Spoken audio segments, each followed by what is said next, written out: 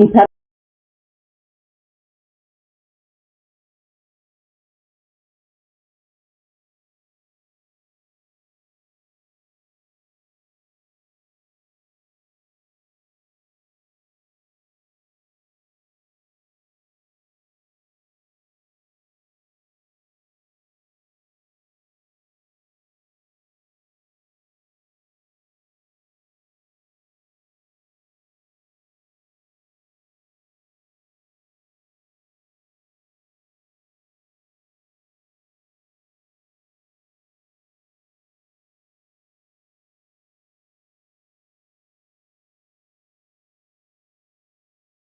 Where he started to get down my shirt.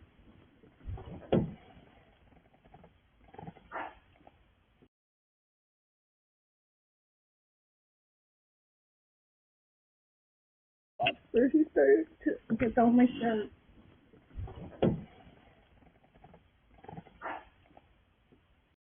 Stress and I'm gonna have a heart attack. This is a fucking pedophile.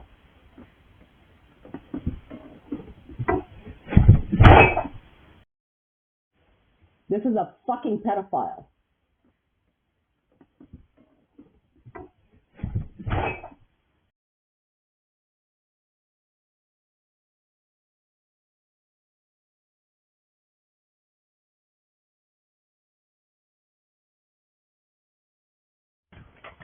Because this person is the fucking dispatcher.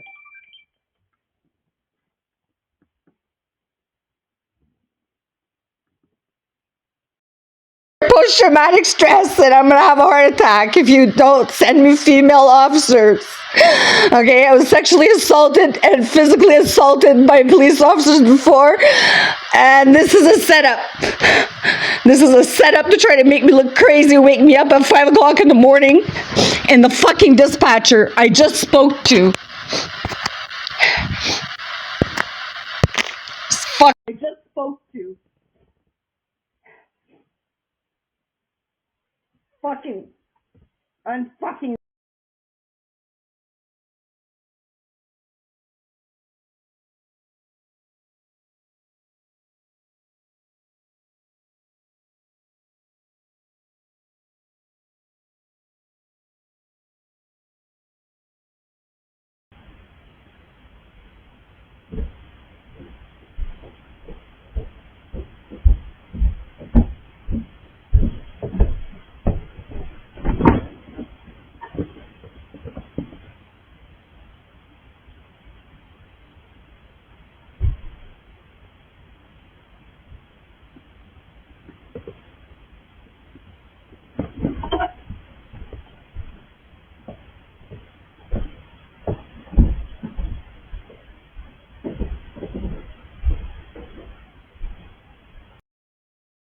Activated, I just moved my curtain here.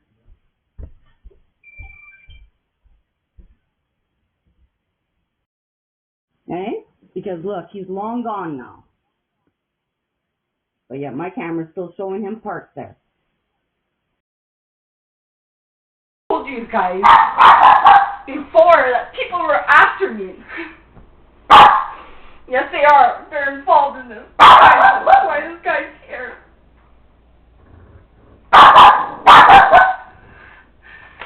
This has to do with Melanie.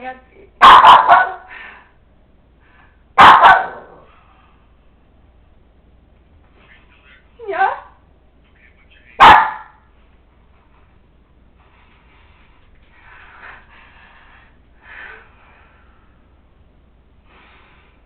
My name is Chantal.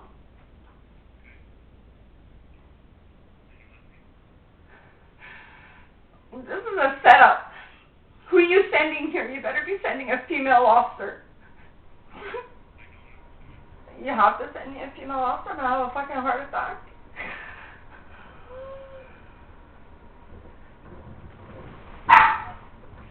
As soon as I said send me a female officer, he started to get down my stairs.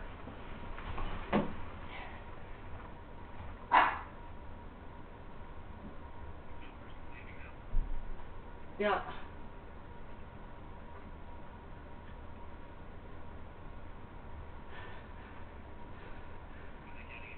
They're in their truck. They're looking at me through the window. I think he's waiting for police to come here. He's calling police or something. There's something. He just grabbed his phone. He probably called the cops. He's working for the fucking cops, this idiot. I don't know who this guy is, but definitely this guy is trying to harm me. And I'm sure I saw this vehicle before.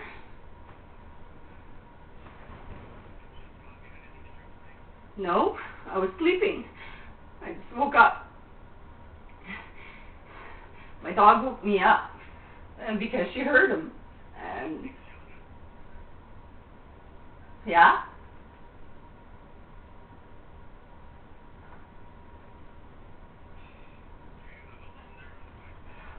Yes. Why is this guy still sitting in this truck waiting?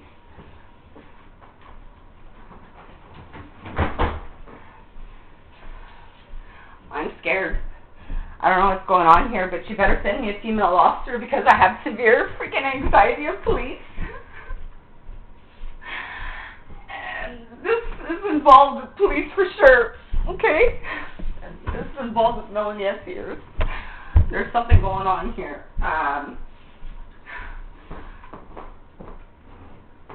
This person knows me, obviously. How else would... Now he's talking on the phone with somebody. He's taken out a pen, and he's writing something on a piece of paper. This guy might be an officer. Who is this guy?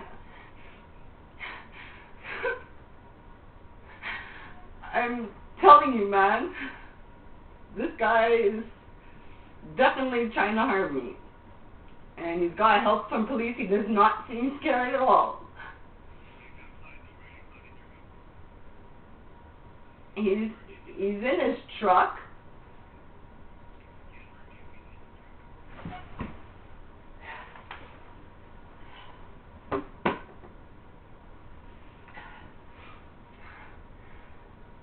Like, I don't know what's going on.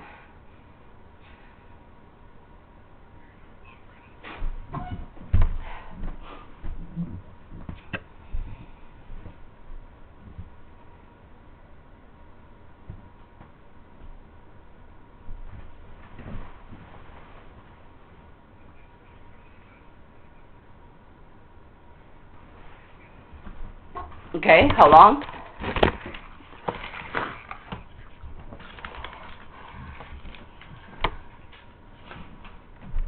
I am gonna fucking kill him if he tries to come in here. I told this guy's already.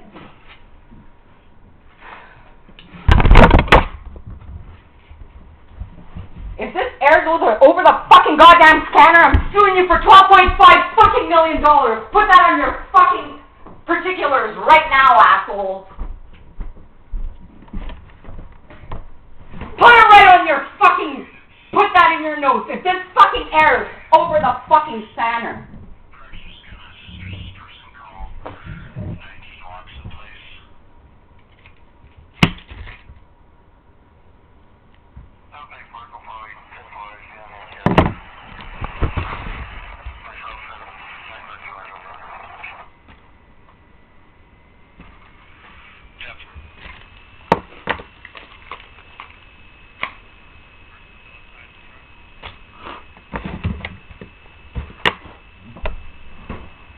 Yes, and I don't know this person, and I don't care who the fuck he is. I want him charged.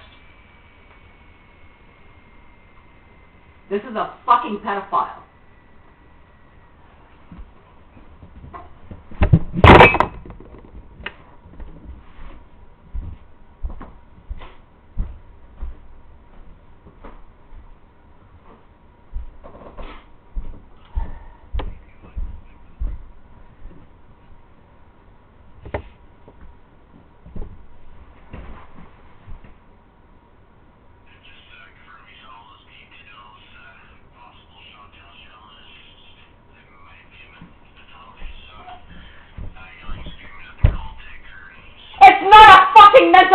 episode, you fucker.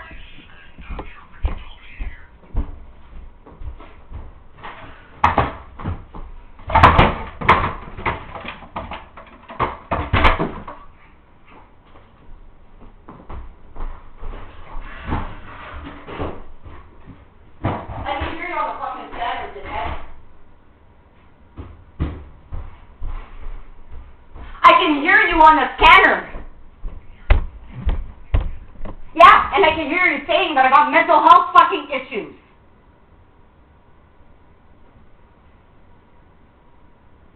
I want another dispatcher right now.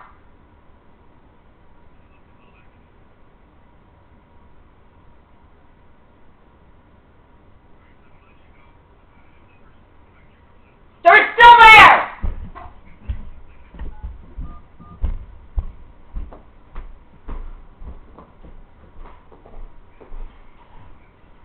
They're still there, dummy!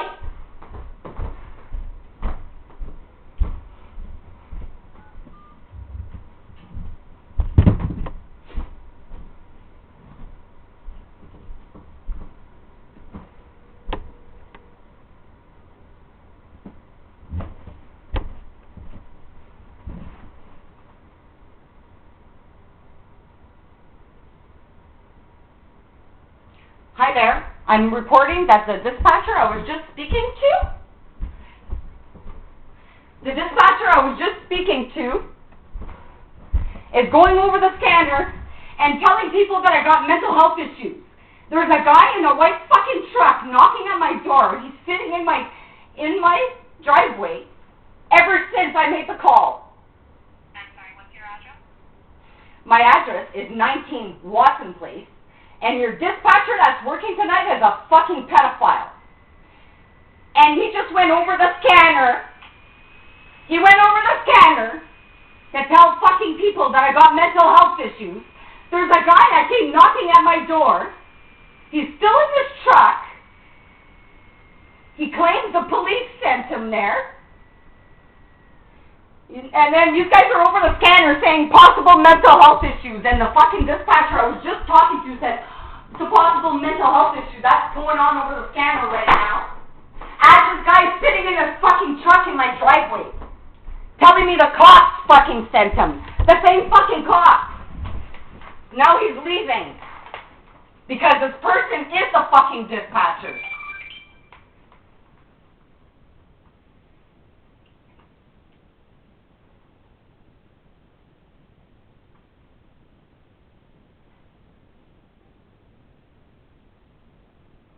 Now he's parked in front of my house,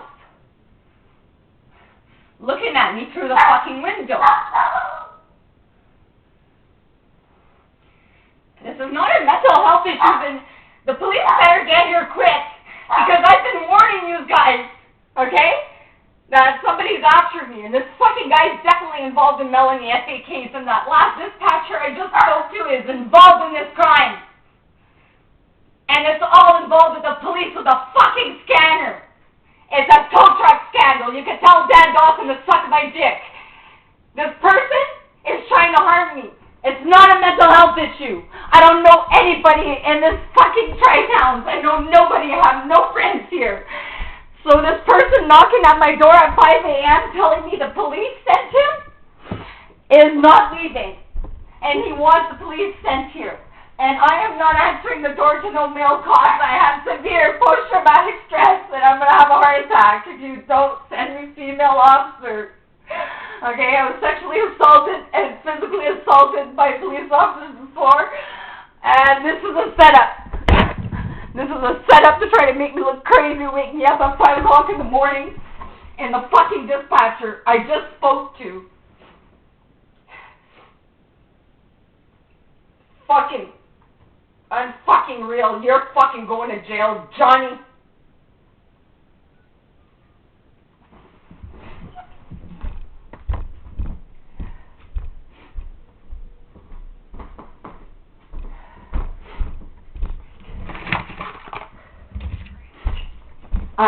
This is Chantal. I got hung up on 911.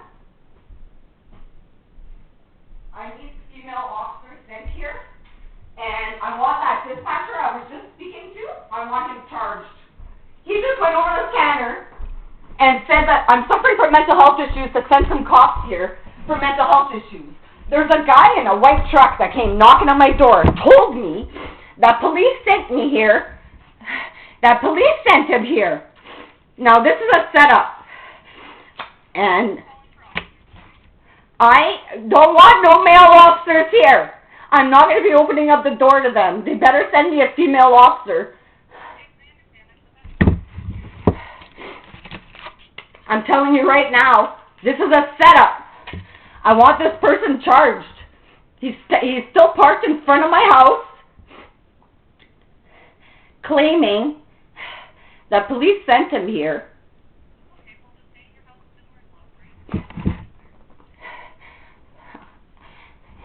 You better send me a female cop.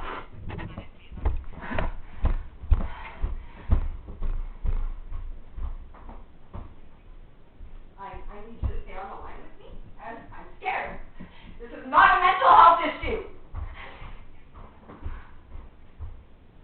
What's your name? Can you tell me who you're sending?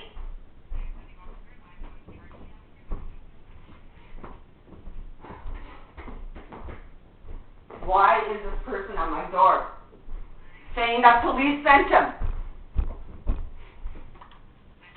And why is he not leaving? He seems to know police. I'm telling you, police are involved in this crime. You better not just send me any cops. You're trying to harm me.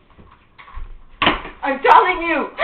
Look at my past, okay? These fucking people, I want this put on the record.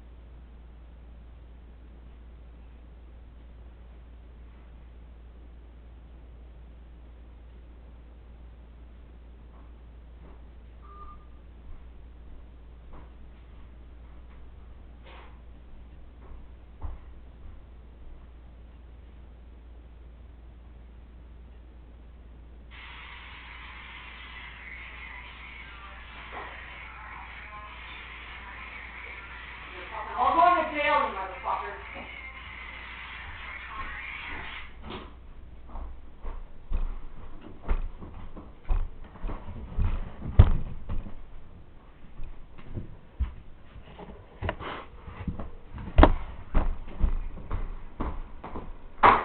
You're going to jail, bastard. Hello? Yeah, I just called police. Police are on the scanner telling the fucking pedophiles I got mental health issues as there's a fucking guy in my driveway parked there telling me the cops sent him. Which fucking pedophile cop are you sending me that killed Melanie Escape?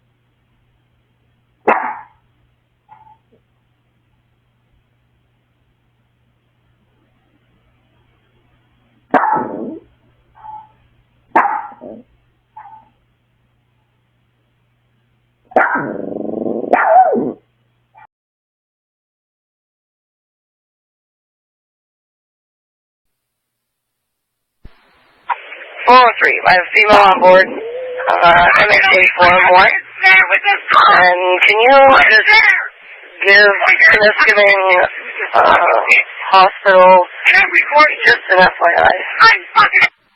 Chancellor. And we'll make our way to the Valley Port of the hospital. Chancellor.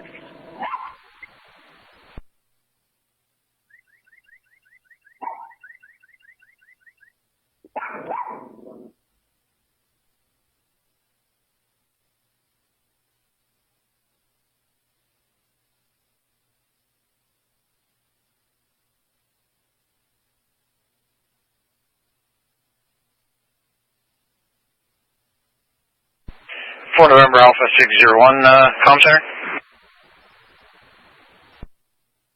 Stand by, just on the 21.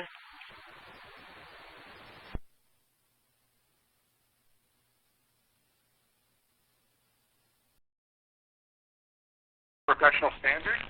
Hi, how are you? I'm good, thanks. I just thought I hadn't heard back from me from the email messages I'd sent before Christmas, so I thought I'd touch base to see if there was any further information you'd like to provide in regards to your complaints against PC Lalonde and Sergeant Perry. Oh, I did send you back my consents. Did you receive those? I sent you... Go ahead, sorry.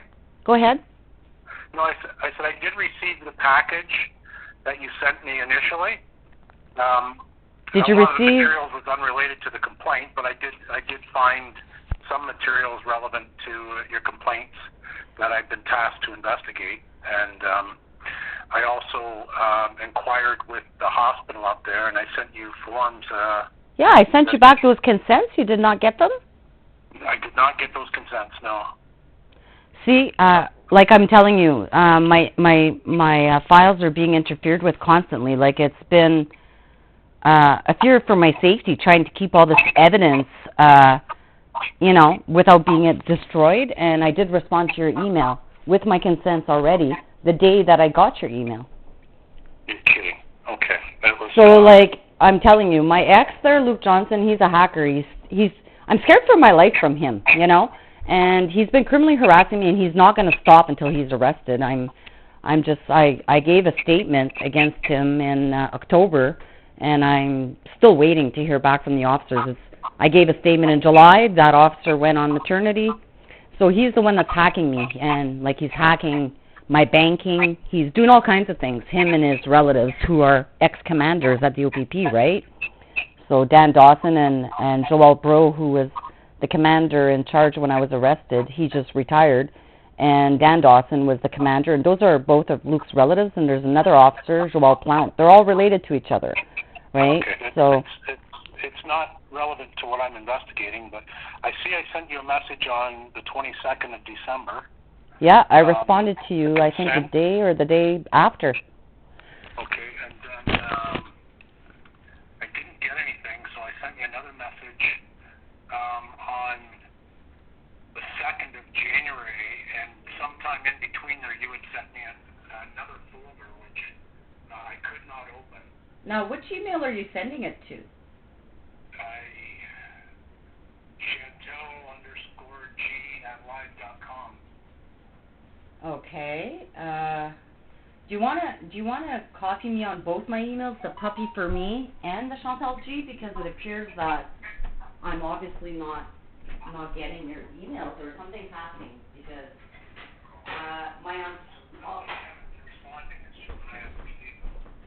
yeah, okay, so let me go check, because I'll forward it to you, because I did send it, and I copied it to my other emails. I'm not online right now there, but I might have it on my phone. Hold on, I'll just check here. Let me see here. Yeah, certainly the package that I initially got was very fulsome and incorporated like a long history of your information that you've been providing, but specifically what I've been tasked to investigate is your allegation of excessive force used by PC Lalonde at the hospital and the police detachment. And then with Sergeant Perry, there's allegations of discreditable conduct and neglect of duty along with PC Lalonde. That was from September of last year. Right. That's what I've been focusing on, and that's why I needed to, or requested that, depending on your feelings as to whether or not I could get the footage from the hospital. Well, I made requests for them myself, because I saw that the OPP was not getting on this, and because of spoliation of evidence, so I made the request myself. And after I was choked at the hospital and all that, I called the hospital, and I told them, you know, that I wasn't happy of my treatment there, because I hadn't been arrested or formed, and I was being assaulted there. And I told them to save the videos, you know, and I spoke with the director of the hospital, and he told me he kept those for quite a long time, and I told him to hold on to them because I was going to get a lawyer, and that, you know, chances are that police would be investigating this assault. And then I made a Freedom of Information request for it, and then they responded to me, not officially, by leaving me a voicemail saying that they destroyed that within 30 days. Which that's their general policy, but they do have video of your attendance at the hospital back on January the 11th. Okay, well, I was verbally assaulted. Yeah, I was verbally assaulted by Lori Lalonde, threatening me that she would parade me around in the garage, you know, in the bay, like, you know, when they brought me in. She started verbally assaulting me in the car, and then when we got there, she threatened me and was like threatening me that she was going to handcuff me and parade me around, that she was doing me a favor and I owed her some courtesy. And then as soon as I came into the hospital, right in front of the nurse's desk, I asked the other officer his name, and then she started assaulting me. She threw me in the room. She was pushing me. I was sitting on the chair. She choked me till I passed out and urinated myself. And I could tell. Was there officer present during this? It was Lori Lalonde in the room with me. The other officer was at the nursing desk, but I noticed that when I went the next day, that I noticed that there's cameras pointed at the room that I was in, right by the nurse's desk, that they probably saw, like the nurse and the doctor. I'm sure the doctor saw her assault me, and I got up and then I started yelling for help, and then she pretended like I spit in her face, and she went and grabbed a mask. And the whole time, like they pretended like they didn't have my belongings behind the hospital. You know, they had my digital recorder, my coat, and everything, my boots, and they claimed that they had nothing held in, like, they claimed that I had no personal belongings at the hospital or at the jail, at any of the jails. And when I was, they kicked me out of the jail in North Bay. They were sending me in a taxi to go take a bus. I was in my pajamas. I didn't have my glasses. I didn't have phone. I didn't have money. And then they were trying to shoot me out of there without my belongings and my keys. And then You were released from custody? Yeah. And then I was standing in between the two doors waiting for them to give me my release forms and all that. And then they gave me my digital recorder back and all that. And it was all wrapped up. It wasn't until I got on the bus I looked and my SD card was missing. So Dave Hannon, on the video at the prison, you see him walking out with a paper bag with what I believe is my belongings in there. And like the treatment that I got at the... Eh? Did you say his last name was Hannon? Dave Hannon, yeah. Hannon, H-A-N-N-A-M. He's the one that signed my release form for the hospital. Well, they basically, they all pretended like I didn't have this digital recorder with all this audio evidence of the scanner crime that's included, right? Because that's the reason why they falsely imprisoned me. They tried to kill me on December 22nd. They failed. I woke up, you know, but they had a key to get in and a taser. And then I have videos of Dan Dawson, you know, the commander of the XOPP, dealing with my neighbors. My package was drugged the other day. Your complaints about all that, but the only thing that the OIPRD is screening in right now, and they directed me to investigate, is what I've explained to you. So yeah, well, I'm thinking that right now my best bet, after reading quite a few cases that have been dismissed, because the Crown was basically supposed to give me disclosure within 30 days, right? They tried to avoid giving me the disclosure, and because they're friends with my ex, right? Like, he plays guitar in a band every weekend at my ex's restaurant. So he's not even my ex. Investigate prosecutors. Yeah, all of those prosecutors are all best friends with him. They all work at the court with his mother-in-law, and they go rock climbing. Like, it's been years they've been friends. And the whole time this crime was happening, Luke kept telling me to talk to his Crown attorney friends. But he was behind the crime, right? So anyways, it's a long story short. After reading some case laws and stuff, this disclosure that was supposed to be given to me by the Crown like last year, within 30 days, hasn't still not been provided. I made Freedom of Information request in September for my police records, and they're trying to delay it till after February 6th, the disclosure, which is basically a month after the incident. They're trying to prevent me from making complaints. And due to certain case laws that I've read, considering I have to act like a Crown attorney and prosecute this case beyond a reasonable doubt right at the beginning or it gets thrown out, I might as well, ask for an adjournment and die till I get my full police report so I could give a fulsome report. Because it makes no sense for me. Like Burton, he's in my disclosure. I never saw no Burton officer. I never dealt with him. Why is he in my disclosure? His daughter created the website for Whiskey Jack, my ex. All of these officers all have wives that work at the courthouse, and they all had illegal contracts. Stuff I have no interest in knowing about, and I'm not. It's not relevant to what I'm doing. Well, it is kind of relevant because you can't just investigate Lori Lalonde for what she did, because she wasn't even the officer who arrested me. It was Hopkins that arrested me. Lalonde's the one that brought me in and did all this, but when they failed to form me, they arrested me. But it was already an organized crime, because when they ran my CPIC at 4 o'clock, before they even came here, they had already put all the charges on my CPIC. So, it was an organized crime right from the beginning.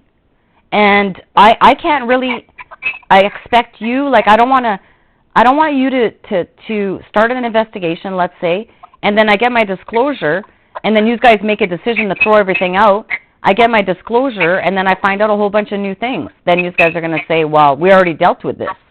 So it would be in my best interest to... investigation suspended temporarily until you receive further information? I don't understand. Yeah, well, I don't mind if you continue the investigation, but I don't feel that it should be closed, or I should be able to give my statement, my audio statement, I guess is what you're requested for me. I should be able to wait till I have all the information before me, before I make a fulsome response, because otherwise they're concealing a whole bunch of things. You know, like I have a fake criminal record that they told me in 2013 was an error, you know, when I was going to school to become a paralegal and I failed the criminal record check. They told me that was all an error. Well, no, apparently I've had this fake criminal record since 2008 and they've been sure to leave it on. I had background checks done. I'm a licensed paralegal. Like, I have a criminal record I don't even know about. So until I get these records, I can't really confirm. If you're willing to provide a statement specifically about Lori Lalonde assaulting you, and the events of September the 8th, involving Sergeant Perry and Lori Lalonde calling you. Yes. Well, see, that's the other issue is how can you guys continue with a complaint about September 8th when it was Peter Taylor, who was the officer who dealt with me, who looked at the dents at my door, listened to the audio recording of this neighbor of mine with steel-toed boots repeatedly kicking my door open. If I didn't have a chair in front of my handle, that door would have flew open and he would have definitely harmed me.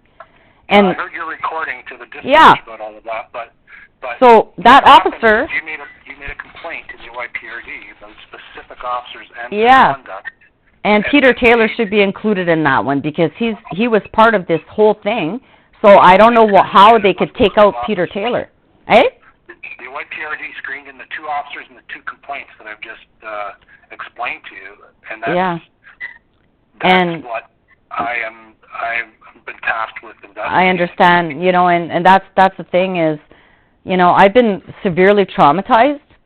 Like, I didn't spend Christmas with my own daughter, my parents, my father who's dying, because the OPP in New York Falls had left messages on my mother's voicemail. She suffers from dementia, that I was charged with attempted murder. And I was never charged with attempted murder, but that's what my whole family thinks. And the failure to charge these people who have made false allegations against me has turned my family against me.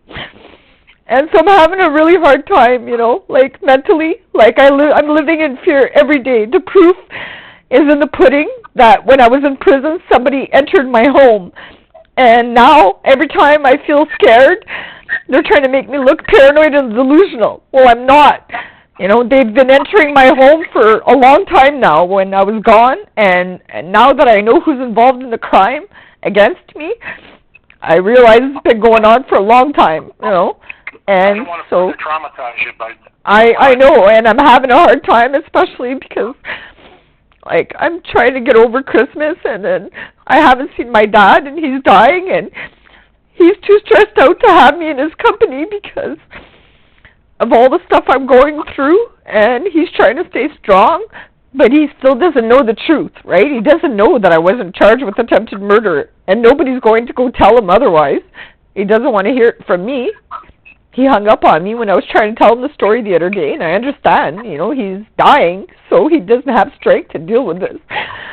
But, you know, just what has happened over Christmas has really traumatized me, and I'm not really prepared to give any kind of statement until I get all the information. And Lori Lalonde is still criminally harassing me. They're still hacking me. They tried to drug my package, so it's 2 times in 1 year that Dan Dawson and his friends and my ex are trying to kill me. So obviously there's a serial killer, and he's not going to stop. And he's obviously involved in Melanie Etsy and other missing and murdered women. And I'm scared for my life with this complaint that I've made with you guys. You know, and it's been 3 years I've been a victim of this crime. 3 years now. Okay. And can we just focus on you getting me the consent again? Yes, I'm not sure why you didn't get him. That I have to complete my investigation, and unless you tell me you want it withdrawn, I got to move forward. I understand, and I don't want to take it out on you either, Mr. Martin.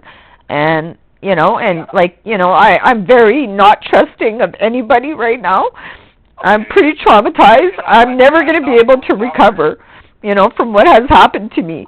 I might not have physical injuries, but like, even Lori Lalonde, when we got back to the detachment, she started slamming my head against the wall, the concrete wall there. I have a brain tumor. Okay, I have a tumor on my pituitary gland. From what happened at the police station, so that'll be part of the investigation for sure. Yeah, well, she insulted me there too, and I have that evidence, yes. And the two officers were kind of blocking what was happening there, and I have a brain tumor, right? And it's clearly visible what happened, so don't worry about that. And then they were shackling me, back and forth to go speak to a lawyer. When I was in jail, they gave me a blue little sharpened pencil, which proves that they're watching what I'm doing on Facebook, because there's a song about that. And they gave me a blue little sharpened pencil, and I thought to myself, why did there was entrapment at the jail. I said to myself, if I mention this pencil, they're going to say I brought it in. Or they gave it to me because they think I'm going to write on the walls. Or they're going to try to kill me with this and make me swallow it. It was just like an inch long, And all the things that were happening to me prove, that the crown attorneys, like the lambert-belanger crown attorneys, have been criminally harassing me for 15 years now. And it was like a big happy family committing a crime using their positions of trust. And I'm having a hard time that nobody's been charged yet. Well, I'm sorry you're going through all this, but I'm also sorry that it's not something I can help you with. I'm a civilian investigator. I know. I'm tasked with a specific complaint, a public complaint here, which I'd like to deal with, a couple of them actually. But I did look, and I did see that on the 23rd of December, you did send me an email to share. You shared a folder. Okay. Yeah, the same day I sent you those consents. I'm sorry? The same day I sent you those consents. Okay, well, I couldn't open that folder. I opened the original one you sent me, but you said, Dear Mr. Martin, PRD complaint, and you listed 4 complaints. Please find attached the updated Google Drive folder. Oh, it was still probably updating. It was probably still updating when you tried to click on it, because I know, it's taking me a long time to download this. I'm not good with dealing with OneDrives and clouds, let me just tell you that. And so, having 6 terabytes of evidence of this crime is overwhelming me. And they tried to break in. That's why they threw me in jail. They were breaking in to try to get rid of this evidence, which, thank God, I had sent some to the commissioner. I had hid it. Otherwise, they were all trying to commit this crime to make it look like it was all in my head. And now I've got over 30,000 hours of it. Proving that they're watching me inside my house and they're answering me and turning on cameras, and it's pretty serious. But I didn't research everything other than what was indicated in the folders that were relevant to what I had within the timelines of when the complaints were made. Yeah. But if you want me to get the video footage of the hospital, I have it held, but it requires your consent, because I'm not. Okay. I have no grounds to obtain a warrant to get it. So it has to be based on your consent. Let me just connect to the internet here, and I'll resend them to you right away, because I've already signed them and everything and sent them, so I'll just resend the email, and I don't know why, my ex, he's got something, he's hacking, the last little packets of information. So my banking, it shows I made a banking transaction, let's say, it says it gone through, I'll shut the page, and he's on the other end kind of preventing it from going through, and then my emails to ontario.ca addresses are not going through. He hacked my court proceedings the other day in my phone. I've got all this evidence, everything I say is backed up by evidence, and they know it, and that's what that's why they're criminally harassing me and trying to do everything they can, on January 6th, Pure later, they pulled another stunt after they drugged my package. They interfered with another package. They were using my paralegal business account to send back 3 boxes, pretending like they were damaged. Now Pure later refuses to come and bring me boxes here, saying that it's a safety issue. Okay, and then... Yeah, I'm sorry. But that's why I feel like I have to amend my complaint so you get the full story. Because Lori Lalonde's actions of assaulting me are related to her involvement in these other crimes, right? So, involvement in these other crimes, right? So, like, it's one thing to say she assaulted me in their arrest or whatever, but if you knew, like, all the other evidence that led to the arrest and how she's getting bribed and paid to do this to me, then, well, it's a criminal organization, so. Essentially, all I can deal with is information and evidence of the specific events that occurred, and whether or not those events add up to misconduct by the officer. Motive is not an issue for me. It's, did it happen or didn't it happen, and does it amount to misconduct? That's it's very black and white for what I have to do. Yeah. And you have provided ample evidence of the events, and certainly written. It's very well written and articulated about what happened. So, I mean, if you I feel like I've to yeah. specifically address them further, then I can work off of your complaint to Yeah. address the complaints. Now, Mr. Martin, like, let's say if I do, like, seek it, like, an adjournment, let's say, till I receive all the police reports, because, like, I didn't receive Adam Brock's reports at all of in any of the disclosure, and he was involved in the arrest. I had a big conversation with him while I was at the hospital about the scanner crime. So, like, the fact that I didn't get that in any disclosure, like, it prevents me from, like, Lori Lalonde, she didn't even arrest me, you know, but she's the arresting officer, but it's sad that I'm dealing with. It's not about the arrest, but if you decide you want to suspend this investigation, then I would suggest no, I don't want to suspend it. I would just like to adjourn it until I receive the rest of the reports.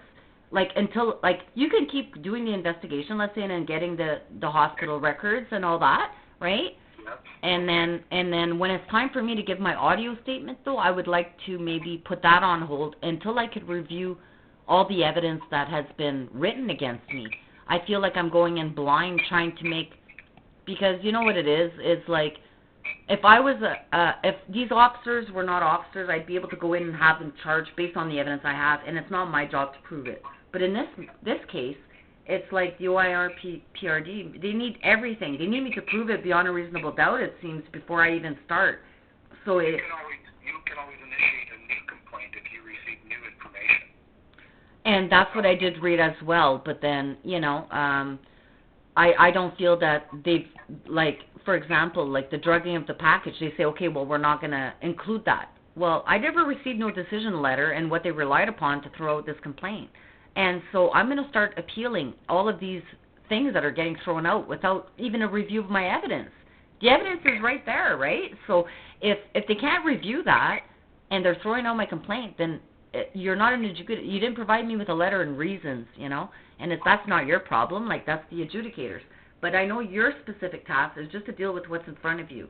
And I don't want to add more or take away, like, you know, from what you have to do.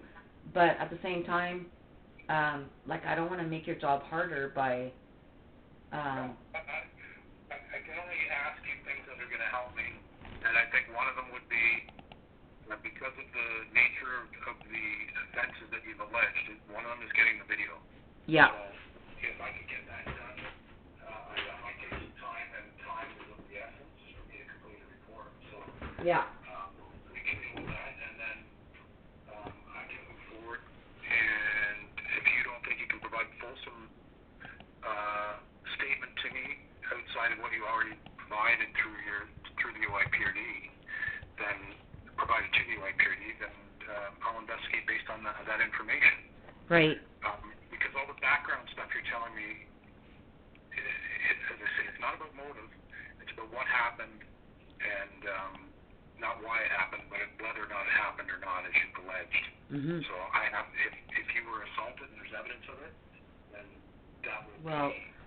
The medical records as well, if you want to make me up a form for medical records at the prison, because I was, like, when I was being driven to the jail, I don't know if this was done by purpose, I was sleeping, I was frozen, and, like, they brought me to the hospital the second day from the OPP detachment without my coat, and I had no coat on. It's the winter, you know, and I didn't even have my boot outings. Like, they had taken my boots out of the boots. And like, so I was freezing, and I was sleeping in there, and they were transporting me, and all of a sudden she jerked real fast, like almost by purpose, and I fell off the bench, and I fell right on my back, and I had just been harmed there by Lori Lalonde on the chair when she was choking me, the way the chair was on my back. And so now I'm at the prison, and I had gotten some prescription of Advil, because I'm allergic to opioids and all that, for the pain of my back that was overwhelming. And then that happened, and then I get to the prison, and they wouldn't give me the phone to call a lawyer. They wouldn't give me any of my medication. I could barely even lay down. I was hunched over, like I was super sore in the back. And then, anyways, I demanded that they check me. You were at a detention facility? Yeah, well, I went to the North Bay Detention Prison, Okay, that's right? not my scope of investigation. That would be some other authority. So. Yeah, well, that has to do with the injuries of Lori Lalonde, because I demanded that they check me because I was so sore. I thought for sure I was getting like kidney failure or something, and they did check me, and I was bleeding I had blood in my urine from the assault, and so. You engaged the SIU. Did you not make a complaint to the SIU, or did somebody complain to the SIU? I submitted a complaint to the SIU last week about everything. Last week. Okay. Yeah, I tried to do it before. You alluded on a lot of these emails that you sent me. Yeah, because I was falsely I was on the phone with Bill Marshall from the SIU about this attempt on my life on December 22nd, and Pure later intercepting the previous complaint sent to them with the OPP, Okay. right? Because And then if you engage in an investigation, then the OPP must stand down. yeah, well, within an hour of me getting off the phone. Criminal. Yeah. Within an hour of me getting off the phone with Bill Marshall, they were hacking my phone. That's when Lori Lalonde showed up, and she entrapped me. She said, "Hi, Chantal." I've got an audio recording of this. She says, "Hi, Chantal, I'm here to talk to you about the USB stick you left me." I thought it was the SIU that sent her. I said, "Okay, I'll be right out."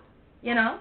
Had she told me she was there to talk to me about this alleged attempted to kill my ex at the gas station, I knew that didn't happen. I would have never went out to talk to her. You know, I went out willingly. I was in my pajamas. I left my door open. I went in her car. The only thing I could think of the whole time was my dog was getting out, and she did get out. You know, there was no urine. Yeah, and in the video you can hear my door is open. You know, it's totally contrary to what she says happened. And then my neighbor across the street was taking a video of it. Like, all my neighbors are all involved in this crime. So, at the end of the day, like, the injuries she caused me, there's evidence of at the hospital, at the nurse's station in the prison, of the blood in my urine. And the nurse was very concerned for me, and I told her, I said, I was assaulted at the hospital. I said, I've been in pain the whole time here, begging for Advil, and you guys refused to give me some, you know. And so that evidence is there. Okay. And well, if you could get those consents off to me, I'd greatly appreciate that. Okay. At my end, and I'm just opening up my email now. I'm getting your emails. I just can't open. I couldn't open that big folder. I don't know why my internet's not connecting. Previously open, so. Uh, The only new information was the attachments for the.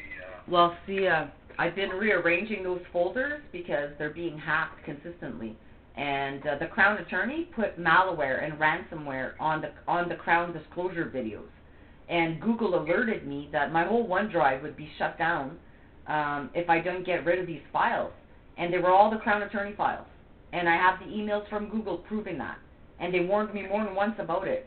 So the fact that they tried to alter the video. At one point, the video jerks, and they tried to make it look like I hit him. Like, you know what I mean? I don't investigate them either, so. Yeah, well, the Crown disclosure video proves that I was innocent beyond a reasonable doubt. That's in some of the folders. And so Lori Lalonde obviously didn't look at this video. Had she done so, she wouldn't have arrested me and claimed that I tried to kill him and he was pinned against the wall. All that's fabricated. I just went to go get gas, you know. It's these two men that were there that attempted to take my life on December 22nd. And within an hour of me getting off the phone with Bill Marshall at the SIU, that's when they arrested me, because he said, send me the evidence. They threw me in jail. They came in here and they tried to destroy all the evidence I had in my house of it. It's a good chance. When I saw Lori Lalonde outside, I shut down my computer and I had all my external hard drives in my purse, getting ready to go bring them somewhere else. And they could see inside my house that they were there. I took them and I went and I hid them real fast in the dark. And so when they entered my house, they didn't find them. And so they thought that getting rid of the SD card that I had in my digital recorder at the hospital would get rid of all of the evidence of the digital audios of this crime. Well, because I'm not a rich person, I was getting like 15 gig SD cards and changing them all the time. And so I had the SD cards for every 2 months, and I had them hidden. And so even though they got rid of the one that was in the digital recorder, the rest of the evidence I've concealed. But me holding on for this evidence since 2001 is putting my life in danger repeatedly. You know? I don't need all this information, Chantal. I apologize for... Well, that's what I know. I'm overwhelming you. It's just it's all related to the conduct of why these officers did what they did. I know you say motive isn't relevant, but yes it is. You know, if somebody goes and murders somebody because they cheated on their wife, well, there's motive, right, for it happening. If there's no motive, then sometimes it's harder to prove. But well, I have to prove it happened first. Yeah. So that's the issue. So let me go to I'm in my email finally here. Let's go check. Okay. Okay. Randy, when did I send you last? It was the 23rd of December. Okay. Randy, on the 26th. Yeah, the 26th. I sent you the consents. I'm going to forward them to you right now. 26th of December? Yeah. Just checking my inbox now. I've got the 23rd of December. You sent me something, but I have nothing since that time. Well, I'm going to forward it to you, and you'll see below. You know, I'm not a liar. It says that I sent it to you. You know, I know. It's just these crimes of hacking are trying to make me look like I'm mental or that I'm delusional. Like when he hacks my phone and withholds messages by my daughter, if I call the police and say this is happening, they say, oh, it's a mental health issue. Well, come and check my phone. Like, you know, I've got evidence of everything I say. I'm not just making it up. Like I said, I sent it to you. You said you didn't get it. Now I just forwarded it to you. Look below. You'll see at December 26th at 11:14 p.m. I sent it to Randy. I sent it to the OIRPD. And everybody at OIRPD got the same copy of my signed consents on December 26th. So if they got it and you didn't, then you're being hacked by the same hackers. Like I tell you, they're a threat to the OPP. They're a Hell's Angel hacker group. They're an anonymous hacker group. Okay? Like, they could shut down your OPP station tomorrow. Like, that's what I've been warning the commissioner. Every time I email the commissioner and tell him about this threat. The next few moments, it's got to go through our firewall and all that, and okay. a remote location, so it'll take some time. I'll send you a message to both your email addresses when I receive it, or if I don't receive it in the next half hour, I'll let you know. How about I'll go in my other email right now, because I just sent it to you from my from my Chantal G. Let me go in my Gmail and see if you get it quicker there, and tell me which one you get it first. I had responses from you from both emails, so I yeah, let's see which one you get first, my Chantal G or my Gmail, because it seems like my Chantal G email, like the entire Temiskaming detachment, has blocked that email address. Okay. Right? So. Okay, well, send them from both, and then I'll let you know when or if I receive them later today. Yeah, I'm just looking here. Okay, so what I'll do is I'm going to, oh yeah, I did send it here. Okay, so now I'm going to forward it from my my Gmail, and then you let me know which one you get quicker. And so it sounds like you're getting mine okay, which is good. And I will...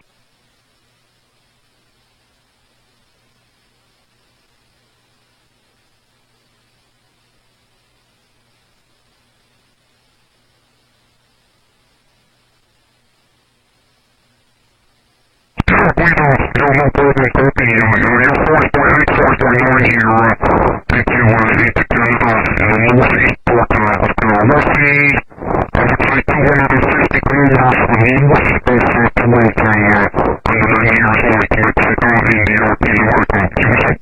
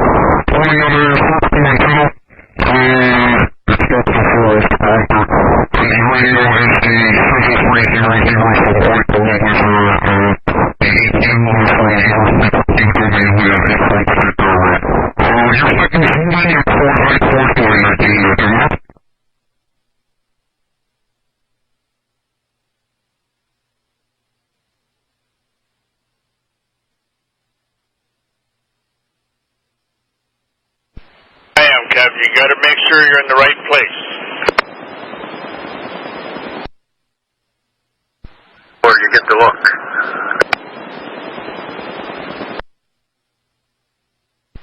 Harry.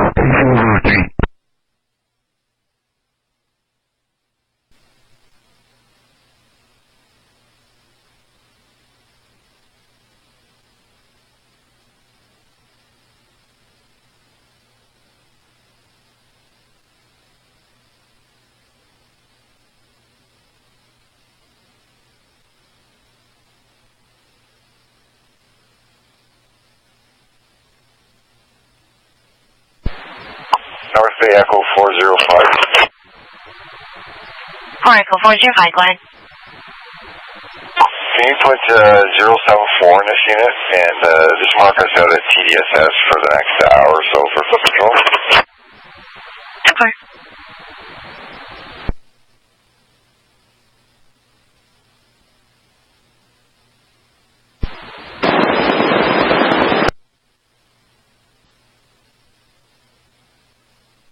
Alright, Bay 4 Echo 201, status check.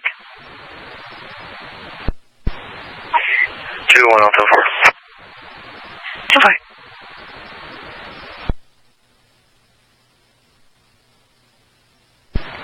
Alright, Bay 4 Echo 401, status check. Just clearing now. 24.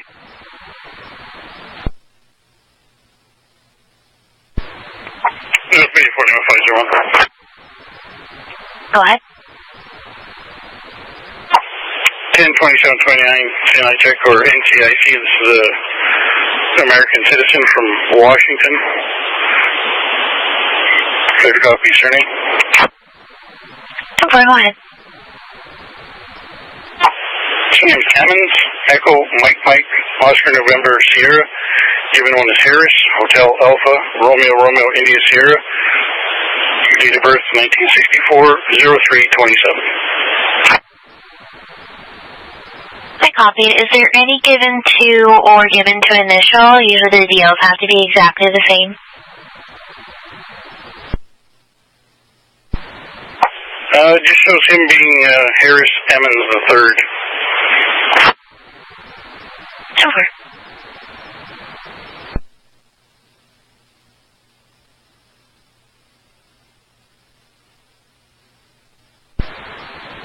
Lima 501, he's trying 1060 negative NCIC. Valid DL from Seattle. 10-4, thank you.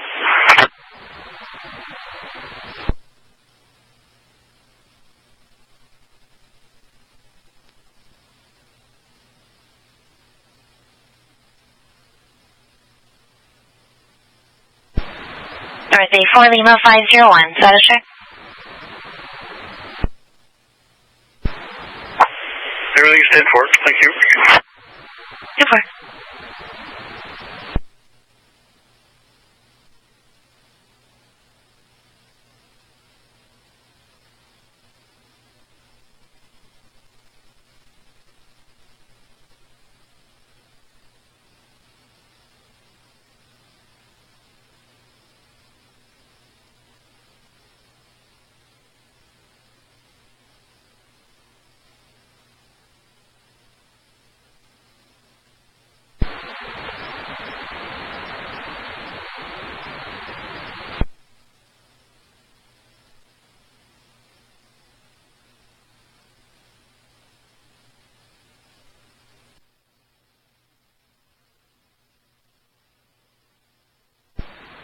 Alright, 4 Lima 501, status check.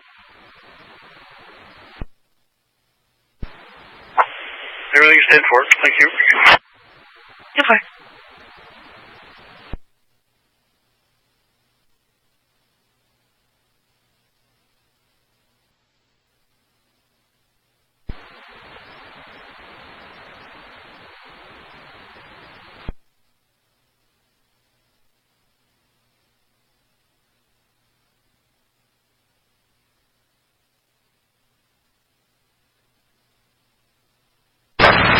Say 5403. 5403. 31019.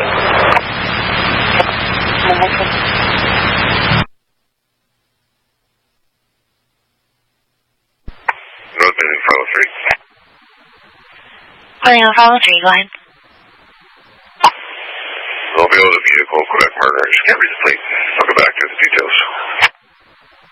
2-4.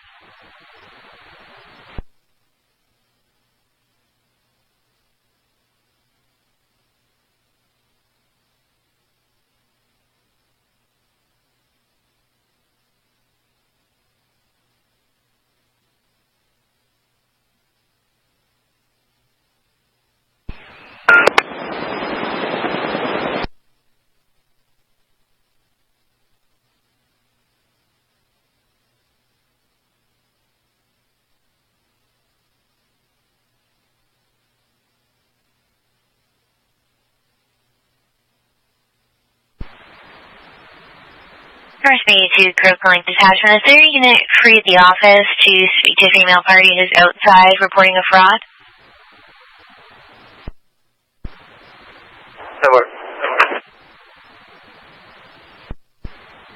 There's a female party at the door. She lives in Largo Lake.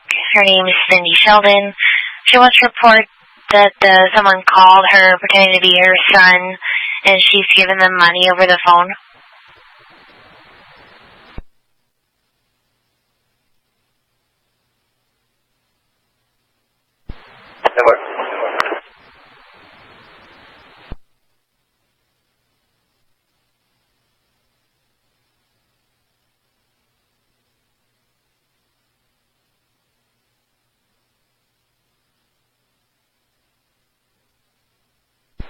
North Bay for Quick Point Detachment. There's another male party outside. He's wanting to follow up with a theft occurrence from yesterday. Is anybody expecting Wayne Archer? Negative.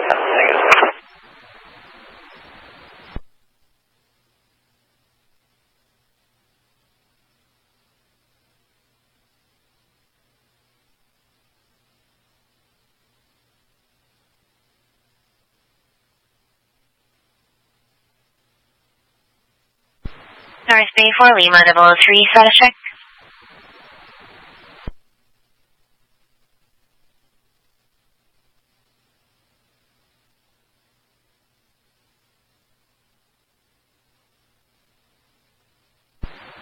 For Lima 003, status check on your stop.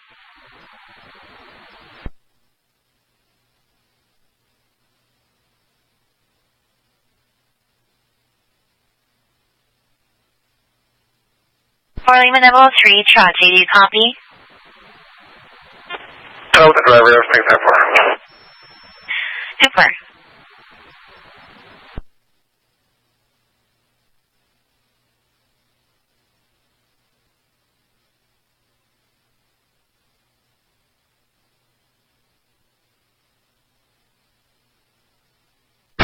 North Bay, 5403. 5403. Send up, base.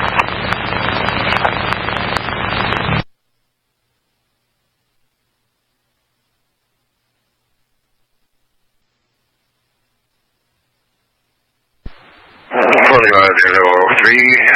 Be off. Do notes. Just clear me from the stop, please. Super.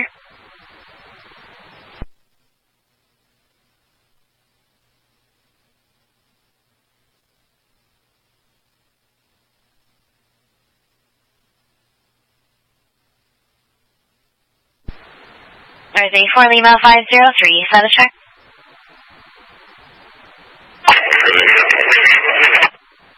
Super.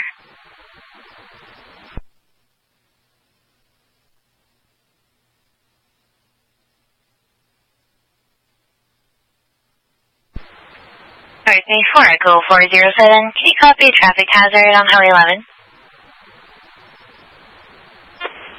401, I take that. I'm going to call reporting that there's a metal sign in the middle of the highway somewhere between Hornet Lake and Temagami. MTO is aware. 10-4.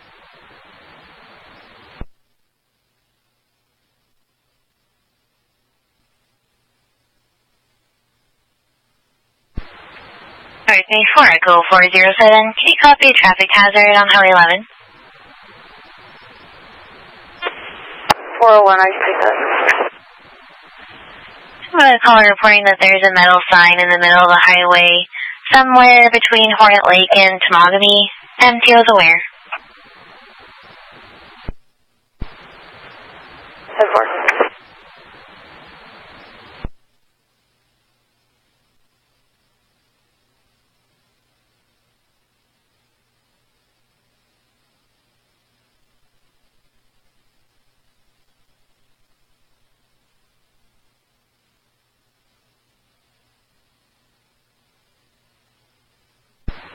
Alright, 4 Echo 401, MTO advise that debris is already clear. Thank you.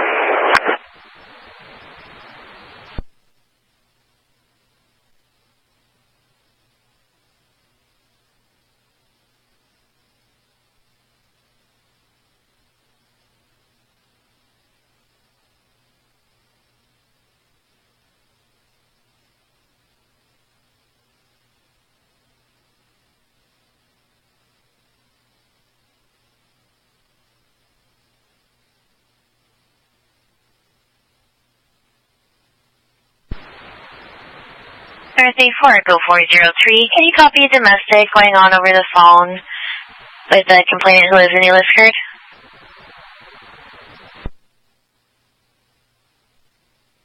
There's another unit that can take that. I'm just finishing up the report from that earlier incident involving trucks. 4. 401, I can take that. So for a caller saying they have a no contact order and her ex is using their child exchange phone application to harass her, she'd like a call.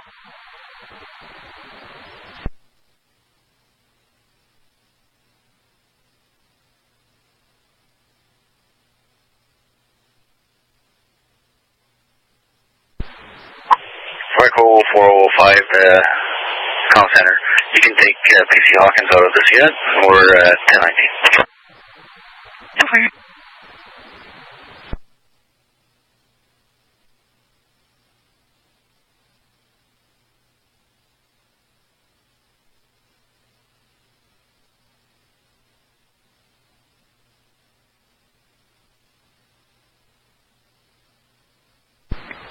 Nice day, we're missing units for a traffic complaint. Southbound Highway 65, just coming into New Lisford on Highway 65. Call reporting a white pickup truck, unknown marker, moving all over the road, driving in oncoming traffic. 405, I'll take care of that. Over.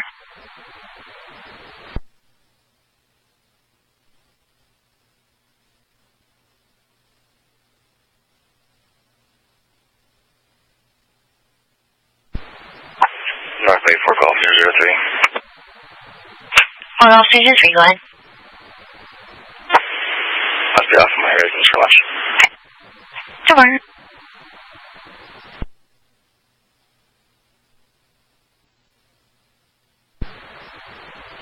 Thursday 4-407, are you clear to attend an alarm on May Street at the CMHA building?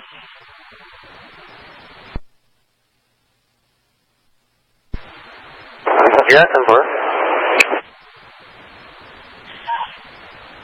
We received a panic alarm from number 20 May Street South at the CMHA building. The alarm company has not contacted the site. We've also received a 911 call from the CMHA building for a female party who said that she thought someone was having an overdose in the bathroom. The door was locked, they've got it open, and there's nobody in there. They're advising it's accidental, but if you can just go and double check, that would be appreciated. Yeah, 10-4. Is there a second unit clear for backup? Yeah, 405, I'll redirect to that call. So far. Echo 2, when I'm in Diamond, I can bowl with a traffic complaint. So far.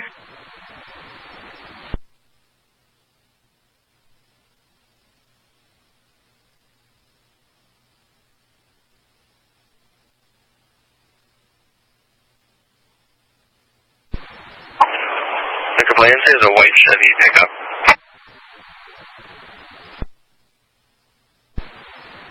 You said white pickup, pretty dirty, unknown make or model.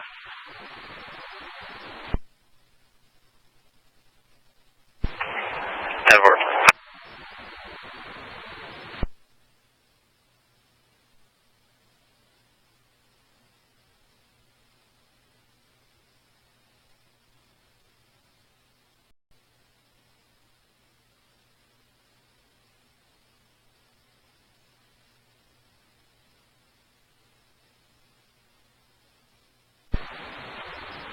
Hey Marty, just let you know, Kyle Perry's there as well. He just arrived here for a meeting.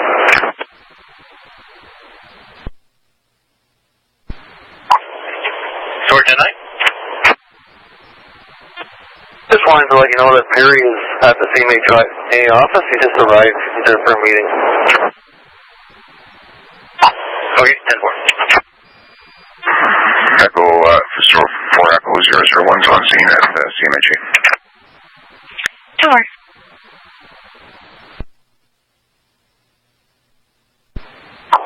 Bay Echo 074.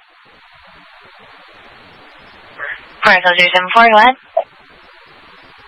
Back in my unit, you can also mark me out as CMHA, thanks.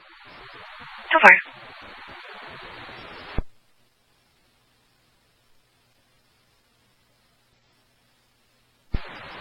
North Bay is 4 Lima 503, confirming you need a tow there.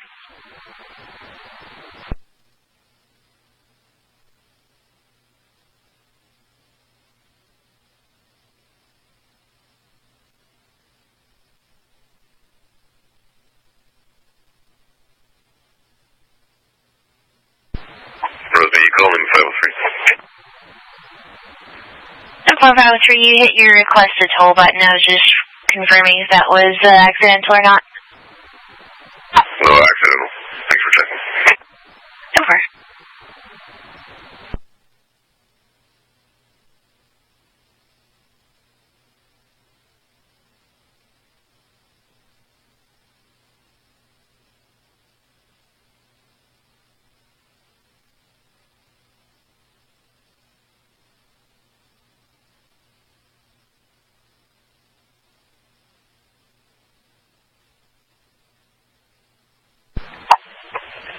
Center 4 Echo 405, I can confirm the alarm was accidental. 10-4.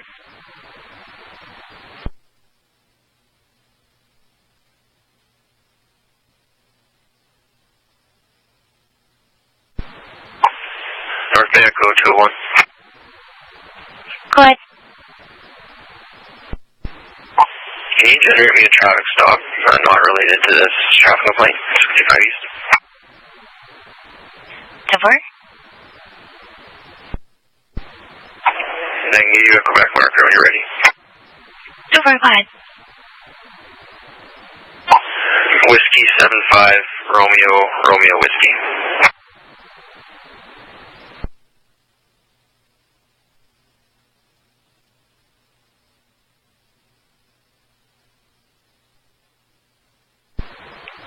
That's 1060 on the 2018 BMW X4. Doesn't say which color it is.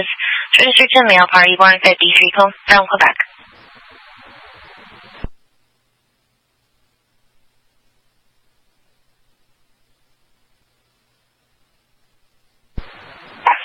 North Bay Echo 21. Or Echo 21, go ahead. Can you just do a 27 turn around in the RO, please? 2-4.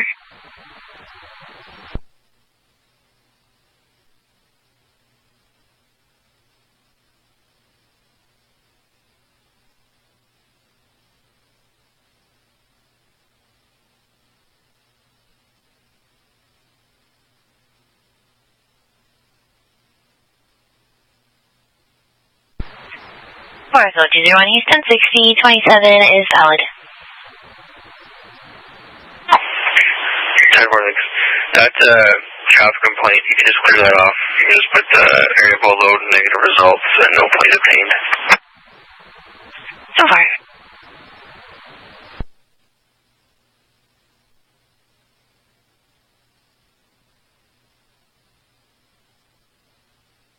BJB.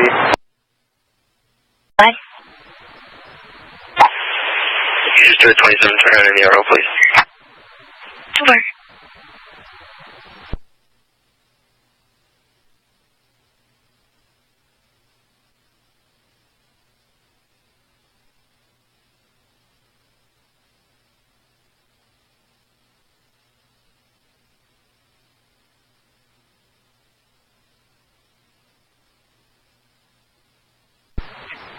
Echo 201 East 1060, 27 is valid. 10 warnings. That's a traffic complaint. You can just clear that off. You can just put the area below load, negative results, and no plate obtained. So far.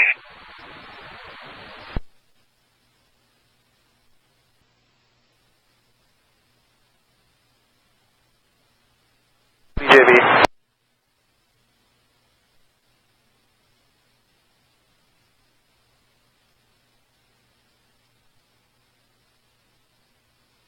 We're looking at wheels down at 1 o'clock in the Timmins, dropping off 1 plus nice light.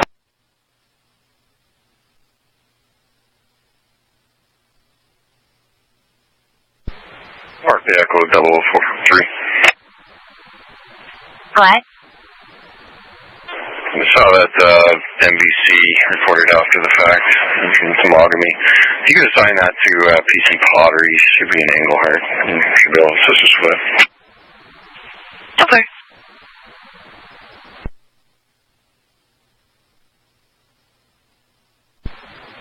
I just want to give him a call. I haven't spoke to him about it. Okay.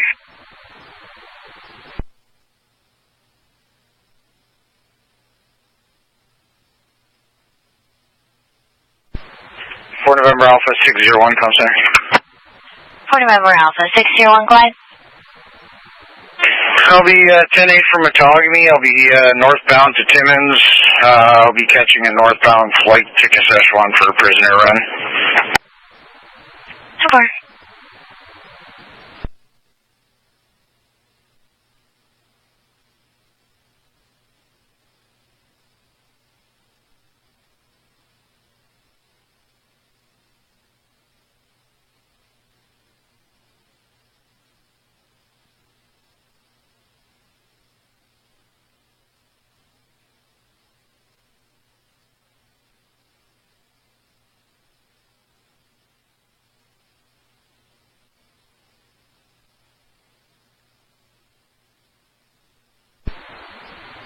First Bay for Golf 301 for details on an after the fact MVC in Kirkland Lake.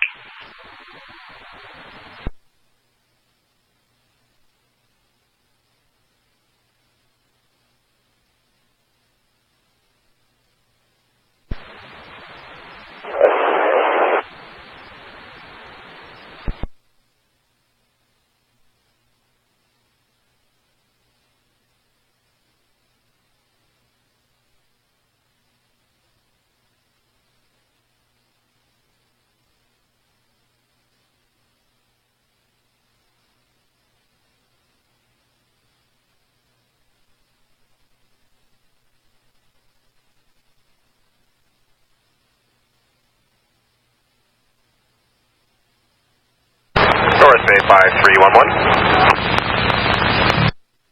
5311. Mobile Englehart. Temper.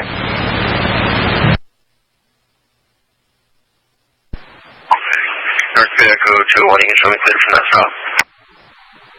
Temper.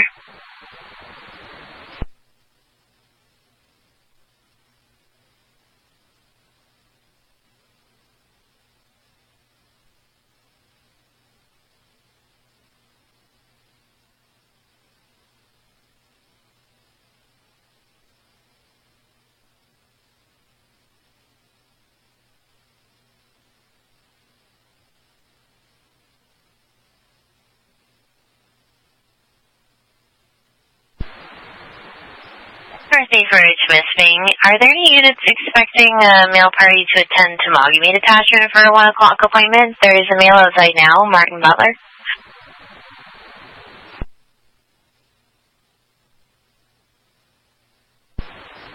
North Bay Echo 003, I'm not aware of anybody.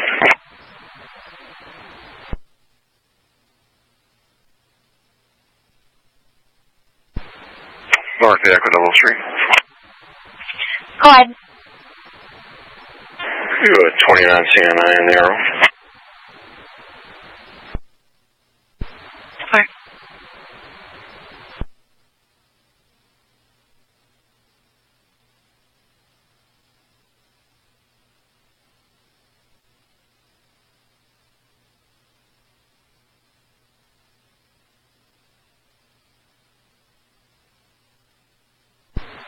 Oracle 003, Houston 60, Cena is negative, 27 is valid, golf, no restrictions.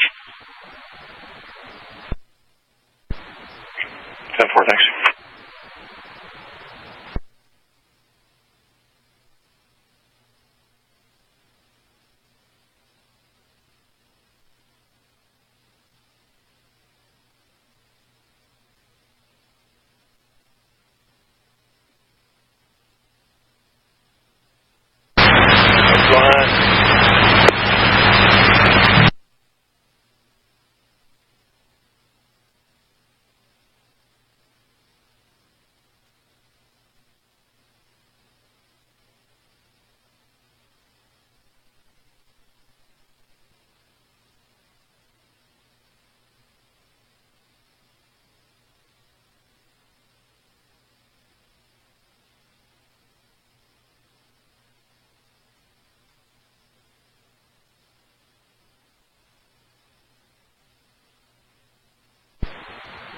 Alright, day 4, Echo 3, status check.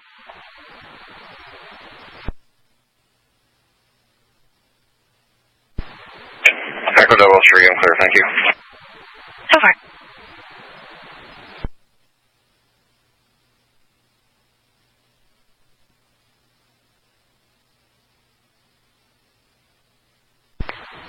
North Bay Tango 5218, Tango 5218.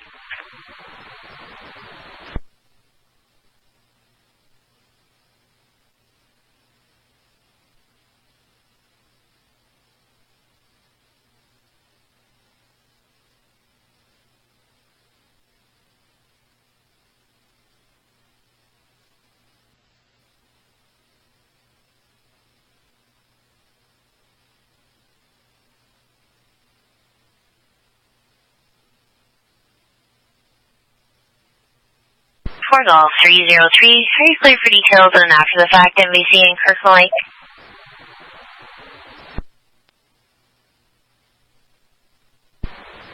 Hey, Mark. Minor collision occurred on Poplar Avenue this morning. Both parties left the scene. I guess they've continued talking to each other now that they've both gone home and they're arguing about whose fault it is. Both parties have called in requesting to speak to an officer. 103 is 30 for dispatch. Sure.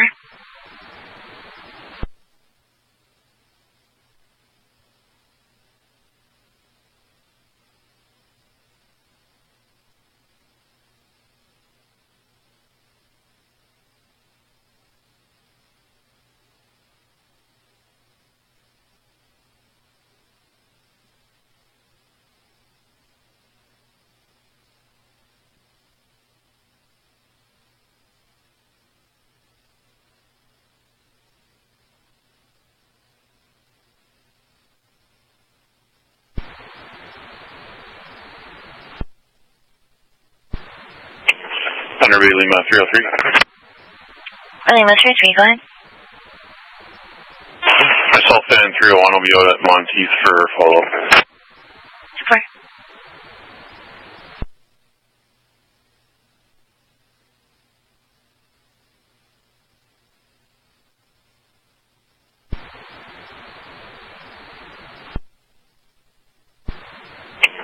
Thunder Bay Lima 303.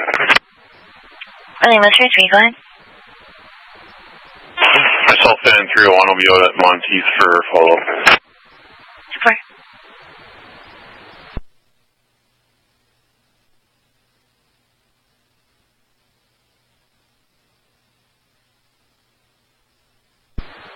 Alright, Dave, because Porcupine units for traffic complaint on Highway 101 eastbound to the area of mile marker 365 on 101 eastbound from Municipal Road now. We're playing a tractor trailer that's driving under the speed limit and all over the road. We have a marker, something similar to Victor's 3458 Alpha. It's a red cab with a white trailer.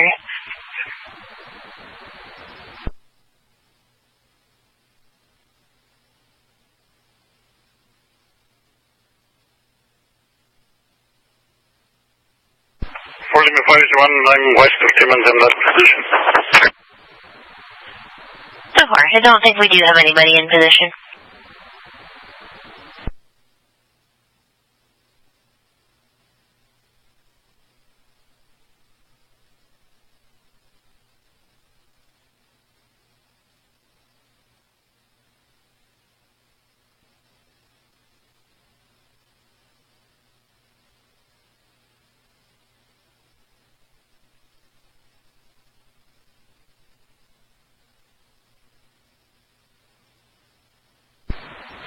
Thunder Bay Lima 303. Go ahead.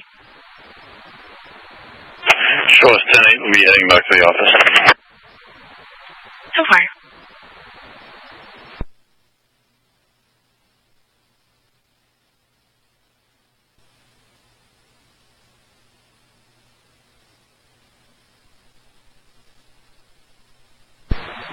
November Alpha 601 comm center. Go ahead. Currently in Timmins. I'll be off at Timmins District Hospital for a little bit before headed out to the airport. So far.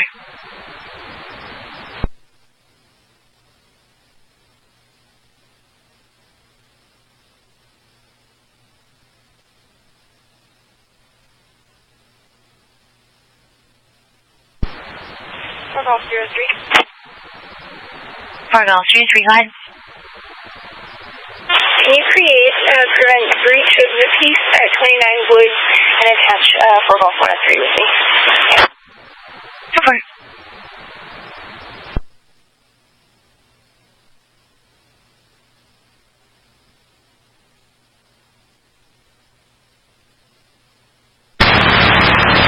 Clear, New Woods, Golf mobile single alert. Come on.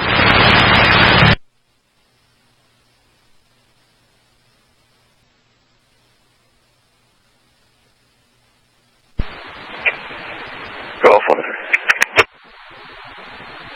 Go ahead. I'll go back shortly and deal with that assist for York Regional. So far.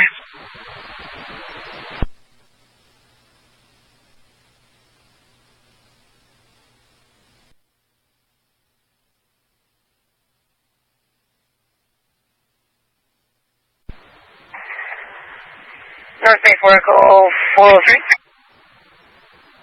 Go ahead. Were you able to reach 407?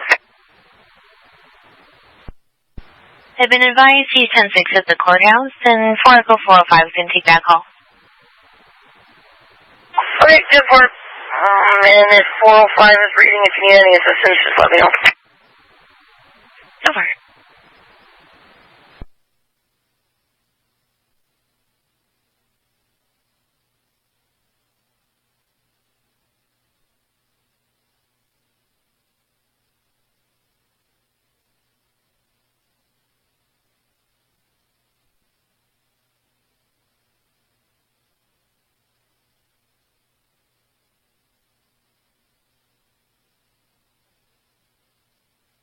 Go Patrol 2, stand by for road report in 5 minutes.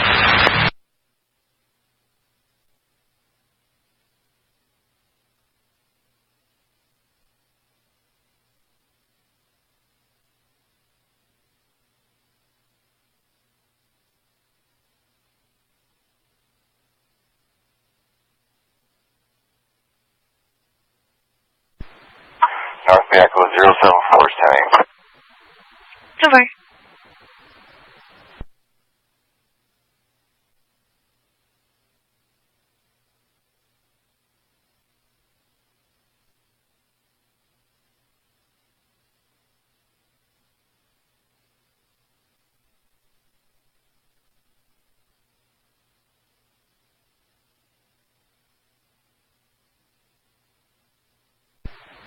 For November Alpha 601, come center.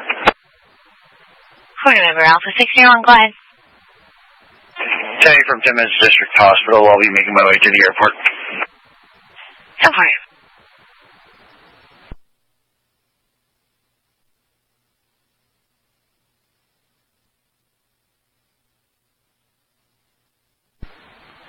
Echo 001, we're back off at Timiskaming Station. So far.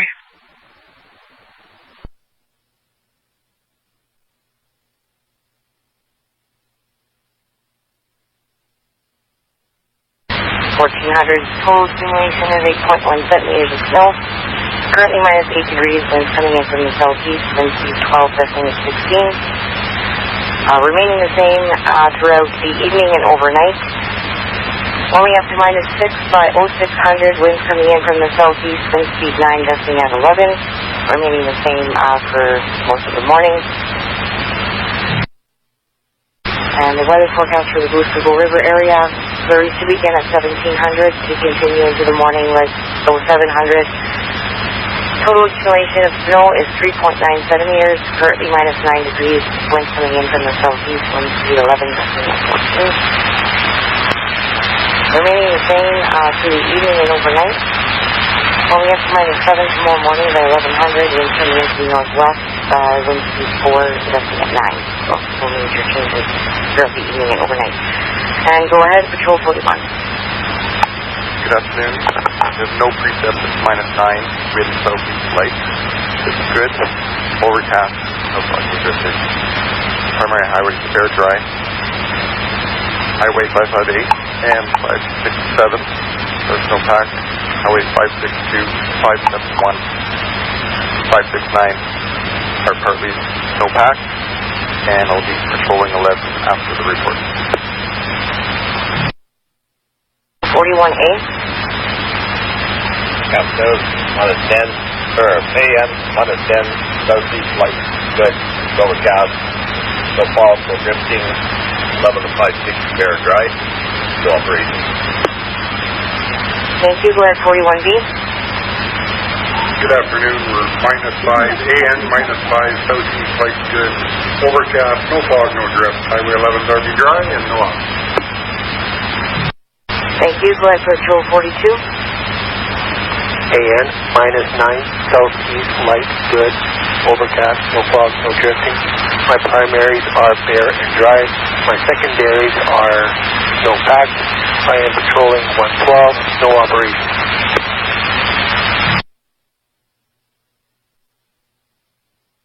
.42A. AN, -8, southeast light, good, overcast, no fog, no drifting. 6 is fair dry, 24 and 72 are partially no pack, patrol at 56. Thank you, Patrol 43. And -8, southeast, light, good, overcast, no drifting. 11, fair dry. 101 east, fair dry, front slope, pack strip. 101 west, fair dry, and no operation. Thank you, go ahead, Patrol 43A. Good afternoon, we have AN, -9, wind from the southeast light, visibility good, skies overcast, no fog, no drifting. All my highways are fair dry, no off. Thank you, go ahead, Patrol 44. AN, 10, southeast light, good, overcast, no drifting. 5, fair dry, 5,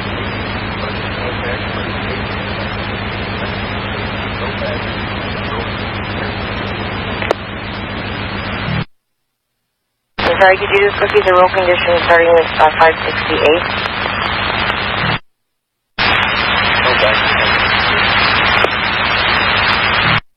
Is 566 the same as well?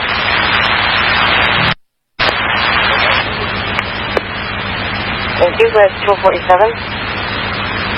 Yeah, good afternoon. AN, -8, southeast, light, good, overcast, low to fog and drifting, all highways very dry and currently no off. Thank you, go ahead, Patrol 47A. Getting light snow, -6, southeast light, good, overcast, no drifting. Highway 101 is partly snow covered, partly snow packed. 71, 72 is snow covered to partly snow packed. Currently plowing and salting on Highway 101. Thank you, Patrol 47B. Good afternoon. Currently getting some light snow, -7, southeast light good, overcast, no fog, no drifting. Highway 144 is very wet. 661 is partly snow covered. 7161 is partly snow packed to snow covered, and no offset this time.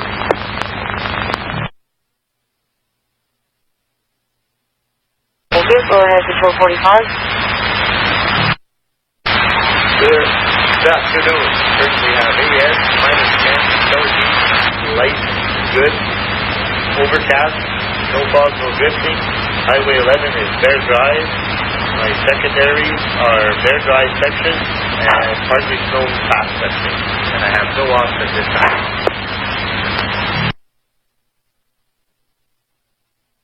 Patrol 45A.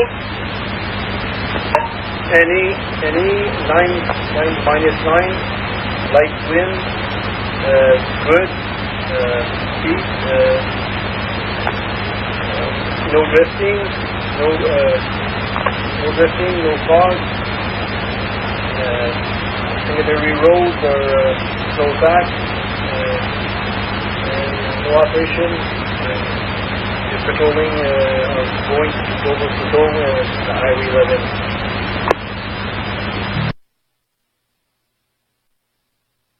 Are the winds from the south or southeast? Go on west.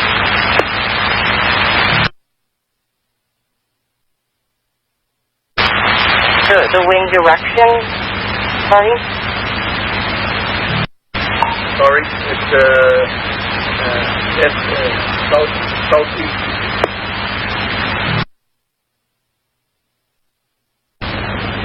Thank you. And the road conditions for Highway 11 and 655, please. Highway 11 is clear, so it's good in the highway, and 655 is all good.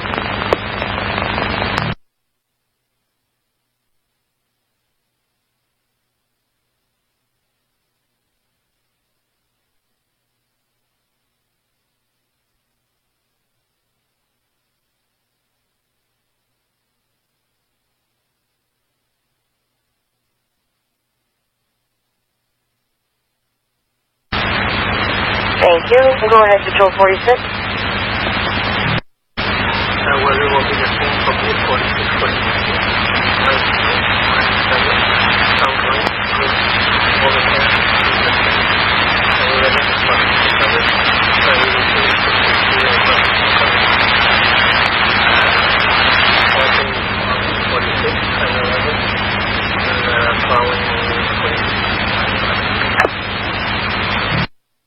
Thank you, and go ahead, Patrol 46A.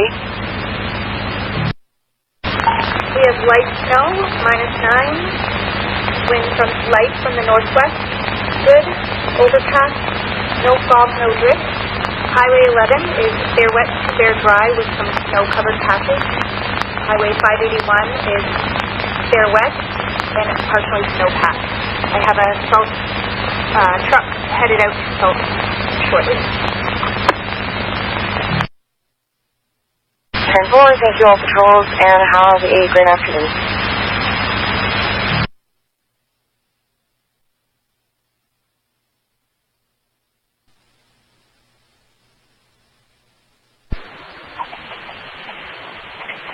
Com Center 4 Echo 45. You can show me tag from there. 10-4.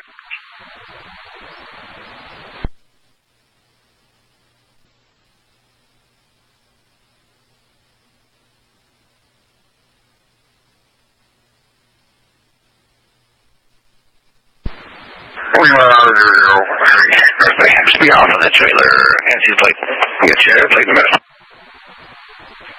10-4.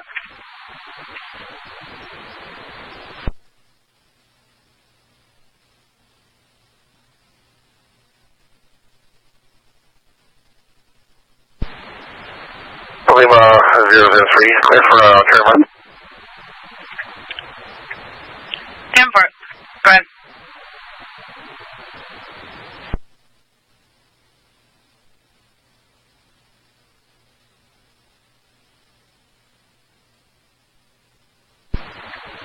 Lima 003, go ahead with your plate. Ontario Alpha Tango 45989.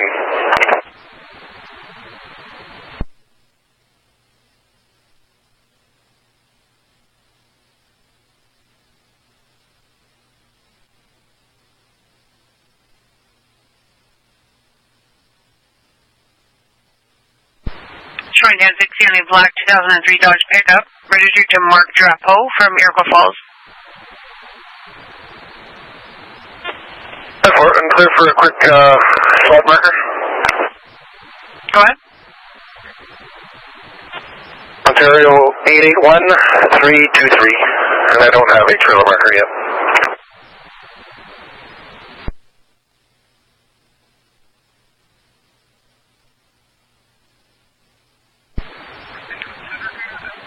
That marker is 1060 on a green 2000 Yamaha Camaro. Expired tags. Do you run him? Born in 1990. Yes, please.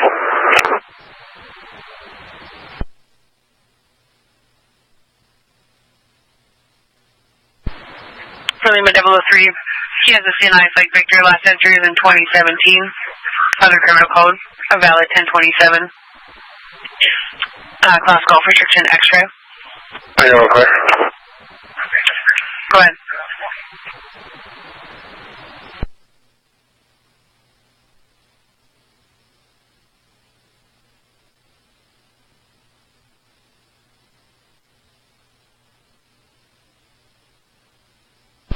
This truck's calling for a regen. Should I do it before I put it away?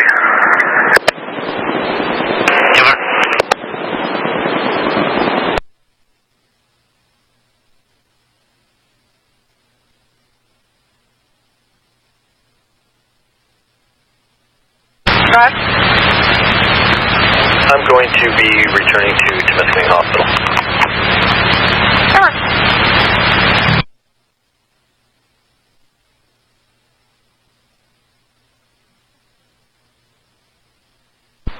For Lima 003, status check on that stuff. Yeah, I'll be quick for a I'll let you know. Different.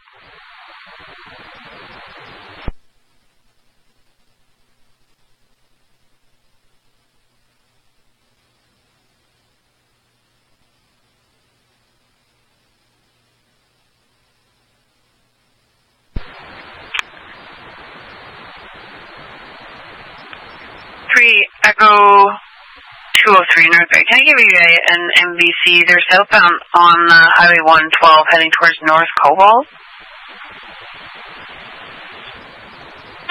Echo 203, you calling me? Yeah, are you available for an MVC? They're heading southbound though. Okay, 10-4. We're speaking to the 911 caller is a Dylan Robinson. He's on his way home to North Cobalt. He's currently on Highway 112 and was following a tractor trailer where a piece of metal flew off and damaged his vehicle. I'm not sure if the tractor trailer's aware or not, but they're all both southbound, Highway 11 now.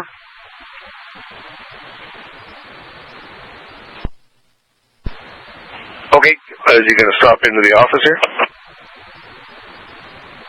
I'll give him a 1021 and ask him to stop its attachment. Perfect, thank you.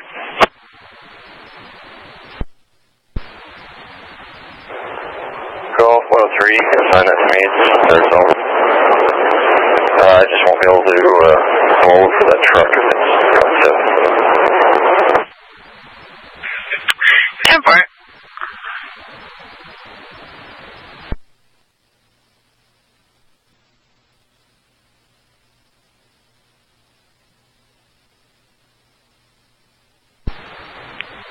Echo 203, he's just passing Chamberlain Road 3, so he should be anytime. He's not able to get a marker on that tractor trailer. It's all rusty, he said. Still in front of him. Okay, 10-4.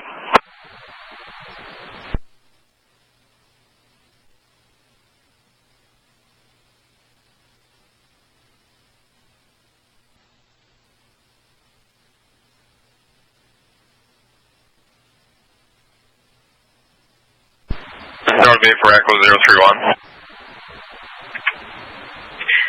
Go ahead. Highway 11 North at Mother Lake Truck Stop. We'll be switching to 3 off 09. 10-4.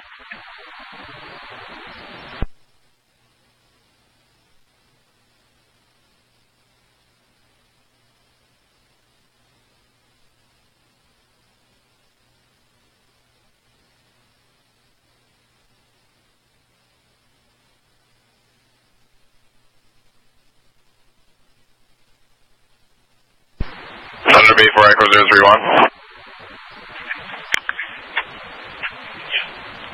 Go ahead. Still have North Bay though. Just entering dock group on Route 7, Monteith with 2 female 1092s. 10-4.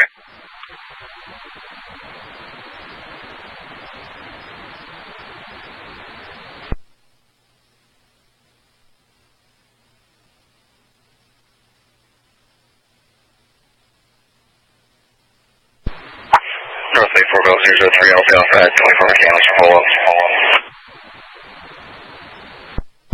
10-4.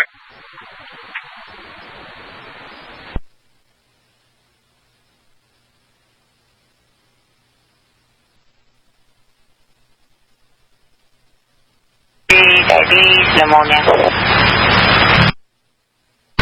Never.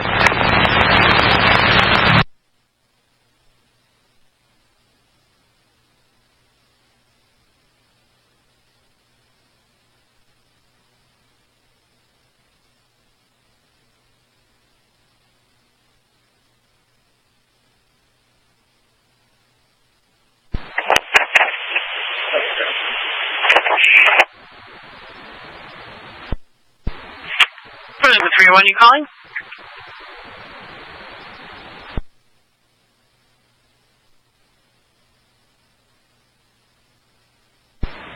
For Lima 301, right there.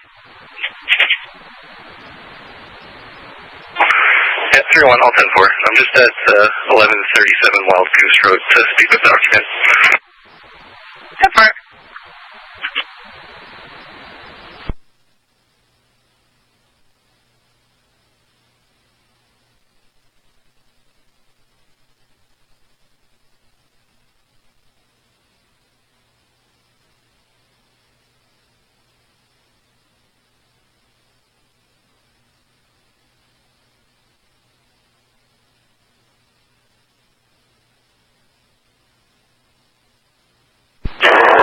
November Alpha 086. Go ahead. Highway 655, just at the borders. Switching over to 3 Officer 3. 10-4. And 4 Alpha 366 Amber. 10-4.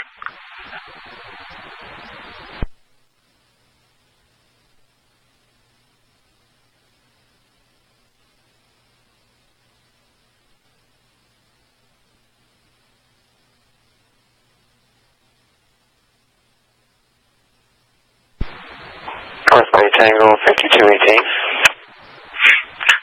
Go ahead. Can you log me 10778, please? 10-4, good night.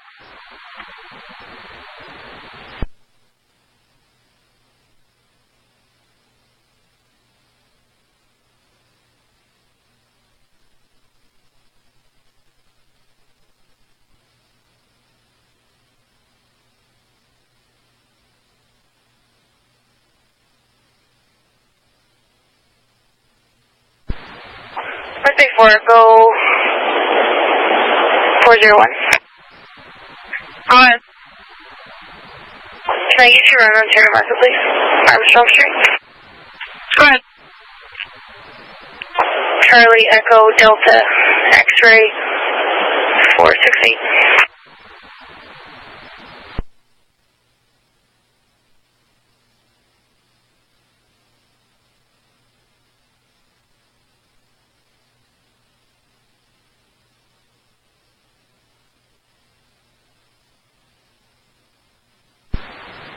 Charlie Echo Delta X-ray 468.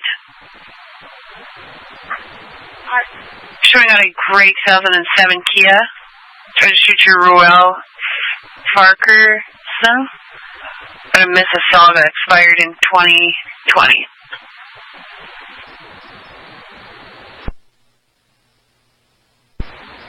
And 4, can you run him? 10-4.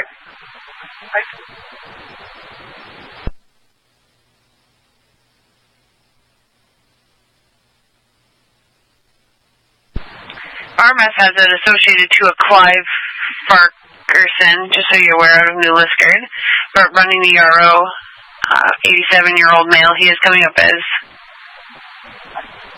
1061 for theft and failed to attend from 1983, and a valid DL Class Golf out of Mississauga.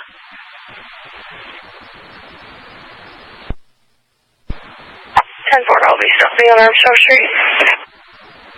10-4.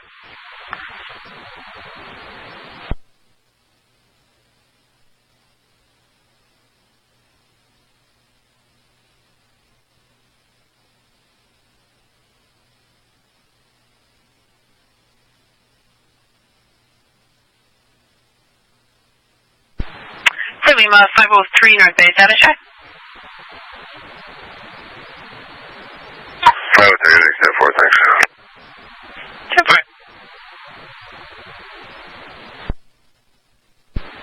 For Lima, 501 North Bay, status check.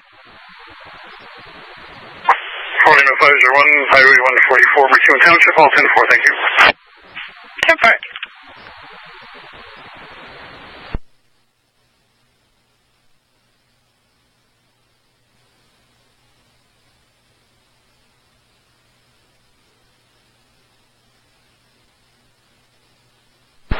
Library Dispatch, Romeo X-Ray Hotel.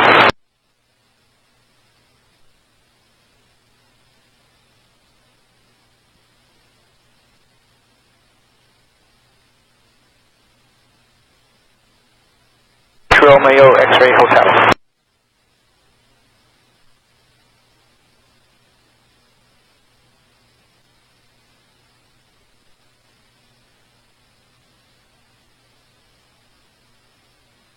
Hotel, I think they're at 1630, dropping off.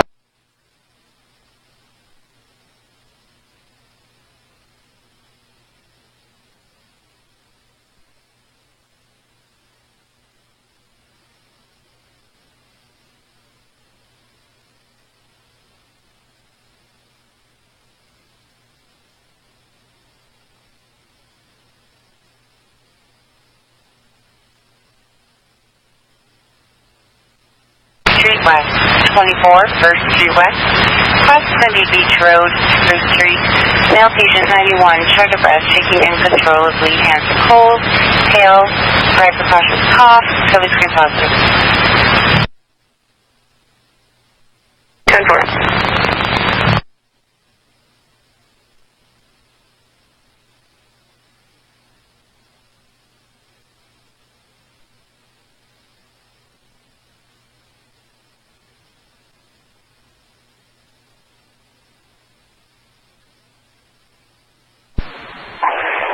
Echo 2-1, you can send me that fraud. Super.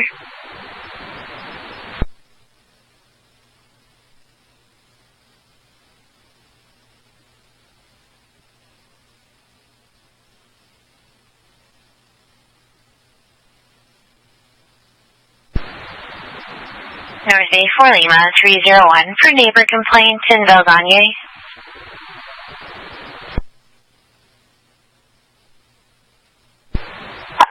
Lima 301, send it over.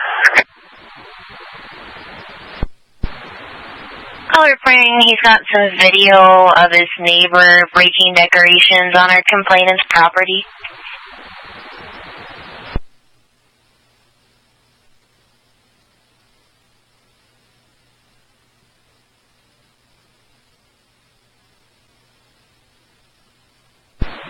North Bay for Echo 031.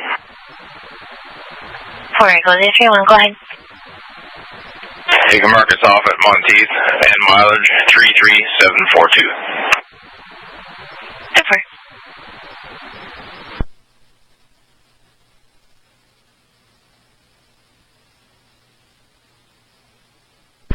Call center 4 Papa 030.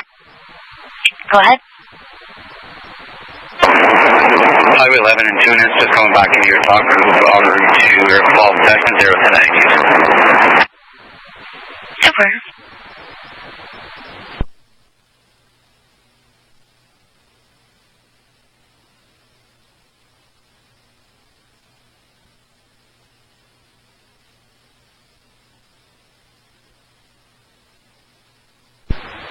Four Papa 032, Senator.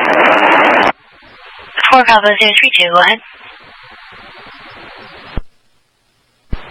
Highway 11, New Market Township, just entering your talk group on route 2, Monteith, 1 male and 1 female aboard. Super.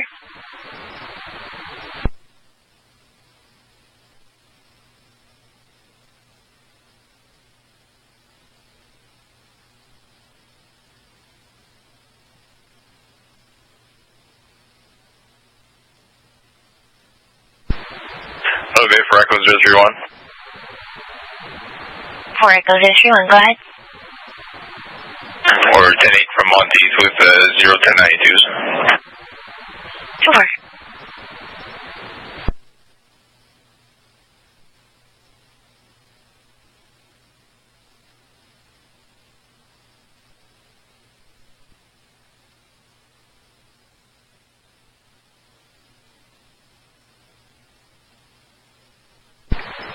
Thursday, 4 Lima, 303 for details on a theft in Iroquois Falls. 303, go ahead. Our caller is the landlord of 123 Calvert Street. Wanting to report his tenant, who already has been warned about doing the same thing, has been taking wood and giving it to someone else. Our caller would like him charged with theft.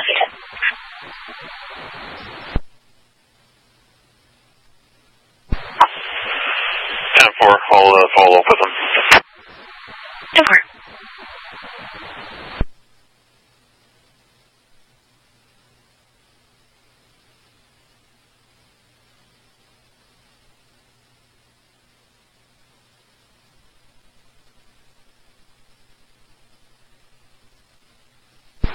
Call sign for Papa 030. For Papa 030, go ahead. D10-7 here, Falls Detachment. Can you log me out for the evening, please? 2-4.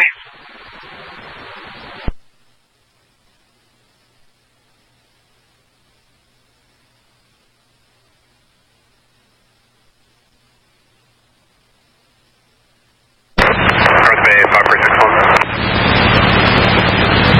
546-1. Our 20 is in Gloria, we're going to be mobile.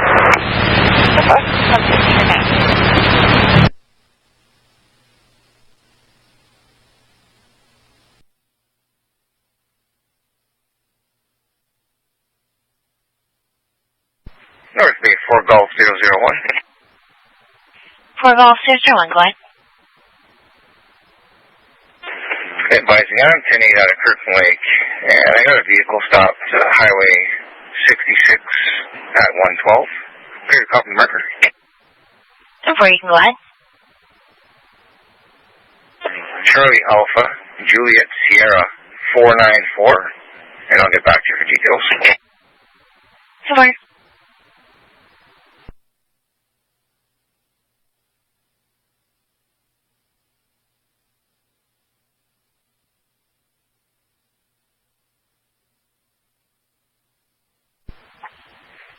North Bay, 4 Golf 001. Go ahead. I'll get the 2829 on that marker, and if I could, 2729 on the female RO, Kimberly Walker. 2-4.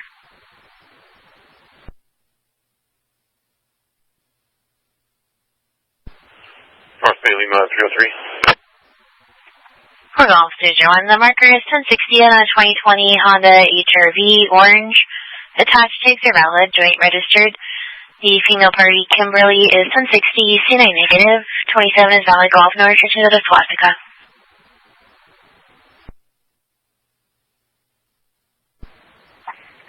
And Vortex, Bell advisor on 10-8. 2-4. 4 Lima 303, go ahead. Can I just get a 29 CNI on the subject of my theft?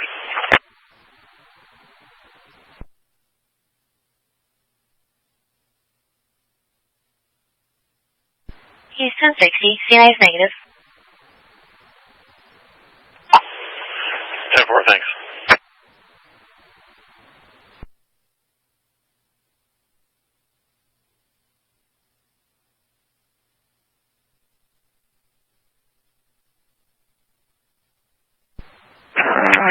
Echo 001, returning from Tennessee Detachment. 4.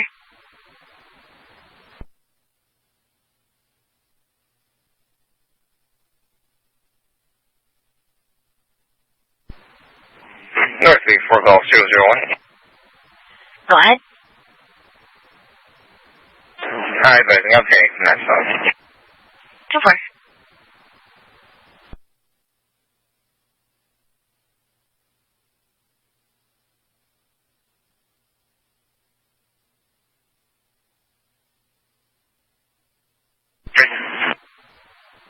4 Papa 032, go ahead. You can mark your 7 1 for drop off. Support.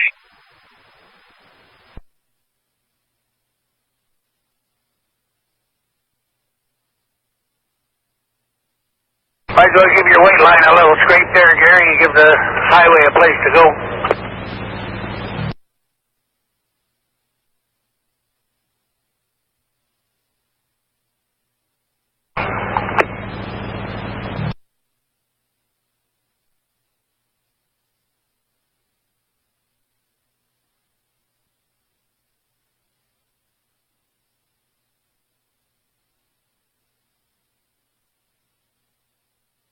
Officer 032, send me.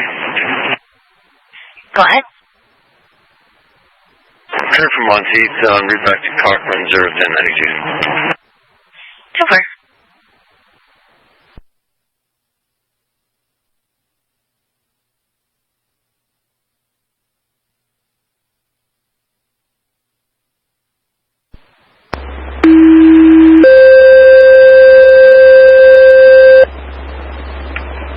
Mark me paycheck only 1701. Have a good night.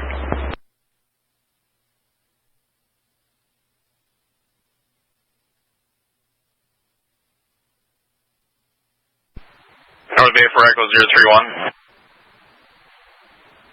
For Echo 031, go ahead. Highway 11 South Butler Lake. Looking to switch back to 3 Ops 11. Super.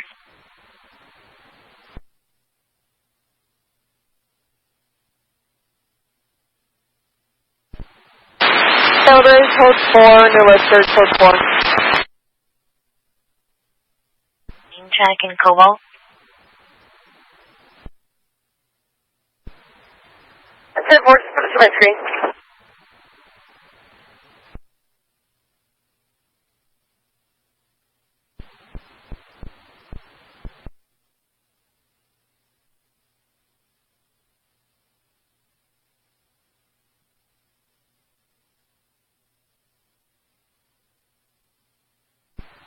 North Bay for Echo 031. For Echo 031, go ahead. Highway 11 South Butler Lake. Looking to switch back to 3 Ops 11. Super.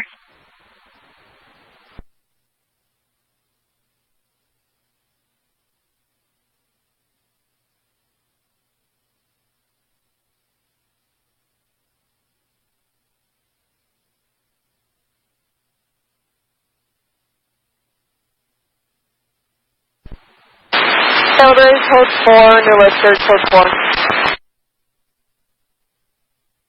Check in Cobalt.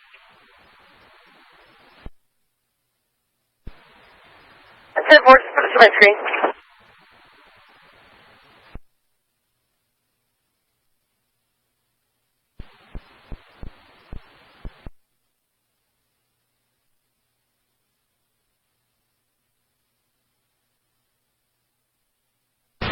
North Bay 5403, right 10-8. 5403, 15 code 4 to the Swing Shores. It is a 59 on Highway 65 in New Liskeard, 59 Highway 65. It's the Wendy's restaurant. Across is going to be Wilson Avenue, Highway 11. Patient's in a car, it's male, 31, face was red, jaw tightening, heart is beating fast, he's vomiting. He's in a Chrysler 300, midnight blue. Stand by for further. 10-4.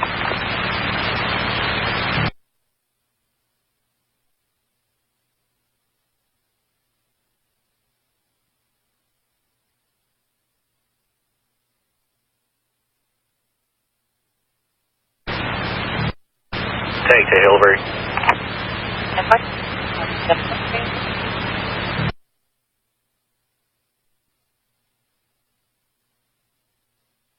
466.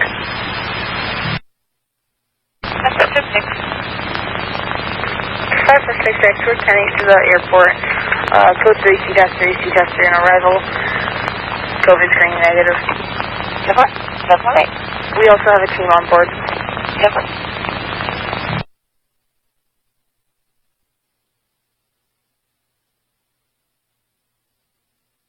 45032 Center Bay.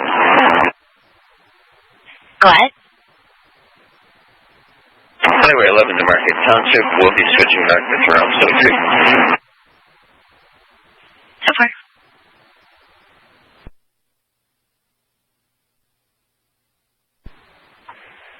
North Bay 4 Echo 403. 4 Echo 43, go ahead.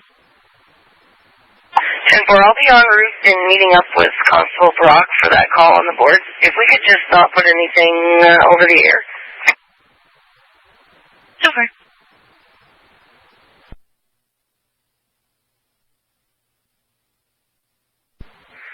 North Bay 4 Golf 001. 4 Golf 001, go ahead.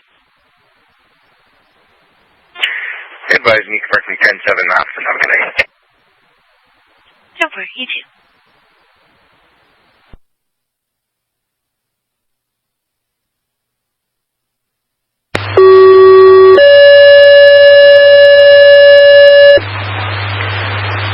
Armstrong Fire, Earlton Fire, pager test, Armstrong Fire, Earlton Fire, pager test, Armstrong Fire and Earlton Fire, this is your pager test, 1737.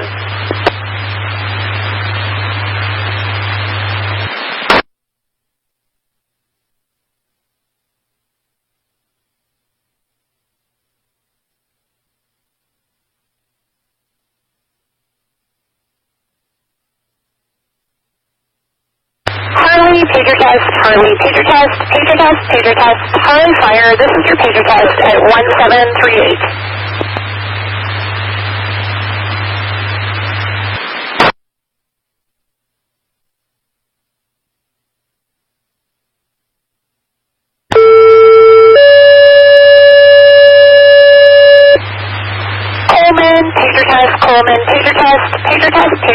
Coleman Fire, this is your pager test at 1738.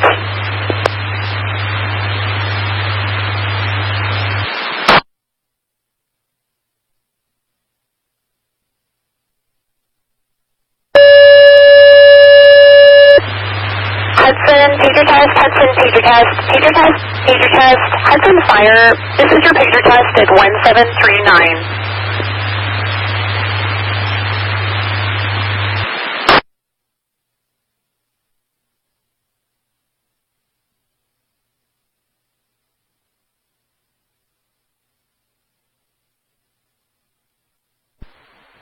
North Bay 4 Echo 407 for details on a fraud complaint.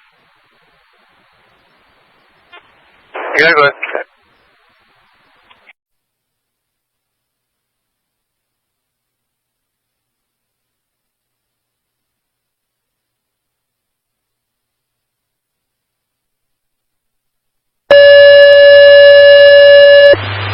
Hudson, pager test, Hudson Fire, this is your pager test at 1739.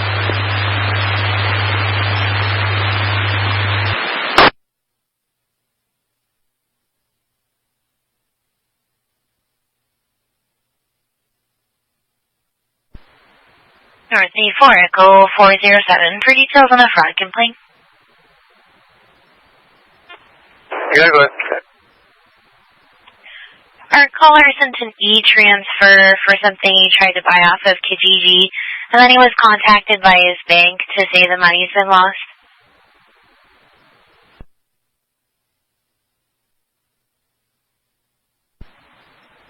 Over.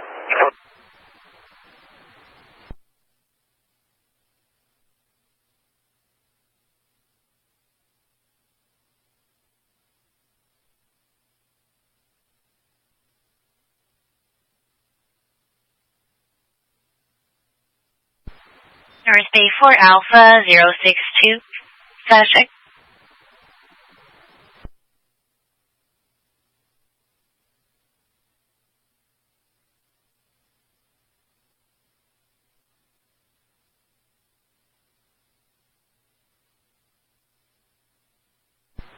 For Alpha 062, where are you in the air?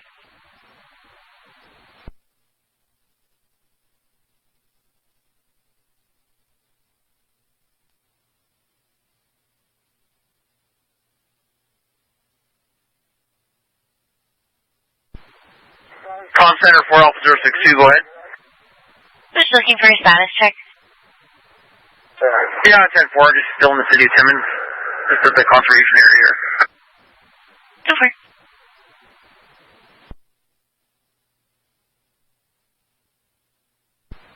Four Alpha 351, status check.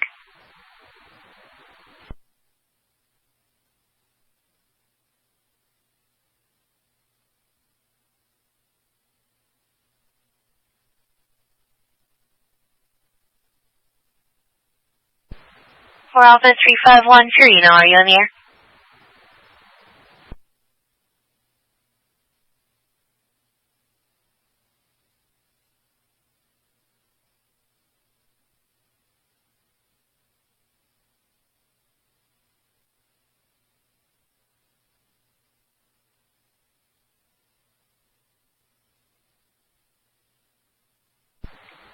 Thursday 4 Echo 302 for 1050 on Highway 11, just south of you. 10-4. MTO patrols come across a vehicle in the ditch, Highway 11. They're just around the Lake Tamagami access road to where your mile marker 434. There's no injuries there. Patrol still at scene. 10-4, I'm on route.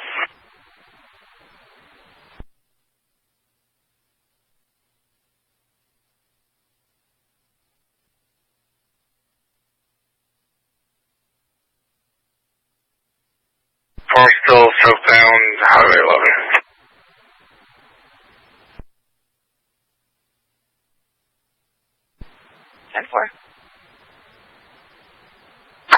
How far will the 3 North Bay talk group take me before I gotta switch to 2 Muskoka?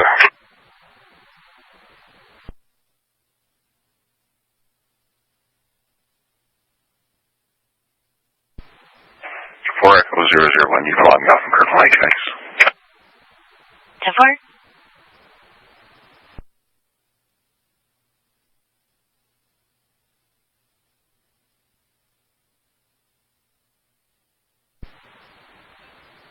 Thursday for Kirkland Lake units for traffic complaint on Highway 11. It stays on Highway 11. There's not going to be anybody in position. It's Highway 11 northbound from Dump Road, mile marker 58. Caller's a tractor trailer driver reporting another tractor trailer that was tailgating, high-beaming them, and then once it passed, our caller went slowly in front of them. It's a blue Portage transport truck hauling a box trailer. We don't have a marker.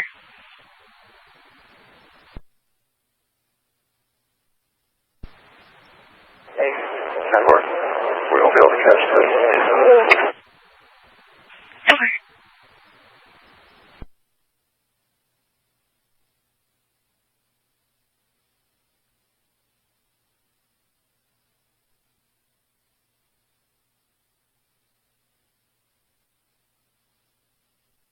Com Center 4 Echo 302. 4 Echo 302, go ahead. Echo 403. 4 Echo 302, go ahead. I'm off with that vehicle. We'll provide you a marker when that other unit goes through. 10-4. Unit calling, go ahead.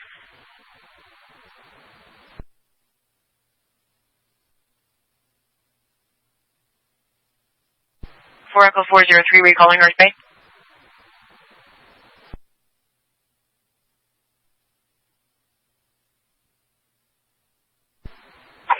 I have a female on board, MHA 4 or more. And can you just give Niskanen Hospital just an FYI? 10-4. And we'll make our way to the Valley Port to the hospital. 10-4.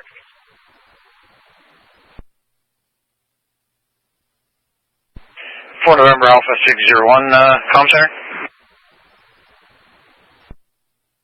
Stand by, just on a 21.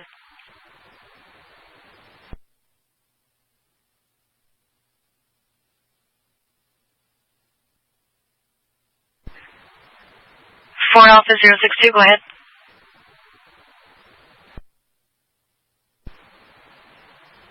North Bay 4 Alpha 062 calling.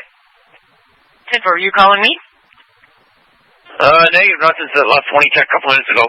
Got me all excited there. 10-4, there was a unit calling, go ahead. 4 November Alpha 601, Comsar. 10-4, go ahead.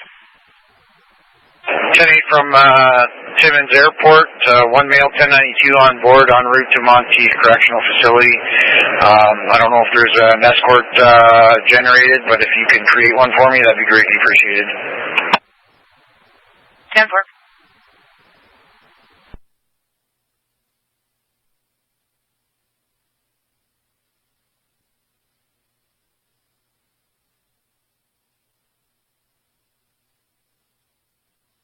North Bay 4 Echo 302. 4 Echo 302, go ahead.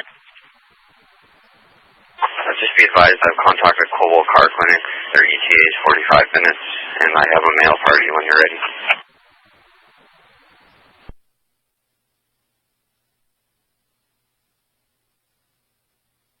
Your mail party. Surname, Hotel India November Echo Sierra. Given 1 Brandon, given to Lawrence. Date of birth 1995, 02-24. Is it Brandon with an O-N or an E-N on the end? O-N, sorry.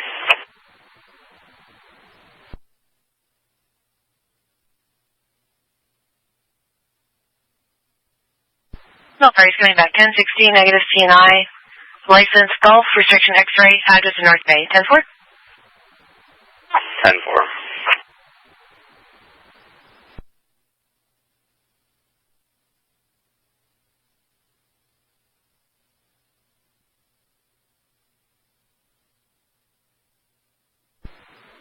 North Bay Alpha 351. 4 Alpha 351, go ahead. Mark me off to get my res and available on myself. 10-4, have a good night. Thank you.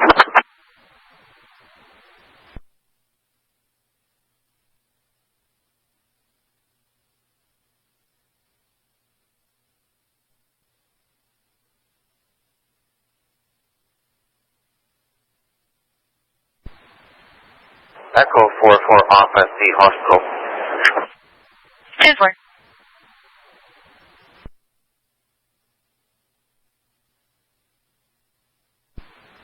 Call center 4 Alpha Special. 4 Alpha 257, go ahead. That traffic complaint you got from the CMB driver, about the other CMB driver, I can watch for that. It'll be hitting me about 20 minutes from now. 10-4, I just sent it to you.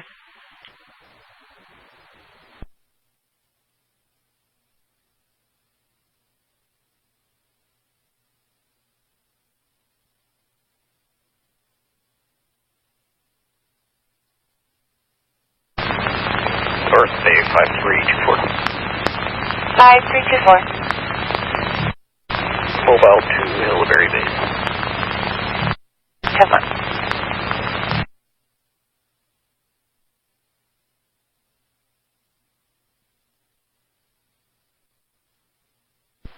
One code 4 Hillview Road in Hudson Township.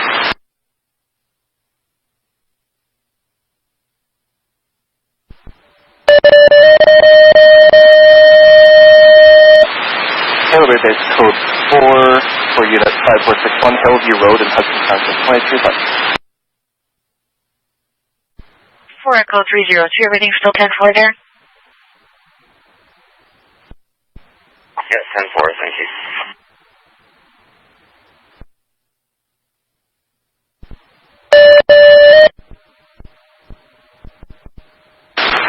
Hillberry Base 5403, code 3, Paget Street, South Millicent. 5403, code 3, Paget Street, South Millicent, 23. 5403, code 3, they listed the address, 39 Paget Street South. Once again, number 39 Paget Street South. Provided a buzz code to enter 5896.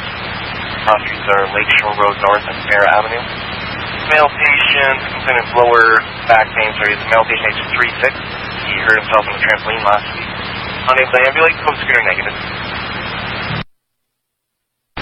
5461, call ahead. Go ahead, 6-1. The COVID screener is negative. 10-4.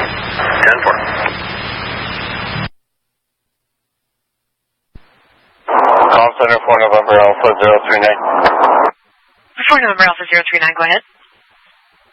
So right now I'm in your talk group, Highway 11 South, Newmarket Township, en route from Monteith.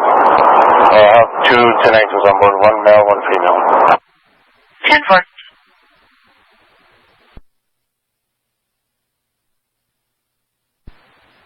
Call center 4 November Alpha 039.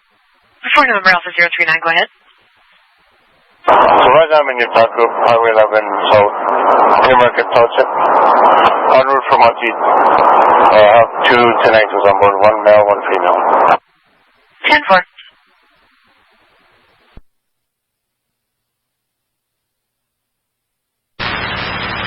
Five four six six.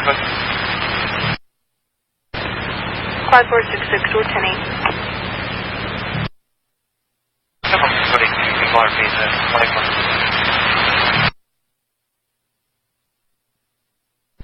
4 Alpha 062, just a status check. First aid, 4 Alpha 062, Highway 101, just go by the Met site, eastbound. 10-4.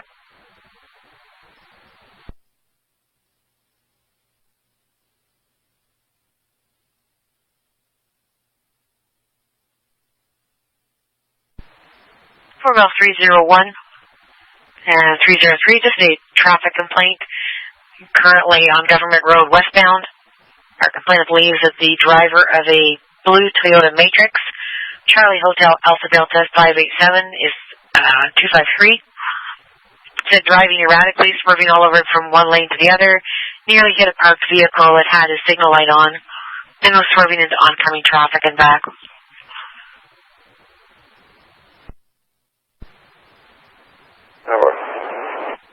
Just running that marker, stand by.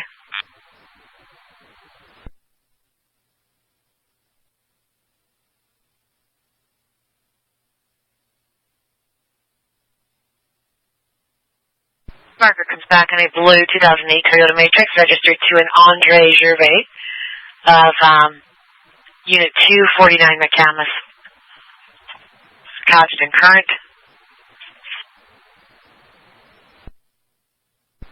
Born in 65.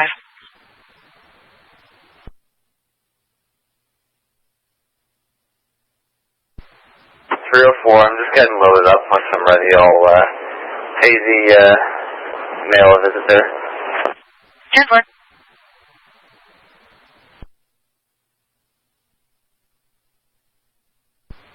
For about 304, just for your, what's getting a second call, but same vehicle. Same complaint, believes the driver was intoxicated. The vehicle is currently pulled into the gym, or into my gym. Complainant followed from King Kirkland, and they were swerving the whole time. 10-4, thanks.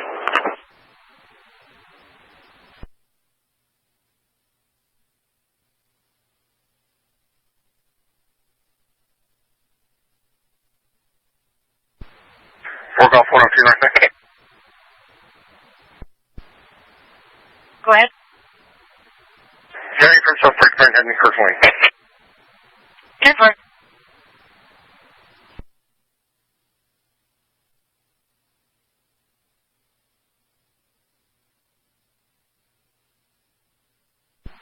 For November Alpha 601, just a status check. 601, 10 kilometers from Monteith Road. 10-4.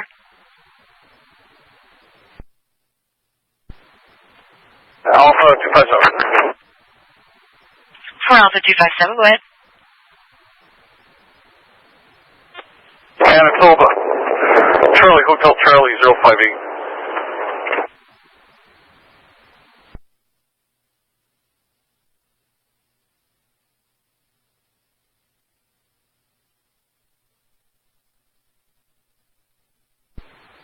Marker 1060.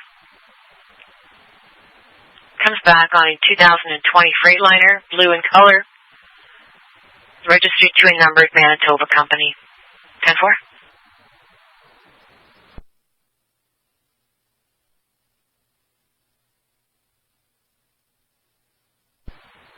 10-4. I'm just going to add a guy here. If you can check him quick for status and I'll clear. Okay, go ahead.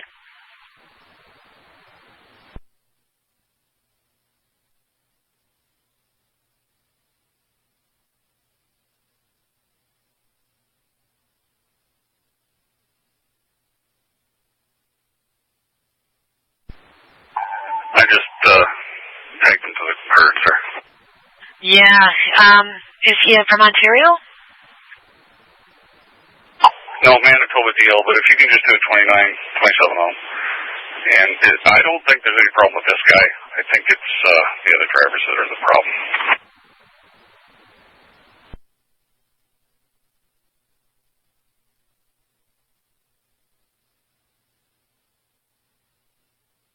Okay, back 1060, negative CNI, showing licensed Foxtrot with air brake endorsement 10-4. Yeah, 10-4. So he's got no booze, no issue, but he acknowledges it's him that had the issue with the other trucks. There's two trucks traveling in tandem. They're both carrying big loads of pipes. I spoke to them on the phone. They indicated that they drive very slow, and this guy says they drive so close together you can't pass them. When you try to pass, they speed up. So it is kind of a road rage, but I don't think this one's the problem. 10-4, did you want me to clear off with those remarks that checked out all 10-4? Nope. I know in speaking with the other ones, they're pulling into the SO in Cochrane. I'm going to go speak to both of them. 10-4.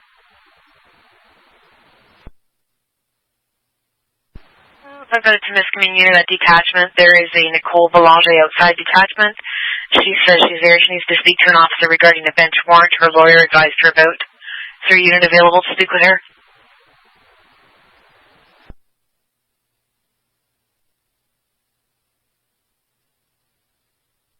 Echo 410, 10-4.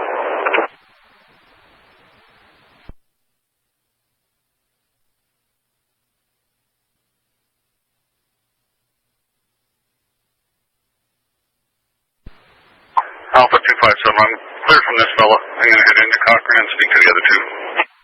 10-4.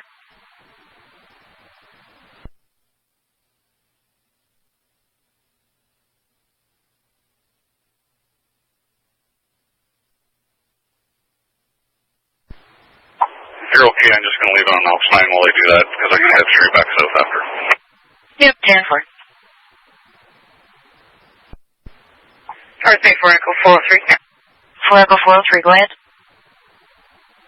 10-4, I've been relieved by Hopkins. I'm going to return to detachment to start on this report. If you want just to clear it off, investigation's ongoing with a Form 1 apprehension.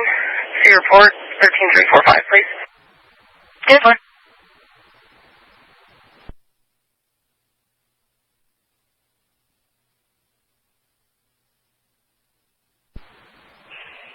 North Bay 4 Golf 304.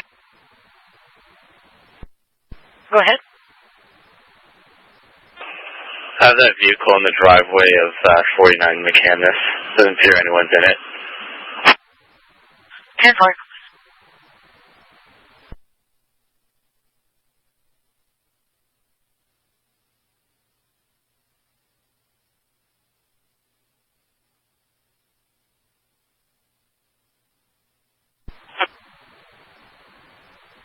Can I get a 1029 for the male RO of that vehicle?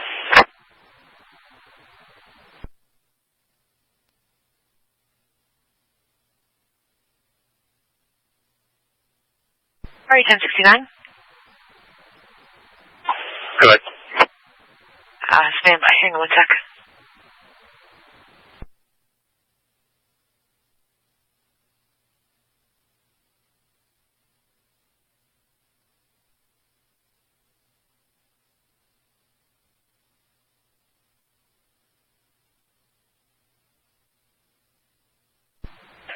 For November Alpha 601. Stand by 1.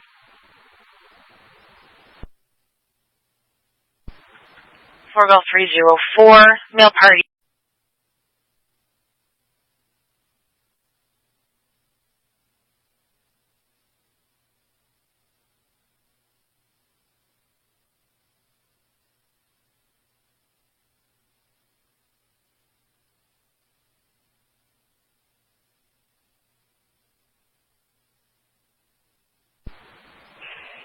North Bay 4 Golf 304. Go ahead. I have that vehicle in the driveway of 49 McCandless. Doesn't appear anyone's in it. 10-4.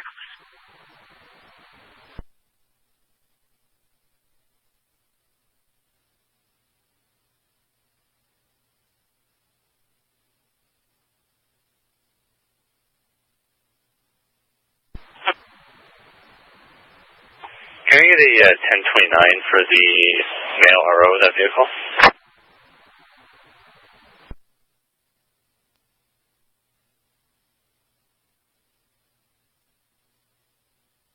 All right, 1069. Go ahead. Stand by. Hang on 1 sec.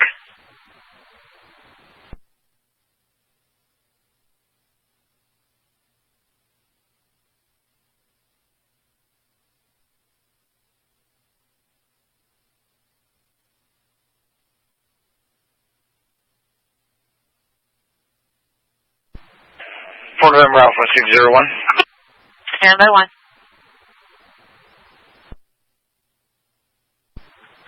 Four Golf 304. Male party is coming back 1068. It's awaiting disposition for uttering threats, death, or harm. Conditions attend court is required. Notify critical like OPP of any change in address, employment, occupation. No communication with the Christina Soon Emily wedding, and not to go to 49 McCamus Avenue, apartment 1. 10-4. 10-4.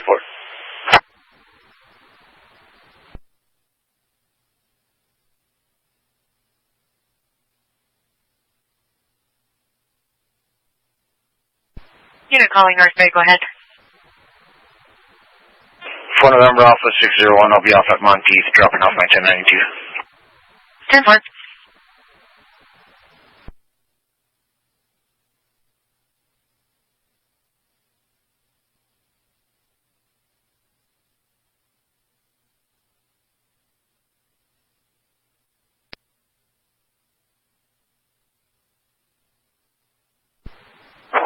Call center 4 November Alpha 039.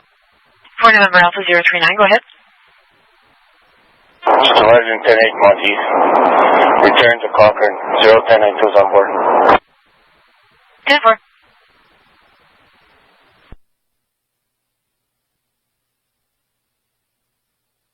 November Alpha 601. 4 November Alpha 601, go ahead. 10-8 from Monteith, 01092 is on board. I'll be making my way back to Timmins. 10-4, I'll just clear off the escort occurrence to you. 10-4, thank you. Much appreciated.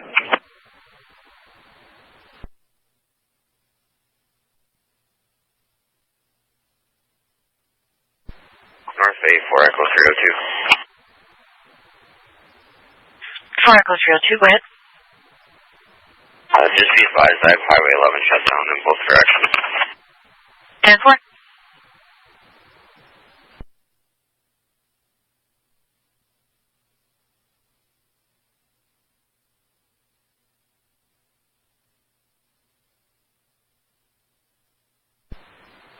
Call center 4 November Alpha 039.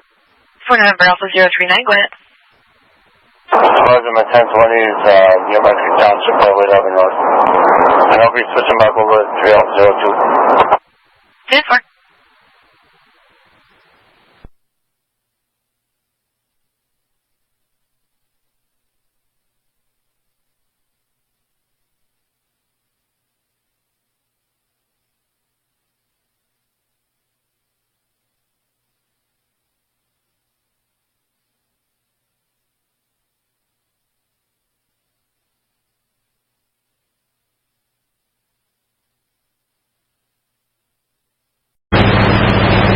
Half a ball. Yeah, Okay.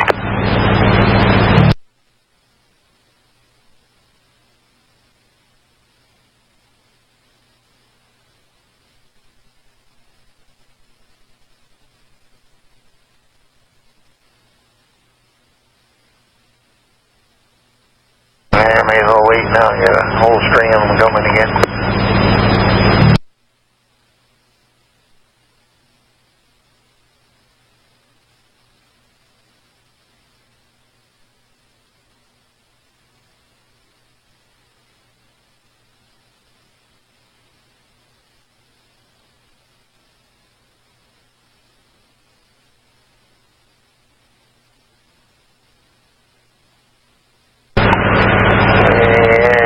More big trucks, and we got some more coming around the corner.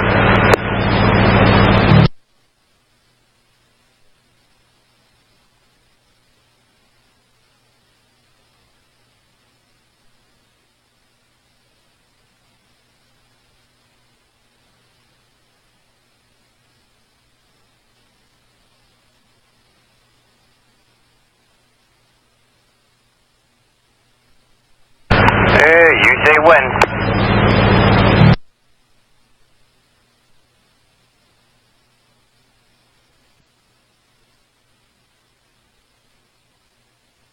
One more, we can go.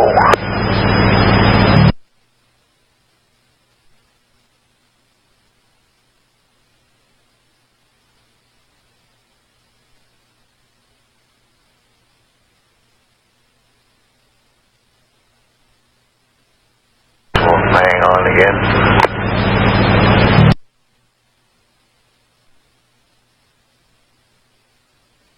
Okay to go? No, there's a whole another string of them here.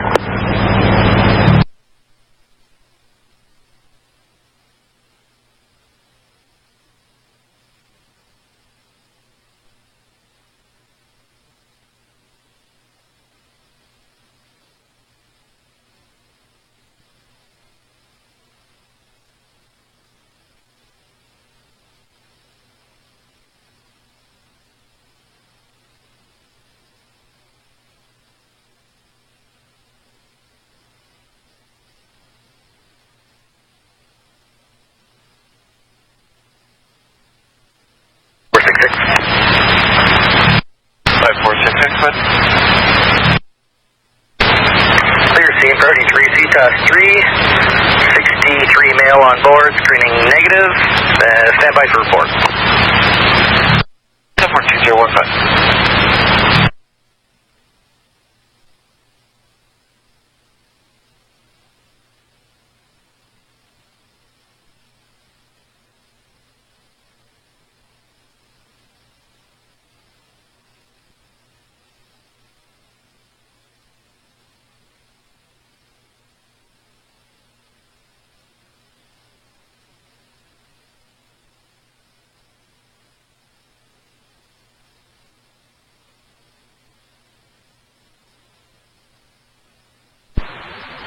November Alpha 601 contact.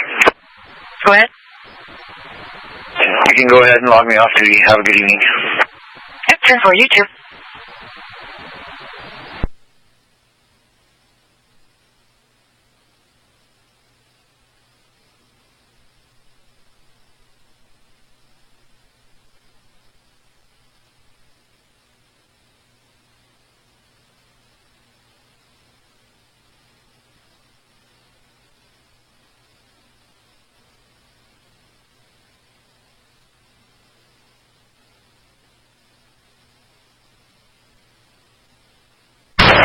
North Bay 5245, back on north.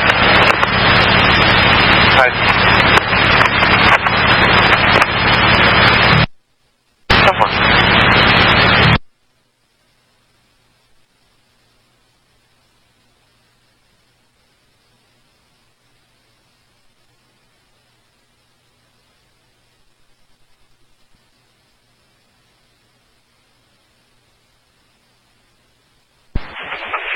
Center for code 406. For code 46, go ahead. In relation to that traffic complaint, I'm going to be over that motor vehicle at GTS location. 10-4.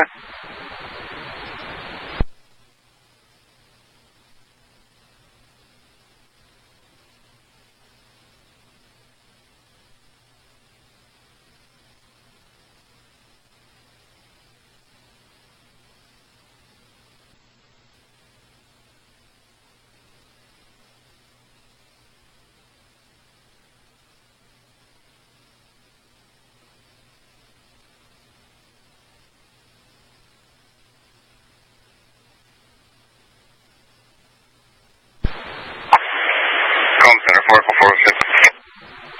4-6, good. Wisconsin 6, give me a mail party with Ontario, please. Go ahead. Your name's Eddie, Papa Echo, Delta Delta, India Echo. You wanted Jonathan, Juliet, Oscar, November, Alpha Tango, Hotel, Alpha November, given to a Charles. Date of birth is 2002, 0821. If you could also run a vehicle, please.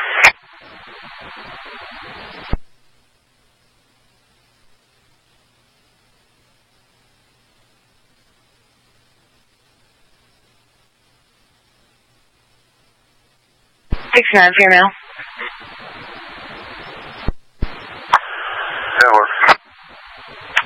CNI, last entry 2021, violence and failed to appear. License, class golf 2, no restrictions, address in Cobalt. And the marker's 1060 on a white 2011 Nissan VFL, status attached. Tags expired in January 2023, registered to a Veronica Jean Verreau out of Cobalt. 10-4. Okay, 10-4, all license clear. 10-4.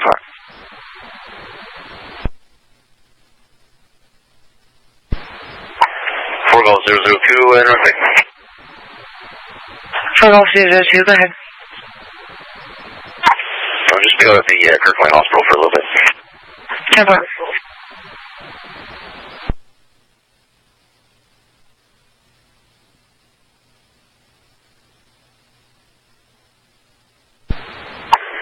Comm Center for 406, will be 10-8. You just clear that off. Driver spoken to and warned for driving habits. 10-4.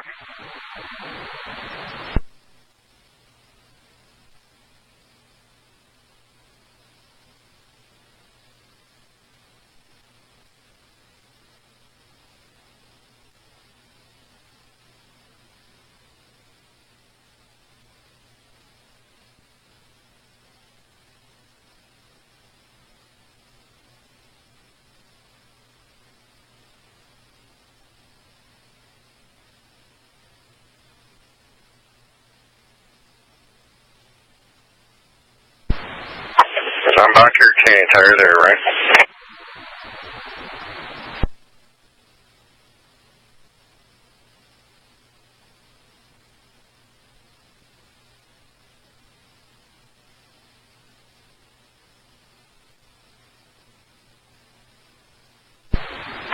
Fort Golf 402, North. Fort Golf 402, go ahead. Can you generate a suspicious person occurrence, the Circle K on Government West in Kirkland Lake? Myself and McLeod are going to be off there. There's a male that's been inside, hanging around for the last probably 40, 45 minutes. So he's going over and chat with him, see what's going on. 10-4.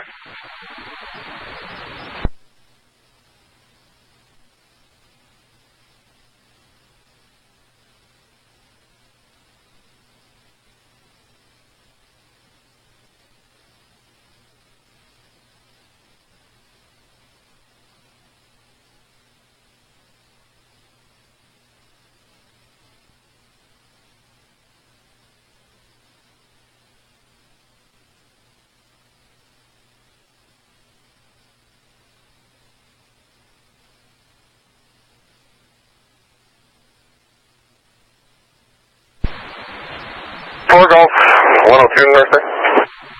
Go ahead. 29 CNI, the mail, please. Go ahead.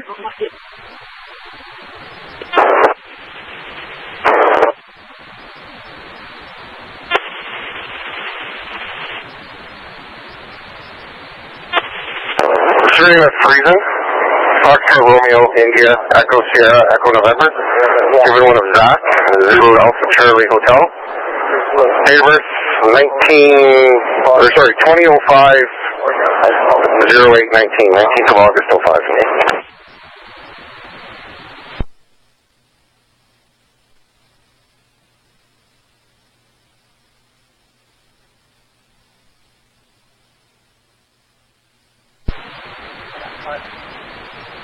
1069, female. But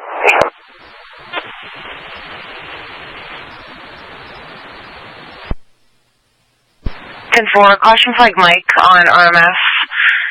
He is currently 1068 awaiting disposition for a theft under. He's not to attend Ace Liquor on 23rd Avenue in Edmonton. Centered by Edmonton Police Service. August 2022. Nothing else outstanding for him. No deal. 10-4. 10-4. Can you just check Niche? Does he have any addresses or anything related to Kirkland Lake?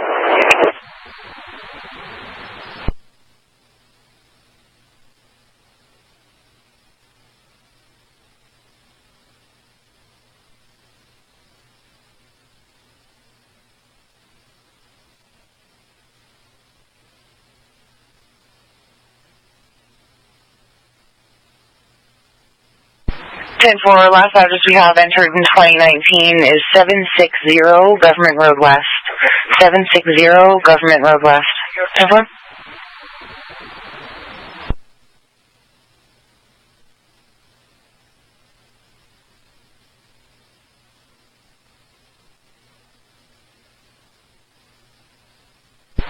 For Golf 102, you copied? 10-4. Everything's 10-4. 10-4.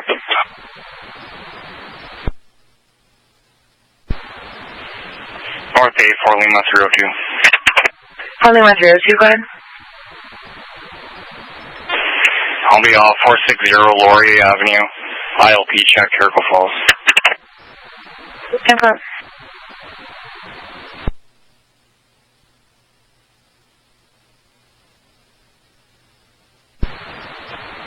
North Bagel 302. For Golf 302, go ahead. Can we get somebody from detachment to bring us an ASD over to our location, Government Road West, across from Canadian Tire? Mine's giving me temperature there. 10-4 for Golf 304, you copy? 10-4. 204 is going to drop it off.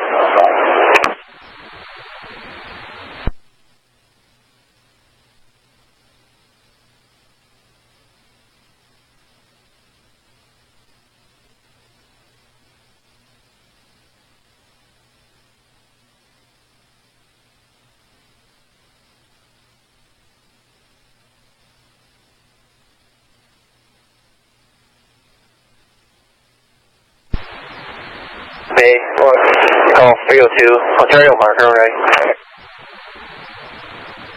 Good. Early Mike Alpha Sierra 655.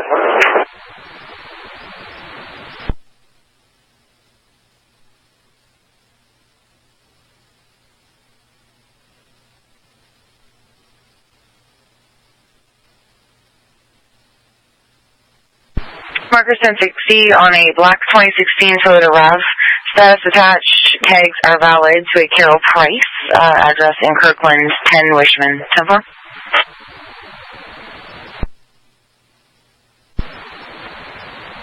We're with a male here, so it won't be the arrow. Is this separate from the first occurrence?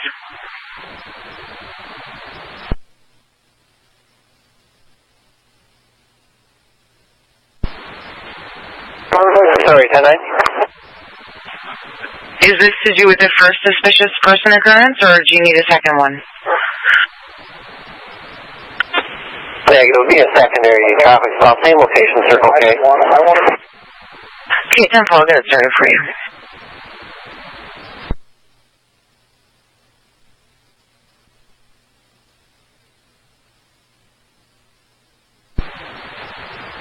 08 Golf 302. 2729, 1 male.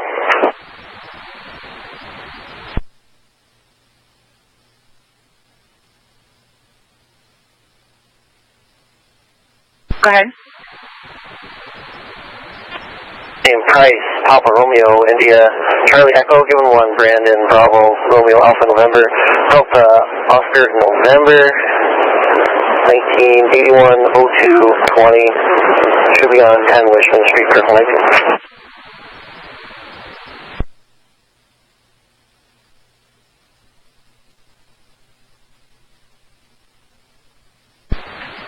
Ten 4, Houston 60, negative CNI. I didn't get a jail back for him.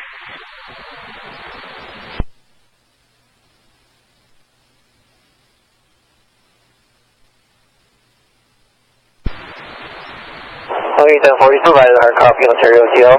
Last call.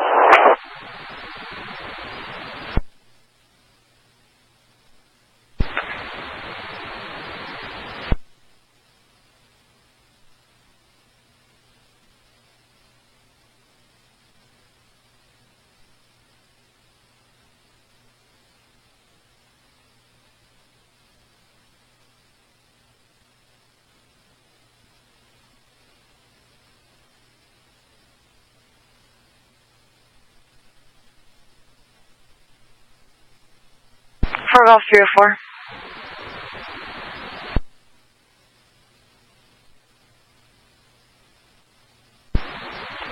Good. Sending you details for an ongoing noise complaint. Wilson Ave. Anonymous caller reporting that the neighbor is driving his dirt bike unsafely. It's very loud and he drives all day and night, always in his yard roughing the bike. Male lives at 10 Wilson. 10-4. 10-4.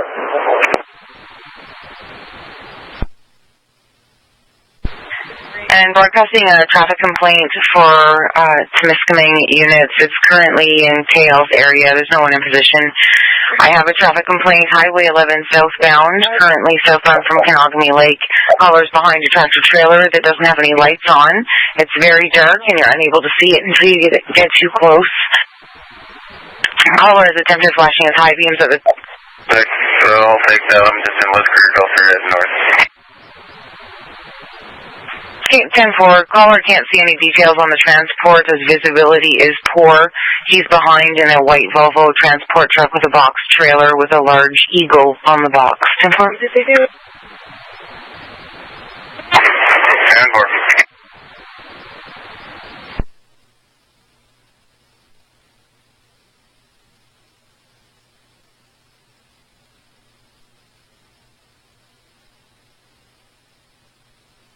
For Lima 306, status check.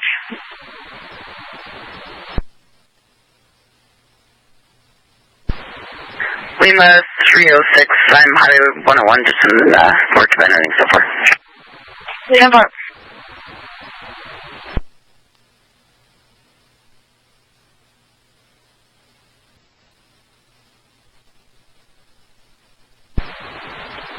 Golf 302, 1092. 10-4.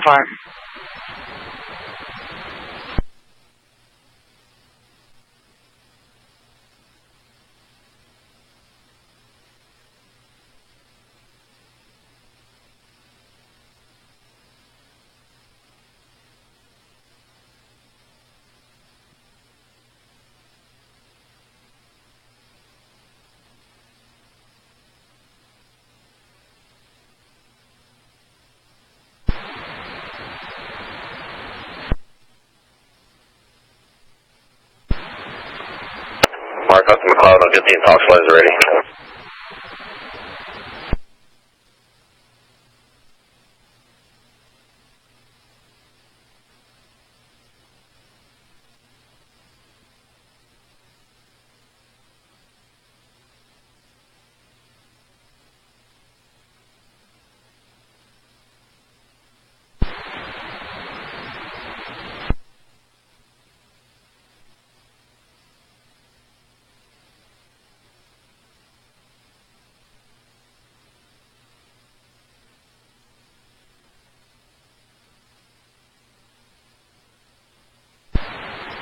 North Bay Golf 302.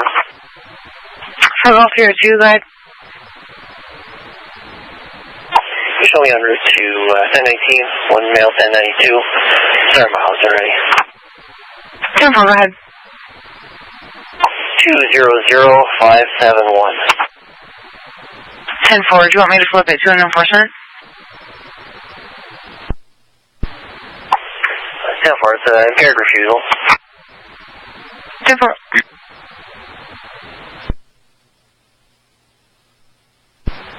Well, 204 to 102. Do you want me to have Claremont tow this vehicle? I can sit behind until I get here.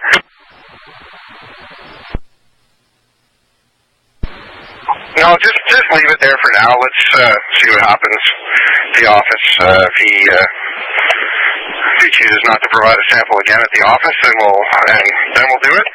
If he does provide a sample and he's under, then he can have his car back. It's off the road. It's fine there. So. 10-4. I gave him a heads up so they know what's going on at the shop here. 10-4, thanks.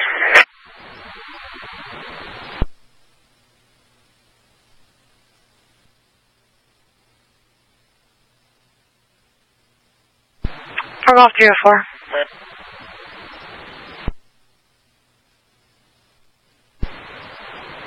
Go ahead. Any details for weapons information calls. The weapon for disposal. Caller's looking to make arrangements with police to pick up her deceased husband's handgun. She's requesting a phone call tonight to make arrangements for someone to get it tomorrow. 10-4? 10-4.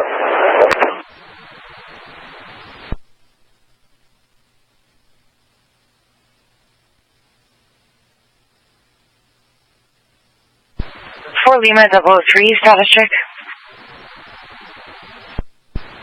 Lima 003, everything's 10-4. I'm just entering the occurrence here. You'll see it pop up shortly. 10-4.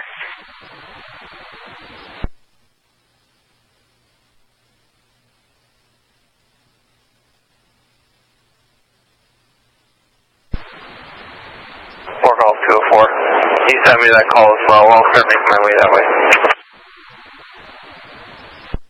10-4, I spoke with 304 at detachments, and he's going to give her a call.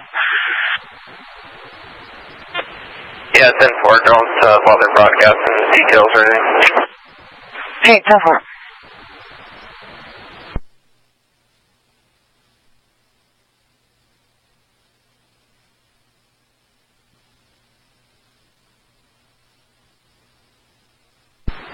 Perfect, for Golf 204.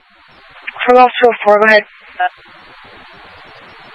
We're able to see if the male has any vehicles registered to him and just put it in the cab there so I know what I'm looking for. 10-4.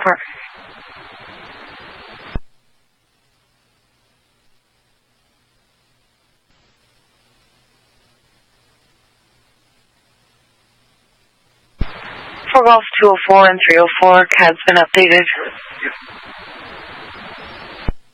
For Golf 204, copy, thanks.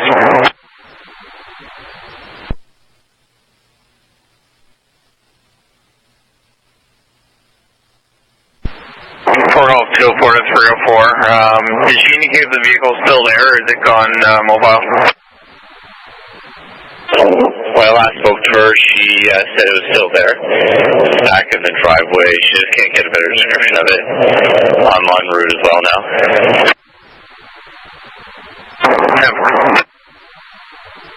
Did you want me to call her back, see if it's still there?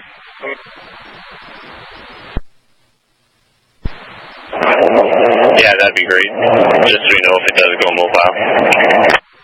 10-4, will do.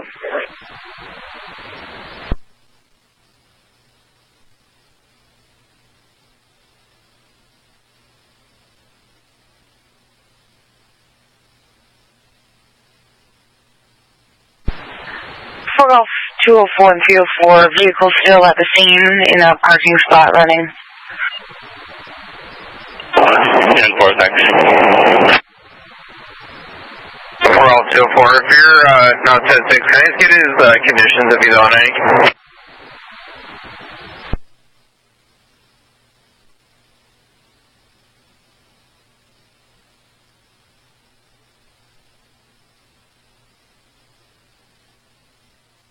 B&E theft and failed to appear.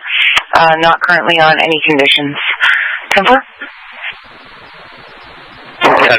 And 2-4 to 3-4, do you know what the RG is for? Yeah, it's assault and assault with a weapon. 10-4.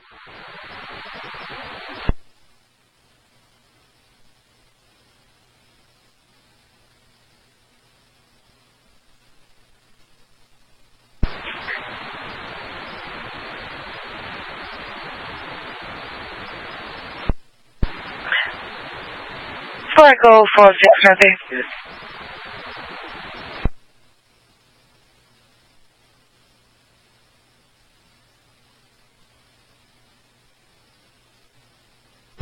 Broadcasting for New Lisford units, details of a 1050 PD, Highway 11, 3 kilometers past the cheese factory in Thornlow. Callers advising that they witnessed an accident. Vehicle hit the blade of a snowplow, located about 3 kilometers from the cheese factory. Vehicle is a Ford Edge rental, Ontario marker Charlie Victor Whiskey Zulu 512. No injuries. Airbags have deployed. Car has some white smoke coming from it. Can't see any leaking fluids. Blizzard-like conditions outside. Not blocking any lanes. Vehicles on the shoulder. No debris on the roads. No unit acknowledged. 301, I'm in Cobalt, but I can head that way. Echo 410, I'm downtown West Flag, that way.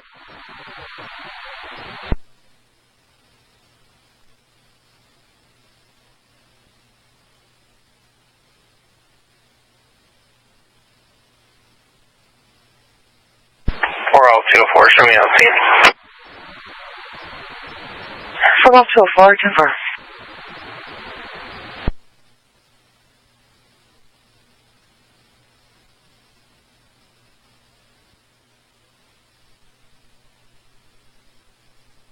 And to misdemeanor units, broadcasting details, 2nd MVC, possible PI, 2 vehicle. It's been entered as PD only, snowplow with another vehicle. I guess injuries are unknown at this point.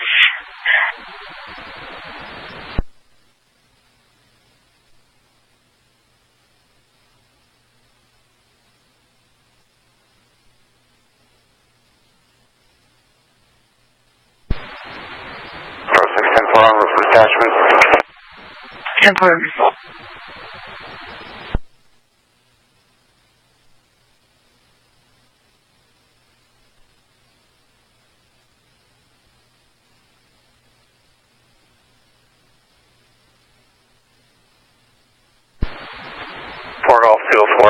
I have the male here, 2 other female occupants in the vehicle. Males refusing to get out of the vehicle this time. I've advised them he's under arrest for those 2 offenses. 10-4 for call 002, copy.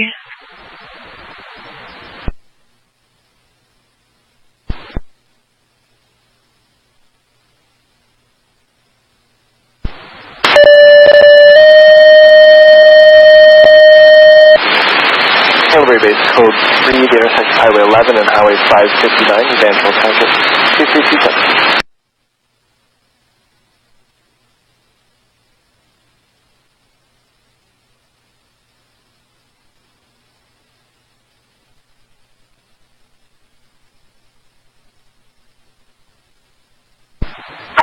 Echo 410. Echo 410, go ahead. Very likely that both those collisions are the same, vehicle versus no problem. The one is asking for a tow to be dispatched already, so if you want to make some arrangements on that. Okay, 10-4.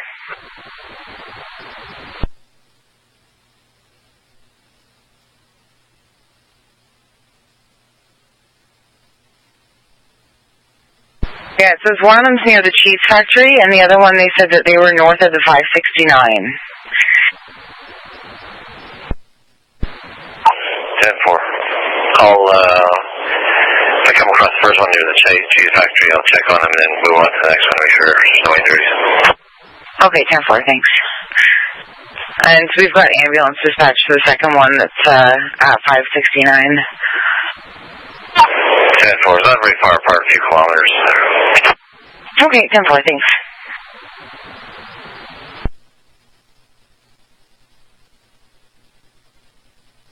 Vehicle versus snowplow, all unknown information.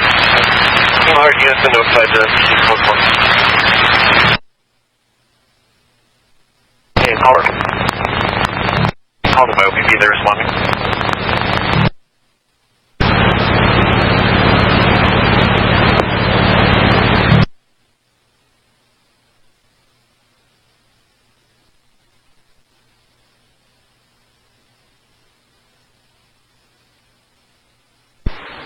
Echo 410, Jelly's has been dispatched.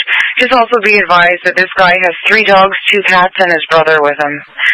Jelly's already advised me they will not be transporting any animals. 10-4, we'll figure out some arrangements for him. 10-4.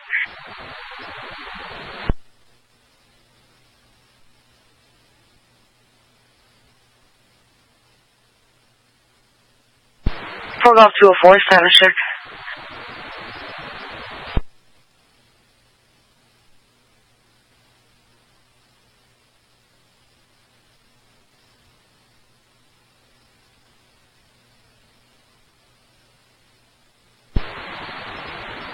Fort Golf 204, unit of pepping, status check. 10-4. All parties still in the vehicle. Mail's on the phone with his lawyer right now. I believe he's going to be getting out shortly. Everything's 10-4, though. No need to expedite. He's just being uncooperative. 10-4.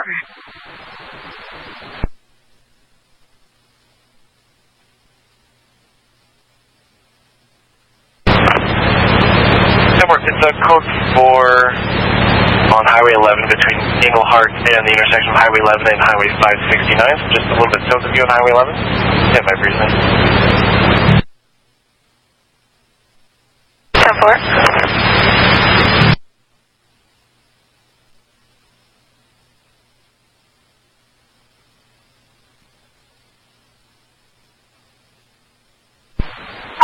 Echo 410 with him on scene at the snowplow versus vehicle.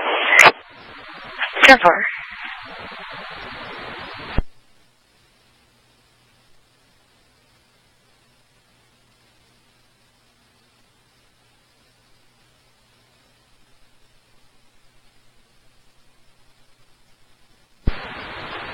Roll 204, 1 is 1092. 10-4.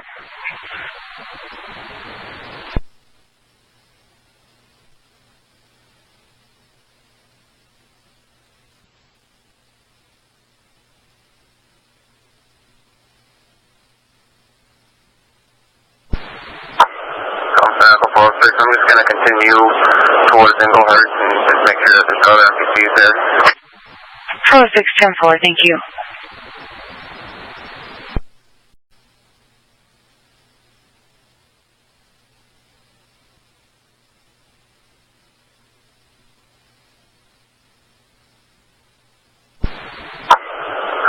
I'm just going to continue towards Englehart and just make sure that there's other MPCs there. 4610-4, thank you.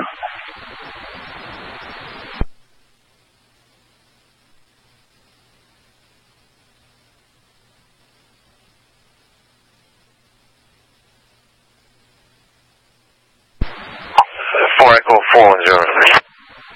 Echo 410, go ahead. You can advise ambulance that the occupants of the small motor vehicle, the van, seem to be fine. The plow driver seems to have some pain, so she'll probably want to be looked at. No reason to be urgent. Okay, 10-4.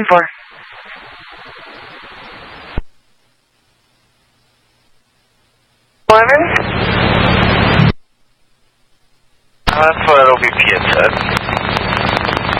10-4, you just want to check with them if it's north of 569 and 11 in Harley Township, because I just passed the junction of 569, no indications yet.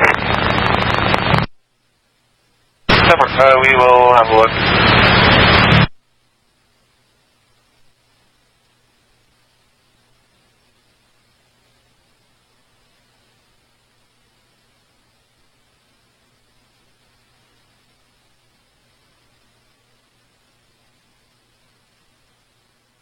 I'll keep you going code 4 for now, but I think the other crew will be closer. You're correct, it's in Harley Township.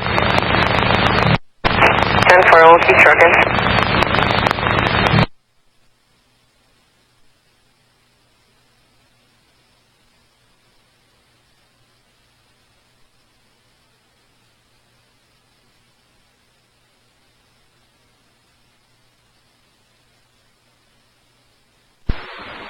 Day 4 Alpha 257, show me 10-7 shift, please. 10-4, have a good night. And 4 Echo 406. 4 Echo 406. Sorry. I just spoke with the ambulance. They're up at that north end of the highway at 11 and that 569 highway, advising there's nothing there. So the accidents look like they are going to be one and the same. So you could probably reroute. I advise them non-urgent. They don't need to expedite, but they're on their way down to 4 Echo 410's location. 10-4. Yeah.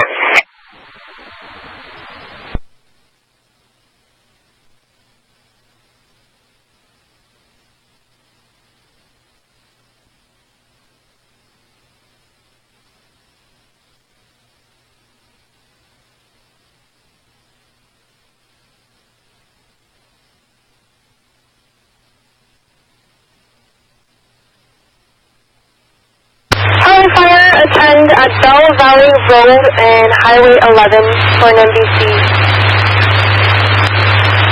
Harley Fire, attend at Highway 11 and Bell Valley Road for an MBC.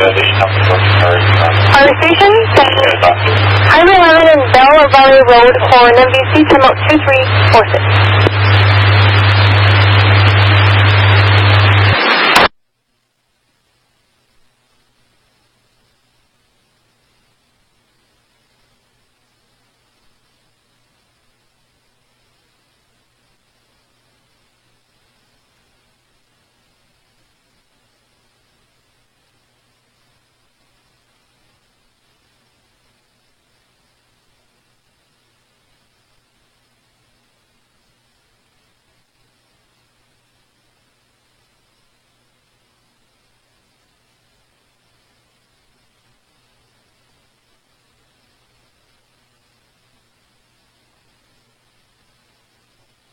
North Bay 5245.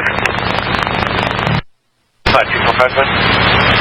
5245 to 7 Raleigh. 742-347.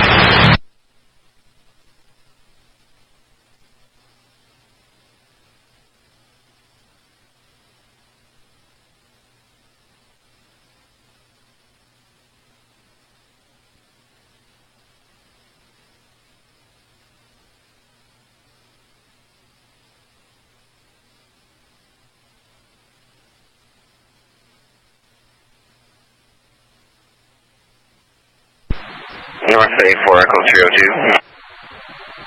4 Echo 302, go ahead. I just received a dispatch from my fire department to attend that MBC. I was just wondering if fire was actually required.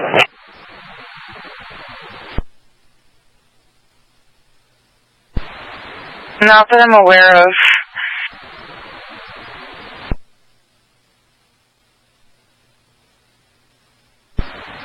Is that for the one in on Highway 11 by the cheese factory? Yeah, at Bell Valley Road. I can message them to stand down if need be. They may have been tiered. 410, there's no need for any fire department out here. Everybody seems to be fine. The vehicle's off the road. Nobody's trapped. No fire. 10-4, it's likely due to ambulance's policy. I'll call them back and let them know they can have fire stand down. 10-4.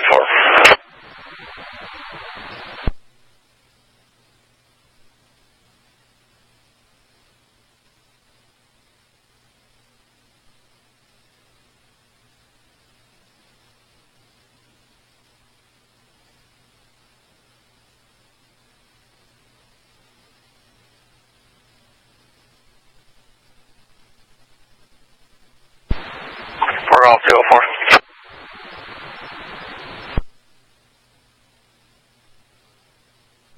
For all 204, 10-4.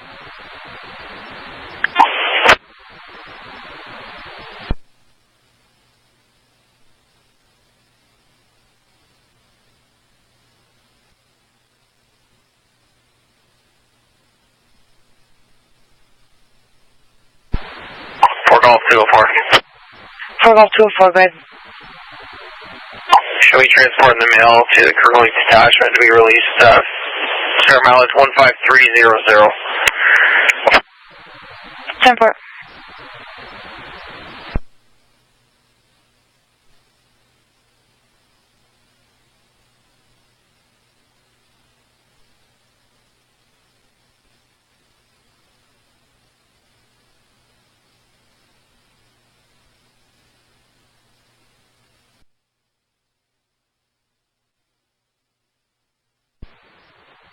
Birthday for Echo 404.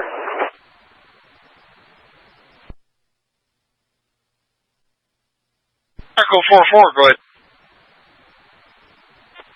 Well, just so you're aware, we have 292s. We don't need any incident created. 10-4. And do you by chance have Andy Johnson's phone number online?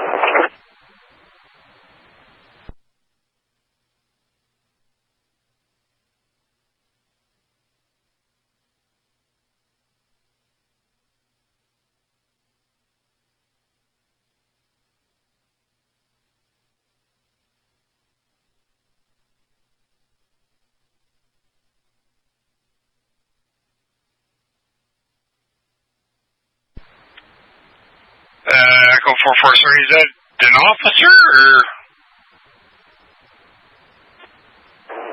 That's okay, never mind. Okay,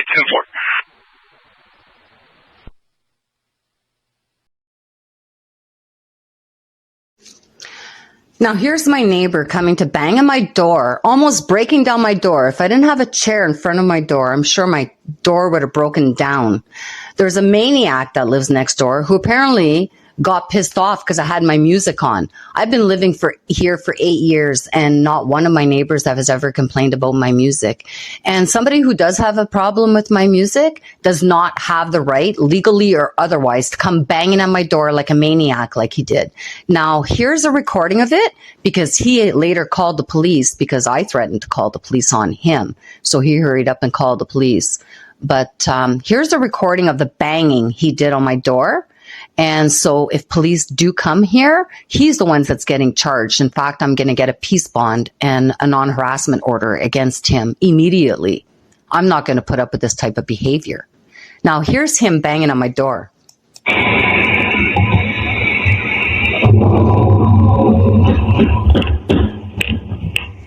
Whoa. Hey!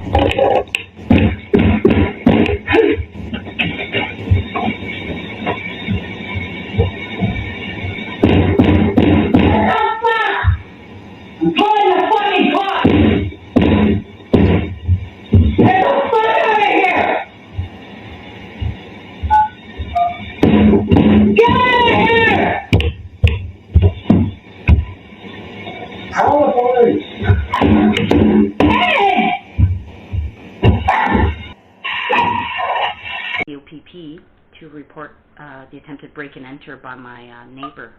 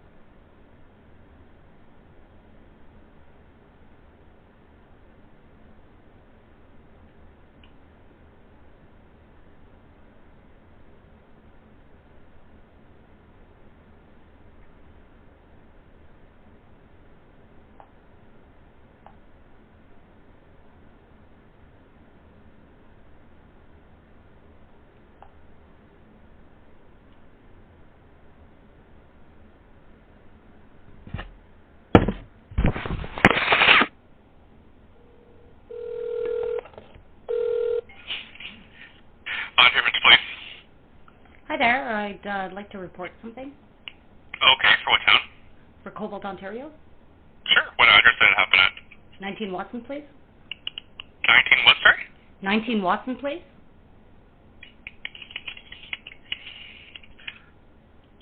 Watson Place? Yeah. Okay. And what happened? Well, I would like to have an officer come here and take my report of an attempted break-in and entering and damage to my front door in the process with his steel-toe boots. And I've got a recording, and I want him to come and check my door, and I'd like to have him charged with breaking and entering. And, so this is your house someone tried to break into? Yeah. And what was the suspect's name, sorry? I don't know his name. It's the neighbor next door. He just moved in there.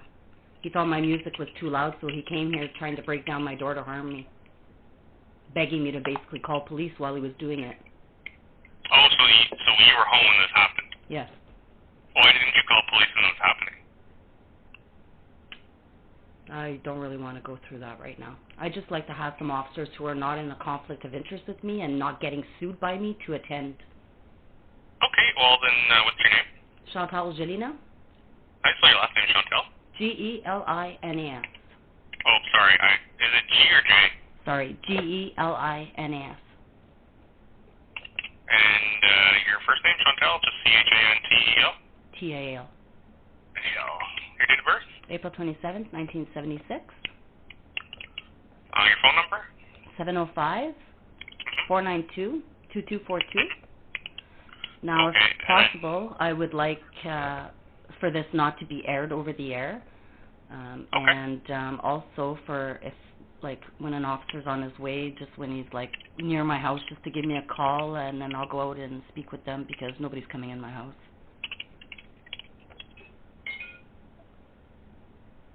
Well, if you want them to investigate, they might have to, like, enter the house to see the damage if it's The damage is just outside my door. Okay, well, anyway. Okay, so when did this happen? September 7th. September 7th? At what time? At about 3 a.m. About quarter after 3 a.m., I guess. So, like, was it, like, this morning at 3 a.m.? So it would be the 8th, technically, or was it yesterday? Like, yesterday at 3 a.m. Okay, so it was yesterday at 3 a.m. Like, September 7th. So I guess what he did is he came here banging, and then I was telling him I was going to call the police. And anyways, I think his girlfriend was in the house at the time and did call the police because of my music. And then the police showed up here. They never came to speak with me, and I never bothered to go out. They just, I guess, were patrolling on foot to see if they could hear anything or whatever. But they never came knocking here, so I know it was Echo 406 and 408 who dealt with that call. But but yeah. So anyways, so I saw them come here and get out of their vehicle and come to my door, but they never knocked or anything. So. Okay. Well, if they were just investigating, like, at the time, a noise complaint, and they didn't hear any noise, then there would be no reason for them to attend. Yeah. So basically, he was attempting to break into my house to harm me there. I was recording the whole thing, so I'd like to have an officer come here. It was pretty scary. Yeah, for sure. I'll add this in, and an officer will be there as soon as they can, okay? Okay, just have them call me before so I know to go out and meet with them. And just ensure it's nobody that's in a conflict of interest with me because I really don't feel like dealing with people who have previously discriminated me and falsely imprisoned me and falsely created mental health records against me and stuff like that.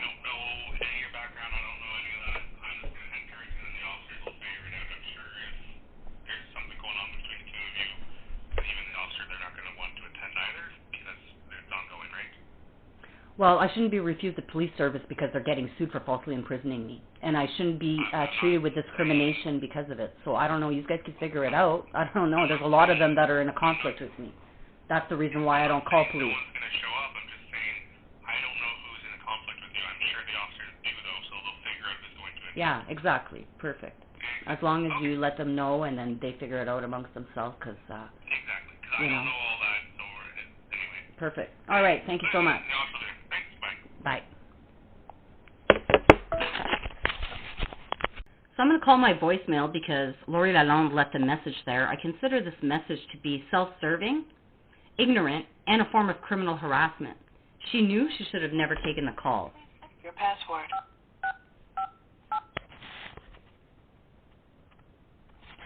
You have 2 saved wireless voice messages. Now listen to her Saved tone. message. Hi, Chantal. It's Constable Malone calling. I think our phone call got interrupted accidentally. Do you want to give us a call back at the police station? If I can hear some of your complaint, I'd be more than willing to hear it. Thank you. Bye-bye. To erase this message, press 7. Message will be saved for 5 days. Next saved message. Hi, the message will be saved for 3 days. End of messages. Hi, Chantal. It's Constable Malone calling. I think our phone call got interrupted accidentally. Do you want to give us a call back at the police station? If I can hear some of your complaint, I'd be more than willing to hear it. Thank you. Bye-bye. To erase this message, press received at 4:46 p.m. from September an outside 8th, caller. 4:46 p.m. To Lori erase this Lalonde. message will be saved for 5 days. Next. And this is the type of conduct that I find unacceptable. She used that position of trust as a police officer, knowing she had SIU and OIPRD complaints against her, and she's still criminally harassing me. She and her friends are still listening through my device by turning on microphones and cameras, and I'm sure that's what she did immediately after she committed this crime with me. She sat back with her friends, her racist friends, and listened to me inside my home react to the crime she had just committed against me. And Sergeant Perry, who later took my call, he's in a conflict of interest because he used to curl with the father of my child. He curls with Stephen Meunier, which is a police officer who's cousins to my other child's father. And he also curls with Judge Gordon, his best friend, who I have several judicial council complaints against. Therefore, Sergeant Perry and Officer Lalonde knew full well they were in a conflict of interest to deal with me, but yet did so to criminally harass me. For Sergeant Perry to tell me not to call back when I fear for my safety and my life from this neighbor trying to break into my house on September 7th is unacceptable. That is called neglect of duty and a denial of police service, which is an offense under the Police Services Act. And they can't say that they failed to, or that they did provide me with a policing service by sending Lori Lalonde. That would be a farce. Talking about it. What can I do? You want me to talk to the neighbor about kicking on your door and that? Well, you heard, he was definitely trying to break it down, you know?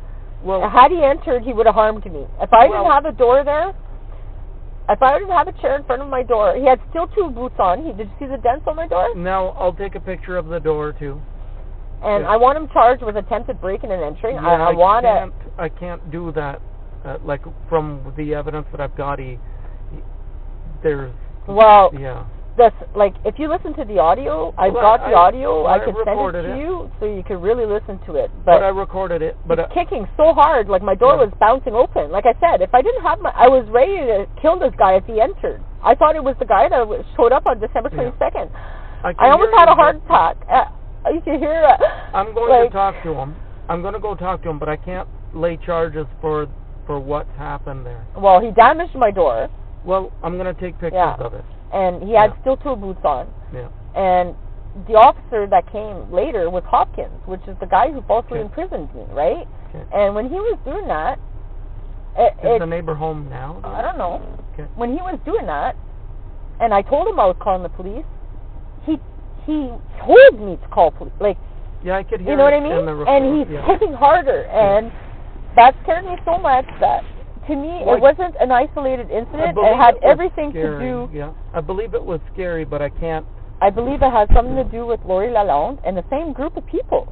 Like, I don't even know what his last name is. But if I knew his last name, I could probably find 1 degree of separation to the people that are involved in the scanner crime with me. Well, I'm going to find out, and I will be talking to him and stuff. And because I'm not going to put up with that. And, like, that's harassment, and it scared me. And he attempted to break and enter into my house. If I wouldn't have been here and there wouldn't have been a chair in front of the door, he would have kicked that door open. Like, look at the dents he did on there. It's a steel door. Like, you have to be kicking pretty hard, you know, to make those dents. And he was kicking hard. And you know how loud it was when you were turning it down? That's how loud it was when he came. Yeah. You know, and I'm sure all the neighbors heard it because I was yelling, you know. I am going to deal with it. I'm just saying I can't. And then the other neighbor, come and see the camera he's got pointed there.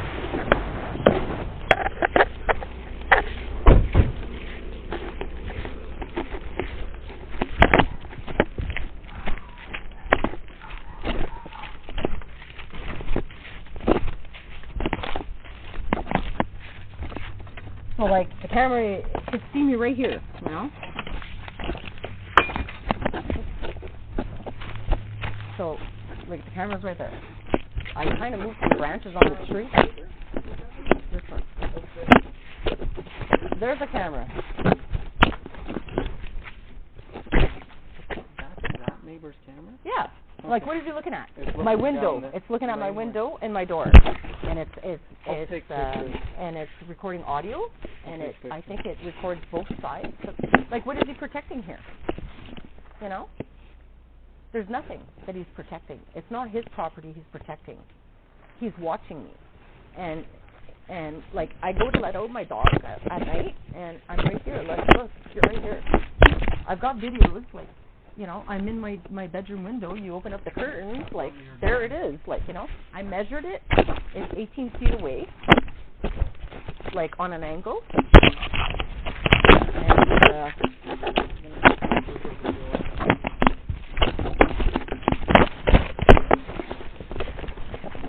oh no, you can't see it good. Hold on. There's like 8 cents. I got a video of it actually.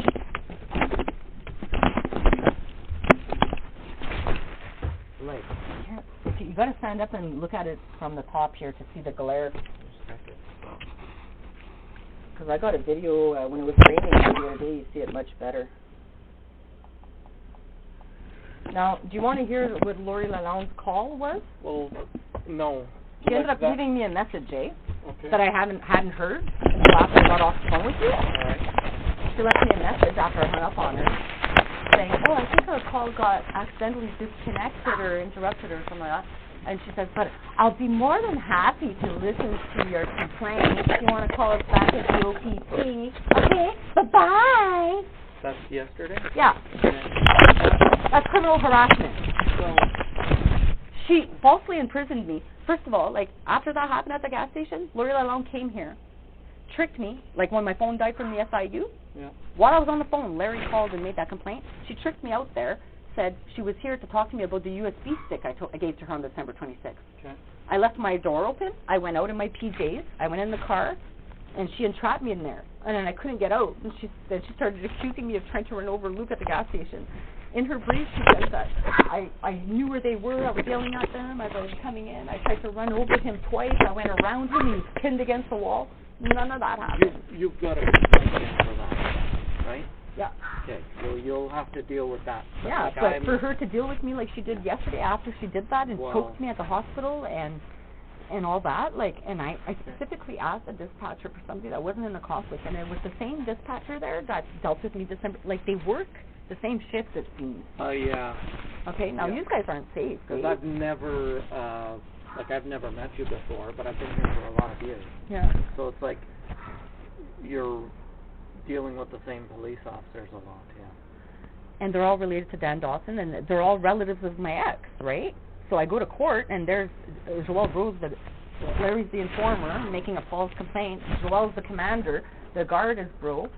And they're all, you know, and I know you got to go, but I do. I just, I don't know what to do here because I don't feel safe with this. I don't feel safe with him. But I can't go ahead with charges for this. I can't. Like, that's not an attempted break-in. It is. No, it's not. you want to listen to the audio again? I've got it recorded on Listen here. to it again. And you pretend like you're at home alone with your children. I'm not saying and it's you not don't know scary. who the hell is there. I'm not saying it's not scary. I get it's scary. I've got to deal with it. It's damage to property, for sure. Well, there is some light dents on there, which I took a picture of. Like, I don't know if you can't see it good, but you have to, like, stand here to see them. But in my video when it was raining, you see it really good. I took a couple of pictures. But he was just, like, kicking, like, full And I could hear both swing. of you on the recording. I'm just saying, I'll deal with Listen to it again, because okay. if he doesn't get charged, I'm going to have to sue the OPP. Because I will not be terrorized like this any further by any fucking men around here. Well, I don't want you to feel that way either. Get the fuck out of here.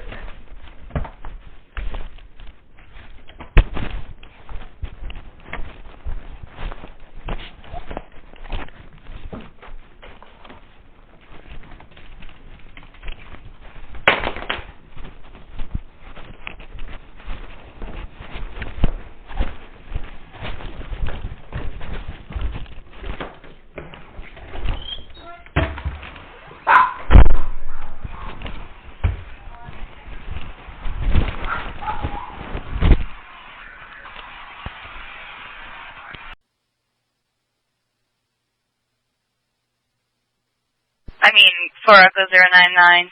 Are you check?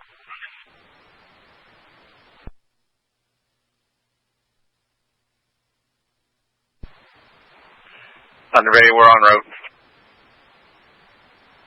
Reading you 10-2.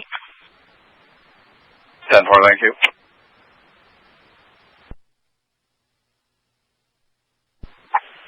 Cha-ching. Moneymaker over and out.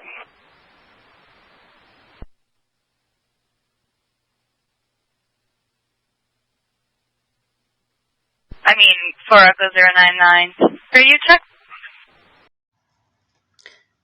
Here's the dents on my door from my neighbor coming at 3:30 in the morning, banging on my door like a maniac, denting it. There's how many dents? 1, 2, 3, 4, 5, 6, 7. And, well, we'll attach that with the audio of him banging down my door like he's coming to kill me.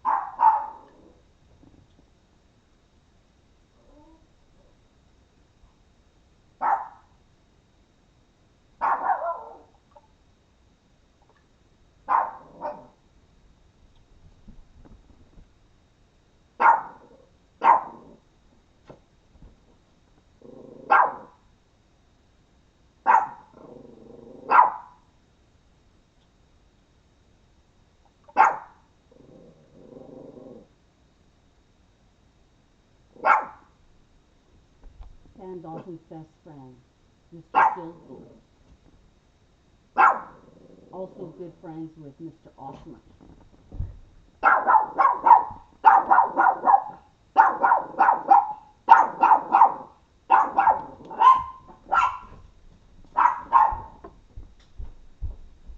Get off my property, you're trespassing.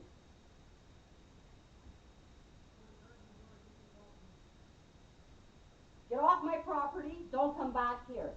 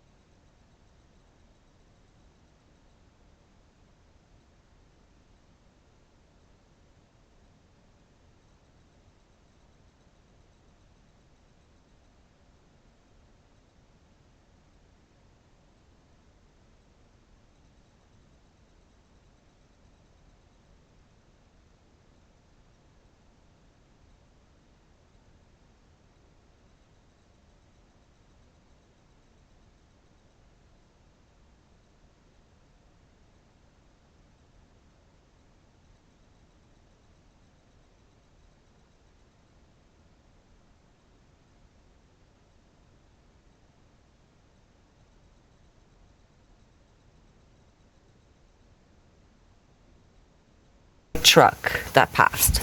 The guy came out, came onto my stairs, did this, walked really fast, grabbed something at my door, obviously, that they're bugging.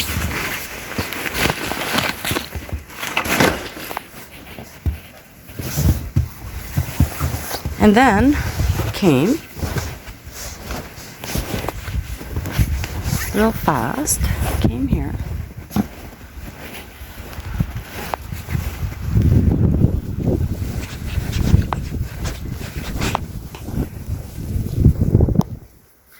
And then came to check my parcel, I guess.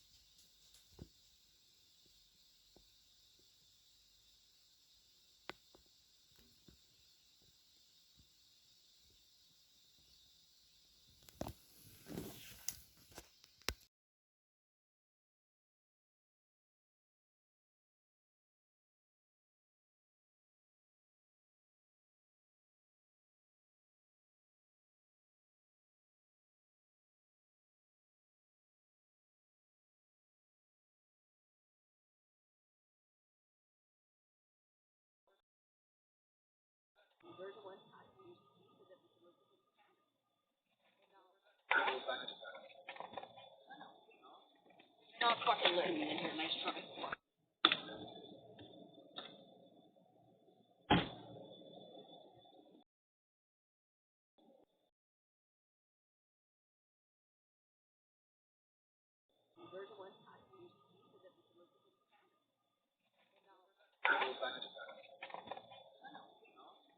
Not fucking letting me in here. Nice try.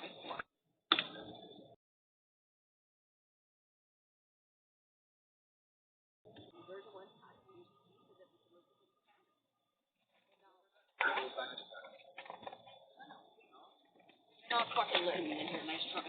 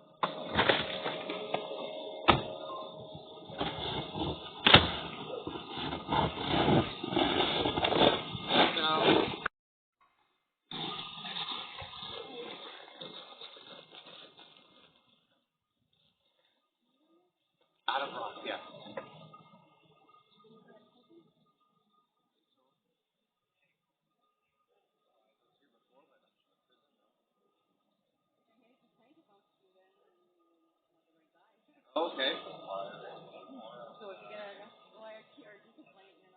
Okay, I don't know. I was here before, but okay.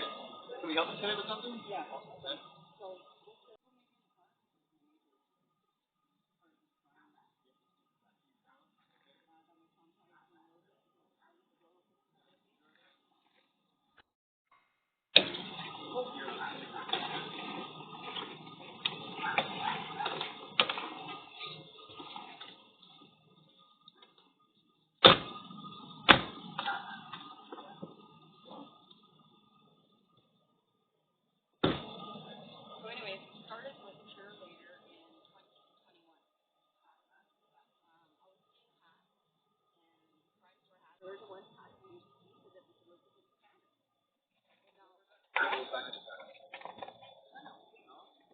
Not fucking letting me in here. Nice try.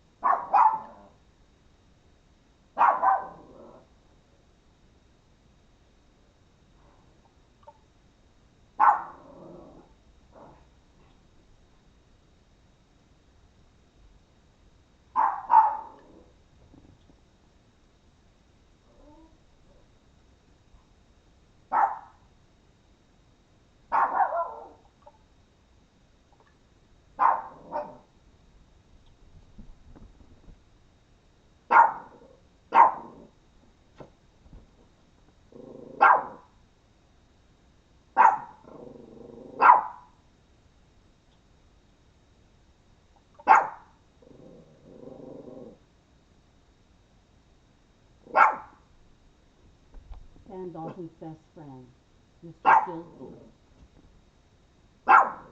Also good friends with Mr. Osmer.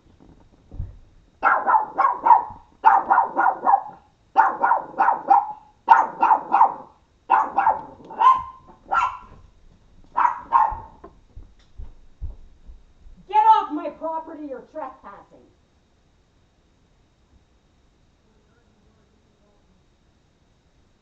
Get off my property, don't come back here. I mean, 4 Echo 099. Radio check?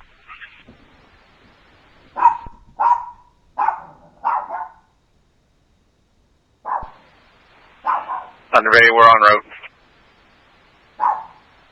Reading 10-2. 10-4, thank you.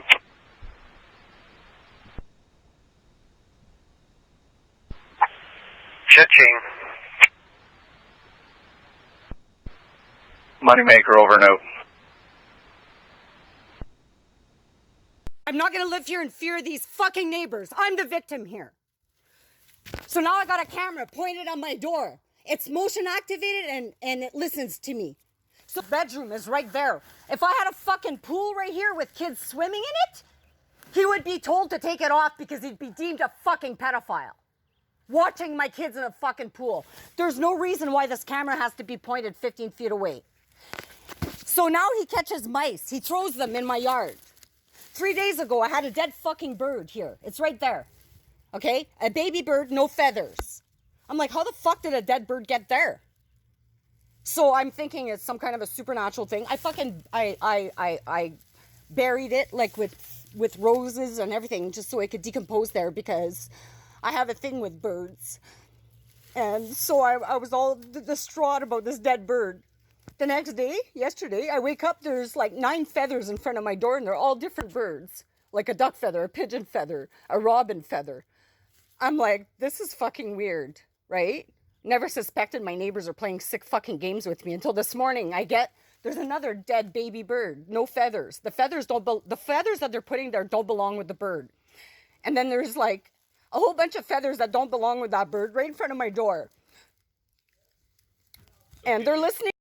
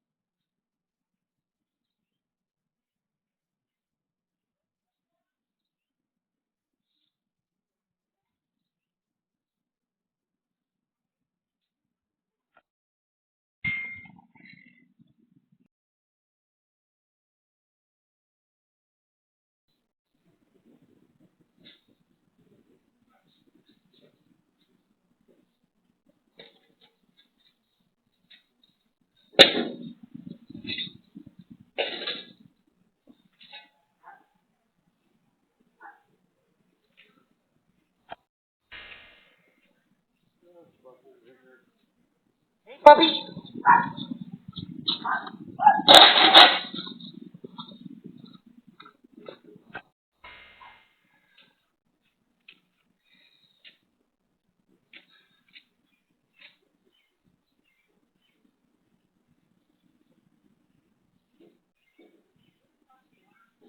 I'm whack.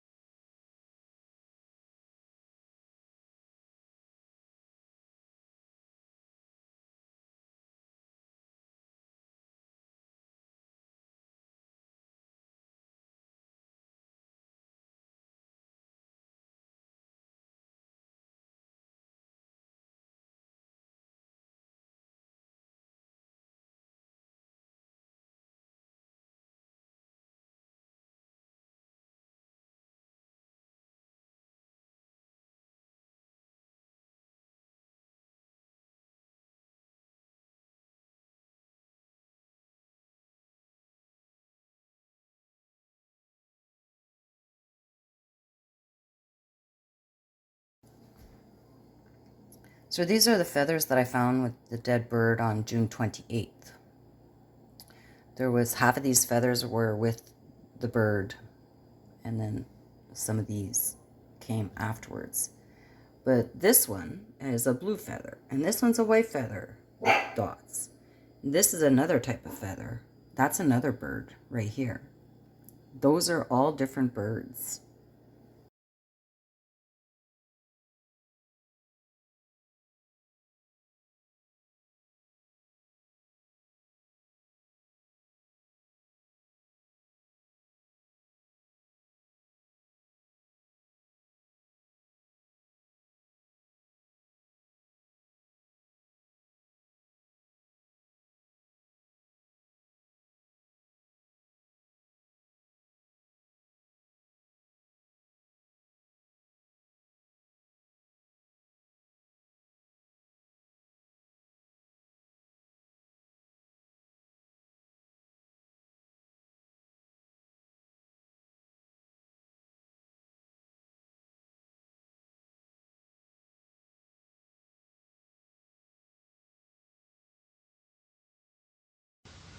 These are all his cigarette butts.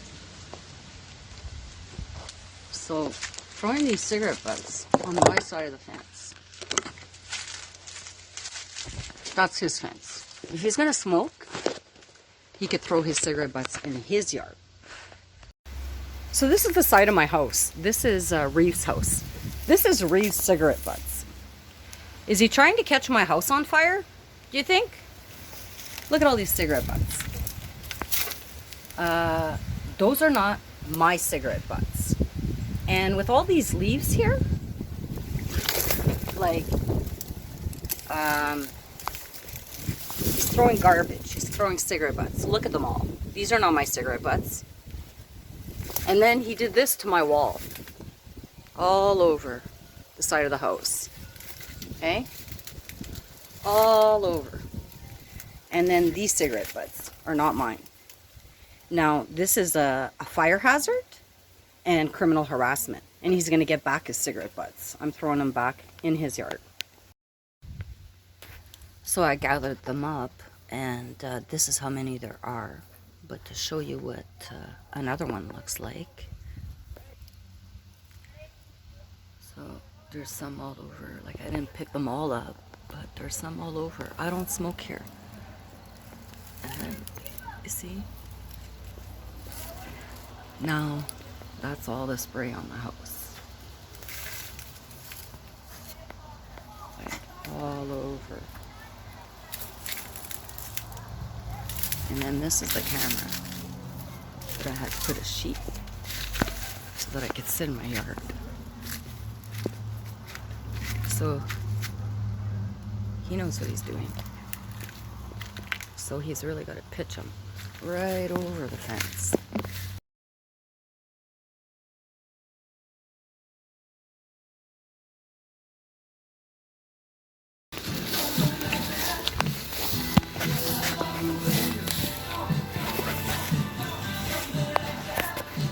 So this is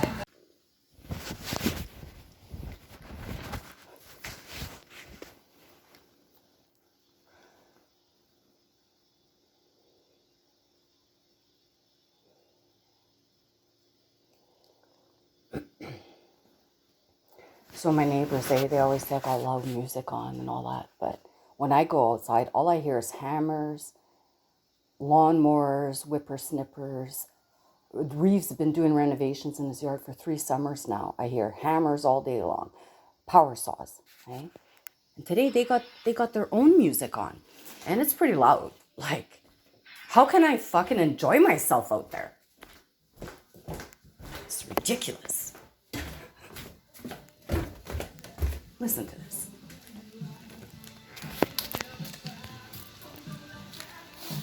The paint on my wall. All over, eh? Like, it doesn't look like an accident to me, right? Who paints like this? All over the place. All the way. Hey? Look at this. Listen to that. That's pretty loud music out there. All this paint. Look at this. Paint everywhere.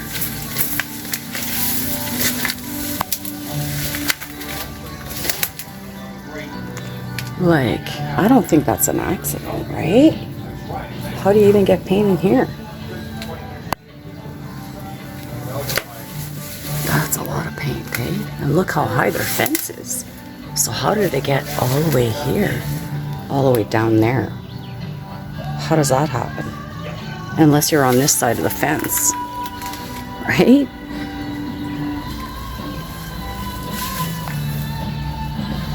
All over. All up in there.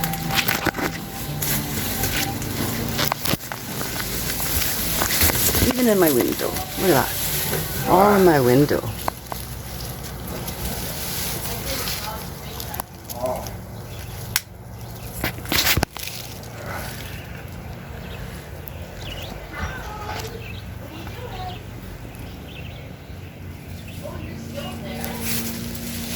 So the only way they really could have done that is if they were on this side of the fence. Because look how tall their fence is. Right? So, that's crazy. That they didn't get no paint on their house. Over their big fucking fence. But yet, my entire house, more than the entire house, not just an accident, I don't think. Look, even up into my front. Right? Who does that? Somebody that's purposely trying to vandalize a house, to call my landlord, to cause crap. So anyways, that's the damage, right? And apparently, you know, I have to let my landlord know.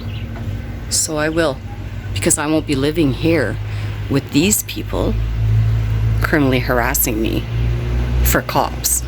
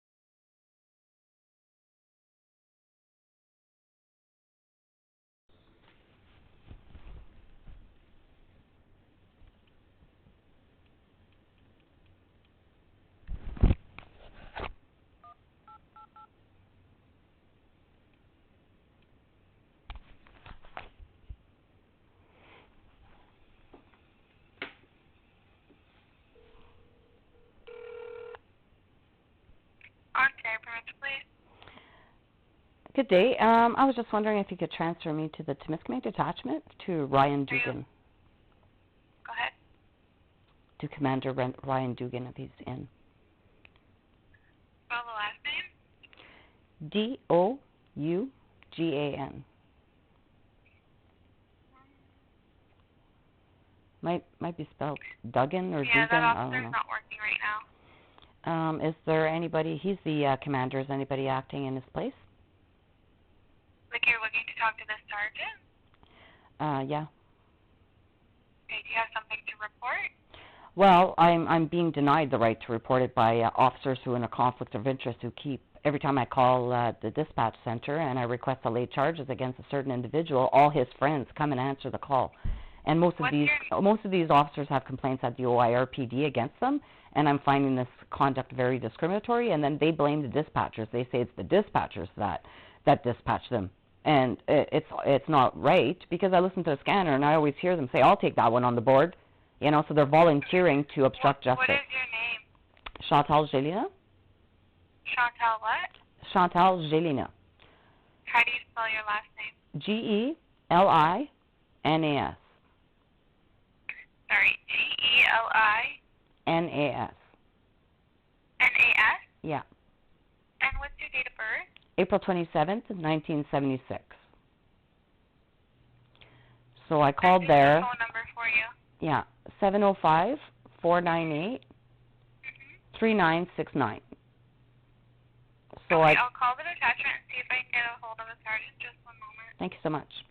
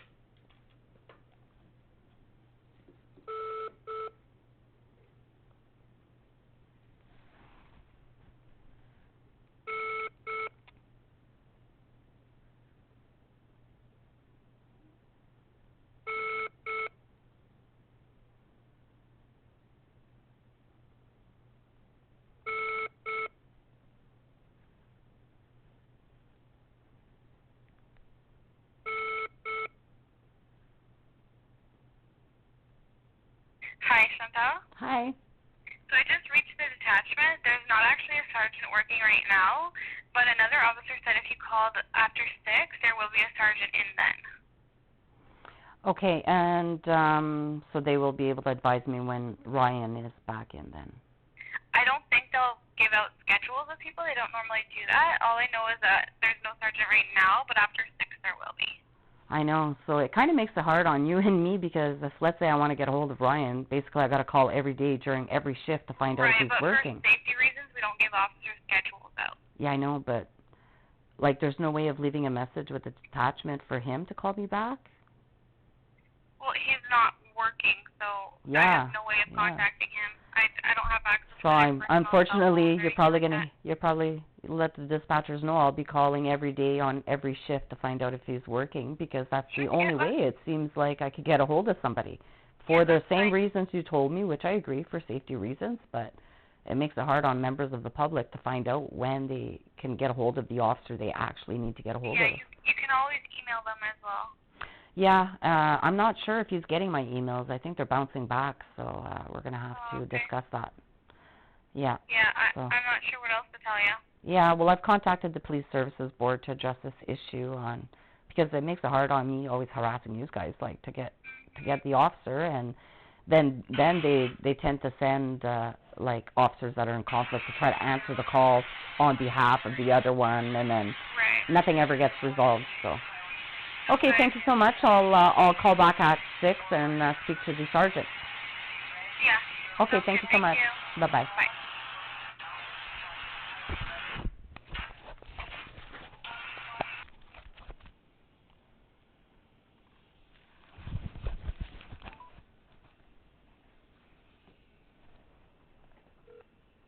You have reached the Greater Sudbury Police. Bonjour. If you have an emergency, hang up and call 911. Si vous avez une urgence, accrochez l'appareil et signalez le 911. For options in English, press 8. Pour des options en français, composez le 9.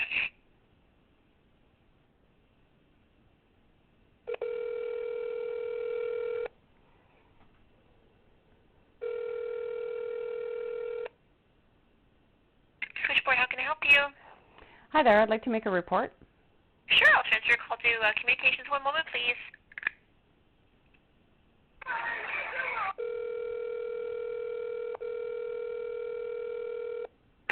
Greater Sudbury Police.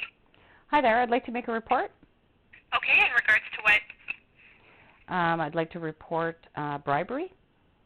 Okay, are you being bribed or? No, there's other individuals bribing public officers. Okay, so tell me what's happening. There's Weaver Simmons, the law firm Weaver Simmons, is bribing judicial officers and public officers, and I have evidence of that, and I'd like to report this crime. So they're bribing public officers? Yes. What are they doing? They're offering, I guess, money or other consideration in exchange for crimes. In exchange for what, sorry? In exchange for them committing crimes and obstructing justice.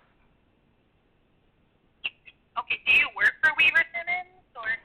No, so basically what they're doing is they're, like, let's say, paying off court clerks to remove a court matter from the small claims court registry, which is illegal. All matters that are filed in the small claims court are registered and recorded by the registrar of the small claims court, and there is a running registry. That's fine. What's your name, ma'am? Chantal Gelina. Chantal Gelina, and what's your date of birth? April 27th, 1976. Do you live in Sudbury? No, I do not. I'm a paralegal. I live in Cobalt. Cobalt. Okay, so how did you find this out? Because there are quite a few victims of crimes involving this law firm, involving 3 different, like Timmins, Sudbury, and North Bay. This law firm has been bribing court clerks to commit crimes, and I have evidence of that, such as, like the small claims court registry, they've paid off this court clerk to remove a certain court filings that was filed in the court. It was a public proceedings that had a court file that was paid for. You're in OPP's area. I might just have them come check on your well-being. So you can Pardon me? explain to them, just because I might just come to get them to check on your well-being, and you can explain to them. No. You're not coming to check on my well-being. What are you talking about? I'm reporting a crime against Weaver Simmons. Okay, but you can report that. You have to report it with OPP first, and then when they have issues, they contact No. us. Weaver Simmons is in Sudbury. The court is in Sudbury. Okay, are you at 19 Watson? The court is in Sudbury, and if you send a not, what's your name? What's your name? My name is Katie. Katie who? I don't give out my last name. Are you a dispatcher? Yes, because the You have no authority to send any officers here. I'm reporting a crime in Sudbury. Okay, then I will get an officer to call you on the phone. But are you at 19 Cobalt? I'm at 19 Cobalt, yes. Okay, and what's the... Fucking dumb bitches.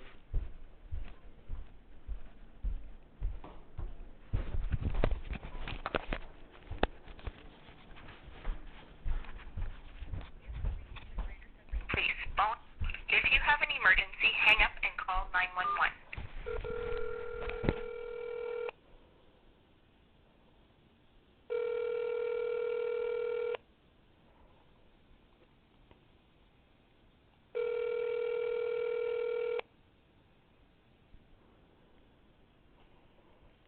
Switchboard, how can I help you? I'd like to speak to the sergeant of the Sudbury Police immediately. Sergeant. Okay, are you looking to report something? Yes, I'm looking to report the communications clerks obstructing justice. Okay, I'm just going to put you on a brief hold. A moment, please. Hi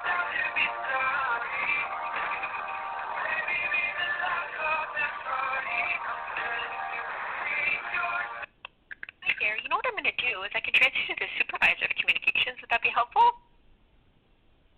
I'd like to speak to an officer to report obstruction of justice by the 911 communications operators. Okay, so generally in terms of like We have a few options when you're looking to report someone. We have professional standards, or I can transfer No, you to these their are not supervisor. officers. These are not officers, so you don't go to professional standards and you don't go to IRPD. I'm looking to press obstruction of justice charges against the operator who just answered my call for reporting crime against Weaver Simmons, who's obstructing justice and paying off court clerks, lawyers, and communications officers. And I just want to help you. I know I can understand you're very angry. Yeah, well, trying to send somebody come and check on my mental health when I report crime is fucking criminal harassment. I want that operator charged.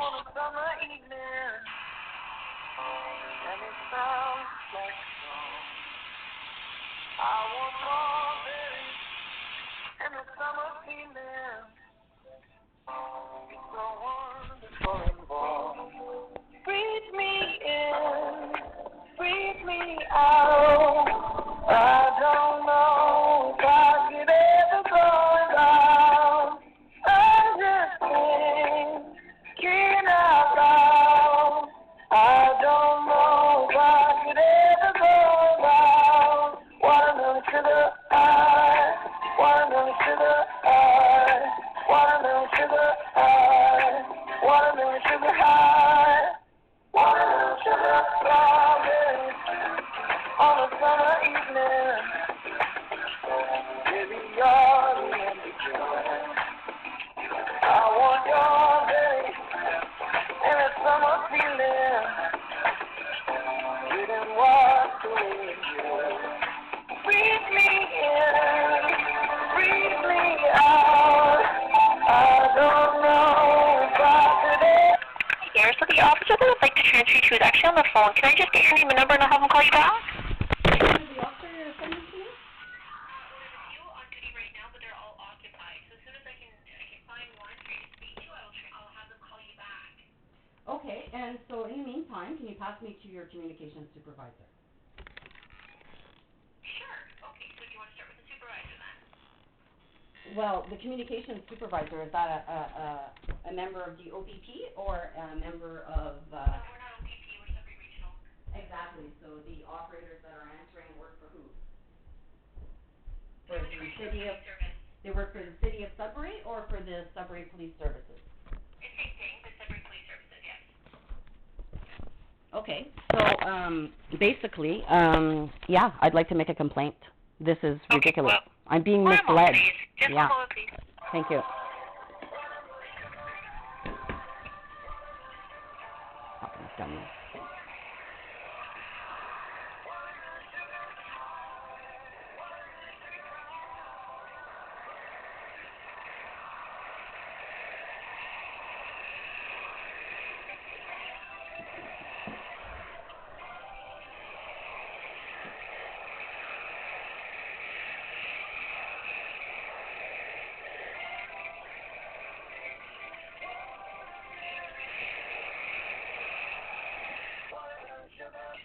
Sudbury's biggest variety from the 90s till now. This is Kiss.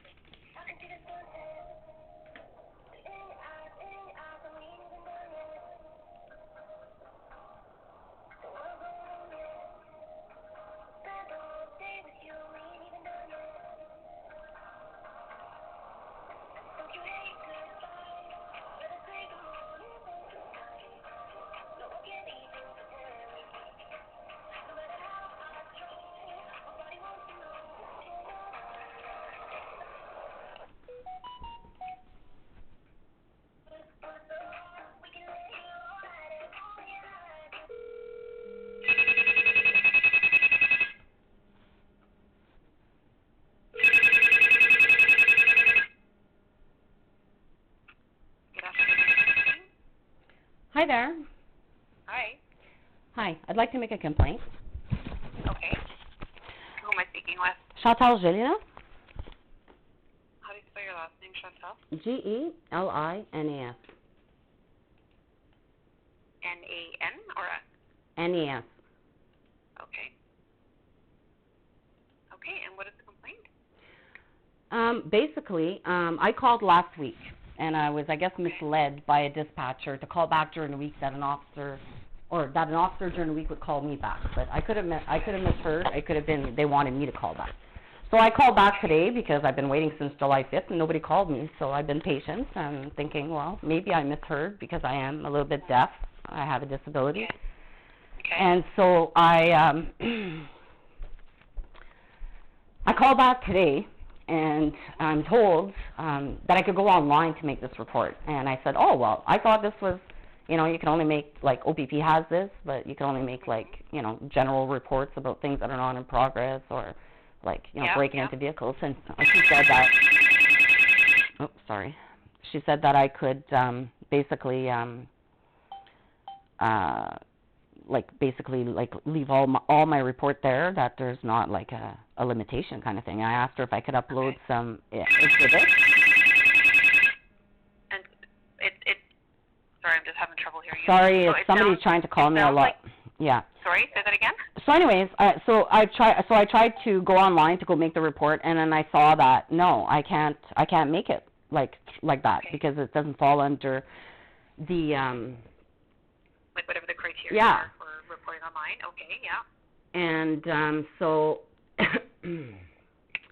anyways, I feel like I was being misled there.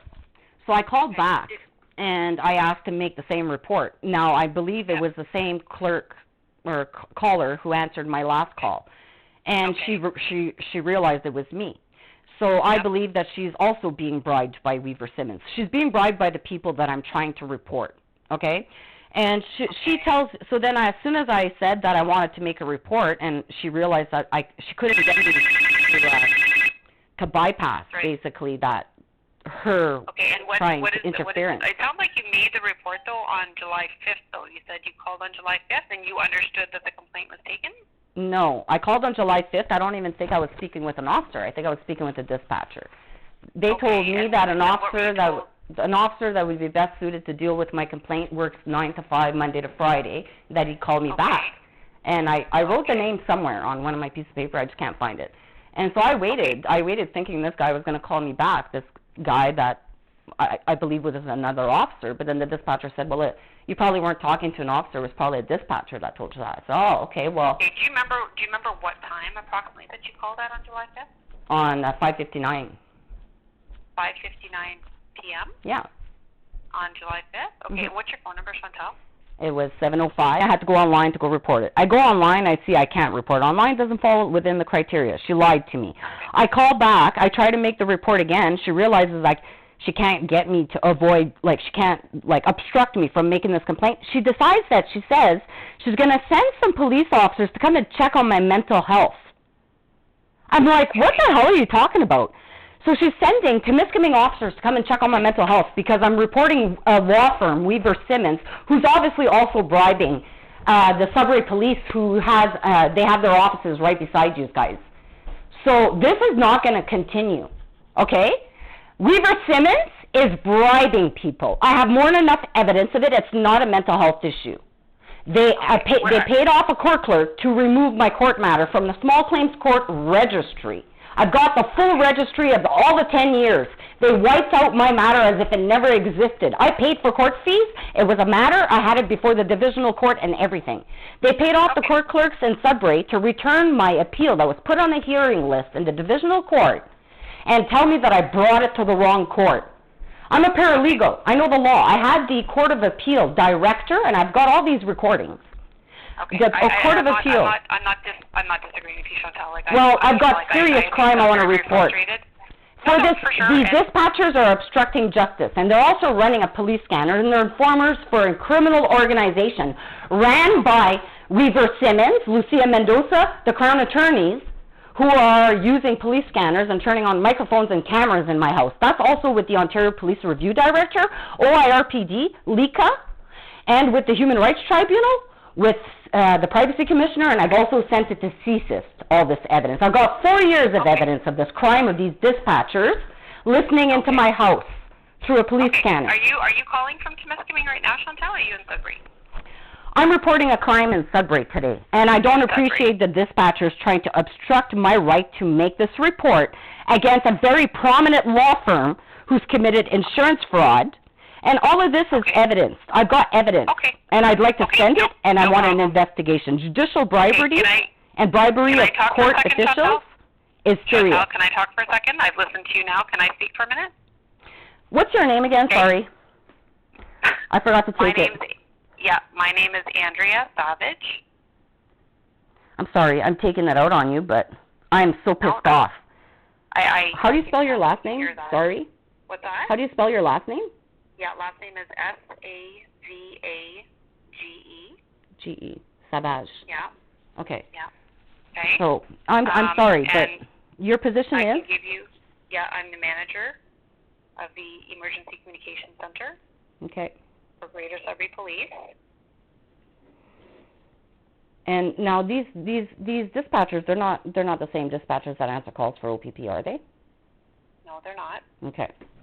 So yeah. And I'll give you my extension that you can reach me on. Okay. You have our numbers, 705-675-9171, right? 9171. Yeah. Okay. So my extension is 2340. 2340. Yeah, and all I'm going to ask is that you just give me a little bit of time today just to go back and look into these phone calls and your complaint, and I will call you back. Yes, because if this is not resolved, and if any officers show up here to come and check on my mental health, then that communications clerk has definitely been bribed by Weaver Simmons. Like, they're bribing, like, here's 50 grand, just do this for me, and they're doing it. I've got more than enough evidence of this crime. Okay, this is so very I just want to serious. confirm your phone number, though, for when I call you back. It's 705-498-3969. That's correct? See, I believe there's actually somebody here right now. Let me just check. Okay, I'm just going to look into your complaint, and I will call you back, okay? Thank you. All right, you're welcome. Bye-bye.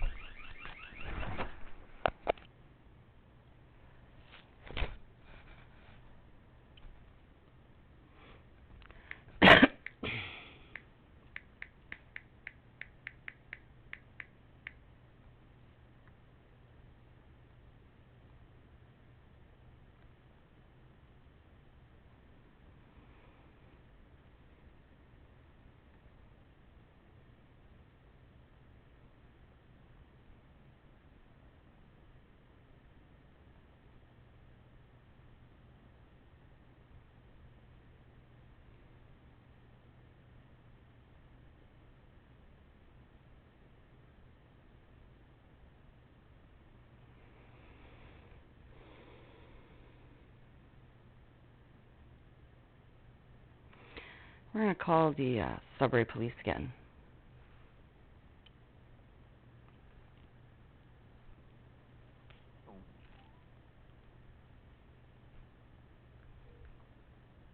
Reached the Greater Sudbury Police. Bonjour. If you have an emergency, hang up and call 911. Si vous avez une urgence, accrochez l'appareil et signalez le 911. For options in English, press 8. Pour des options en français, composez le 9.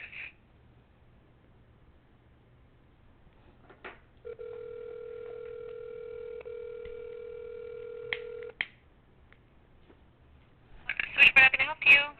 Hi there. I had called last week to speak. Well, it was on the weekend, so basically to report some crimes, and I'm not sure if there was a miscommunication. I was waiting for a call back, but maybe it was me that was supposed to call back. Oh, you're still waiting for a call back?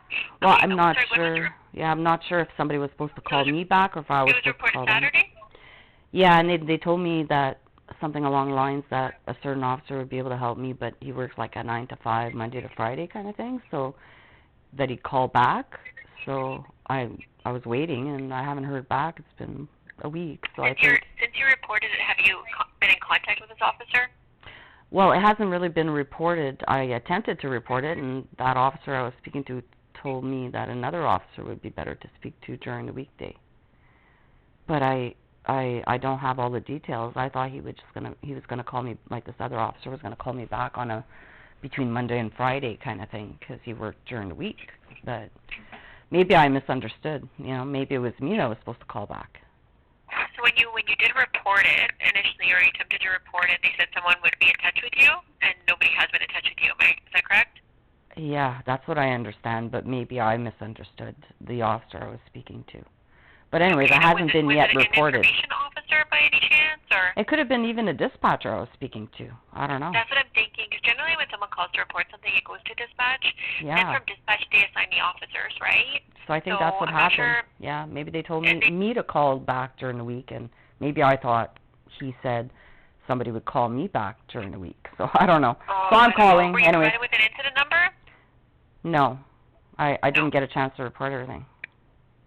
Okay, so I'm going to transfer back to communications and just maybe clarify that the report has been taken and maybe proceed further. They may very well send you the information if they're saying someone, it's just there's someone with the information desk 24 hours a day, right? So for them to say Monday to Friday, so unless it's someone out in the Zilda, I'm going to transfer you back to communications. Just make sure that they've taken down that report for you, though, okay? Okay, thanks. Okay, you're welcome.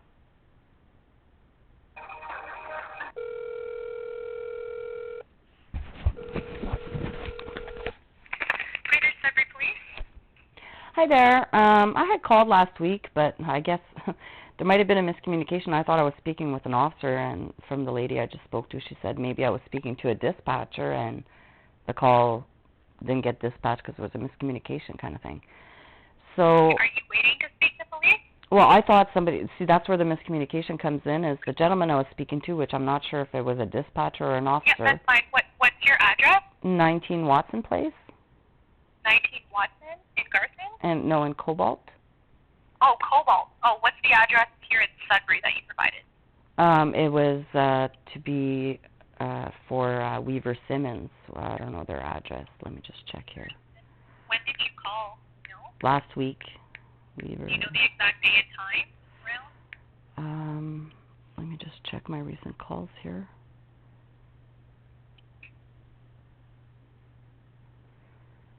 Let me search it. 5, 6. Sudbury Police, July 5th. The 5th? Do you know what time you called? It was at 5:58 p.m. and I guess the miscommunication was the gentleman I was speaking to, which I'm not sure if it was a dispatcher or an officer, said that I would be. Yeah, so maybe it was a dispatcher. He said it'd probably be best for me to call during weekday. What's your name? Chantal Gelina. And what is it that you wanted to report? I was going to report some crimes by Weaver Simmons law firm. That's okay. And what did the dispatcher say on the phone to you, that they would dispatch it out, broadcast it out to the officers, or? No. See, I'm a little bit deaf, so I think there is a miscommunication. I thought he said that an officer that would be better suited to deal with this works during the week, like Monday to Friday kind of thing, a 9 to 5 Monday to Friday, and not on weekends, and that I would be best to talk to him. And then no, the officers don't answer the phone, so I don't understand what was. Okay, so it was a dispatcher then. I must have said.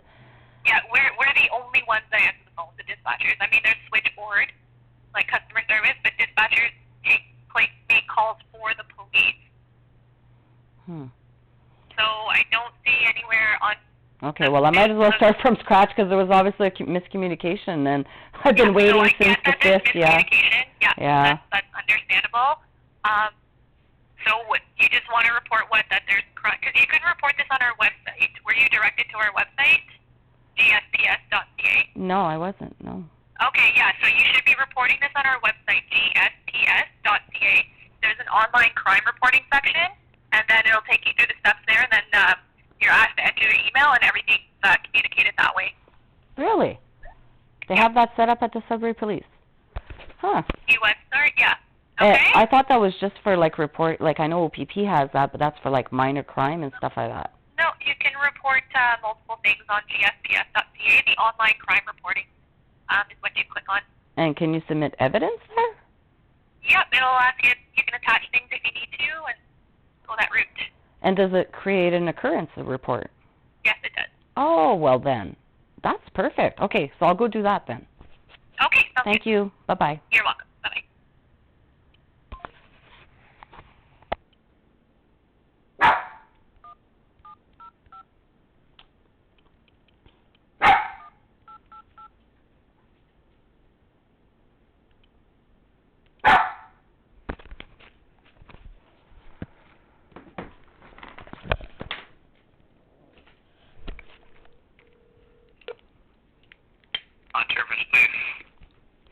there.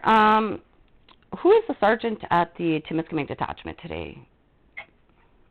Let's see. Oh, they don't have they don't have a sergeant. They just have somebody kind of as the officer in command, but he's not a sergeant. He's not a confirmed sergeant. And what's his name? What's his name? Yeah. Jason Joe. Oh, so he's acting in command. Okay, yeah, I think Correct. Doug Dugan, when I emailed him, that's what his email said, if there was anything to contact Pijot. Okay, so I think Dugan's back on the 16th. I might just call back tomorrow. Okay. Okay, thank you. Sounds good. Bye-bye. Bye.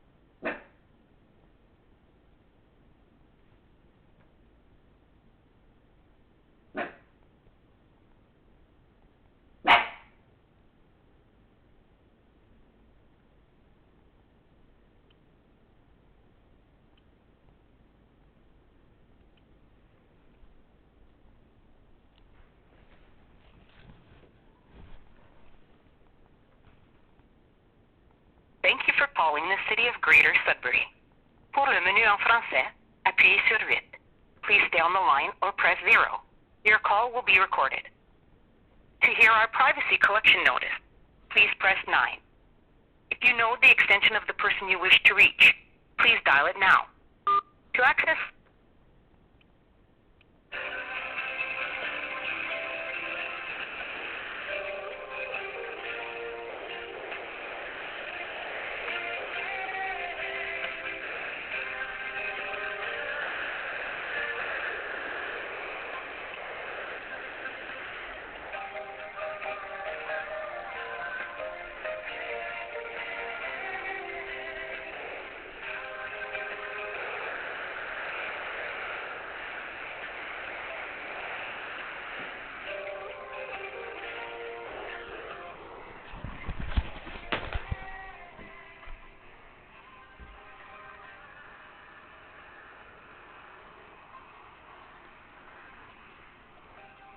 You are currently caller number 8, waiting to speak to a representative.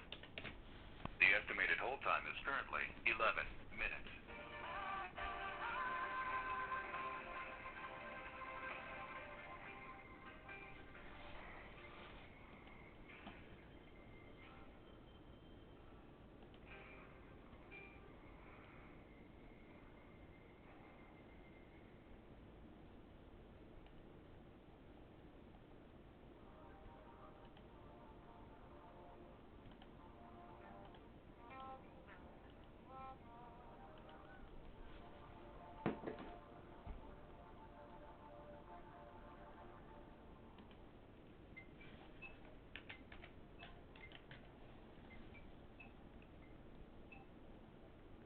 You are currently caller number 7, waiting to speak to a representative.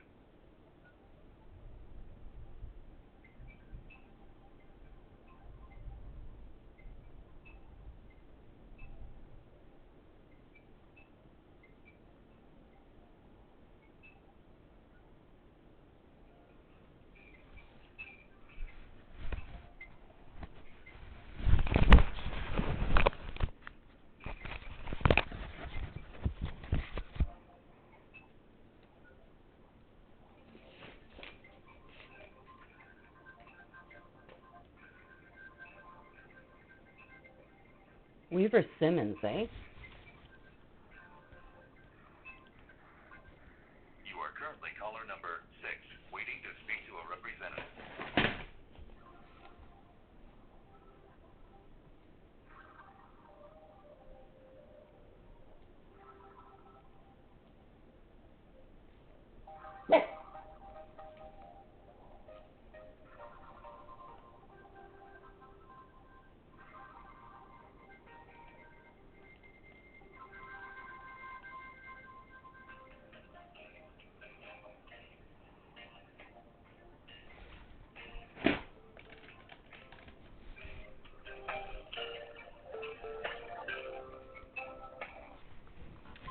Hello? Hey, this is Chantal. Who's this? This is Constable Knott with the Constable who? Knott, K-N-O-T-T. Just calling to do a wellness check. Make sure, Yeah, actually the Sudbury Police is reviewing that little wellness check. I called to report a crime by Weaver Simmons, and the operator suggested that she send officers to do a wellness check. And so the manager of communications at the Sudbury Police is currently investigating this dispatcher being bribed by Weaver Simmons to send you guys here. And if you guys show up here, I will file immediately a lawsuit for $2.5 million for criminal harassment. These are not mental health issues. Reporting bribery with evidence is a serious crime. And any person who wants to try to make this look like a mental health issue is going to get sued for genocide. And you're going to get charged. And I'm going right away. What's your badge number? What's your badge number? Pardon me? 168. 57. Now you can call manager Andrea Savage at the Sudbury Police at 705-9171, extension 2340. She's currently investigating this crime, hate crime against me that involves you now. So I would suggest you refrain from acting on a dispatcher's instructions to send you. I'm going right away on Lika to go file this complaint. You're indirectly going to be named, but if you don't show up here, I won't be making a complaint about you. Anybody from the Timiskaming detachment continues to criminally harass me for reporting crime and trying to make it look like a mental health issue, you'll be involved as aiding and abetting a serious crime against the administration of justice. I'm a licensed paralegal. I have the entire docket registry of the small claims court with my court matter wiped off of it. Okay, I've got recordings, I've got videos, okay, of a pay-for-justice scheme involving these court clerks, Weaver Simmons, and obviously now the dispatchers at the 911 Communication Center and at the Sudbury Police are being bribed to make everything I try to report look like a mental health issue. This is a serious fucking crime. I'm so disgusted. Anyways, you can call the manager at the Communication Center in Sudbury, and I would suggest you don't fucking show up here. I'm going straight on to Lika, and I'm going to make a report there, and every time this happens, every time from now moving forward, you can let everybody in your detachment know. I will be going on Lika to make a complaint and a human rights tribunal application at the same time. I'll call you back, okay? Pardon me? I'm going to follow up with the Sudbury Police. Yes, you do so, right now. I'll call you back, okay?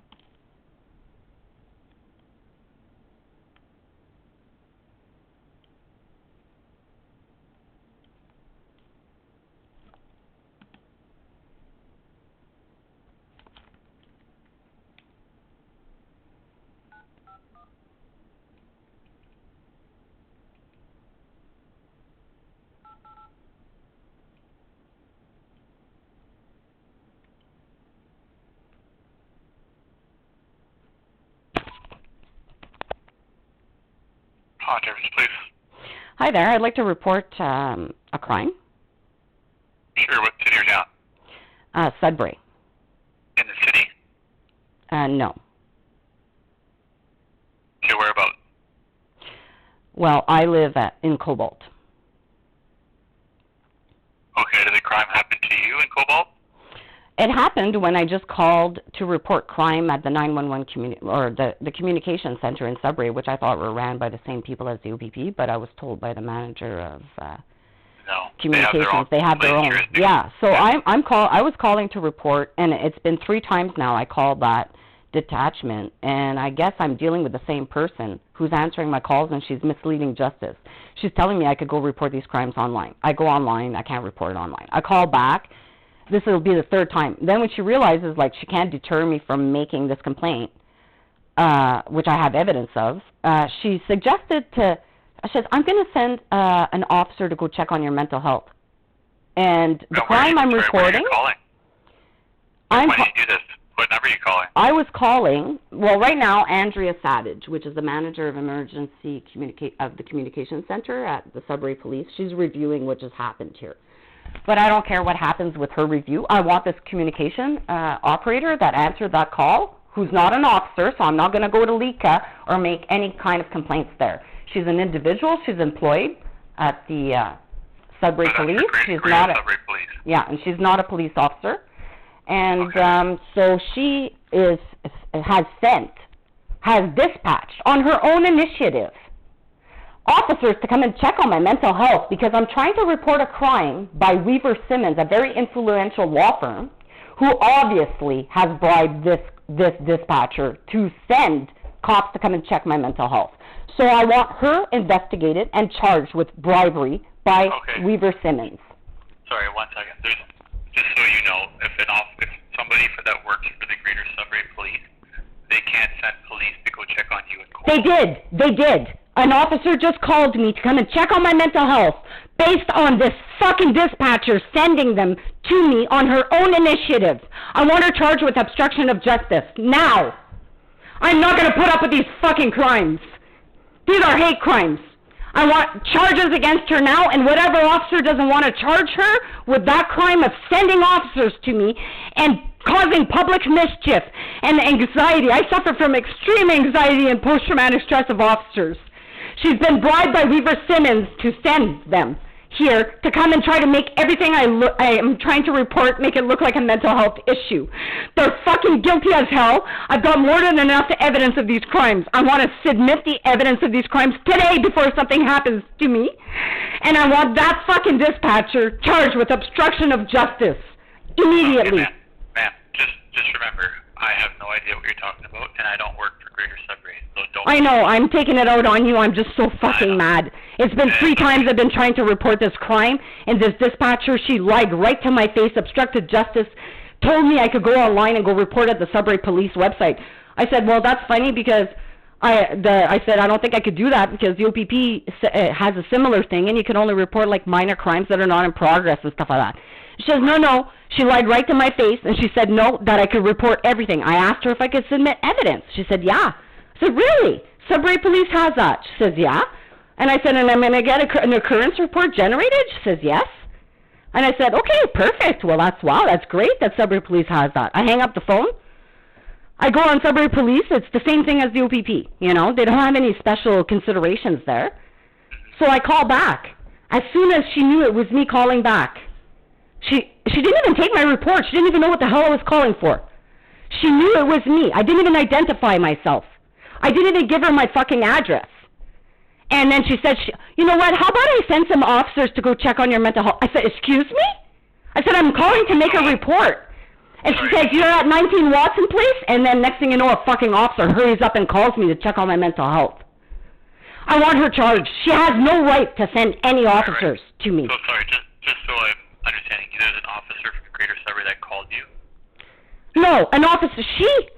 The Sudbury dispatcher called the Temiskaming detachment, and on her own initiative is sent an officer who just called me to come and check on my mental health to prevent me from making the report against Weaver Simmons. Oh, what's, sorry, you said you're at 19 Watson? Oh, my God. I Don't send me an officer here, man. I'm going to have a fucking heart attack today if you guys continue to criminally harass me with this. Man, I'm not doing anything. I'm trying to help you. Don't send me an officer, but you have an officer call me. I want charges laid against that dispatcher who obstructed justice today. Man, listen to me. I have no idea what officer called you. I have no idea what you're talking about. The officer just called me I'm not even sure, but I basically threatened him not to come here and check on my mental health by a call of a dispatcher in Sudbury. I'm trying to figure out which officer called you and to find out if somebody from GSPS called them, because that's not how this works. That is how it works. I recorded the whole thing. You want the audio recording? I'm recording this right now, too. This is bullshit. That's why I record everything, not because I'm paranoid, because these people, it's always my word against theirs. Like, the dispatcher at the Sudbury Police, who's not a police officer, has no fucking right or authority or jurisdiction to call the OPP and send somebody to come and check on my mental health and not take my report. She's obstructing justice. I want her charged today. I am in OPP jurisdiction. She's a Sudbury city employee. She's getting charged. Nobody's coming here to check on my mental health, because if that's the case, then every officer and dispatcher who is involved with me today has been bribed by Weaver Simmons to, cover up a major pay-for-justice scheme, okay? This law firm just committed insurance fraud against my daughter, made $250,000 pretending my child was an infant child living at her father's. She was 16 years old, and she was not living at her father's, but he made $250,000 off that. They paid a court clerk to wipe off from the small claims court registry, which notes all the actions that are filed and all the fees paid, okay? And it's all in consecutive numbers. I've got the registry of 5 years worth of the whole registry, all in consecutive numbers, okay? My file has been wiped off as if it was never filed, as if I never paid any fees, as if I never appealed at the divisional court. Then they went to the divisional court. They paid the court clerks to tell me, as a paralegal, that I filed my appeal in the wrong court and sent it back to me. I have recordings of me talking to the director of the Court of Appeal, telling those court clerks for an hour, arguing with them. It doesn't belong at the Court of Appeal. Put it back on your registry. Then the Chief Justice got involved. They obstructed a complaint to the Chief Justice's office. The Chief Justices asked me for proof of the complaint. I sent them the fax confirmation. Then they disciplined the judge. They told him to fucking put my appeal back on the hearing list. That was in 2018. They still don't want to put it on. Then my dad's getting cremated at his funeral home. I'm trying to call in the Zoom for the court. It says, sorry, you've reached Doyle's funeral home. And it hangs up on me. Then on another instance, they were denying me the right to enter the court. And I'm a paralegal, and any member of the public can enter any public court. They were lying to me, telling me that court only opened at 11, and the docket was before the court and there was other proceedings. Then at 11, they refused to allow me in till 11. At 11, they were trying to obstruct me joining. I have recordings of all this. I would call the Zoom call. It would say enter the meeting ID. If it was 1234, I entered 1234. My dial tone says 1234. It says the number you've entered, 976, doesn't exist. Please try again. And they were obstructing my right to enter the hearing so Weaver Simmons could have the claim struck. Then that didn't work. So these are all evidenced, like serious evidence I possess here. For this dispatcher, when I called there, she didn't even know who I was. She knew that it was me, obviously, that was calling back, and oh shit, she's calling back. I guess she realized she couldn't file her report online. I didn't obstruct justice, is basically what she got paid to obstruct justice and prevent the report taking of this. And so now she's sending cops to come and check on my mental health. This is not a mental health issue. And for OPP to abuse the Mental Health Act. The Mental Health Act is for people who wish to harm themselves or others. I've never once threatened to take my life. I would never fucking do that to my daughters, and my whole fucking family knows that.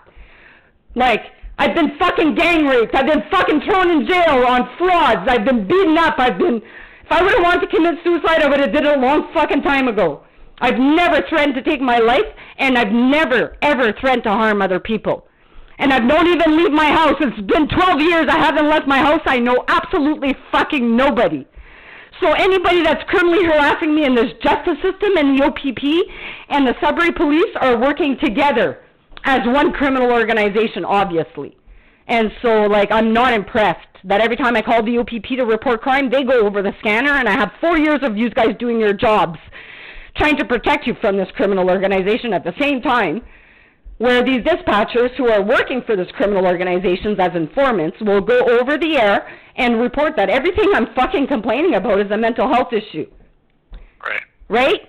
Every time I give a legal notice to a claim to the OPP, they send fucking cops here with a mobile health crisis team to come and check on my mental health.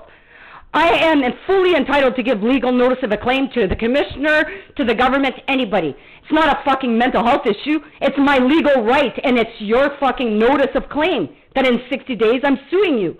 I'm allowed to do that. If you're going to send mental health people here to come and check on my mental health, it's an abuse of the Mental Health Act. It's discrimination. I suffer from a disability because I've been assaulted by 14 different fucking officers based on these people in the justice system making fraudulent allegations against me.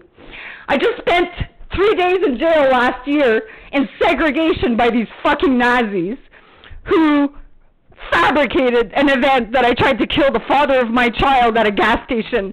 All I did was went to go get gas. The video proved that. But there was no investigation because they wanted to make an example out of me for reporting these types of crimes.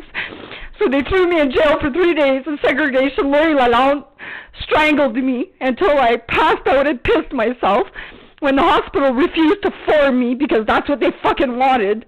The doctor was smart and knew I was not suicidal or threatening to harm myself or others. He let me go. They arrested me on hearsay. They threw me in jail and they brought me there and then they fucking slammed my head against the wall 5 times and I had a concussion. Now I suffer from a brain injury and hearing loss and I'm waiting for the results of my MRI. Okay? And I've been struggling with this injury, with my deafness, for a long time now with you guys. And then cops hang up on me because they think I'm yelling at them and I'm not. I'm just talking loud enough for me to be able to hear. And when I get anxiety or anything, my heart rate goes up and I lose my hearing. Like it feels like my head's going to explode. I've got a blood flow issue going on somewhere from being my head slammed against the wall by cops. So now I suffer from extreme anxiety of cops. And just the fact that somebody's sending them here or anything causes me severe, like right now since I've had that call with her, she knows that this was going to result in this here, me having a panic attack. And now they're going to use that against me. Well, the manager of the Sudbury Police is reviewing the calls, and I'm sure she's going to agree with me that this dispatcher had no authority to call the OPP to check on my mental health. This is an abuse of the process. And I know that Sergeant Pijot is working today. And you can let everybody in your dispatch center know, you know, that among you, you've got criminal informants that work for the Hells Angels, okay? And that's not a joke. And they run the fucking police scanner. So they're listening into my house by turning on my mic and my cam. And it's a spyware crime. And that's been reported to OIRPD, which is currently being investigated. So these people are getting fucking nervous that they're going to get caught. So they're grasping at straws to try to make me look crazy. Well, find me one thing I did that fucking makes me crazy, other than try to defend myself from people trying to put me in a hospital for reporting their crimes. This is getting sick. It's very sick. Okay? So if the officers that are involved in this show up here for my mental health, there's going to be a serious fucking issue. So I want those that I'm calling today. I want that clerk, that dispatcher charged with criminal harassment, public mischief, and obstruction of justice. I want her charged for all those charges. They're criminal code offenses. If the OPP does not want to charge them, then I want the name of the officer, his badge number. I'm going straight to Lika. I've got the page open right now. I'm going to go file a complaint for failing to fucking charge people who are committing hate crimes against me. And I'm going to go straight to the Human Rights Tribunal, and I'm going to file an application there. Then I'm going to go to the court, and I'm going to file a fucking lawsuit for $2.5 million for genocide against my family. I am Indigenous, I'm Jewish, and I suffer from a disability. I don't suffer from a mental health issue like schizophrenia or anything like that. I suffer from the effects of being assaulted by 12 cops, having my children apprehended and fraud by a fraudulent allegation, being assaulted there, and being thrown in jail on a false allegation and being assaulted there. I deal with extreme fucking post-traumatic stress from that. And anytime I see, like, even an officer in a uniform, I start to fucking sweat and get anxiety. It's uncontrollable. I can't control it. Sometimes when I'm driving, if I see a fucking OPP car coming towards me, I get so much anxiety, I have to pull over. You know? So the fact that I'm calling there to, all calmly today, to report a crime, I'm not displaying any signs of mental health issues or that I want to hurt myself or others, and she decides she's going to dispatch cops to come and check on me, she's obviously been bribed by Weaver Simmons to do that. I want her fucking charged and investigated for any fucking communication with that fucking law firm. And I don't give a fuck if they're influential and they're a multi-million-dollar law firm and they're top fucking citizens. They're criminally harassing me, they're bribing fucking court clerks. I got more than enough evidence of it. I want to submit that today, and I want these fucking people charged. I'm not going to put up with this. This is fucking bullshit. Yeah. Okay. So, if you want that person charged by the OPP, then the OPP will have to call you. The OPP... Find out some details of what happened during that call with her. The OPP can call me, but like I said, I'm suffering from such anxiety right now of just the fact that she succeeded in having a cop call me to check on my mental health that I really don't trust opening the door to anybody. Right. Like, No, I fear for my safety, okay, from cops now who are being misled by people. Like, this is, it's putting my life, liberty, and security of my person at risk, and Tom Carrick is going to get fucking liable for this. I've warned him time and time again of this group. Okay, and that's why I'm asking you, do you want an officer to call you about what happened with GSBS? I am, because they're going to have to, if you want them to investigate that, then they have to call you and get some details, right? But I know I want a sergeant. I tried to call earlier today to speak with a sergeant about a kind of like of a related matter with Luke Johnson and other people that I've called to make reports of crimes of that nobody's called me back for. So that's a denial of a police service, you know, and they're doing it. They might be busy on calls. Well, like when I called earlier, they said there was no sergeant at that dispatch, at that detachment today, and that Jason. The one that I mentioned, he's not a sergeant, so they weren't lying. Yeah, so anyway, so I'm thinking it'd probably be best that you assign this to the sergeant that's working at after 6, like I guess he goes on shift after 6, to get him to call me, or I can call back at 6 because obviously Peugeot, who's acting right now, is the one sending these cops. Like what basis did they have to send a cop here on my mental health on this dispatcher's call? Like, what the hell is up with this? Well, we can definitely, if you wanted to call back after 6 when the night shift crew is in, I'm assuming they're probably going to have a sergeant, a classified sergeant on duty. And if you need to speak to a sergeant, which I would recommend, then that way they can call you back and see how you would want to proceed with what happened today. Well, I want you to create an occurrence number right now about this report and then give it to me, and then I'm going to call back, and then I'm going to speak to the sergeant, and then he could look over what I'm talking about, and then we could go forward. Okay. So what's your address? You said 19 Watson Place in Cobalt.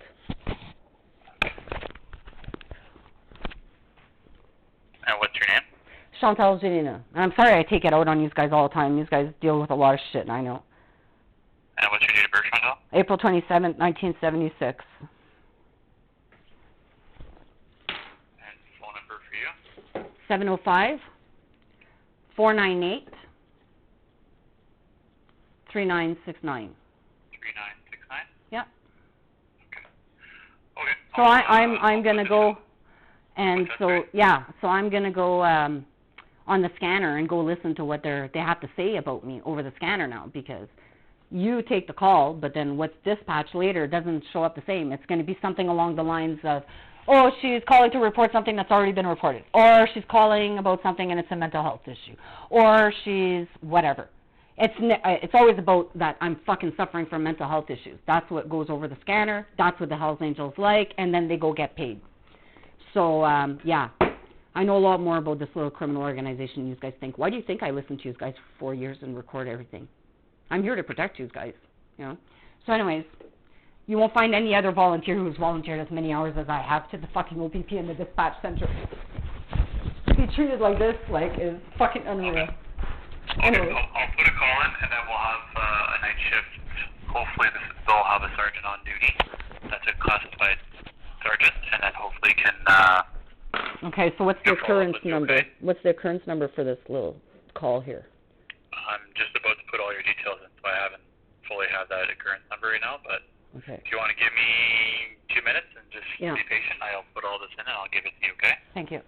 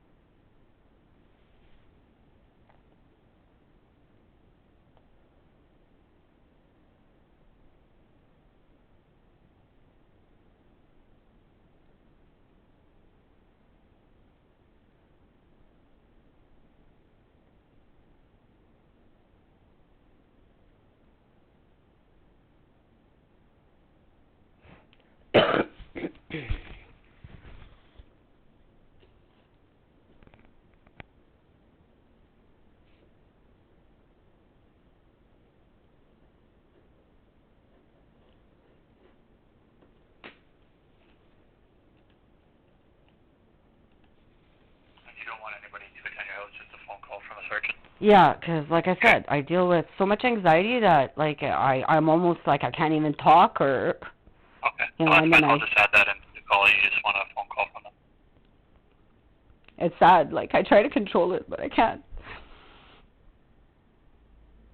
It's trauma. Like it's like a a soldier that goes to war and sees all kinds of things and then is traumatized. I'm the same way. I've gone to war with these fucking people and they've committed genocide against me, and I suffer from the effects of these police brutality that occurred because of these people committing fraud, and it's just fraud after fraud on my character, and I don't even leave my house. I don't talk to anybody, and like I don't know how everybody could know that I'm crazy. What the fuck am I doing outside of my house that's crazy? You must be listening to me inside my house talking to you guys, like kind of thing. That's the basically what's going on is they're scared of getting caught with their crimes because I have more than enough evidence of it. So the only way that they could try to get it off on is to try to throw me in jail or try to make me look crazy and put me in a hospital. And this tactic is pretty serious. It's a threat to my life, liberty, and security of my person. And it gives me fear of even calling police to report crime. It's like they're trying to send the message that if I continue to report them, that they're going to fucking take care of me. And I've been getting threats online that they've already tried to take my life. I've got videos of that with a man with a taser. I wouldn't be here if my dog didn't wake me up that day. There's a lot of things that have happened to me that's not mental health issues. I've got videos of this, of everything I say that comes out of my mouth is attached to a piece of evidence that they're consistently trying to hack. I got the event number for you here, Chantal. Okay, go ahead. 240-922. 169. 169. Yeah. Okay, thank you for listening. I appreciate it. You're welcome. I'll wait for the call back, I guess. Do I have to call back, or are you going to put a note in the file that sergeant calls me back? Well, I put the call for service here and wanting a sergeant from night shift to follow up with you. Yeah. So,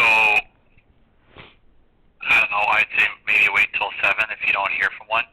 Okay. Just call back. It depends what's going on. Yeah, there could be a lot of emergencies. Yeah, I understand. I listen to how hard these guys work every day, so I'm your biggest fan. All right, we'll talk to you later. Thanks. Thank you. Bye-bye. Bye.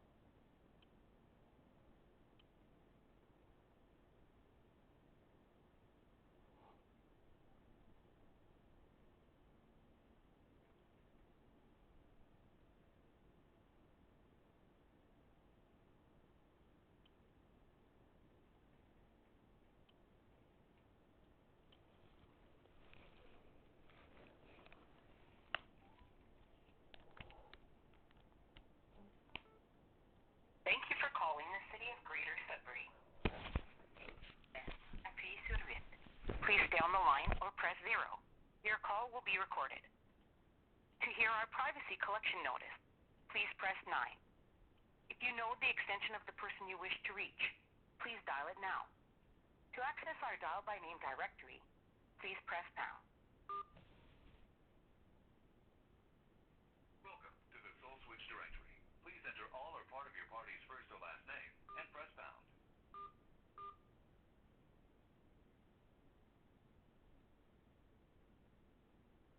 M-A-R-C space L-E-D-U-C.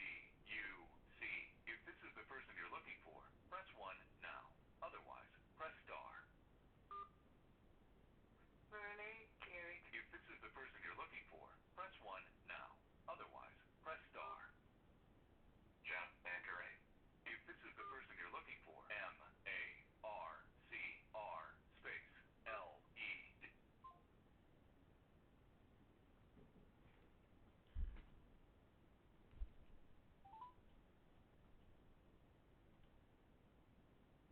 Thank you for calling the City of Greater Sudbury. Pour le menu en français, appuyez sur 8. Please stay on the line or press 0.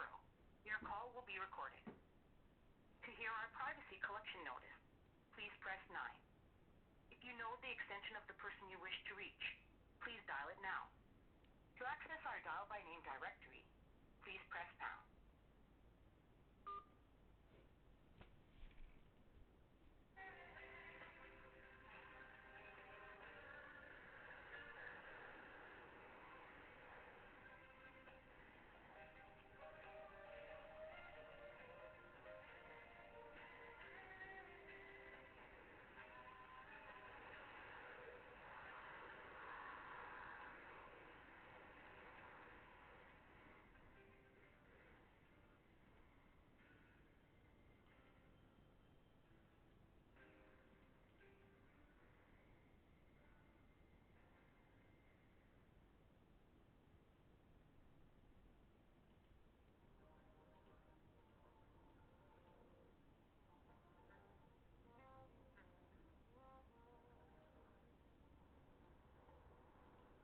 You are currently caller number 4, waiting to speak to a representative. The estimated hold time is currently 4 minutes.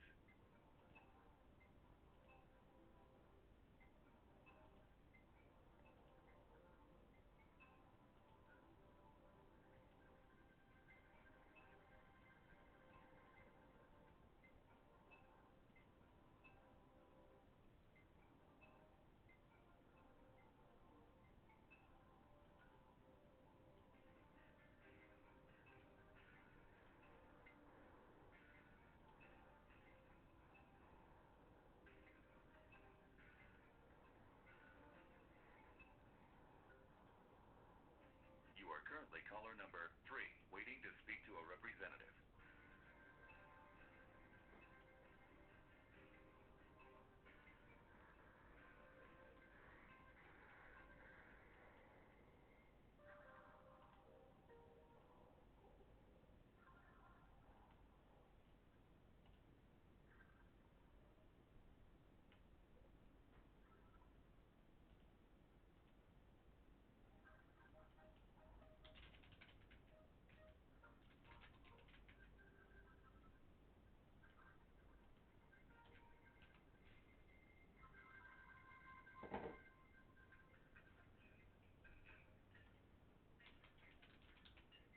You are currently caller number 2, waiting to speak to a representative.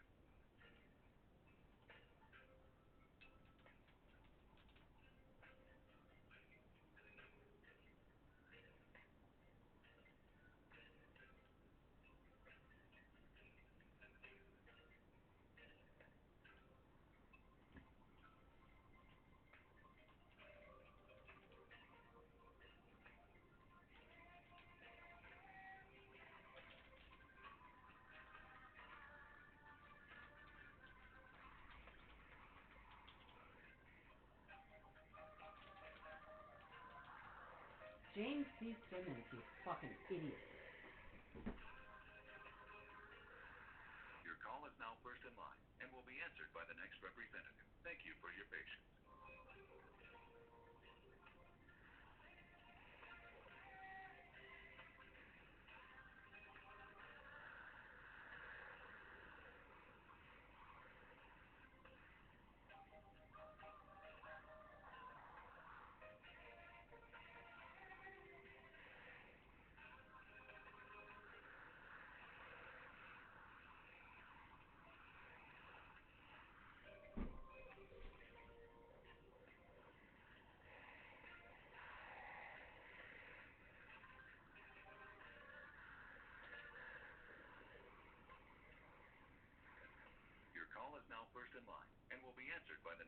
representative. Thank you for your patience.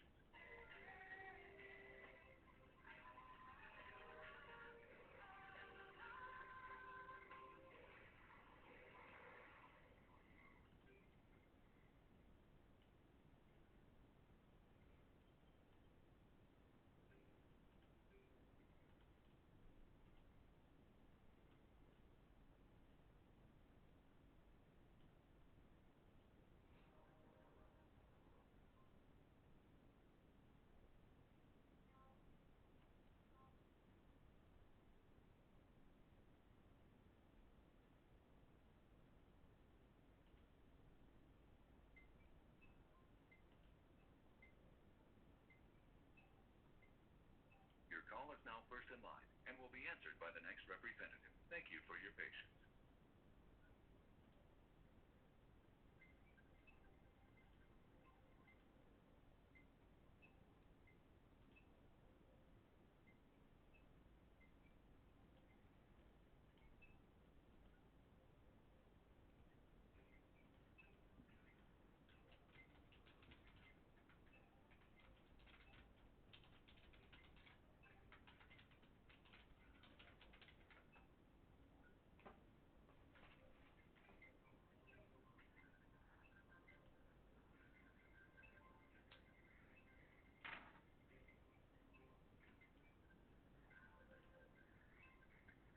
Your call is now first in line and will be answered by the next representative. Thank you for your patience.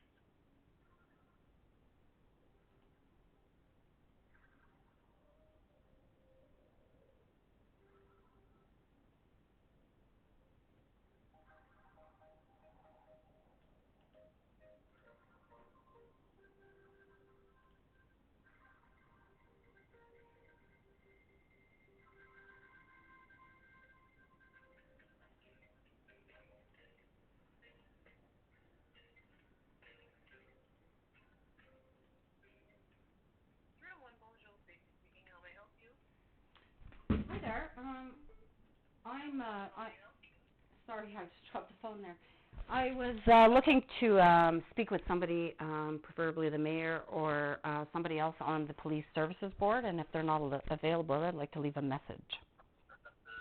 Sorry, you said you'd like to speak to the mayor, or did you say police? The member or the other municipal member appointed on the police services board of the Sudbury Police Services Board. So basically, okay, my complaint is with respect to the is going to be made to the police services board with respect to an incident, a hate crime incident that happened to me today at your Sudbury Police Communications Center when I attempted to report a crime about an influential law firm bribing court clerks, which I have evidence of. And basically, the dispatcher that was answering the call, the same one that I spoke to last week, July 5th, told me that the person that would be dealing with me basically works like 9 to 5 kind of thing, and that they'll call me back. So I waited. Nobody called me back. I'm just going to stop you there. The only reason I'm going to do that is because I'm going to provide you with the phone number. Oh, okay. The police service is a separate entity from us, actually, and I'm not able to help you with any of their complaints. Well, the mayor sits on the police services board, and this is in respect to the complaint against the delivery of police services by the Sudbury Police, which falls within the police services board jurisdiction, which the mayor sits on, and obviously another. Yeah, I know, I understand, but I definitely can tell you, you would definitely have to call. There's a back service number that I can give you. Oh, okay. To report any issues with police, okay? Even if you were to speak to the Are you mayor's talking office, about OYRPD, or? It's the, do you have a pen handy? I'll give you the number, okay? Go ahead. Yeah, 705. Yeah. 675. 675. 9171. That's the Sudbury Police. Yes, that's their backdoor Well, number that you've got to call. Yeah, well, that's There's who I also called. a reporting line there as well. Like if you go online, they have you can report things to them as well. Yeah, well, that's that's the complaint I'm having. I'm reporting a crime, and the dispatcher was trying to tell me the same thing you did, that I could go online and make a report about whatever crime. But my crime does not fall in the list of crimes listed there. And so I called back. And when I called back to report this crime by an influential law firm called Weaver Simmons, the dispatcher said, and she didn't even know who I was. I didn't even give her any of my information. But she already recognized my voice, I guess, from calling back, and realized that she couldn't basically obstruct my right to make a report against this law firm. So when I called back, I said, hi there, I'd like to make a report. And she said that she says, maybe I'll send an officer to go check on your mental health. She took initiative upon herself. She's not a police officer, so I can't make a call to complain to her about as a police officer. She took it upon herself as a dispatcher at your 911, at your Sudbury police, to call the Temiskaming detachment to send an officer here to come and check on my mental health rather than take my report. Now, I'm filing a human rights tribunal application against the city of Sudbury unless this employee is fired. So I'd like to speak to the mayor. So that employee is, in fact, employed with the police department, and which is ran by the city of Sudbury, which oversees the oversight of the Police Services Board and the provision of services for any member of the public wishing to receive a police services at the Sudbury Police. To have a dispatcher take her own initiative to call the police to send a cop here to come and check on my mental health instead of taking my report of crime against an influential person means that she was bribed by that person. I want her charged. I want to make a complaint with the city. I want to make a complaint with your Police Services Board, and I'm going straight to LICA to go make a complaint about the police and what they did today. And I'm going to go to the Human Rights Tribunal, and I'm filing an application there.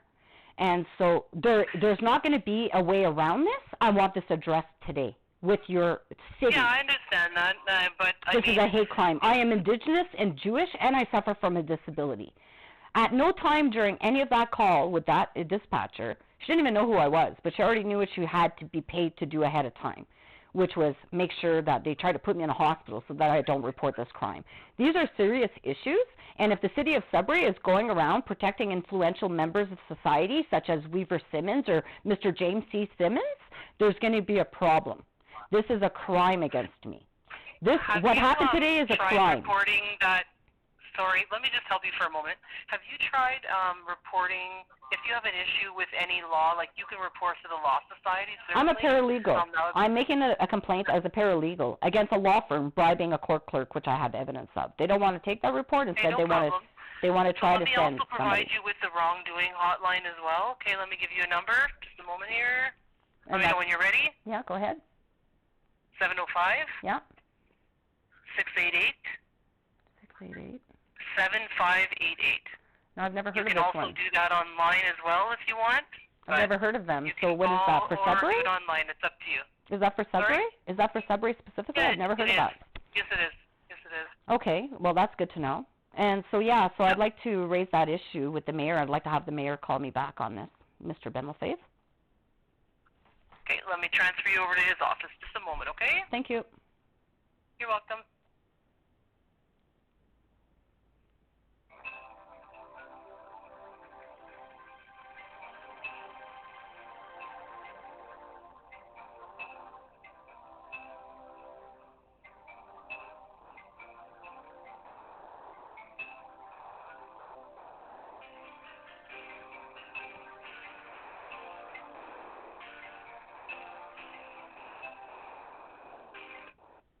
Hello, you have reached the mayor's office. Kindly leave a detailed message and we will get back to you as soon as possible.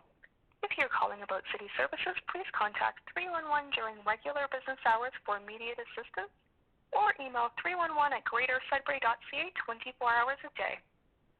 Bonjour, vous avez joint le bureau du maire. Veuillez laisser un message détaillé et nous vous rappellerons dès que possible. Si vous nous appelez pour une question touchant les services municipaux, veuillez composer le 311 durant les heures d'ouverture normale pour obtenir une aide immédiate ou envoyer un courriel à 311@grandsudbury.ca 24 heures sur 24. Good day, this is Chantal Gelina calling. I'm leaving this message for the mayor as a member of your Police Services Board. I am making a complaint with the Police Services Board, which I expect you to forward to the OIRPD. in its respect to services that I'm being denied. A denial of a police services is an offense under the Police Services Act. And I'm being denied by the Sudbury Police to make a report about an influential member of society, Mr. James C. Simmons at Weaver Simmons. And so this law firm, I was, as a paralegal, reporting them for crimes of bribery of court clerks, which I have evidence of.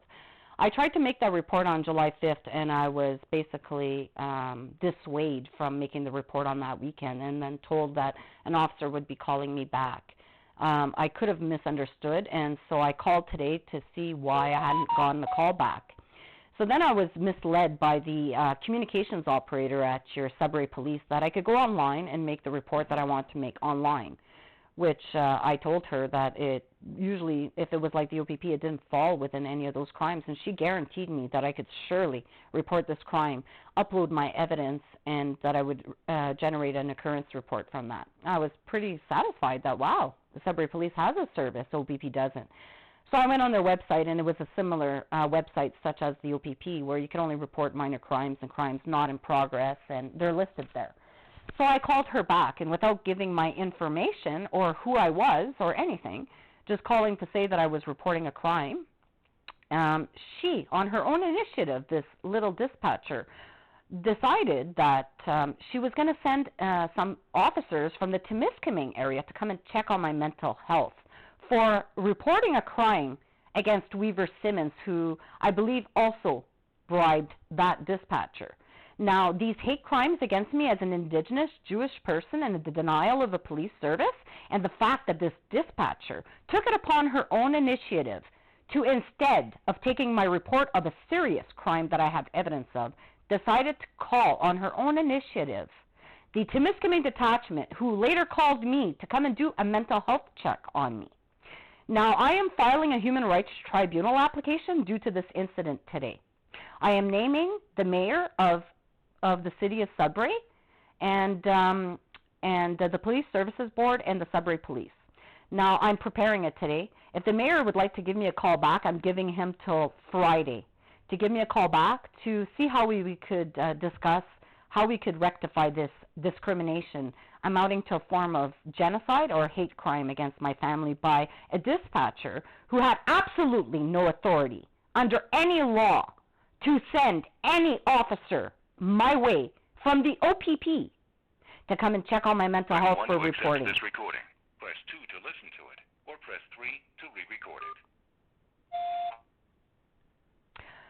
I would like to get a call back from the mayor or a member of the Sudbury Police Services Board. I would like to make a serious complaint regarding the provision of services by your Chief of Police in the Sudbury Police. Now, I called on July 5th to report a crime. I was told that an officer would call me back, an officer that was more suited to deal with my call would call me back between Monday and Friday, because he works Monday to Friday. I could have misheard, so I called back today, July 15th, to find out about this report and who was calling me back. Apparently, there was no incident created for that. And so I called to report it again. I was misled by the dispatcher, who told me I could go and report this crime online, which was false. And so I am a paralegal, and I'm calling to make a report of a serious crime, which I have evidence of. And so when I called back this dispatcher, she didn't even know who I was, and hadn't provided her my name or my address or anything. But she had obviously been bribed by somebody within the Sudbury Police or Weaver Simmons, James C. Simmons from Weaver Simmons, to make everything I'm trying to report look like a mental health issue or something. So when I called back, she answered the phone, and when I said I want to make a report, like I said, she didn't even know who I was. She suggested that she was going to send some officers to check on my mental health. She hung up the phone with me. She called the OPP. Instead of taking my report of crime against Weaver Simmons, called the OPP, which Weaver Simmons' relatives sit on the police association. And she called the OPP and had an officer come and check on my mental health. And this is a hate crime. I am Indigenous and Jewish, and I'm being denied a police service, which is a denial of police service is an offense under the Police Services Act. And so I'm very dissatisfied with this crime that occurred against me today.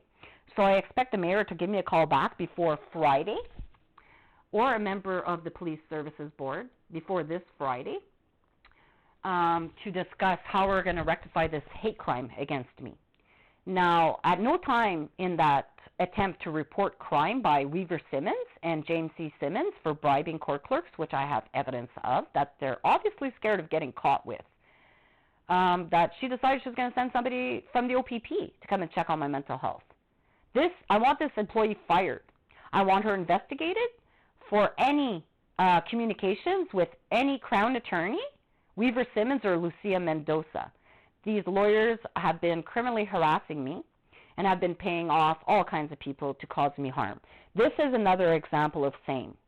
I will not put up with these crimes. The mayor has till Friday to give me a call back, Friday, July 19th. Otherwise, I'm filing a Human Rights Tribunal application. I'm filing a complaint with LICA, and I will be filing a lawsuit for $2.5 million. Press 1 to accept this recording. Press 2 to listen to it, or press 3 to re-record it.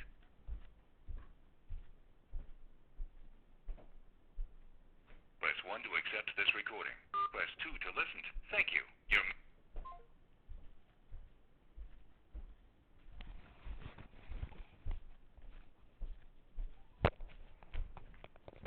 You want to play games, assholes? Let's go.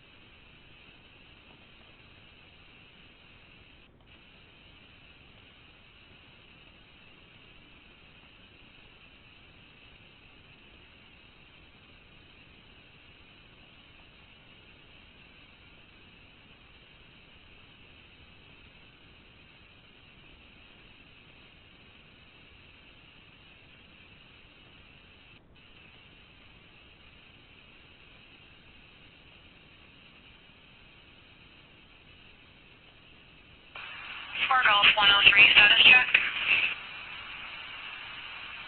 103, I'll turn 4.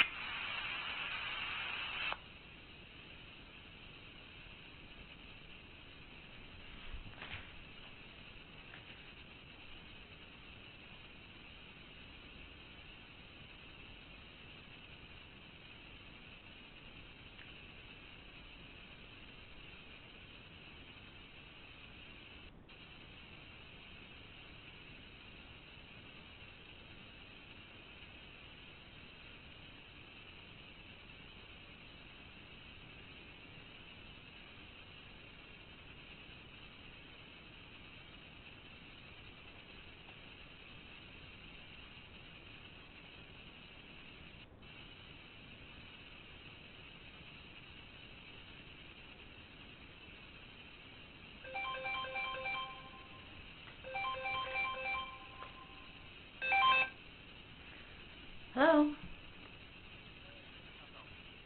Speaking.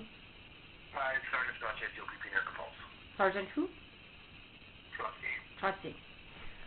So I'm calling to complain about this denial of police service that I keep receiving regarding the various crimes that are being committed against me, which are all criminal code offenses, which no officer seems to be willing to press charges or telling me that this belongs like in a civil court, which I disagree. And I'm looking at the criminal code here, and there's, you know, several criminal code offenses. Section 380 of the criminal code is fraud, and those are the charges that I'm seeking to lay. Now, I also have a case here where a police officer did the same thing that my brother did, and he was also charged with fraud in an estate matter.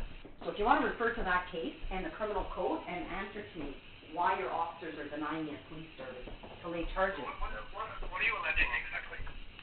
I'm alleging that my brother and my mother, and obviously Susan McGrath's law office, are laundering proceeds of crime, number one. They've forged documents, powers of attorney. They forged a will. They sent me pictures of my dead dad with threats to put me in a hospital for reporting them. Like, how much more crime can happen to me for you guys to just dismiss it. Involving a lawyer, and the only person that can change a will is the person that has the will, and if your mother was there, then you have to take that up with her and the lawyer. That has nothing to do with the police. No, it has everything to do with the police because the will was not changed. It was committed fraud. I have evidence of a conversation. No, if you're not going to listen to me, I'm going to hang up. So listen to what I have to say. I've reviewed multiple reports of you making the same allegations over and over, and you keep being told the same thing. It's not a police matter. You're going to have to go chase Susan McGrath. It's quite clear to me that the Israelis are committing genocide in Gaza. Welcoming Professor John Mearsheimer. John Mearsheimer. My internet just went back on that. No, like... What I'm telling you is there is an officer working tonight, Don Arsenault. He is investigating. This is a message that he sent. So it's saying there have been ongoing family disputes between brother and sister Mark and Chantal in regards to multiple allegations against each other. Both have been reporting the same thing to the police. There is an ongoing investigation that I will need to speak to Chantal about.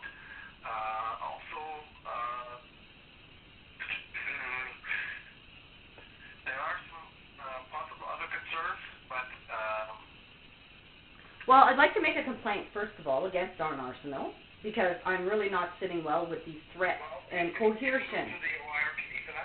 I will, but I have a right under the Police Services Act to make a complaint to the sergeant or the commander as per the Police Services Act, which I'm doing.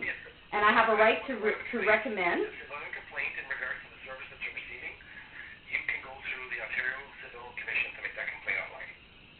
Yes, and it does state in the Police Services Board... It does say in the Police Services Act that I have a right, first off, to make a complaint about the services I'm receiving to the commander or the sergeant in charge. You have an obligation to provide me with a letter, a response to my complaint. That's the law. How it works now, we don't investigate our own people. It's forwarded to the... I'm telling you... I'm not making a complaint about the police officer himself. I'm making a complaint about the denial of the police services. The policies and procedures of your... Make a complaint to the Ontario... Here, I'll give you the phone number and... Oh, I've got complaints. I've got complaints already with them. Okay, well, that's the way it works now. You file a complaint with them, and they investigate. Because can you imagine? The investigators they never find anything wrong.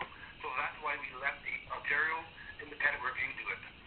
So that your complaints could be heard by that commission, and they make a determination on whether the investigation is furthered. So my role in this as a supervisor, I'm forwarding you the information as I'm going to do. That's all I can give you is that phone number, or you can go online and file that complaint against the police service or the services you didn't get or not getting. So that's the way it works. Okay, well, first off, I have a really hard time that every officer is telling me that this has to be dealt with a court. But the minute my brother calls, when he's residing unlawfully at 1542 Oil Tank Road, which is my deceased dad's property, which he's trespassing on, making calls to police in Iroquois Falls when he lives in Timmins and I live in Cobalt. And the Iroquois Falls OPP are volunteering to help my brother. They've already called me, told me not to harass them.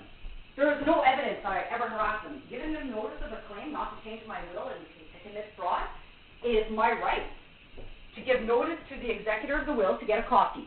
For your officers to call me back to threaten to charge me with harassment, it's not going to be a complaint of the RPD. On Tuesday, I'm filing a lawsuit against Sergeant Myers for assuming, without investigation, that I'm criminally harassing my brother. And you guys could go get a lawyer, and the Police Services Board could go get a lawyer, and you guys could pay for a lawyer for why Caitlin Myers wanted to charge me with criminal harassment. When it's my brother criminally harassing me. My mother sent me a picture of my dead fucking dad with threats to put me in a hospital. Drug dealers, basically, who killed my dad. Sending me pictures of my dead dad. A dead father. If somebody did that to you, would you not think that was criminal harassment? Don't fucking tell me this is an estate matter. I want my mother charged with criminal harassment. End of story. They're the ones harassing me. They are the ones committing fraud. And my brother lives in fucking Timmins. Timmins Police Service is police service, not Iroquois Falls OPP.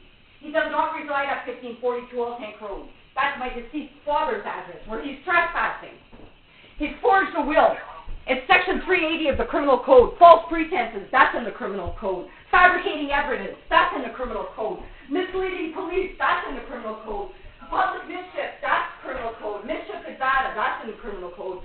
Laundering proceeds of crime, that's in the criminal code. Drug dealing, that's in the criminal code. Criminal harassment, that's in the criminal code. Now, which criminal code offense did I just say here that belong in the estate court? A judge in the estate court can't charge my brother with fraud. I've got a case here of Ontario police officer who committed fraud the same way my brother did. It was a criminal matter there. It wasn't an estate matter, and that police officer was charged with fraud. He wasn't above the law either. So I don't know why you guys are, in your calls, are giving my brother, who's a resident of Timmins, some special consideration. And I'm starting to think that the reason why this is all going on is because you guys are his drug client. Okay? Because he's trafficking drugs and he's trafficking proceeds of crime. How the hell did they cremate my dad with $8,000 that he didn't have? Proceeds of crime. But nobody wants to take my report that he's fucking dealing drugs and is laundering proceeds of crime over my dad's dead body? Like, there's a problem here. I'm reporting serious crimes and you guys don't want to take it? Like, what's wrong with you?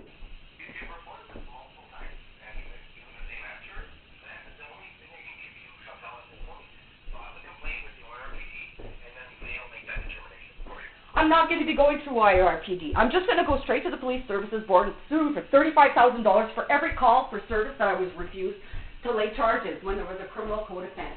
I'm not going to be going to a justice of the peace to do the job that the police officers did. I'm not going to be going to the Ontario Police Review Director for them to cover up your fucking crimes. It's a crime of denial of a police service. You have no defense. You have no defense. It's an offense under the Police Services Act to deny me a police service, to deny me the right to lay criminal charges that are submitted to you with evidence. You filed your complaint wherever way you need to. I'm done. I explained to you what our role was. The officers, whatever you've reported, has been reported multiple times. Every officer has not laid a charge. So at this point here, I can't help you anymore. And if your detachment ever calls me back again and threatens to lay charges against me, oh, hang up on me, you fucking dummy. There's no Sergeant Trusty that lives here, that works here, Brenda says. What a fucking bunch of lying fucking assholes.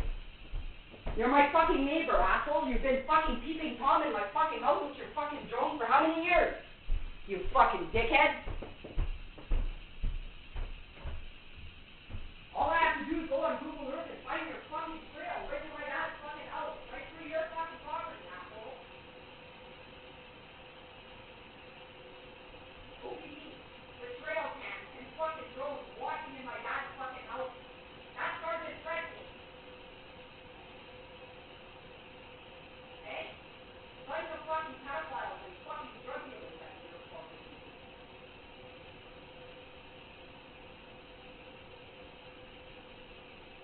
Sergeant Trusty, I went to school with him. Not even old little motherfucking know-it-all. One fucking day in school, that fucking kid didn't have fucking snot all over his fucking nose. He's a fucking disgusting fucking human being. And you just proved that to me again today.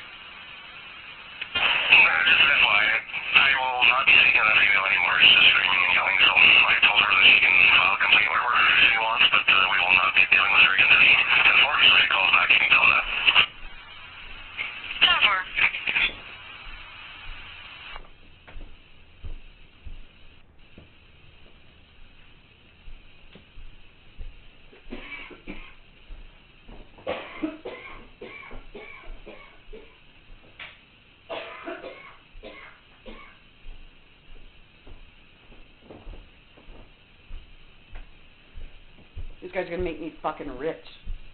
$35,000 a pop. You have no defense. Good luck.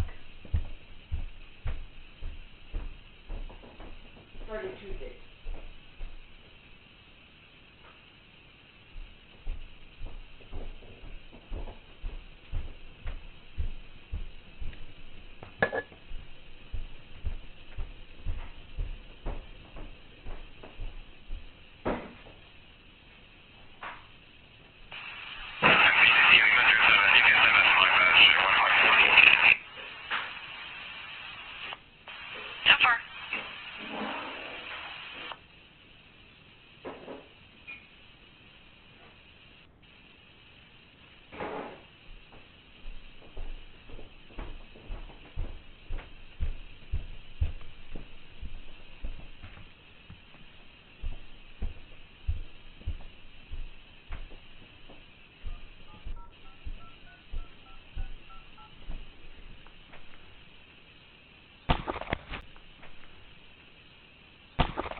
best to stay calm on the phone so I can really try to help you guys with this, okay? So, he's here. I'm dealing with him right now, and I don't have a lot of time to talk. But I have to make a very quick decision, okay, that can affect your life, his, and your family's. Does that make sense? Yep. So, he's alleging that you, and don't yell and don't upset him, I'm just going to hang up, okay? So, but... Is he present listening to this conversation right now? Okay, but listen. Is he present listening to this conversation right now? That's my legal right to know this. Please inform me of this. He's listening. It's just me and you. No, it's just me and you. Okay, go ahead. Go ahead. No, it's just me. I thought you were doing him a favor in front of me there. No. Okay, go ahead. Not. No, I wouldn't legally be allowed to do that. Exactly. I'm separate. I'm trying to keep the peace between you guys and come to an agreement so that nothing has to go in the wrong direction here. Okay, but he's here, and he's got two witnesses that are going to give me a statement saying that you pushed him in the room. I did not push him. Okay. Who's his witnesses? Listen to what I'm trying to say. Okay? If he gives me a statement, and I got two other people that give me a statement, okay, I'm going to have no choice. Do you have evidence? I'm going to have to charge him for threats, and I'm going to have to charge you for assault. No, I sent you a video of him pushing me. Okay, listen to me. No, I'm not playing fucking games with people that are creating public wishes with me. Did you look at the videos I sent you? The whole thing was recorded. If they have a different version of the story, then provide evidence. The whole thing was recorded. I am not going to fucking getting arrested for hearsay. I sent you the whole event recorded. If they saw something else, then provide a fucking recording. The whole fucking thing is there. Go look at the video. You are not charging me for public mischief like this. This is bullshit. That's why I sent you the video. Go look at it. It's all recorded. The audio and the video of the entire fucking interaction is recorded. I am not going to be fucking bullied by police trying to fucking make me guilty when there's no evidence of it. You have the full video of the entire event that occurred on my dad's. At no other time did I see my brother. At no other time was there any other event that occurred. Therefore, you're going to go look at that fucking video. And then you're going to charge my brother and his two fucking witnesses with public mischief today. I am not going to fucking put up with this. Please listen to me. I'm not talking about the whole family dynamics. Listen to me. Okay? What I'm only thing I'm talking about, I'm not talking about the will, I'm not talking about the elder abuse concerns you have, I'm not talking about any of that. All I'm talking about is the hospital, and I have only a little bit of evidence to go by. You're talking about the hospital, or are you talking about my dad's house? No, I'm talking the hospital only. Well, there's videos at the hospital. Do you have the videos? Okay, they don't have the videos to give me. I called. So I have they have videos. They told me that you can get a warrant and get them. They told me I have an audio. You could go listen to the audio of the hospital. They told me that they could give them to you. Chantal, you're going to have to listen. Okay? If you fucking Erica Falls OPP fucking charges me right now, I'm telling you right now, you're getting fucking noticed right now. I am gonna run to the court tomorrow. I will file a $2.5 fucking million lawsuit for you, Mr. Arsenault, refusing me the right to say goodbye to my father. My father is dead because of these people. There are no fucking times that I ever pushed Mark. I'm sorry that happened. I'm very sorry. Yeah, well, it's your fault. It's your fault that I didn't get to say goodbye to my dad. And this guy is a liar. Go look at the videos and the audios of the whole thing at the hospital. Like, there is no time I pushed him. Like, when are you guys going to make up your mind to look at my videos and my audios? For a minute, Chantal. There's no video in the room. Guess what? Taylor and Megan were not allowed in the room. The nurse fucking said they weren't allowed. Go look at the videos at the hospital. They were sitting in the emergency department the whole fucking time. So you go get those fucking videos and you go charge them with public mischief. There was at no time that I pushed my brothers, and the videos at the hospital show them sitting in another fucking room. Listen, they're saying that you did. They were sitting in another room. Go get the videos at the hospital. They're fucking liars. But what's going to end up? You fucking charge me without going to get evidence, Mr. fucking Arsenault. You will be charged. You will be fucking charged with criminally harassing me. You fucking dickhead. You've been listening in my fucking house this whole time with your whole fucking detachment. You are not gonna fucking arrest me without fucking doing an investigation and getting the fucking evidence that proves that I'm guilty. There's fucking videos at the fucking hospital that prove that these fucking witnesses that my brother has here were sitting in another room. Go get the evidence. Go do your investigation. Like, there's no reason for this. I have every right to be upset. Okay, I just lost my dad. I understand. And you're doing this to me. Like, I can't believe this. Go do your fucking job. You go get those fucking videos at the hospital, then you call me back. And you tell me you're charging them with public mischief. Can you please... I am not gonna fucking put up with this. Can you please listen for 1 minute? No. And stop yelling at me? I am actually gonna be calling your fucking commissioner right after I get off this fucking phone. And I am gonna fucking sue the OPP so big. You guys have apprehended my kids in fraud without evidence. You put me in fucking jail for 3 days in fraud. You allowed me to get removed from my dad's house by force in fraud with a fake power of attorney. And now you're gonna listen to this fucking drug dealer fraudster say that I tried to push him and that he's got witnesses? The videos at the fucking hospital show these fucking people sitting in another section of the hospital. So, like, I'm not gonna put up with this. You're gonna go do your fucking investigation. And you're gonna go get the fucking evidence. I made my complaint on April 22nd. You're calling me now about Mark, okay? He goes in there and within 2 fucking minutes you want to arrest me.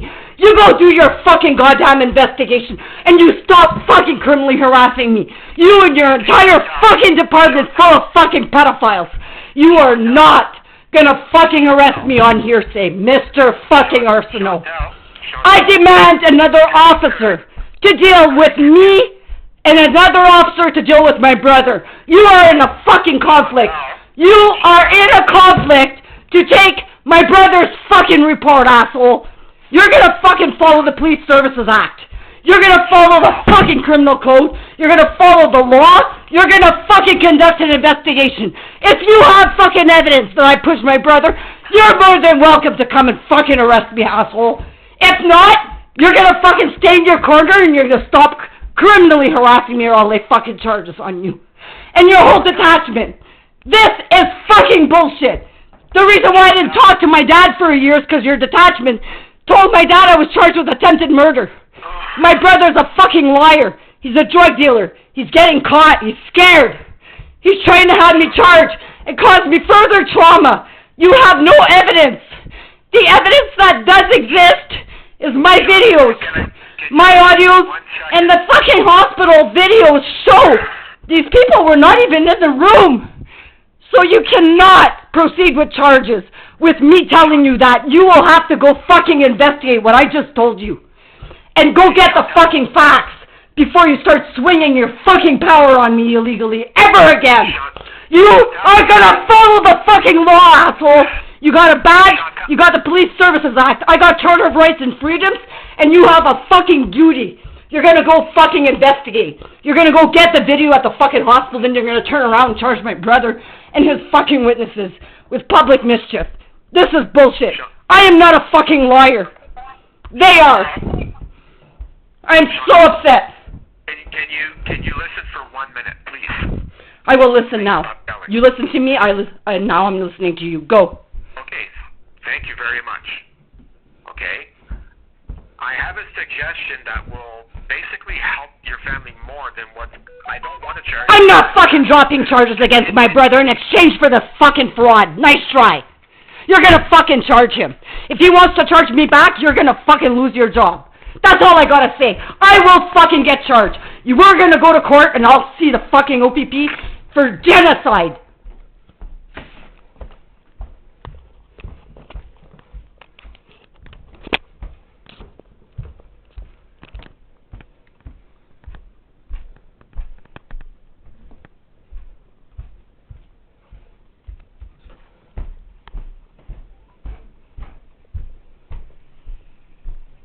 Fucking asshole.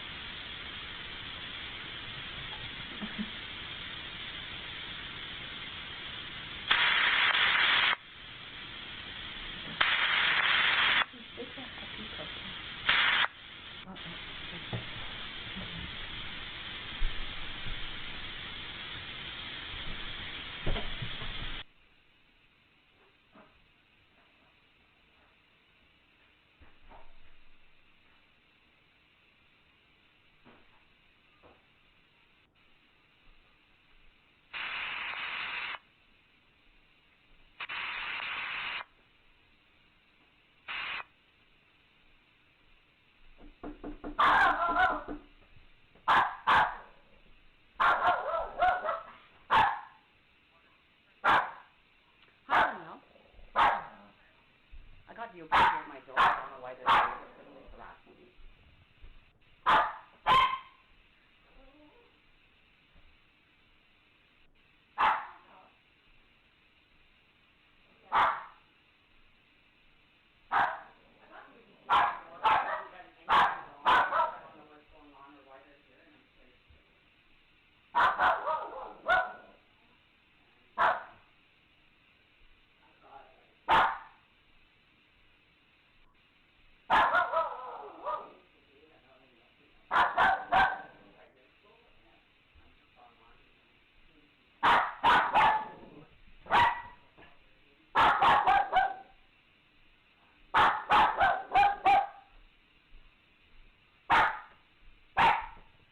Done anything wrong? I don't know why they're here.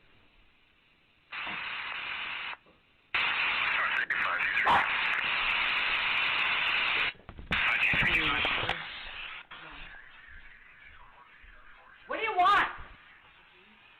Pardon me? Pardon me?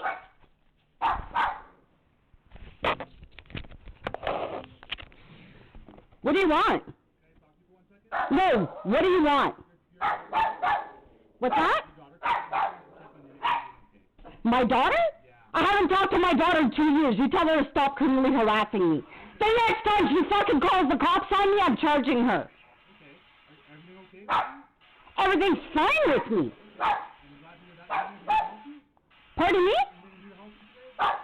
No. You have no right getting here. Get the fuck off my property or I'll charge you with trespassing. You guys are criminally harassing me. What's your name? Pardon me? Lauren. What's your badge number? Which daughter called you? You guys called me 2 months ago and you told me not to talk to her or I would be charged with criminal harassment. She has no fucking right calling. You tell her the next fucking time she checks up on me like that through police, she's gonna get charged with criminal harassment with her fucking dad, the fucking rapist. Get the fuck out of here. Okay, so you're alright? Now we'll I'm on the phone with a women's shelter discussing this criminal harassment of the OPP. Get the fuck out of here. Get the fuck out of here. You're criminally harassing your whole detachment. I've got a judicial review. I've got a no IPRD complaint, and this is fucking reprisal. This fucking bullshit of using the Mental Health Act, I have never once threatened suicide. Never once. You guys are using the Mental Health Act illegally. The only time you can fucking use that, assholes, is when I'm a fucking physical threat to somebody else or myself. I'm talking to Danielle here, my good friend at the women's shelter, who's known me for 15 years. She's a fucking vouch. I've never threatened my life or had that fucking thought ever. Now you get the fuck out of here. And don't fucking come back.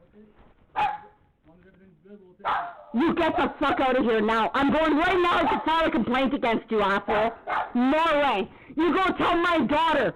She ever calls me again, I'm gonna have her charged with criminal harassment. She is a fucking victim of a crime. by her fucking dad. You tell her fucking father, and Dan Dawson, and Joel Blow, and Kevin Murphy, and all the rest of the fucking Nazis involved with Melanie Etier to get the fuck out of my life. Get the fuck out of here.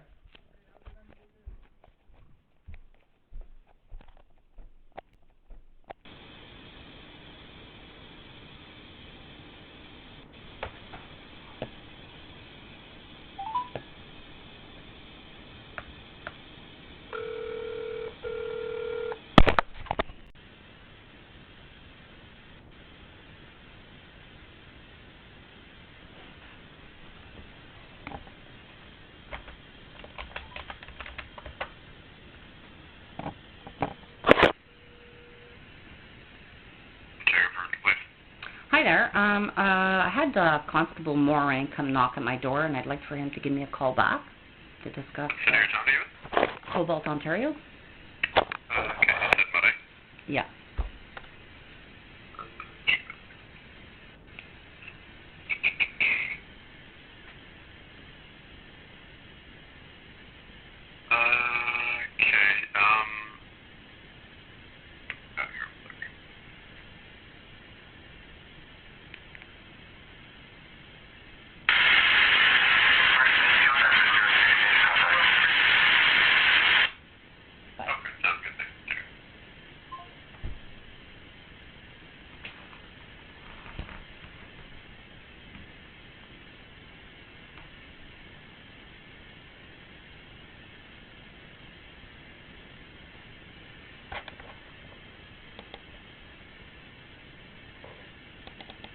They just want me just to draft up a basic lawsuit about my Charter of Rights, the Mental Health Act. On October 23rd, I called to report men breaking in my house. They did not take the report. Instead, they went to the Mental Health Association, fabricated mental health records against the Act, which is discreditable conduct, which is a breach of my fucking privacy and my personal information, which is intrusion upon seclusion and a breach of all my Charter rights, $35,000. On November 5th, I called to report that they were listening in my house. That resulted in a negligent, no investigation, an attempt to form me. On December 22nd, a man with a taser and Dan Dawson showed up to try to come and kill me. They did not take my report of crime. They did not take any evidence. They denied me a police service. They went and they fabricated mental health records. On February 5th, I called Tom Carrick because I was scared for my life. They sent a mobile health crisis team. They did not take my hard drive or my evidence of the crime. They created mental health records, $35,000. February 6th, the same thing. February 10th, 2021, the same thing. January 15th, 2021, same thing. October 21st, 2021, same thing. January 6th, same thing. January 11th, same thing. January 18th, same thing. November 29th, same thing. December 1st, same thing. All my calls about my dad, same thing. Same thing. $35,000. I'm getting them all fucking ready this week. So we were sitting in shit out of luck to fucking bribe lawyers or judges or anybody down here to fucking take care of his lawsuit. Any fucking more.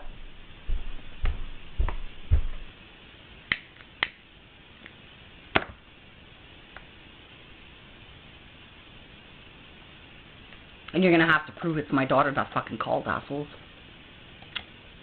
Because I can guarantee you it's not her calling. It's probably Tammy. Or somebody impersonating my daughter, once again. Luke, using his little girl voice. Hi, I'd like to have Chantal's mental health checked. On the day that she's fucking making a playlist for Melanie Etier, we're trying to block her. Because everybody's fucking watching it. And we don't like that. We don't like that. We're guilty. Get the fuck out of here, you fucking losers.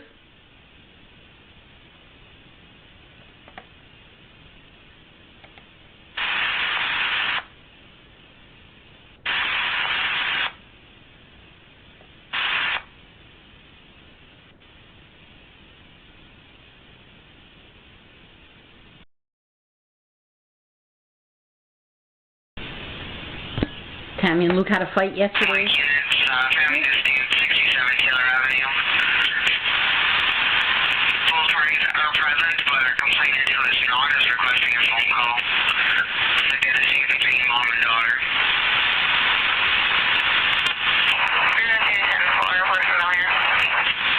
Yeah, 10-4.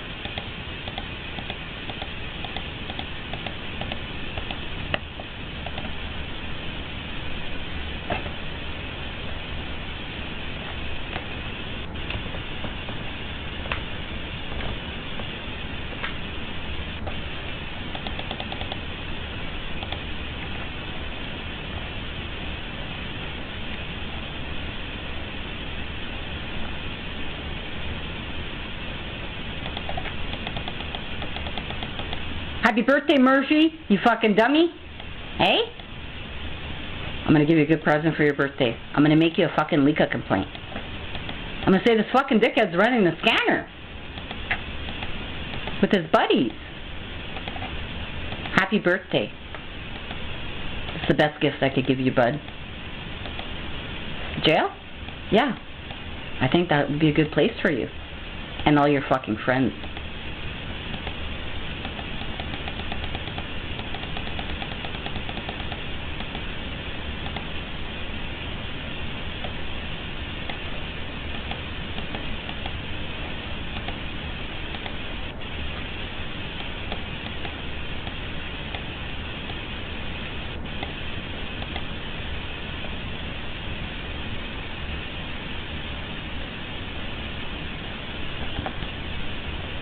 Your mobile health crisis team here in Timiskaming Shores.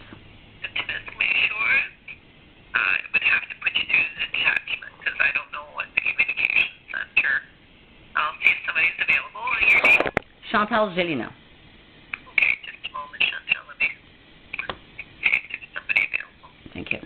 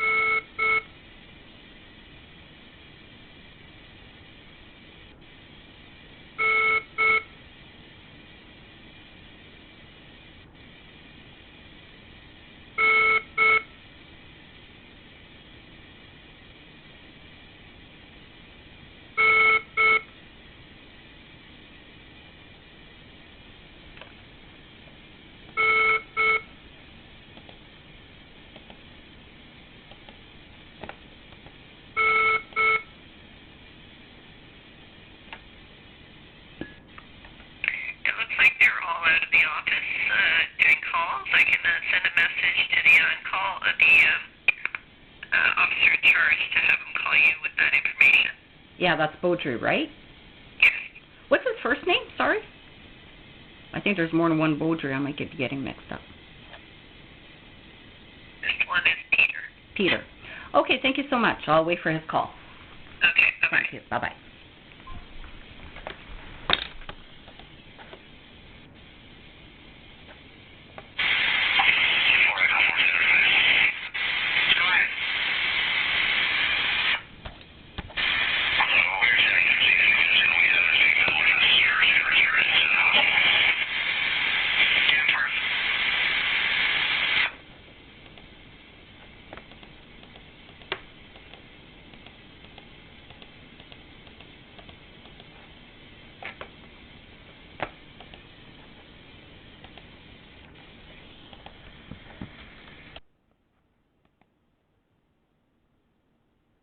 Is that what you guys wanted? You wanted me to remind you?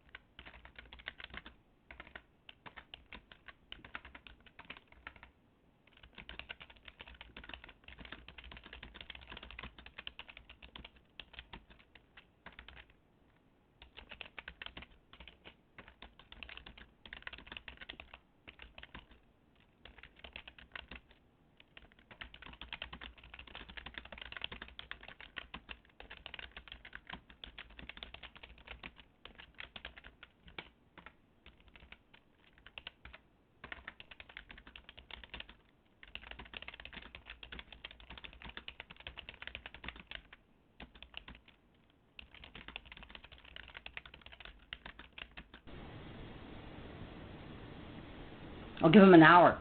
And then I'll call back. And then I'll give him another hour. And then I'll call back. And I'm not going to get refused a police service today. I am putting in a fucking complaint. You're not going to listen into my crazy house and try to fucking form me.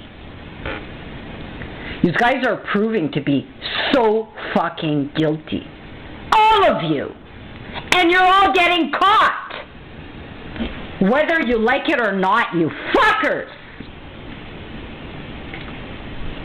Like I said, the rest of the fucking world was watching and listening. So don't try to pretend like it didn't fucking happen, assholes.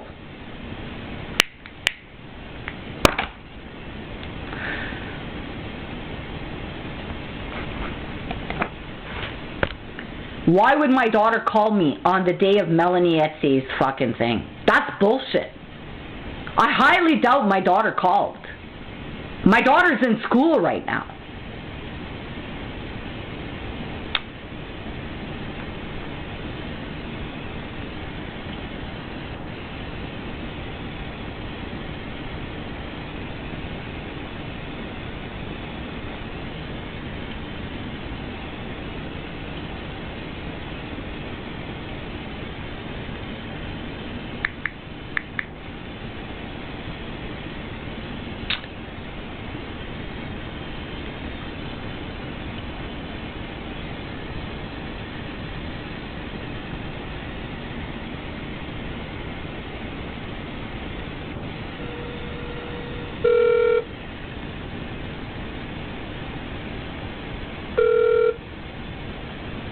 Welcome to the Temiskaming Hospital.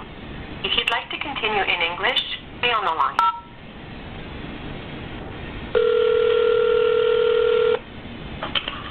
Temiskaming Hospital, bonjour. Hi there. Who's the doctor on staff today? Doctor on call? Yeah.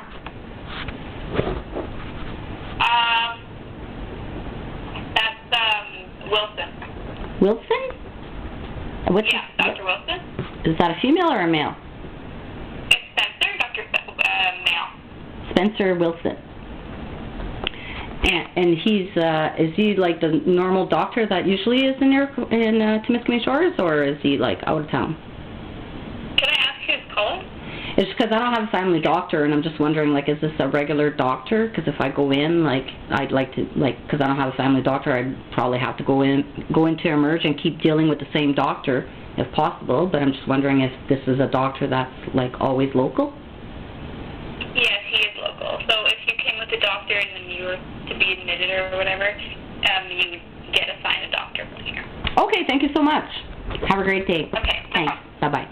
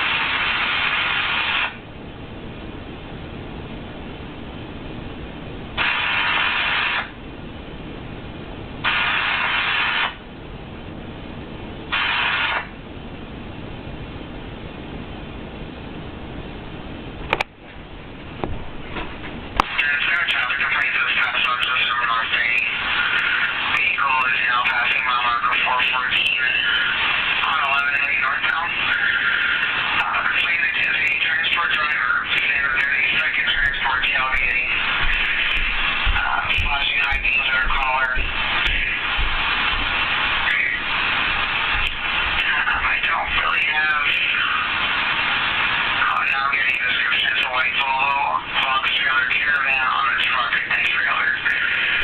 Caller is driving a Burgundy Euro with Caller and Sons on it, hauling aluminum 4-foot strip wagon.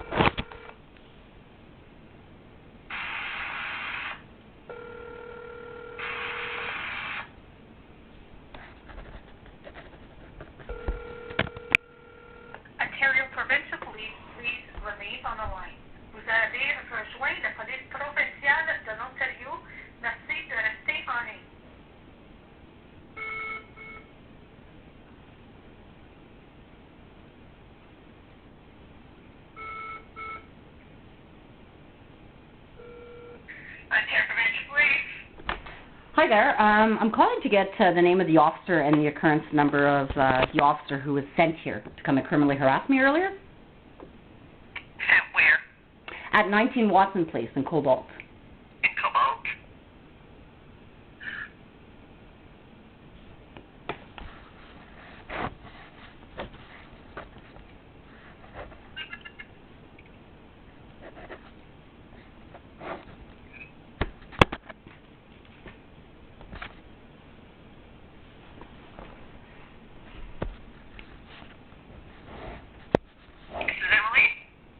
Pardon me? And your name? My name is Chantal.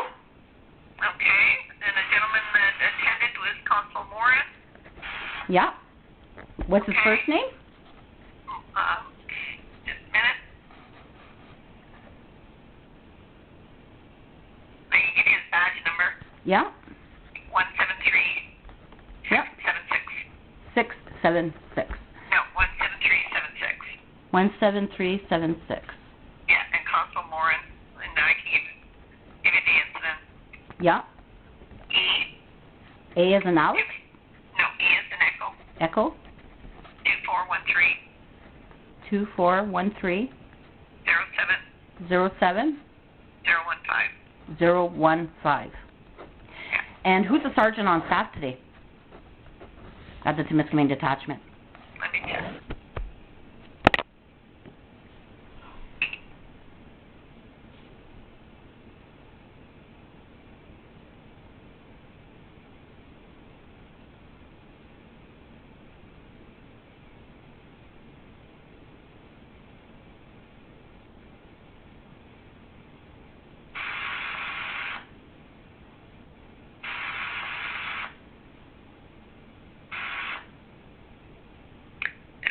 Available today. They have what we call an OIC, the officer in charge, would be the most senior badge number, and I'm not sure. I would have to send a message. It's likely Beaudry. Well, I need to find out because I'd like to speak with him today, right now. Yeah, okay, I can ask Beaudry Baudry to call you? He can call me, but he's not to show up here. I will ask him to call you. Let me just put this in here.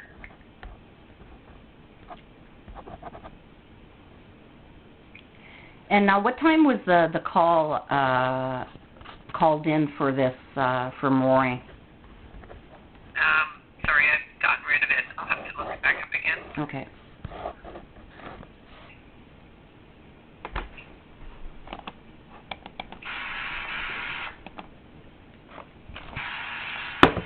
And what's Baudry's badge number?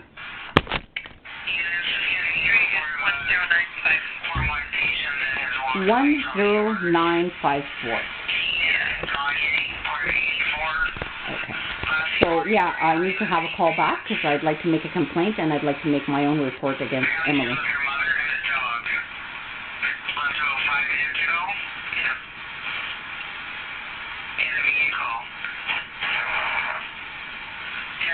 And who's the communications center sergeant today? Cameron?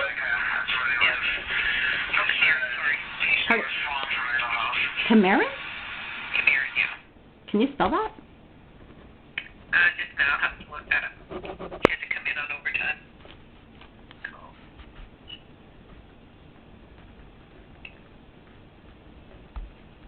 I'm going to send a message here to the dispatcher. Taking a marker for the Darkray SUV does not come back to the specific resident to come back to it. It's 2024 Toyota Highlander.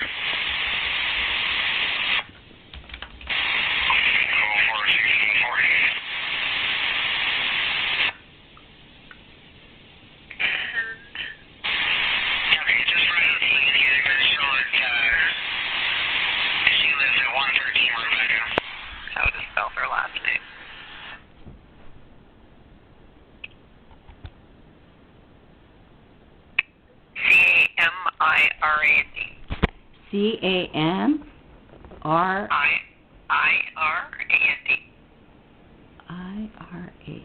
Camera. Oh, camera. Okay. So, yeah. Send a message to Baudry to give you a call. Okay. Thank you so much. All right. Thank Have a good night. Bye-bye.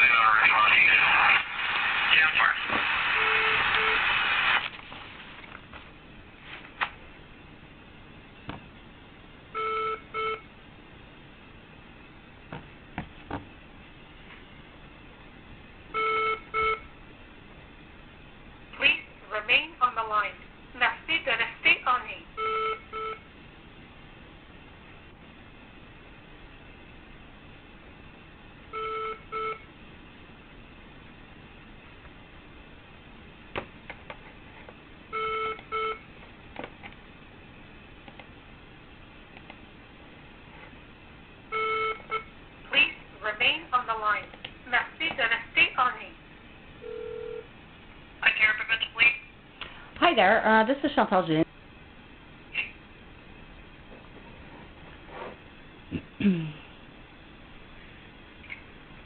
I don't have anything showing up for that address.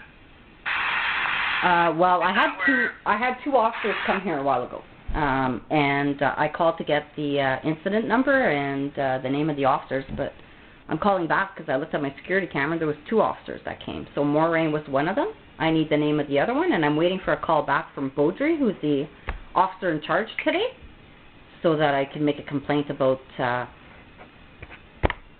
illegal use of the Mental Health Act against me. We've got all kinds of criminals who seem to think... provided you with the phone number for Lika, ma'am? Oh yes, I already have. I have a judicial review. I have complaints with Lika, and this is a reprisal in respect to that. Now, if you want to make a complaint about that, you should contact me. Yes, but under... I'm not working right now, so I can't transfer you through now. Oh, I was told he was the acting officer. Yeah. Yeah, maybe his license is rolled out of that. I can, Yeah, because I need... It's Sean. Yeah.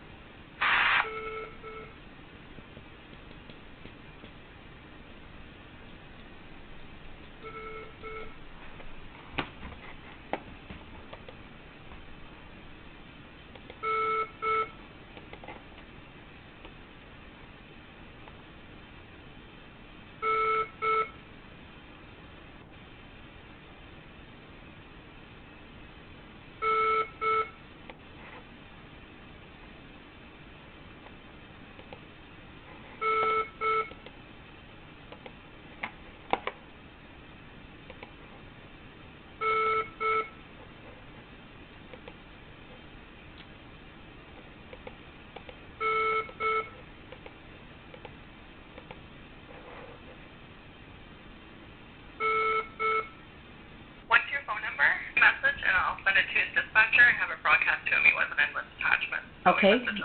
Can you also give me the name of the other officer that attended earlier at 8 p.m.? I have no idea who attended earlier, ma'am, but he can provide you with that, I'm sure. If I give you the incident number, would you be able to call it up? Because I'm going on Lika right now to go make a complaint. I need the badge numbers and the names of the officers.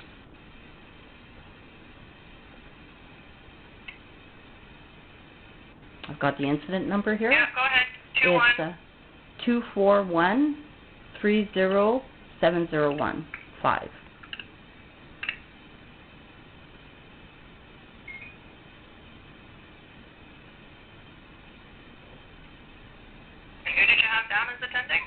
I had Moraine, badge number 17376. Did you phone this in? No. Okay. So that ends the conversation about that event. You can give me any information about it. You'll have to talk to the officer and get the rest of the details you're looking for. Like I called in a while ago to get this information. Is that what you mean? I'm not comfortable giving the information out to somebody who's not listed as the complainant on the call. So when the complainant. Constable Beaudry, yeah, you can ask him if he can provide you with the name of the second officer. He should be able to do that for you. Okay, and so I do expect a call back today, right? Because I'm not going to get refused the police service while police rush here to try to harass me. But then when I call to get service, I can't predict the call volume or the nature of the events that they're dealing with. If there's not any emergencies, I'm sure you'll get a call back. Okay, perfect. Thank you. All right, bye-bye. Bye-bye. Fucking pricks. Is it time to go on Crime Stoppers and make another report? You want me to do that right now? Because every time I can't get on the fucking internet, that's what I'm going to be doing. And Murphy, Bro, Dawson, Dugan, and all the officers that are dealing with me today are going to be part of that one. Now get the fuck off my network, Peter Grant, you fucking pig. You're all fucking bunch of losers. Nazis. You're all being fucking watched. It'll probably be another country. They won't fucking miss you, Nazis. Don't worry. You're fucking nobodies. The nerve you fucking have. Getting my fucking daughter involved in your fucking crimes. A real groomed little fucking pedophile.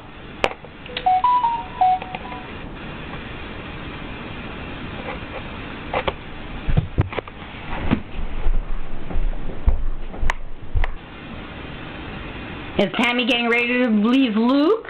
Does that break Emily's heart? Does she blame me for her father's fucking fuck-ups?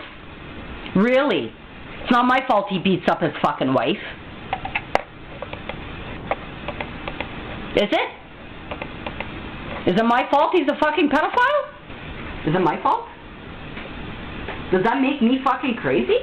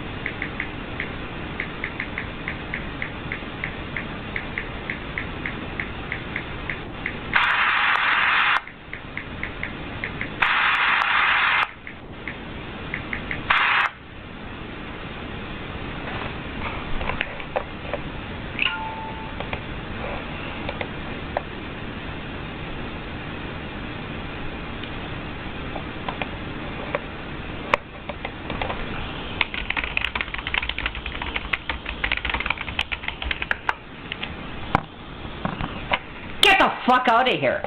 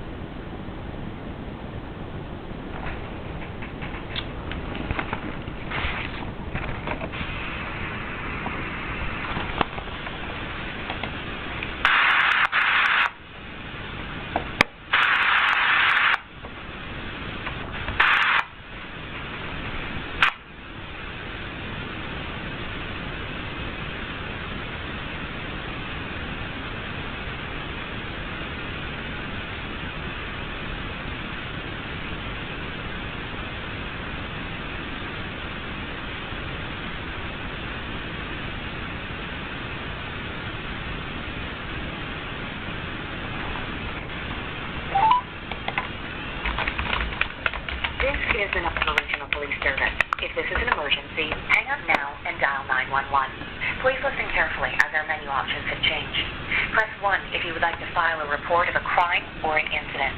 Press 2 to use the speech recognition directory. This will allow you to simply speak the name of the person or the unit you'd like to reach. Press 3 if you know the 7-digit extension of the member or unit you are trying to reach. Press 4 to reach the front desk of a specific non-Regional Police Service detachment. Press 5 if you'd like to speak with someone in the Records and Information Management Unit regarding access to police reports, motor vehicle complaints, record suspensions, formerly known as pardons, fingerprint destructions, or police records checks.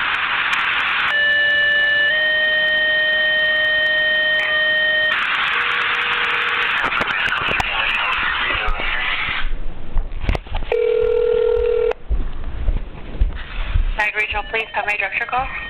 Hi there. I was just wondering if I could get, I don't know how I go about this, doing a wellness check on my daughter. Sure, I'll let you speak with dispatch, okay? One Thanks. moment.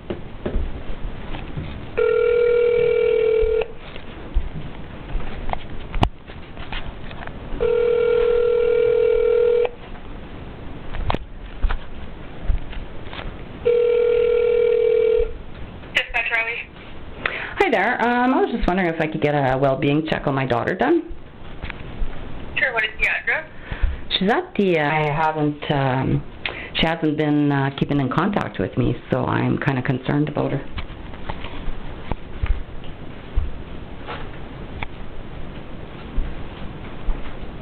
So I'm having to check on her.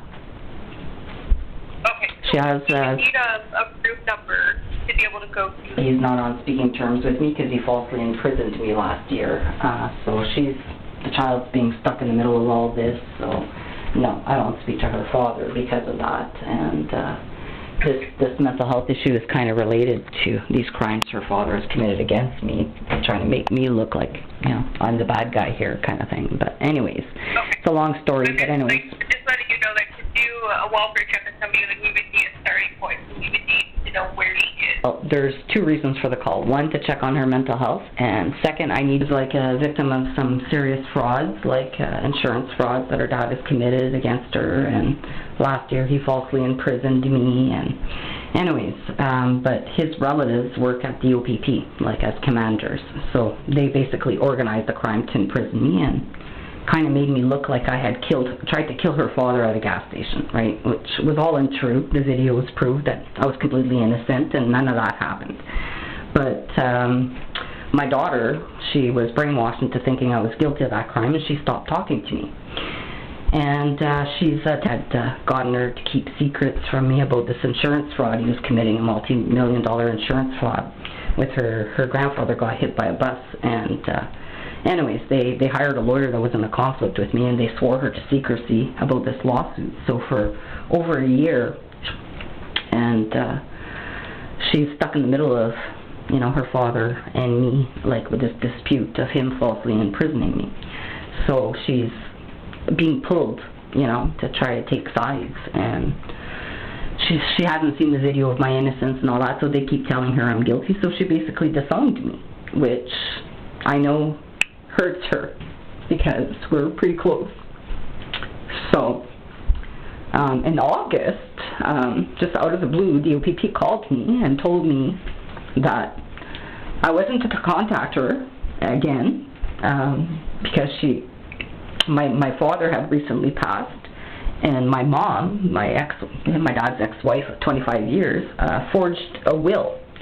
And so here we are, me and my daughter are the victims of an insurance fraud and then a fraud on the estate. But the people that are committing frauds against her are making it look like I'm the guilty one or that I did something wrong. So she's all confused.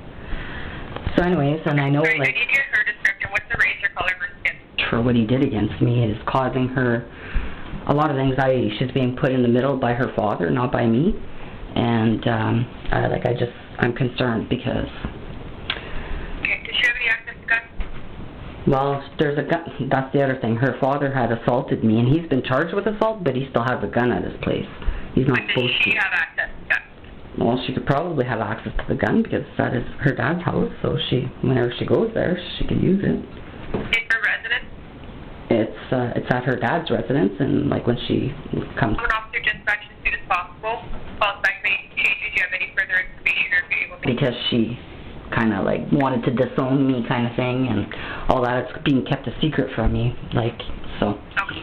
Normally, I call my mother or something and get that information, but considering she's committing estate fraud against my daughter, it's not helping anything. So I'm not in contact with any of them.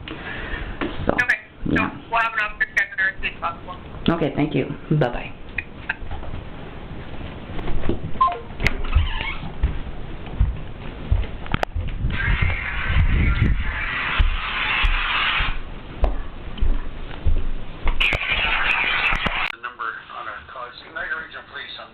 Trying to get a hold of Emily, but the number they put down for Emily, they must have missed her name down. Yeah. Do you have a phone number? Okay, and she's supposed. I'm just trying to think. I'm just going through the calls. So there was something in the call about you were told not to have contact with her. When was that?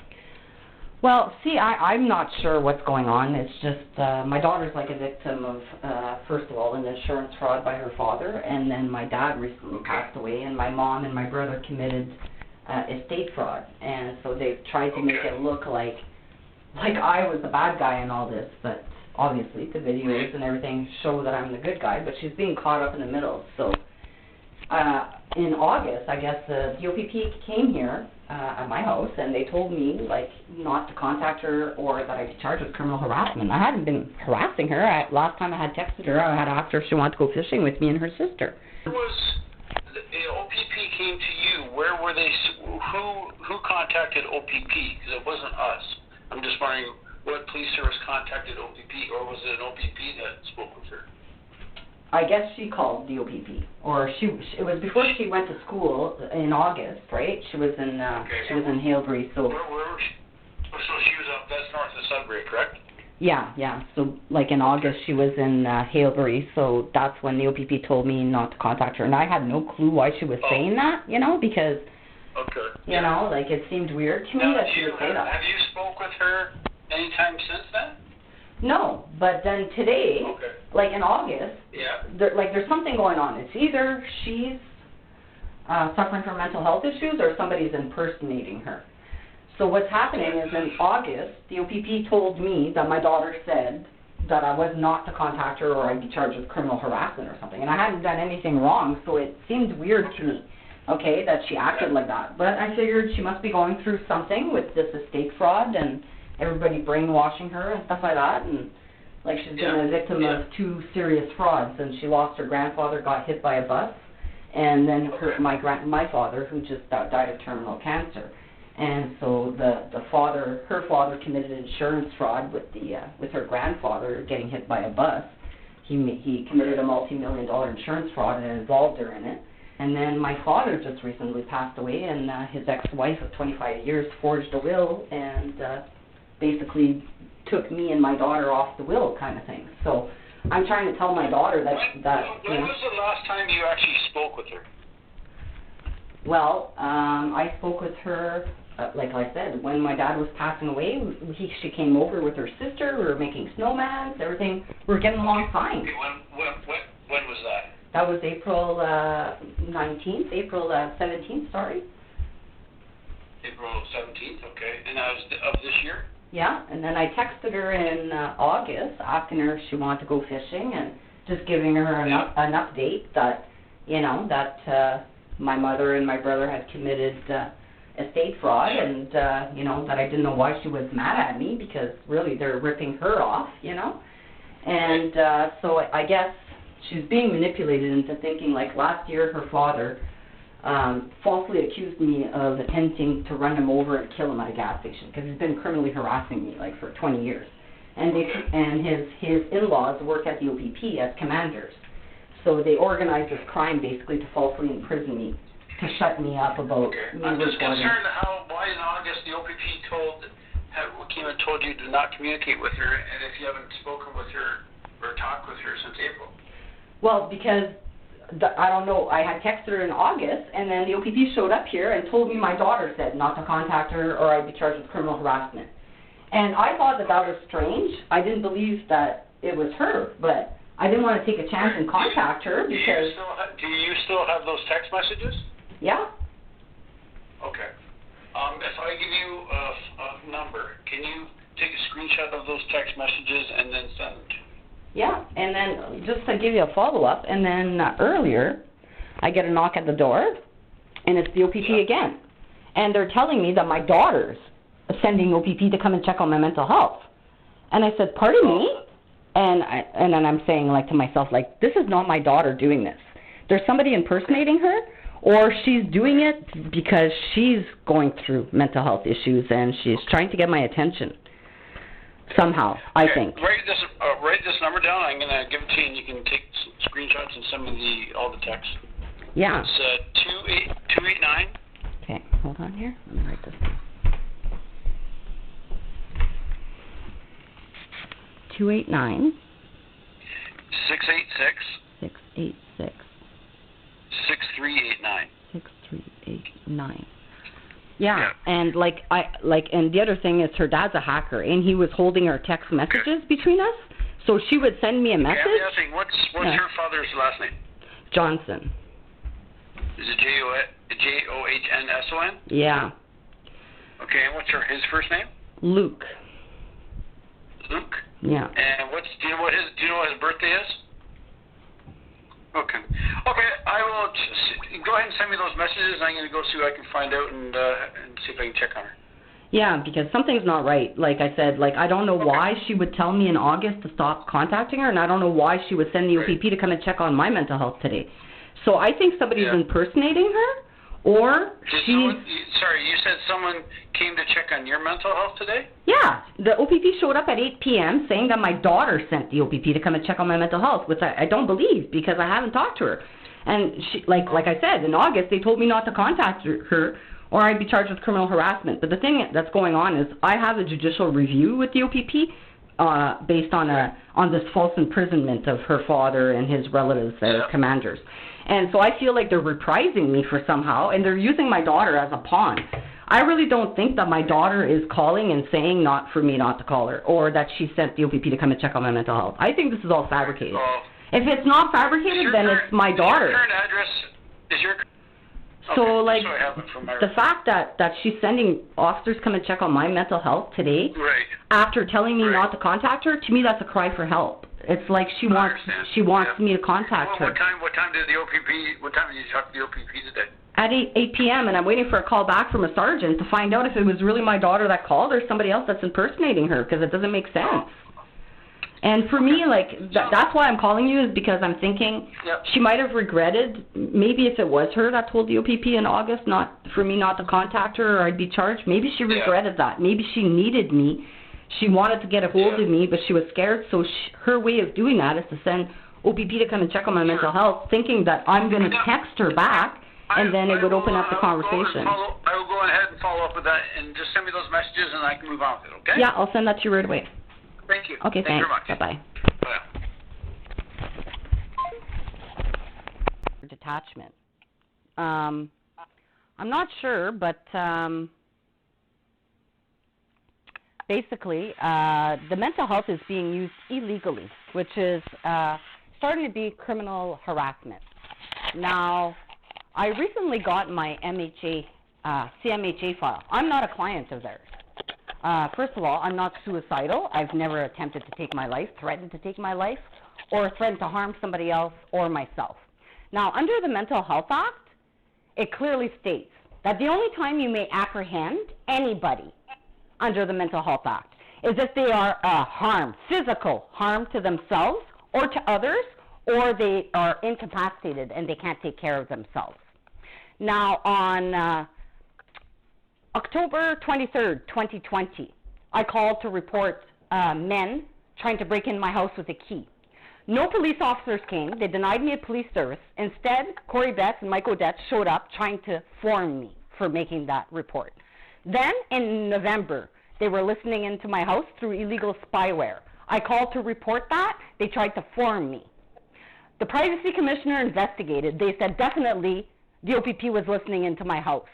Okay, so I got a tribunal decision saying that the spyware crime did occur, is still occurring, and it's way before I even fucking downloaded the police scanner. All right? So these little claims that it's all in my head, that people are listening into my house, an independent tribunal called the Privacy Commissioner agreed in my favor and sent the decision to Tom Carrick personally. All right? So I am getting fed up with that. Then in February, I called the commissioner, and in February of 2022, the same thing. March 5th, the same thing. In July of 2022, the same thing. In December 22nd, 22, Dan Dawson, Joel Bro, and Luke Johnson came here to come and kill me with a taser. They had a key. I had video.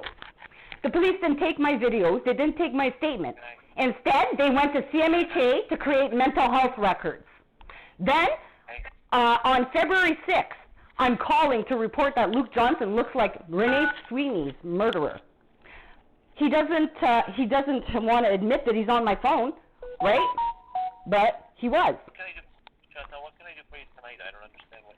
Well, then on February 6th, 2023, I called Sudbury Police to report that Luke Johnson looked like a murderer sketch of Renee Sweeney. While I'm on the phone with the Sudbury Police, the dickhead's on my phone hacking me, he calls CMHA and makes mental health records, pretending to be my friend or my ex-husband concerned about my mental health.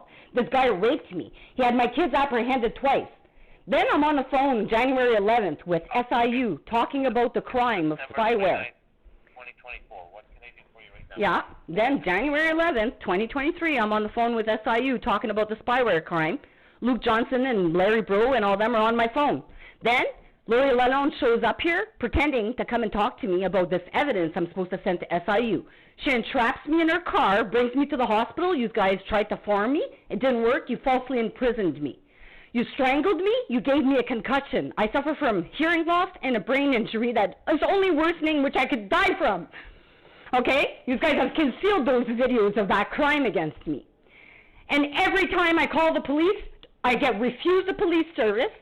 And then I find out that every time I've called, they have ran to, my neighbor came here, I didn't even know it was my neighbor, coming here, kicking down my door with steel-toe boots, trying to break in. If I didn't have a chair in front of my door, it would have opened. Okay?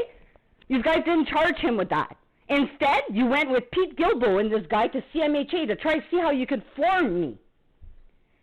Like you guys are sending violent men to come and fucking harm me and create false records against me, and then when I call to report the acts of violence, you guys pretend like it's all a fixed delusion that it never happened? I got fucking videos of everything I talk about. Alright? This fucking is harassment. I've got a judicial review right now in the divisional court respect to all of your actions. And all of these videos and all the spyware crime and all that, that's all going to be a public exhibit in the divisional court. It's not a fucking mental health issue. Now these people coming here to come and check on my mental health every fucking month? Dominique Boucher runs the CMHA. She's best friends with Lucia Mendoza. I also had a fucking complaint against her at the Law Society. And she got fucking embarrassed when the Law Society and the OCL told her to get the fuck off my case. Ever since then, her and Lucia Mendoza have been fucking criminally harassing me. She runs your CMHA. Now, I don't know what you guys are doing to bribe people. But in August, you guys fucking came here and told me not to contact my daughter or I'd be charged with criminal harassment. I've never done anything to criminally harass my daughter. Okay? So now I don't contact her. So then you show up today when I'm doing a list for Melanie Etsy online, which a bunch of the fucking Nazis aren't happy with. Because the same fucking Nazis who took her are the ones trying to kill me. Alright? So, you guys figure it out. But I did. And you're not going to use the Mental Health Act to fucking harm me, my life, liberty, my security, my person, my fucking anonymity, my privacy, my right to live freely. I have self-determination. I have never once threatened to take my life. Why would I do that and give Luke Johnson what the fuck he wants? I think if I would have, they tried to fucking kill me and make it look like suicide or a drug overdose. I'm allergic to fucking opioids and drugs. I know if Dan Dawson and Pete Gilbo intercept my fucking Amazon package and drug me. Alright? I've got 20 years of fucking history in my medical file showing I'm allergic to opioids and fucking narcotics. If I come in contact with that, I could die. That's the same fucking thing as spreading peanut butter on my fucking package and trying to hope that I die. I come to report that to the OPP, and what happened? I have the evidence of the package and everything. And I got the videos of Pete Gilbo and Dan Dawson coming to fucking drop it off and intercepting it with Amazon. With Purelator. Okay? And instead, they come here with rubber gloves on, with a fucking mobile health crisis team, trying to fucking form me for giving evidence of crime of you guys trying to kill me. This is getting fucking pathetic. So, today, you guys showing up here again, after telling me not to contact my daughter for a month, since August. And I'm confused because I didn't do nothing against her. I didn't even believe that it was her that wanted that. So I don't contact her. So she has no fucking right to send the police to come and check on my mental health. And I don't think it was her. Because why would she do that all of a sudden after telling me not to contact her? Why is she concerned about me? Is that her way of reaching out to me? Does she have mental health issues? Does she need to get checked on? Why would she send somebody to come and check on me today, on the day that Melanie Etienne went missing, when her father and all his fucking friends are involved in that, trying to fucking form me today? Why? Are you guys doing this? I've got a fucking complaint to the police inspectorate that I just put in last week about this fucking issue. And then you guys want to flaunt it again, that you guys are going to do whatever the fuck you want and create any records you want? You guys have no right to come here. Unless I'm fucking threatening to harm myself or another fucking person. You fucking show up here one more time trying to form me. I'll shut down your entire fucking detachment for corruption. Do I make myself clear? Every fucking time I've called in the past 4 years to report crime, I've been denied a police service. Then you guys turned around and pretended like all these violent events that I had videos and audios of didn't occur and that it was a fixed delusion. Then Dugan and the CMHA, you're having fucking roundtable meetings at the OPP to try to find a way to put me in a fucking hospital. For what? Last week I fucking called, in July 15th, I called to report Weaver Simmons bribing court clerks, which I have fucking evidence of. I called the Sudbury police, okay? And this is a fucking issue you're going to have to investigate, sir. Because I'm putting this complaint on you, Mr. Beaudry. This is the complaint I'm making to the police inspectorate if you don't fucking get on this today. Weaver Simmons, on July 15th, I called the Sudbury police to report the crimes, okay, of them obstructing justice, which I have videos of. It's not all in my head, okay? I'm a paralegal. I got fucking 35 files of other clients involved in the same crime. So I called to go report this. The dispatcher in Sudbury tells me to go online to go report it. I said, oh, I didn't think you could report that online. She fucking confirms, oh yes, you could do that. I go do it, it doesn't fall within the category. I call back, she realizes she can't deter me. She says at the Sudbury police that she's gonna call the OPP and have them come and check on my well-being. Within 4 fucking minutes, Beaudry was here. Right? To come and check on my, no, it wasn't Beaudry. It was, Peugeot. Not. But guess what? I had called during the day, and I had asked to speak to a commander or a sergeant about being denied a police service to have Luke Johnson and Larry Broke charged for the false allegations they made to falsely imprison me. And so I called the mayor, the police services board, to say that I'm being denied a police service. Then I called the UPP. I asked to speak to a sergeant or a commander. They tell me none of them are working. The only person that's working is acting Peugeot. Okay, well, call back at night shift. So I hang up. I call the Sudbury police to report Weaver Simmons. The Sudbury dispatcher at the Sudbury Municipal Police calls the OPP to come and check on my mental health. The fucking ambulance was already staged by my house and everything. Next thing you know, I get a call from Dugan. And he's not even fucking on duty. And he says that Murphy told him to call me. Murphy's not on duty either. So why the fuck are you listening in my house? Get it? This is fucking ridiculous.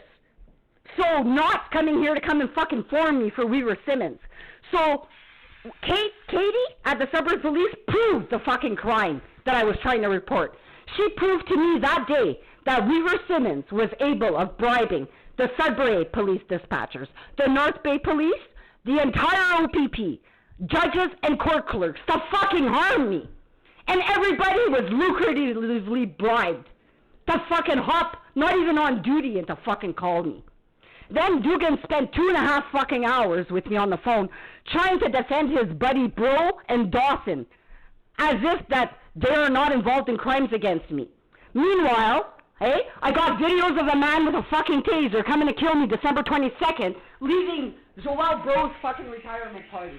The next day I got Dan Dawson in the same fucking truck paying all my neighbors. But you guys don't want to take that fucking video. You don't want to take those videos.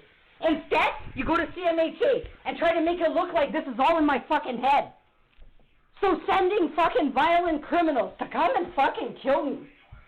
And then it doesn't work out for you guys. You go around and you try to fucking thwart me.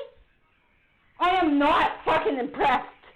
This practice is gonna change because these are hate crimes. I'm an indigenous Jewish person. And these fucking Nazis you have working at the OPP are putting all the rest of your fucking officers at risk of harm. By ambushing you, by listening into your fucking houses and your phones, just like they're doing with me. If Luke Johnson can hack my fucking bank account, just go look at Lee Johnson's fucking, his brother's fucking LinkedIn profile. Okay? Now, if you guys are gonna tell me that Luke Johnson is not fucking hacking me, when he gave me his own fucking computer, he was hacking me on his own computer. He's hacking my bank account. He could hold my text messages between my daughter and I. This is a major fucking threat. Okay? I'm calling Sudbury police to report that he looks like a fucking murderer of Renee Sweeney. Okay? And he's on my device, so he's calling CMHA at the same fucking time to report that he's like my friend. The guy fucking raped me, okay? I went into the OPP and I provided you with a conversation where he says he wants to rape me. And I told him, you raped me before. And he says, he admits it. He says, I know I did, but you didn't like it that time. I want to rape you again. Am I sick? So I say, how are you going to rape me? Well, when you're sleeping and you're trying to get away. Then December 22nd, 2022, he shows up here with a key to my house. It was the first day I didn't have the chair in front of the fucking door. And I'm sleeping at 4:44 a.m. And if my dog wouldn't have woken me up, I wouldn't be having this fucking conversation with you today. These are not mental health issues. Luke Johnson's been criminally harassing me, and he's using my daughter as a pawn. He's a fucking pedophile. Him and Lucia Mendoza and Dan Dawson planted fucking video cameras in my house. That is all evidenced. And it's all before the judicial review right now. And I know it pisses you guys off that I have all this evidence and that it's going to show you all a bunch of fucking liars. But the next time you guys show up here, come in to check on my mental health, I have no friends, no family here. I know nobody. I don't leave my fucking house and I haven't left it in 13 years. So if anybody's calling me crazy, it's because they're listening to me talk shit about them in my fucking house. Alright? Because there's nobody outside of my house that I'm talking to. I haven't left. I haven't done anything in fucking public. I can count on 2 hands how many times I left this year to go get something while I'm being stalked by Kevin Murphy and Ryan Dugan and Joel Bro and Dan Dawson and Joel Plount. Well, those are all the in-laws of Luke Johnson. Dan Dawson is Luke Johnson's fucking father-in-law. Joel Bro is Dan Dawson's fucking cousin. So is Joel Plount. And all their fucking wives work at the courthouse where they're committing these frauds. Weaver Simmons and Luke Johnson committed a fraud, a multi-million-dollar insurance fraud. They claimed my daughter was an infant child living full-time in this house. And they scammed her $35,000 fucking dollars out of her settlement. She was not an infant child living full-time at her dad's. She was part-time, living here. She was 15 years old. Weaver Simmons committed fraud. They got that order. They knew it was not a right order. I sued them for it, for fuck's sakes. And they still don't want to correct the order. Because Weaver Simmons had to pretend like my daughter was an infant so he could defraud fucking Law Pro. Because I sued him and fucking Patty's Law Office. So he couldn't represent my child or Luke Johnson. So to make a multi-million-dollar insurance fraud, they had to fucking fabricate records. Now my daughter's pissed off at me because I sued her fucking dad to get the $35,000 that's owed to her? My daughter's mad at me because my brother and my mom committed a estate fraud and forged my dad's will and took her inheritance. And I'm fighting for it. Now, these are all serious crimes, but the OPP don't want to take my fucking report of crime. They don't want to charge Luke with rape. They don't want to charge him with hacking. They don't want to charge him with making a false allegation to have my children apprehended twice by force in fraud. He threw me in jail in fraud. And this fucking group keeps fucking calling to try to make it look like I'm mentally unstable? The only mental health issues I'm suffering with is being fucking kidnapped by the OPP, assaulted, strangled till I pissed myself.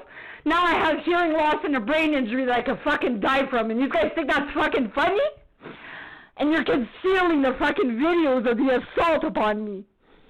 This is fucking genocide. It's hate crime. And denial of the police service is an offense under the Police Services Act.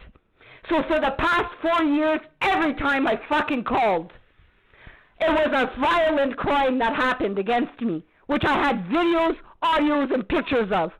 Every one of those times, you guys pretended like there was no crime that happened, that I was delusional. Then you went to with the fucking violent criminals to CMHA to see if they could form me.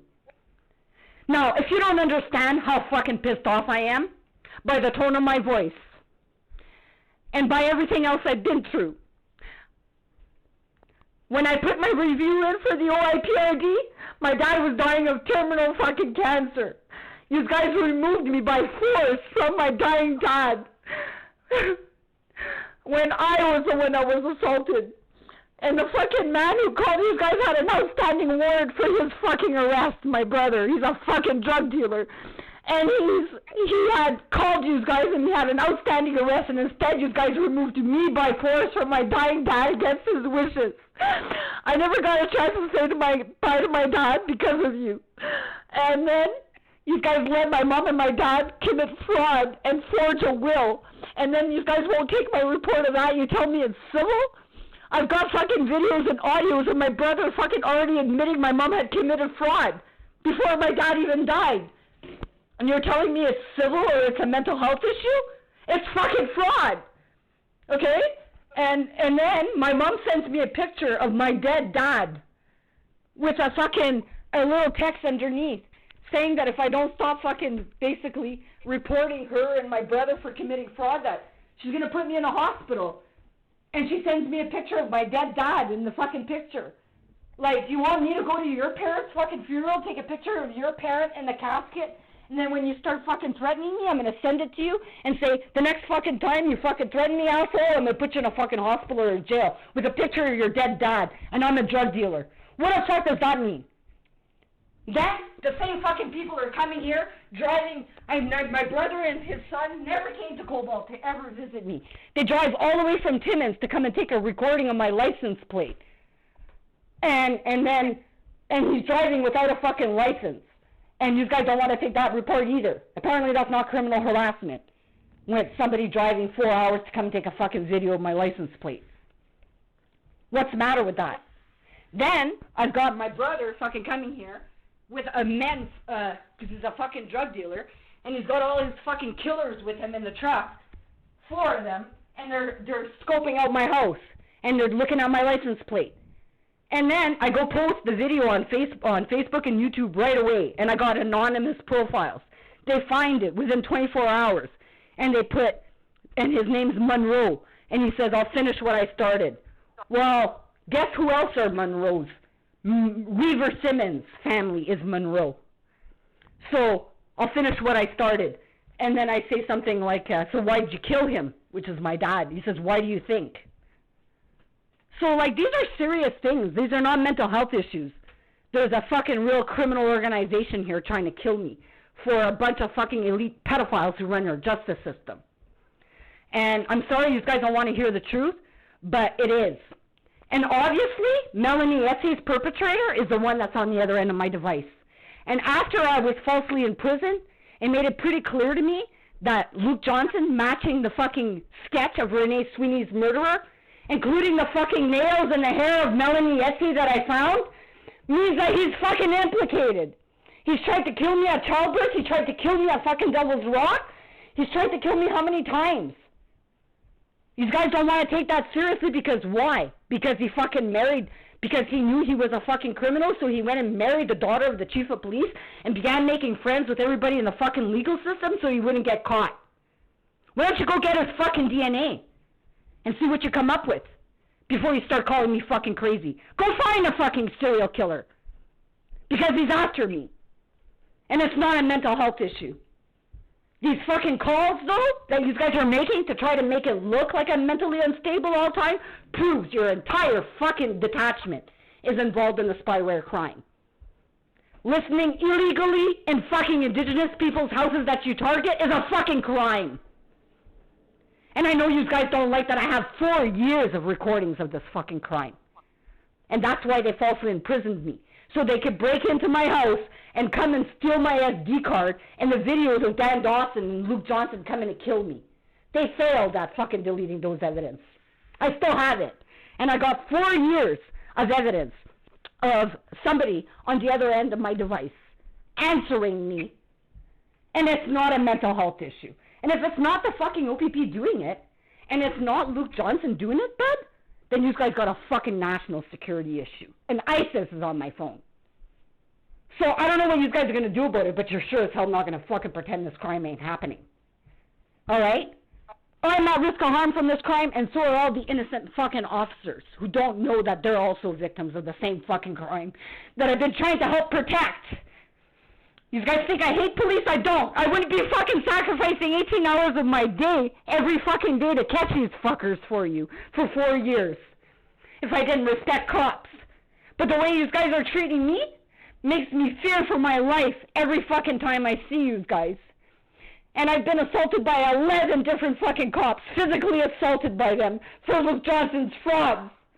And I've always been the victim. So I have every right to fear you guys. And now I suffer from hearing loss and a brain injury, and every day I wake up with fucking super fucking migraines and hearing loss, and you guys don't believe that that's true? I got an MRI done, okay? And it shows my injury. So, like, you guys are not going to call me a fucking liar or make it look like I tried to spit on Lori Lalonde. Randy Martin's a fucking liar. And you guys are going to have to provide all those videos of your fucking lies and of the assault upon me to the judicial review. And anybody else shows up here, man, trying to make false complaints about my mental health. You guys are going to get fucking training and get the human dictatorate fucking training. Human rights. Because you have no right to discriminate me. I do suffer from a disability. Because why? Because I had my kids apprehended twice and by force and fraud by Luke Johnson pretending like I denied medical care. And all kinds of things. And Dan Dawson and all his relatives and all their wives at the courthouse, they committed genocide against my family. And that's the fucking charge I'm going after.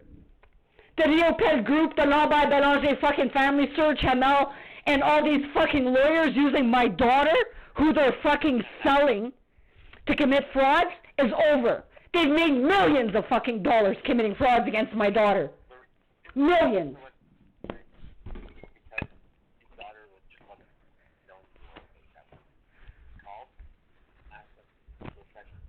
Are you talking to me or are you talking to somebody on the outside there? I can't hear you. Were you talking to me? Yes, I am. Sorry. You're going to have to raise your voice. I can barely hear you. If we could just go make sure that you're okay. Because it's been a long time. Well, why is she calling you to see if I'm okay? Because this doesn't add up to me. Is it really her that called in August to say for me not to talk to her? Because maybe somebody impersonated her. Why else would she be calling to check on my mental health? Because she told me not to contact her. What? She was calling to see for us to check on you if you're okay. But why would she do that today? What made her decide to do that today? Who knows? She's your daughter and she's worried about it. She's worried about me. So is she the one that told me not to contact her in August, or is she just concerned because I haven't been contacting her and she's worried about me? Something doesn't add up. Eh? Still your daughter, you know. She's still your daughter, right? She's my daughter, but she told me not to fucking contact her. So why does she have the right to send officers to come and check on my mental health? I don't know. Because she's being fucking told by somebody to do it today. Because today is the day Melanie Etsy went fucking missing. And these fucking Nazis want to teach me a fucking lesson. I don't believe that it's my daughter. I've called the Niagara police. And they're gonna go fucking talk to find out if it is my daughter. Because something's not right. If my daughter's fucking calling police to come and check on my mental health today, it's because she's concerned that I haven't been talking to her. But if she should know that I'm not talking to her, because in August she told police not to fucking, for me not to contact her. Or I'd be charged with criminal harassment and I've done nothing wrong against her. So, like, something doesn't jive. It's either the call in August by the OPP telling me not to contact her or I'd be charged with criminal harassment is false, and she did not make it, and that's why she's concerned. From August until now I haven't talked to her, so she's concerned, so she calls to check on my mental health. There's something that's not right, because she can't fucking say in August, "Oh, call me ever again or I'll charge you," and then call today to check on my mental health, as if she's concerned of why I haven't contacted her. So you're going to have to investigate what's going on there. Because there's absolutely no reason why officers are allowed to come here in any instance, on any fucking allegation by any fucking crackhead or otherwise, that they fear for my mental health.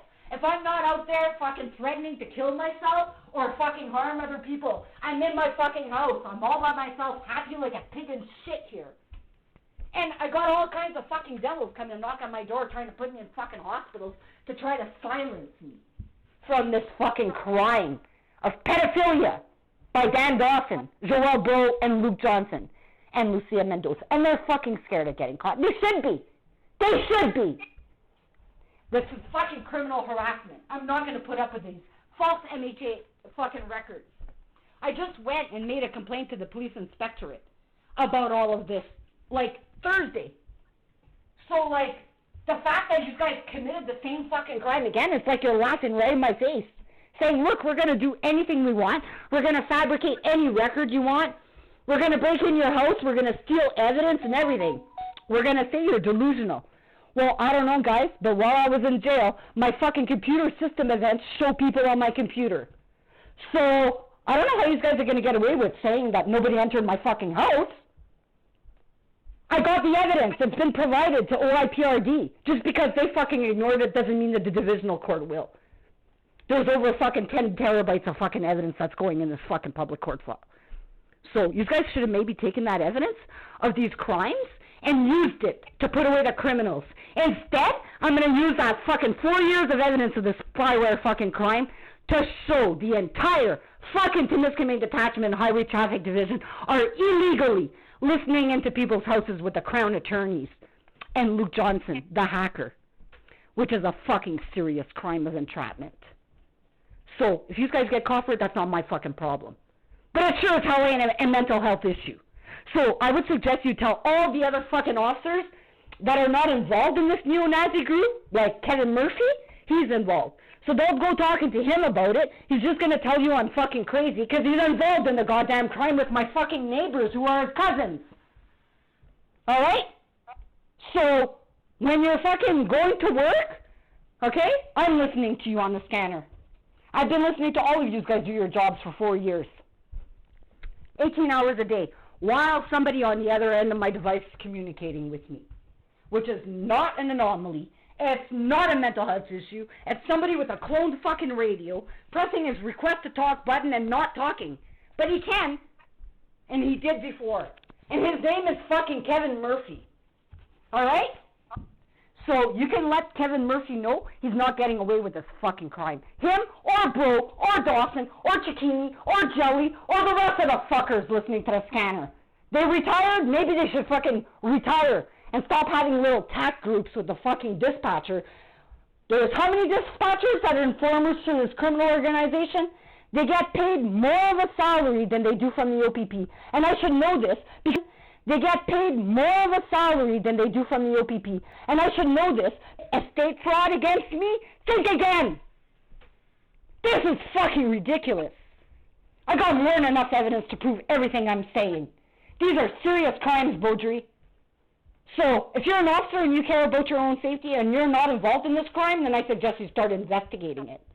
Luke Johnson is a fucking threat to me, to every fucking child out there. Him and his fucking neo-Nazi pedophilia organization, they call themselves Anonymous Canada. You go look at Lee Johnson's fucking profile, you go see him hacking me from satellite. He's got companies in Malaysia. He's a fucking pedophile, okay? He's been trafficking kids on the internet for God knows since the 90s. They could put up a fucking porn website of a peep show and take it down the next day. And that's exactly what they've been doing. They make $35,000 fucking dollars a day selling me. Alright? And they spread it out about, what, 200 of them? They seem to think they got power in numbers, that if they get caught, they could just come and fucking kill me. Well, they are caught. And I got more than enough evidence to prove this crime. I don't appreciate any more mental health issue fucking claims. I got a very high IQ. And I've been fucking risking my life to help you guys. And this is the way I get treated? I've been trying to help the commissioner. I've been going directly to him. And you guys, and try to fucking fool him, turn around and say I'm crazy and try to make it look like I'm fucking sick delusion. Having roundtable meetings at the OPP with the Mental Health Association, try to find the best way to put me in a fucking hospital to silence me? Is serious fucking genocide. Considering you guys fucking allowed a drug dealer to kill my dad while you forcibly removed me from his life. I was the only fucking child who ever cared about my dad who was ever there. I was taking care of him for 3 fucking months. When my brother found out that I was inheriting everything, him and my mom committed fraud.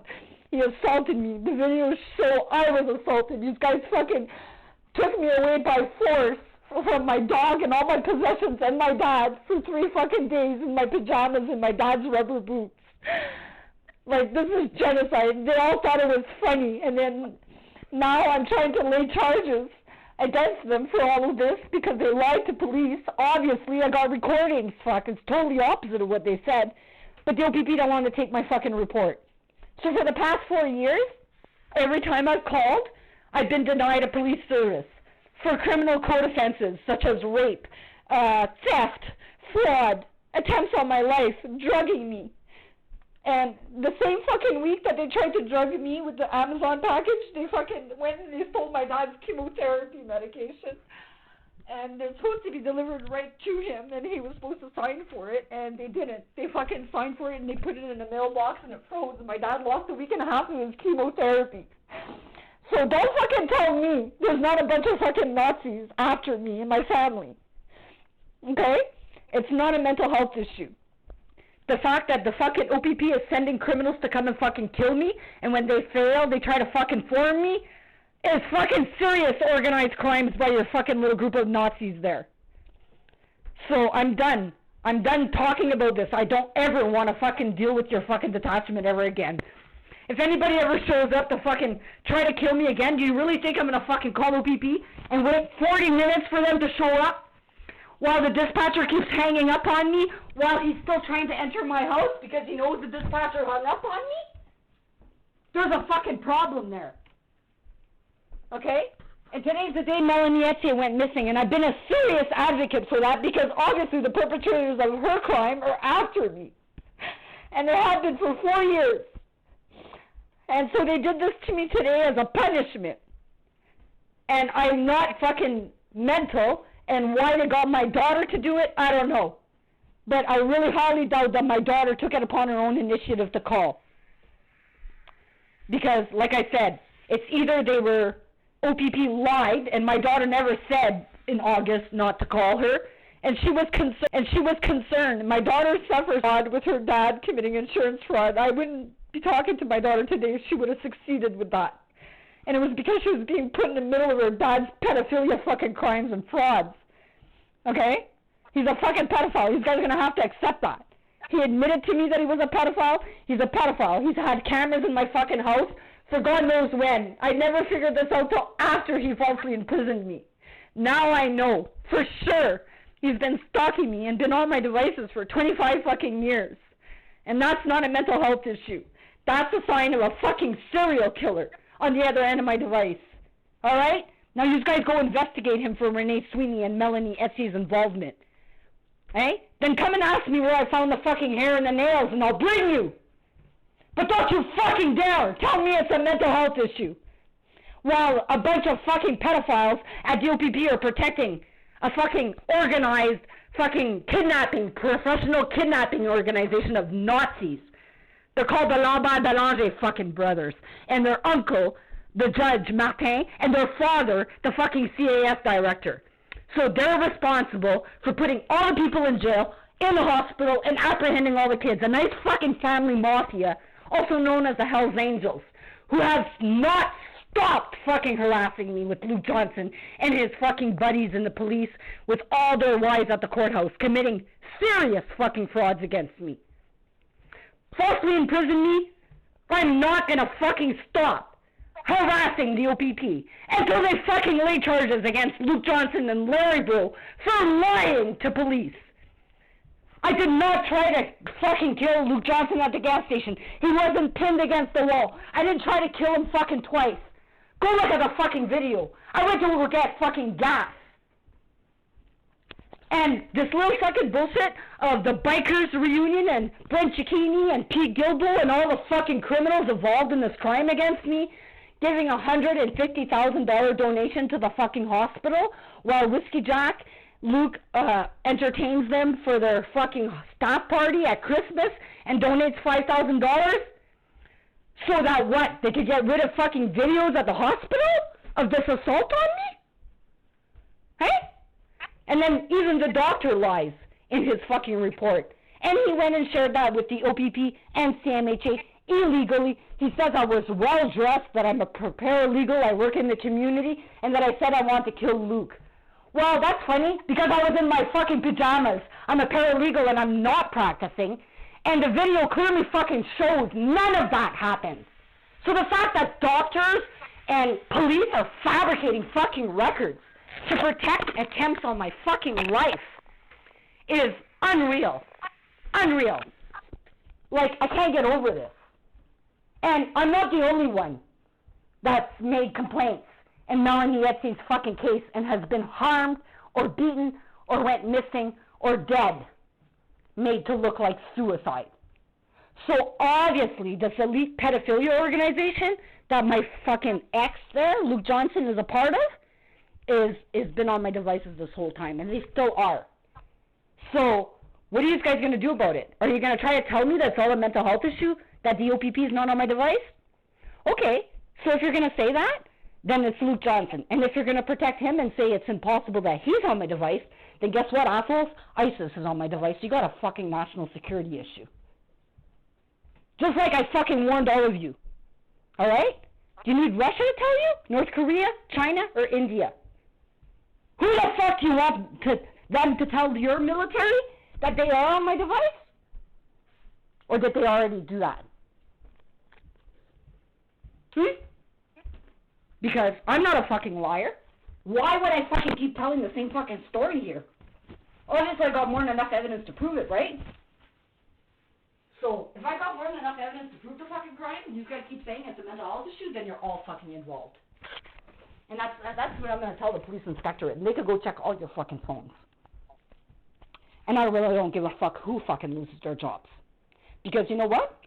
The ones that are innocent know damn well what the guilty ones are doing. And if you guys don't have the fucking balls enough to turn in your own buddies, then I hate to tell you that you and your family, if you're not involved, you, your family, your kids, you're all being fucking tracked and watched. Alright? And you wouldn't even know they're there. Who would tell you they're on your device? So, yeah, if you feel safe with that, then that's fine. But the fact that people are luring women that are in missing murder groups to use the police scanner to feel safer. Well, this spyware crime started before they got me to download the police scanner. But Judy Jensen lured me to use that police scanner. And as soon as you say yes to that police scanner app, you've said yes for them to look at all your videos, your text messages, your pictures. They get your IP address, your serial number. They get everything about you. Now they go look to see if you have any information about Melanie or their crimes. And if you do, they'll target you because now they could track you with GPS because they got everything from your phone. Then they have your IP address. If they like your fucking kid, then they're going to hack your fucking modem and then they're going to get on your kids' devices. Alright? And that's what pedophiles do. And then, when they get somebody like me that they want to sell, then, anytime they can, they'll fucking take videos of me or anybody, any kid, by their devices and go online and sell it. And that's what this fucking group's doing. Alright? I got more than enough evidence of that. And besides, my brother works for Robert Demadis. He's also half-brother to John Gauthier, the fucking chief of the Timmins police. And this little fucking group of pedophiles are friends with my neighbors and Murphy. So, before you start telling me that Dan Dawson and Joelle Breaux and all that don't fucking run with Hell's Angels, maybe they should have thought twice before they got my fucking brother swinger sex parties. Alright? So that's all I gotta say today. But there's some serious fucking organized crimes that I've been a victim of. I don't make up shit. I am highly traumatized by police. If I'm fucking calling you guys, it's because I fear for my life. But after all of this, the next fucking motherfucker that shows up here trying to kill me is not going to be waiting for the OPP. Alright? I'm going to learn to protect myself because the OPP has proven to me they don't serve or protect me. They don't even take my report of crime. It's been 4 years. And they've proven that they can send criminals to come and kill me and the entire OPP will protect them. And then try to make it look like I'm fucking delusional for reporting the crime and pretend like it never happened. This is serious. So, I speak on behalf of myself and all the rest of the missing and murdered Indigenous persons that haven't been found yet that are all fucking been taken by this group. Some of them are alive and being fucking trafficked. Some of them are dead. And some of them, like me, they want to shut the fuck up. And they know they can't silence me. Well, I speak on behalf of all of them, so you better hear my fucking voice. Because there's going to be a fucking class action if you guys don't fucking smarten up. Because I'm not the only one being targeted here. This fucking neo-Nazi group is not going to run your fucking government like ISIS. If you had a fucking family of terrorists called ISIS that decided they were going to take over your court and be the judge and then be the CAF directors and be the crown attorneys and have all the officers and their wives working at the courthouse and they're all related to each other. That's a criminal organization breaching fucking trust every fucking day. They can call themselves ISIS or whatever the fuck they want. It's a terrorist organization trafficking fucking humans in their own fucking agenda. They don't follow the rules. There's no rules being followed in these courts. They're committing full-on fucking fraud under a building called the courthouse. So, the fact that Joelle Breaux could be the commander, Larry Breaux's the one that made the informer complaint, Dan Dawson was the ex-commander, and then all of these fucking cops come and fucking throw me in jail, beat me up, they think it's funny. They break into my house to try to delete the fucking evidence of this crime and try to make it look like it was all in my head. Well, it's a good fucking chance I know a lot of people at women's shelters, and I've given copies of all of this fucking evidence to human trafficking networks, women's shelters, and counseling groups. So don't think you guys are ever going to fucking break in my house and get rid of it. It's too many people have it. And I even dropped off a nice little copy in Quebec so the fucking Ontario Provincial Police will never be able to get it. So, I don't know what you guys are thinking. But this there is the last time I'm calling to fucking make this complaint. I know I'm talking out your ear, and maybe you're innocent. But most likely you're guilty. Because no officer yet has fucking provided me with a police service and charged people with criminal code offenses. Which is not only discreditable conduct, it's a fucking offense under the Police Services Act. So, I don't need to go to LICA. The next fucking officer that shows up here criminally harassing me under the Mental Health Act, I'm going to fucking get up, go straight to the Justice of the Peace, and I'm going to go lay private charges for criminal harassment against whatever officer shows up here. And I feel bad because they're running out of pawns now, so they're going to start sending innocent officers who are just being told just to fucking, you know, call me crazy. Just fabricate records, say she's crazy. You know? My neighbor the other day on July 1st, he's fucking calling police saying that I said I was going to kill him. Funny, because my audio recording doesn't show that. He's the one with a shovel, standing in front of my fucking house with a shovel, like as if he's coming to fucking kill me, giving me a look like he's going to bury me. But yet, the OPP show up here, try to make it look like I'm the mental one. Like, it's totally fucked up, man. So, yeah. So when I got my Freedom of Information request from the CMHA, you know, I found out what the fuck was really going on. The reason why you guys were never taking my reports of crime is because they were trying to fucking make it look like everything I was reporting never happened and it was a delusion. And then try to form me, trying to say, like, she keeps having these fixed delusions. Well, that's funny, guys, because I still have the fucking videos of Dan Dawson and Luke Johnson coming to try to kill me with a fucking taser. I also have the videos of Dan Dawson showing up to all my neighbors to try to get them to fucking erase the videos. Then all of those neighbors ended up fucking selling their houses and moving away. Hey? Like, that's not obvious. Hey? And Mr. Briscoe next door, well, with the fake fire alarm in my house, they had a fiber op directly connected from Briscoe's house. Briscoe is also a dispatcher at the OPP. Ray Briscoe also works at Sunwire. Hey? And so does Andre LaBelle. And then you also have Jen LaBelle at the dispatch center and Justin LaBelle in your technician department. You got Andre LaBelle at Sunwire and you got Judge LaBelle. And then you got Fern LaBelle. You also got, like, criminal organization of informants working right out of your 911 communication center. And guess what, buddy? Your male fucking sergeant dispatcher is the one running the fucking scanner. Sure, it's not illegal to listen to a scanner, but I'm pretty sure a fucking sergeant and dispatcher hacking the OPP to run the scanners for Jelly and all the rest of the retired cops is a fucking crime. So is making little tack groups so that they can talk with the retired officers who have cloned fucking radios while they're on shift. And, well, I have more than enough evidence to prove that. He's the one running it because every time they send the cops here, especially, they know when I'm sleeping. So they'll send the cops here when I'm sleeping. They know I'm not on the scanner. So then I go on Broadcastify because I could go download all the audios of everything that happens during the day. And most times when you guys are involved with me, the dispatcher won't upload just the hour where they dealt with me. Which is proof, right? Then I'm listening to a movie one day. At the end of the movie, there's music, right? My neighbor called to complain about my music. Well, I'm listening to the scanner. So the dispatcher sends the police to 19 Cobalt Street. But they showed up here at 19 Watson Place. So how the fuck did they know where to go if they were dispatched to 19 Cobalt? Obviously, they had another mode of communication in this organized crime.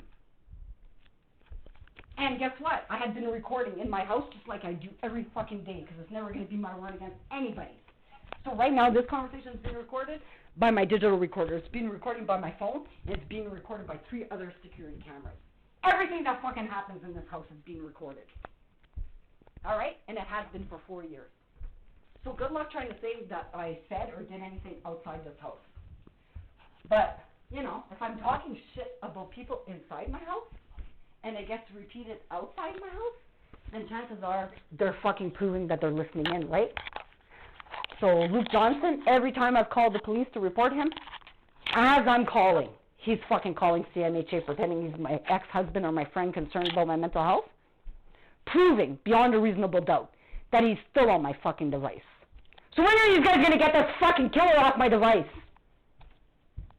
That's the question I want. When are you going to fucking arrest him? And stop letting him put my fucking daughter through this. I'm the victim here. You guys have made him look like the fucking hero all these years. He made false allegations that this guy committed suicide in my house and this guy's son was a pedophile. That was the first apprehension where I got beaten up by cops. The second apprehension, he called, he cried, he said his daughter was fucking dying and I denied medical care. It was all fucking bullshit. I got assaulted by 2 cops then too. They broke into my mom's house by force to take my kid. On Dan Dawson's instruction. They had a whole fucking search party looking for me. And then, well, Luke Johnson and all his pedophiles, they didn't even have a child protection application. They had fucking nothing before the court. The judge put the child with the father, interim until my fucking hearing.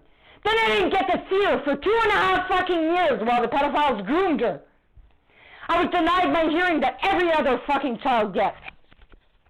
I'm not even allowed to get child support. Maggie says I'm not allowed to come to get child support. I need his fucking permission to come back to the court to get child support. These are fucking crimes.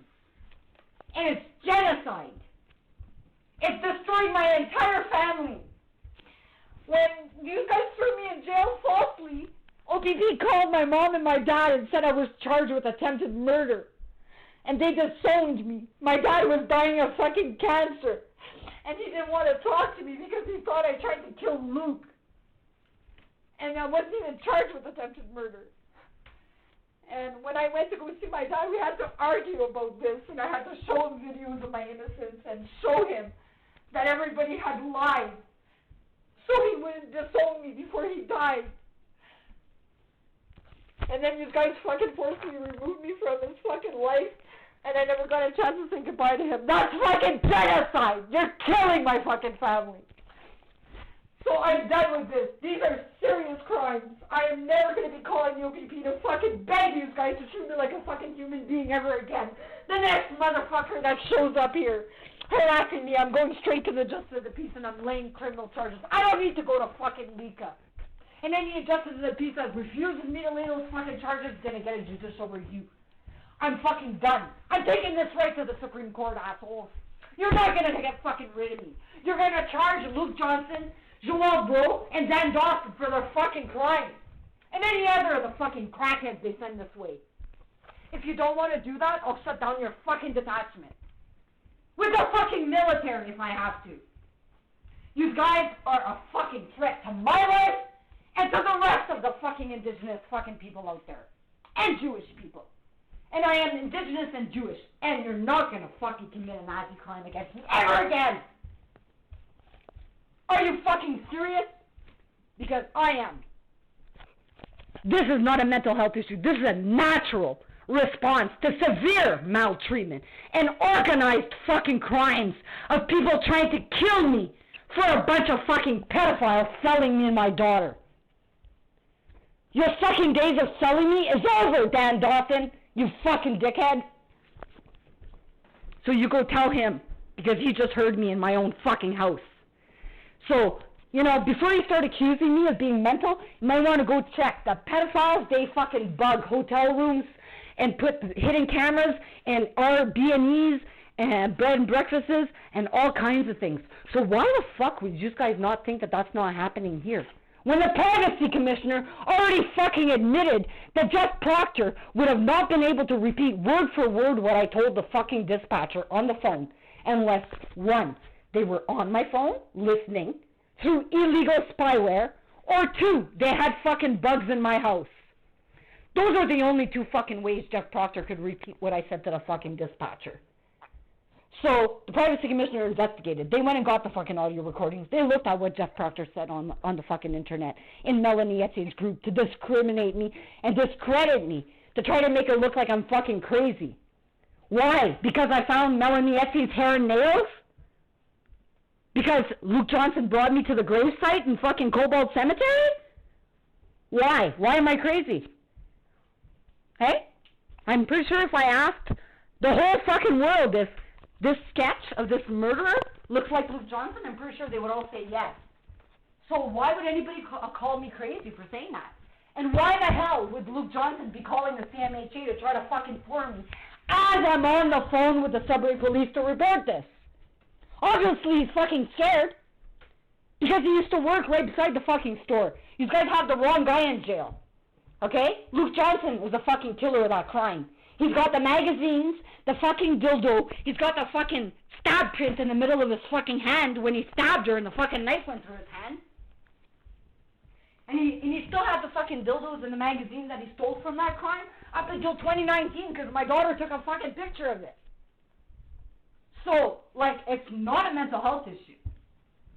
I'm calling as a responsible fucking citizen here who is very concerned that the person on the other end of my device, Luke Johnson, is a fucking killer. And those are all legitimate fucking feelings I have. Do you think serial killers go around telling people that they kill people? No. But when they get caught, usually they say, holy fuck, he was such a quiet guy. We would have never thought, this guy would have went and fucking shot Donald Trump. If I would have fucking told you the nurse in North Bay was killing all those people in the fucking old age home, you guys would have said I was crazy too. Oh, come on. She doesn't look like she'd kill anybody. She looks like she's fucking sew you a pair of mittens and make you cookies. Yeah, well, hey, she was a fucking murderer, a serial killer. And it's not until a whole bunch of smart people got together and said this doesn't add up. And that's why she got caught. Otherwise, she'd still be killing.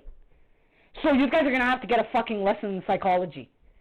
Because just because I'm smarter than all of you guys put together committing organized crimes against me and I'm a better cop than all of you, that I could crack these fucking things for you, does not make me mental. It makes me an asset to your fucking team. Maybe you should start using me like that.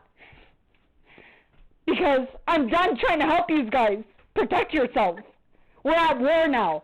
You know? We're not even going to get the fucking trial. Russia's probably going to fucking bomb you guys with a nuclear bomb before we get there. Why?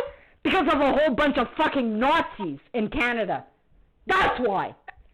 So maybe you guys should fucking do a job to get rid of your Nazis at the fucking OPP, because you're a threat to public security, you're a threat to national security, and at this point, you're a global security threat, you fucking Nazis. So give it up. You're not gonna fucking win against me. Hitler didn't win last war, and you guys aren't winning this fucking war with me either. Hitler loses. Alright? So, that's all I gotta say. I gave you my rant. You were kind enough to listen to me very patiently. I thank you. I needed to get this out. I've recorded it. I hope you recorded it. I hope you go back and you go talk with your innocent buddies about how you guys are getting fucked by the rest of them. Putting your lives in danger. And God forbid they're not selling your own children. Because if they've entered your house, God knows what else they've done. Alright? We're dealing with a very serious criminal organization. Selling, trafficking humans here. Alright? So, before you start telling me that the lambert-belanger fucking family are just really good people, well, you might want to start thinking that every day that they preside the way they are, they're breaching the public's fucking trust, which is a fucking crime. And the last time I checked, a fucking neo-Nazi fucking organization overtaking your government, like your courts, your crown, and your police, is a fucking terrorist organization. Especially if they're killing people like they're doing with me and the rest of them. That they're trafficking in fraud through the justice system. By committing fraud to put people in jail. Fraud to commit people in fucking hospitals. Fraud to apprehend kids. And it's all one goddamn fucking family. So yeah, as far as I'm concerned, ISIS is not as scary as this fucking terrorist group, because ISIS don't run your government. But they do. So that's the reason we have the overrepresentation of indigenous people in jail and hospitals. It's not because indigenous people are more criminal. It's because of this fucking neo-Nazi organization. We have the highest fucking murder and sexual assault rate in the fucking country. Here. Do you really think the fucking criminals are smarter here up north? Or do you really fucking think that those statistics only show that the fucking police are either dumb or they are the criminals? They are the ones that are committing the crimes with their friends and family. That's all it tells us. And if you go in the group of 14,000 people in Melanie Etsy's group and you do a fucking survey and you say, how many of you think that the police were involved in the crime? Probably more than half would say yes. How many of you guys think that they're involved in concealing the crime? Pretty much all of them would say yes. So I'm pretty sure I'm not crazy for having the same fucking opinion as the rest of the population. So you guys better, maybe appoint different investigators. Because Corey Betts and Mike Odette were appointed as investigators to Melanie Etsy's case, and they have yet to take my report of me finding Melanie Etsy's hair and fucking nails in the grave. Why is that? Why are they protecting Luke Johnson? Because why? Because he's got a 12-inch dick, and he's been luring all the young girls to the fucking swingers club. And because he used to be a drug dealer at Ontario Northland, trafficking all your drugs, and he's the best fucking hacker the OPP has ever had next to Ethan Tricky. And Ethan Tricky and Lee Johnson and Luke Johnson all fucked off from New Liskeard after Melanie Etsy's crime and all went to BC together. Alright? So, Luke Johnson is not the man you think he is. So him pointing the finger at me all the time there, making it look like I'm a criminal, I haven't left my fucking house for 13 years, assholes. I have no friends, no family here. So good luck trying to say I'm doing anything wrong or criminal outside my house. Good luck trying to fucking make it look like I'm suicidal. I've never once threatened to take my fucking life. Why would I commit suicide and do that to my daughter?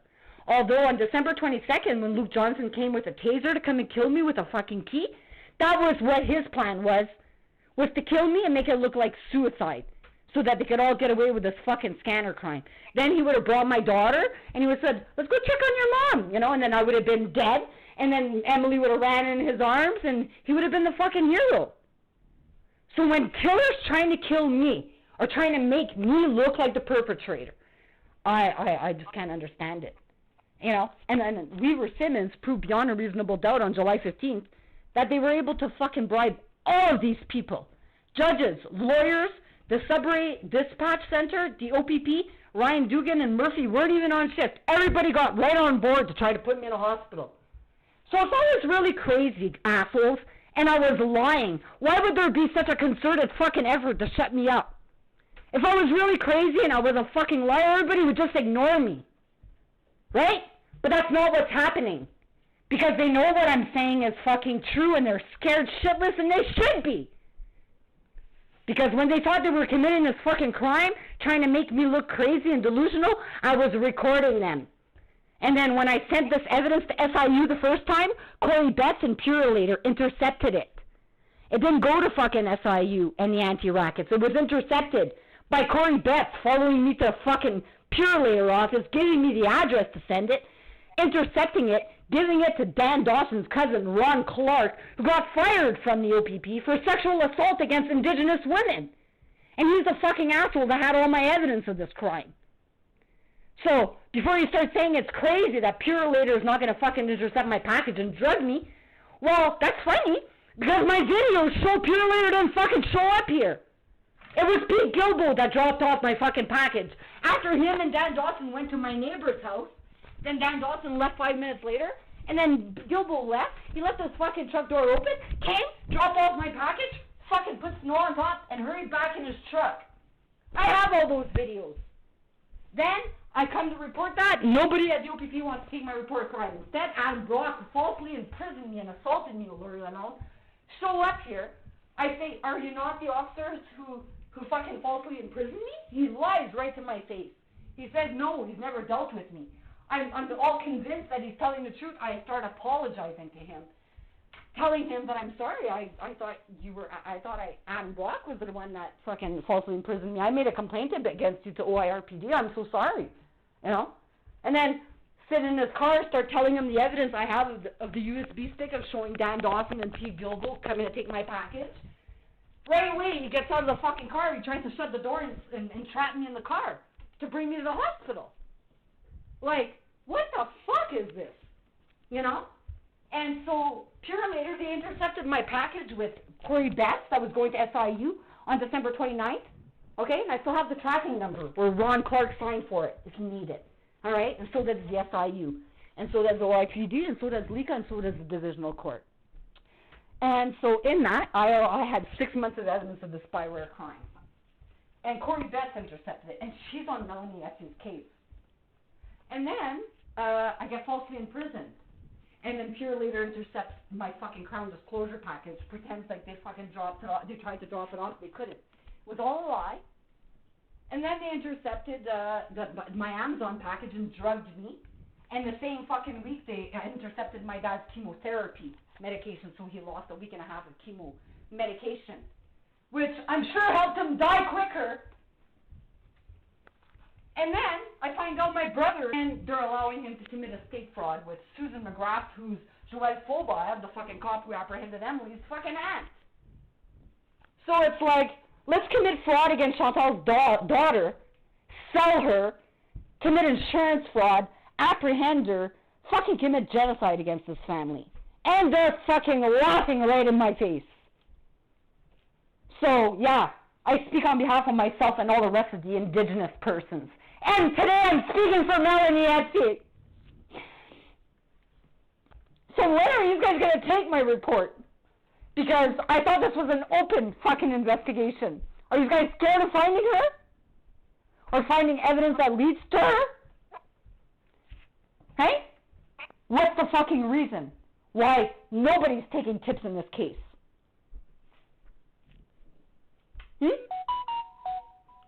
That's what I would like to know. I know you probably left the phone on the fucking side of the counter and you walked away. Are you back now? Because you heard like a little moment of silence?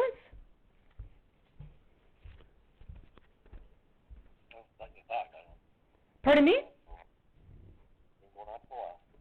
Were you listening this whole time, sir? Yeah. Well, good. Thank you. Thank you for listening. You're the only one that's ever listened to me go all the way through this. You want to talk about why your daughter was looking for an officer to go over there? Or? Well, because of all of this, I'm wondering if my daughter needs to have her mental health checked at. Because why would she be calling to have me checked? Is it because she's concerned that I haven't talked to her?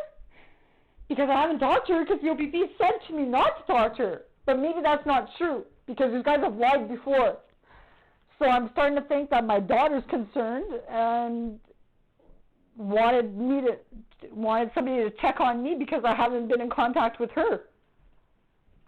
Like, why else would she do that today, out of all days? Is it really her? Or is it somebody impersonating her? Because the way it falls on today, with Melanie Etsy being missing, and I'm doing stuff online about her, and all of a sudden this happens, just to fucking try to interrupt what I'm doing, it seems a little suspicious. You know? And she has my safety deposit box key, and I've asked Murphy, when the police told me not to contact her or be charged with criminal harassment, when I've never fucking once harassed her.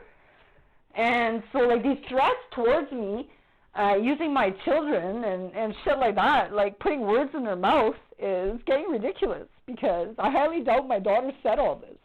And if she called to check on my mental health today, it's because she's not doing well. And why would she just randomly do that today? Because maybe she needs to have her mental health checked. Maybe she's concerned, why is mom not contacting me? You know, maybe she needs me. I don't know what the real reason is. But I don't appreciate everybody alienating my daughter from me, making me look like the perpetrator, and I'm the victim. And her dad's looking like a fucking hero, and he's tried to kill me, and he falsely imprisoned me. And the OPP and the counselors and everybody telling her that I'm the one that's mental is really, really putting a fucking... It's really harming me to know that my daughter thinks I'm a bad guy in this. And the fact that you guys have not arrested Luke or Larry yet, that's what helps them to make it look like I was guilty. And so until you guys arrest Luke and Larry, I'm not going to stop.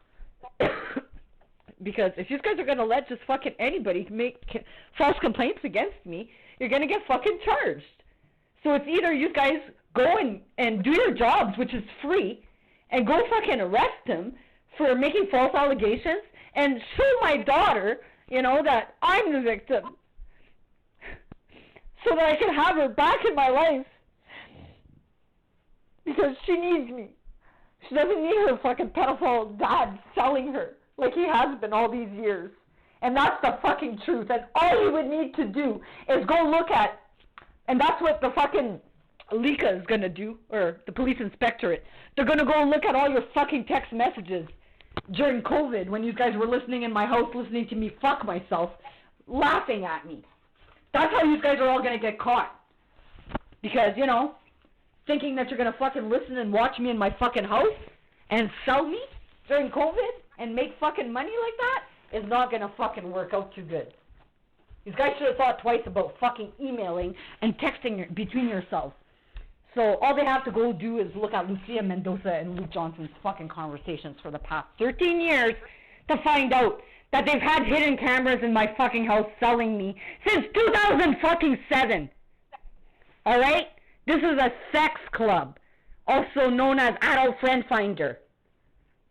It's a bunch of fucking elite fucking pedophiles that snort coke and have sex parties. Luke Johnson is their fucking prize of a fucking dick. And he's their best fucking hacker. So, when all the innocent cops are going around getting told by Kevin Murphy that I'm fucking crazy, maybe you should ask Kevin Murphy if him and his buds are fucking looking on all your devices and your kids' devices and following you and tracking you like they are with me. Because they're scared of getting caught.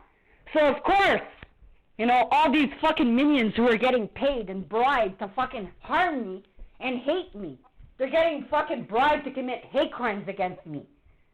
And they think that they're not the victims?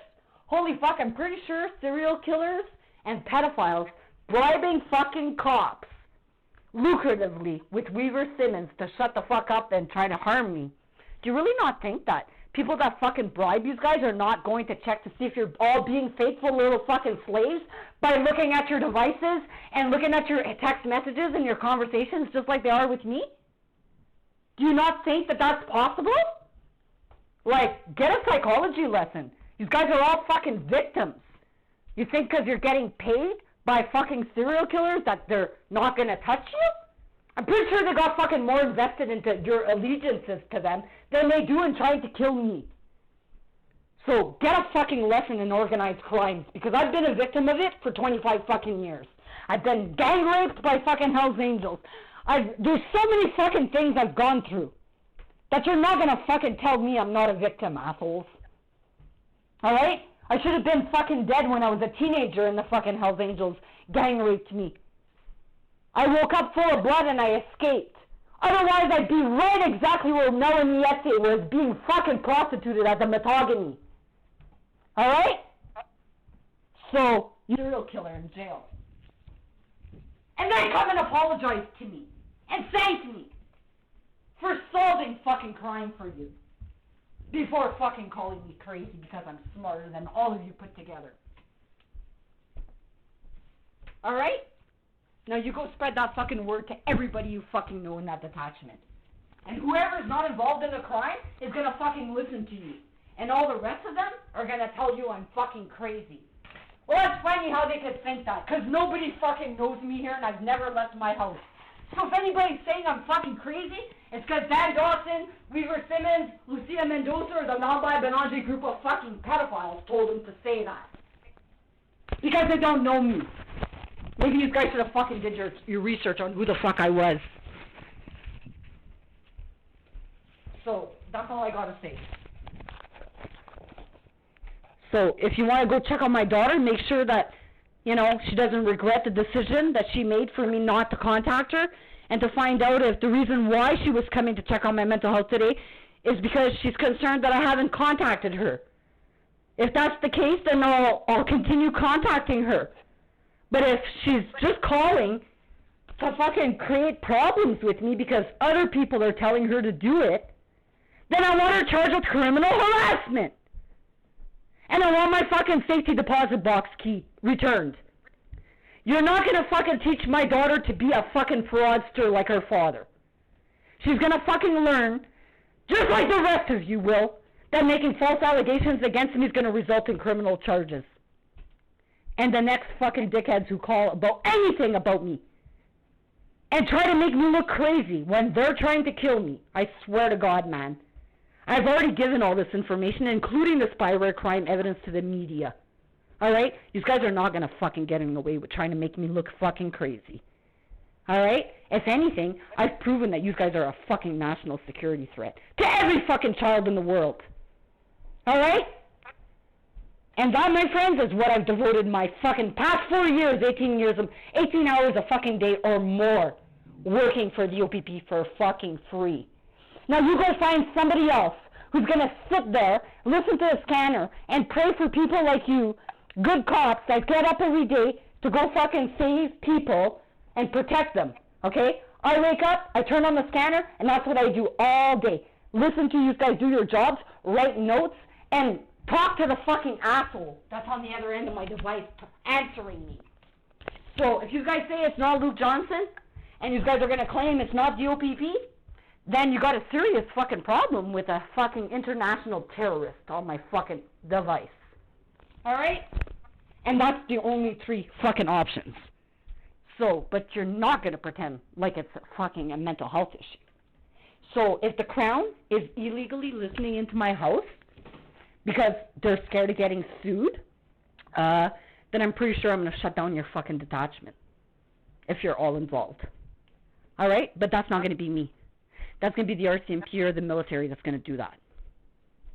Because these guys are a fucking threat. To me, to my daughter, and to every fucking child out there. If you're not going to put away this criminal organization. And I don't give a fuck if they're lawyers and judges and whatever. David Bradley Sloan used to operate a child porn distribution network. Okay? He was busted. He went to jail. But guess who his recipients were? Well, first of all, me and my daughter are the victims of that crime. Okay? From a pedophile called Stephen Fisher, who gave them most of their child porn. And so he got busted with that fucking child porn distribution network, okay? But guess who his best friend is? Ralph Carr, the fucking judge who's trying to take away my daughter for these fucking pedophiles. Alright? And I got a recording of him in the church giving a sermon about how when Bradley Sloan, his good friend Bradley Sloan, got caught with child porn, he went into his office in Moosonee and he gave him a big hug. He said, "Don't worry, Brad, we love you."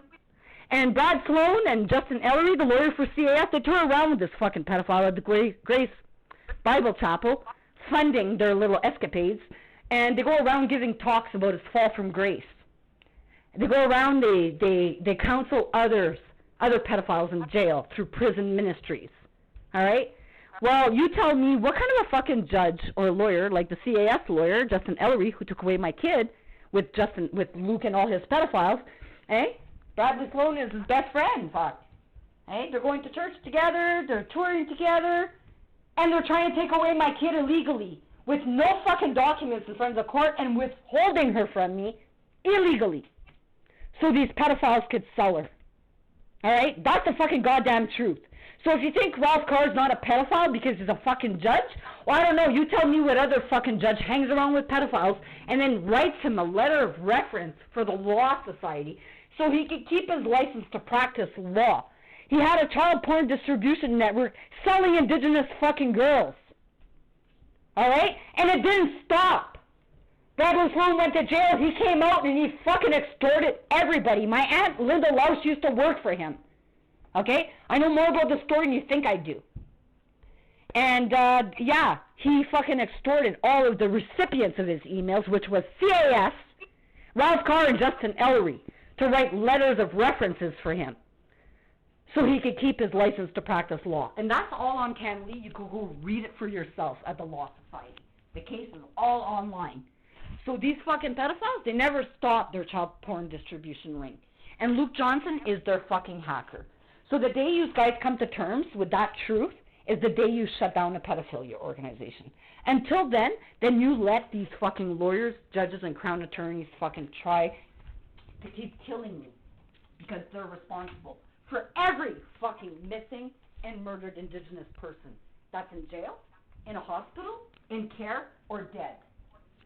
Alright? So, that's the truth. I know you guys don't like to hear it. It sounds fucking crazy. But, you know, when you look at it and you see they're all related to each other and they're breaching trust every day and they're not following any rules, you're going to realize you got a neo-Nazi organization that has infiltrated your fucking government. That's worse than ISIS because they run your government. ISIS don't run your government. They're just a terrorist organization. But this criminal organization, they got drugs, they got prostitutes, they import cars, they import drugs, they fucking traffic your kids, they traffic women. They could melt gold bars. They got their fucking guy at Air Quebec that fucking travels their drugs. Luke Johnson used to work for Ontario Northland. He used to be a fucking mule traveling drugs. Jeff Proctor and a whole bunch of fucking dickheads in Ontario Northland, they traffic the drugs on the train and FedEx and Purelator. Those are their mules, okay? And they work for my brother. For anybody to be killed from jail, all he's got to do is ask Hannon for his fucking burnt phone to do his business in jail. Meanwhile, while they're turning on microphones and cameras at people's houses, indigenous women like me, guess who's paying for these shit shows? The fucking prisoners. Alright? So, go fucking shut down your criminal organization. I'm not going to fucking tell you guys again. And, well, maybe the military will go knocking at your door. Because, you know, the OPP might not listen to me. And the RCMP might not listen to me and think it's crazy. But I'm pretty sure when I sent all that information to the United States fucking military and the Pentagon crime, I'm pretty sure, you know, they know I'm not a fucking liar. Otherwise, they would have came in and arrested me by now. So, yeah, I'm not going to just leave it in Canada. The whole fucking world's going to know what you guys are doing. And they do. They do, because they're listening in my device. So, anyways, you guys have a good day with that. Don't you ever fucking call me a liar or mental for being smart enough to figure out these organized crimes for you. Now, all that evidence that I collected that I was giving to Tom Carrick to try to bust this organization, has now turned into civil evidence in a court that's going to be used against you. You're going to have to fucking beg me. See how that works out for you guys? So, yeah. So, now that evidence is now civil evidence. It's called Exhibit fucking 1 to 2,000. There's over 10,000. There's over 10 terabytes of this fucking evidence of this crime. So, that's all going to be in the divisional court. It's going to be a public fucking court file, and the whole world can look at it now. So, you guys look pretty fucking crazy trying to call me crazy, eh? So, don't make yourselves look like idiots. It only makes an example out of all of you, not me.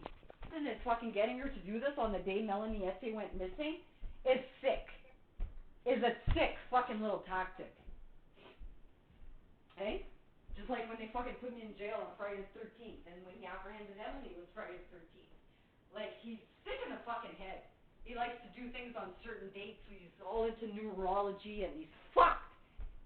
The fact that he proved to me, after he threw me in jail, you know, that he was on my device, it scares the shit out of me to know. Just recently, I'm still in shock that all of these years, when my banking was getting fucking hacked, it was him the whole fucking time. He's never been off my device.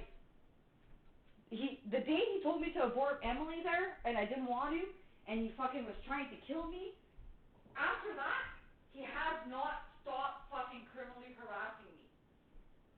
I have not once interfered with his life or ever criminally harassed him. I haven't interfered with his wedding, his marriage, his fucking business, his family life. I don't even talk to him.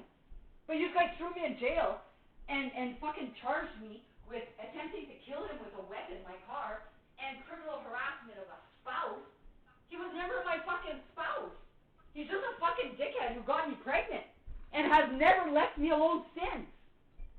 And now he's proven to me, just by the mental health records that I got from the CMHA last week, that obviously he's scared of getting caught for killing people. Why else is he calling CMHA the minute I'm on the fucking phone calling Sudbury Police? He's on my device.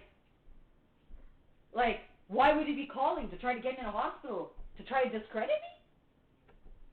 Well, I don't know. But I don't think it's a coincidence that, number one, his good friend Jennifer Plummer used to take fucking music out of a wrench and with Renee. Number two, he used to be a drug dealer in Sudbury. Number three, he used to fucking work at the corner store right beside Renee Sweeney. Number four, he had gotten fucking crabs while he was pregnant with he was with April and she was pregnant and she was going to leave him. And he claimed he got it from the fucking bathroom stall at the Night Smart. But then on another time, he told me this girl Renee gave him crabs.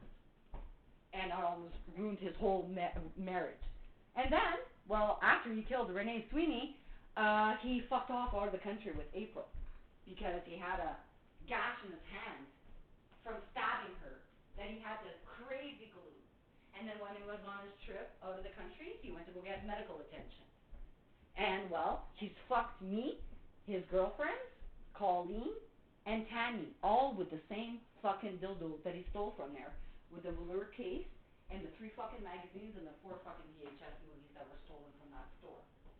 Now, how would I know that that fucking dildo had a blue velour fucking half-moon case? It didn't say that in the trial. It didn't say that anywhere online. But that's what it is. And my daughter took a picture of it in 2019 when she found the fucking dildo. So he's kept them all these years. So I'm pretty sure if I ask anybody else if he looks like the picture, and he used to have the same glasses, everybody would say, yeah, it's a spitting image of him.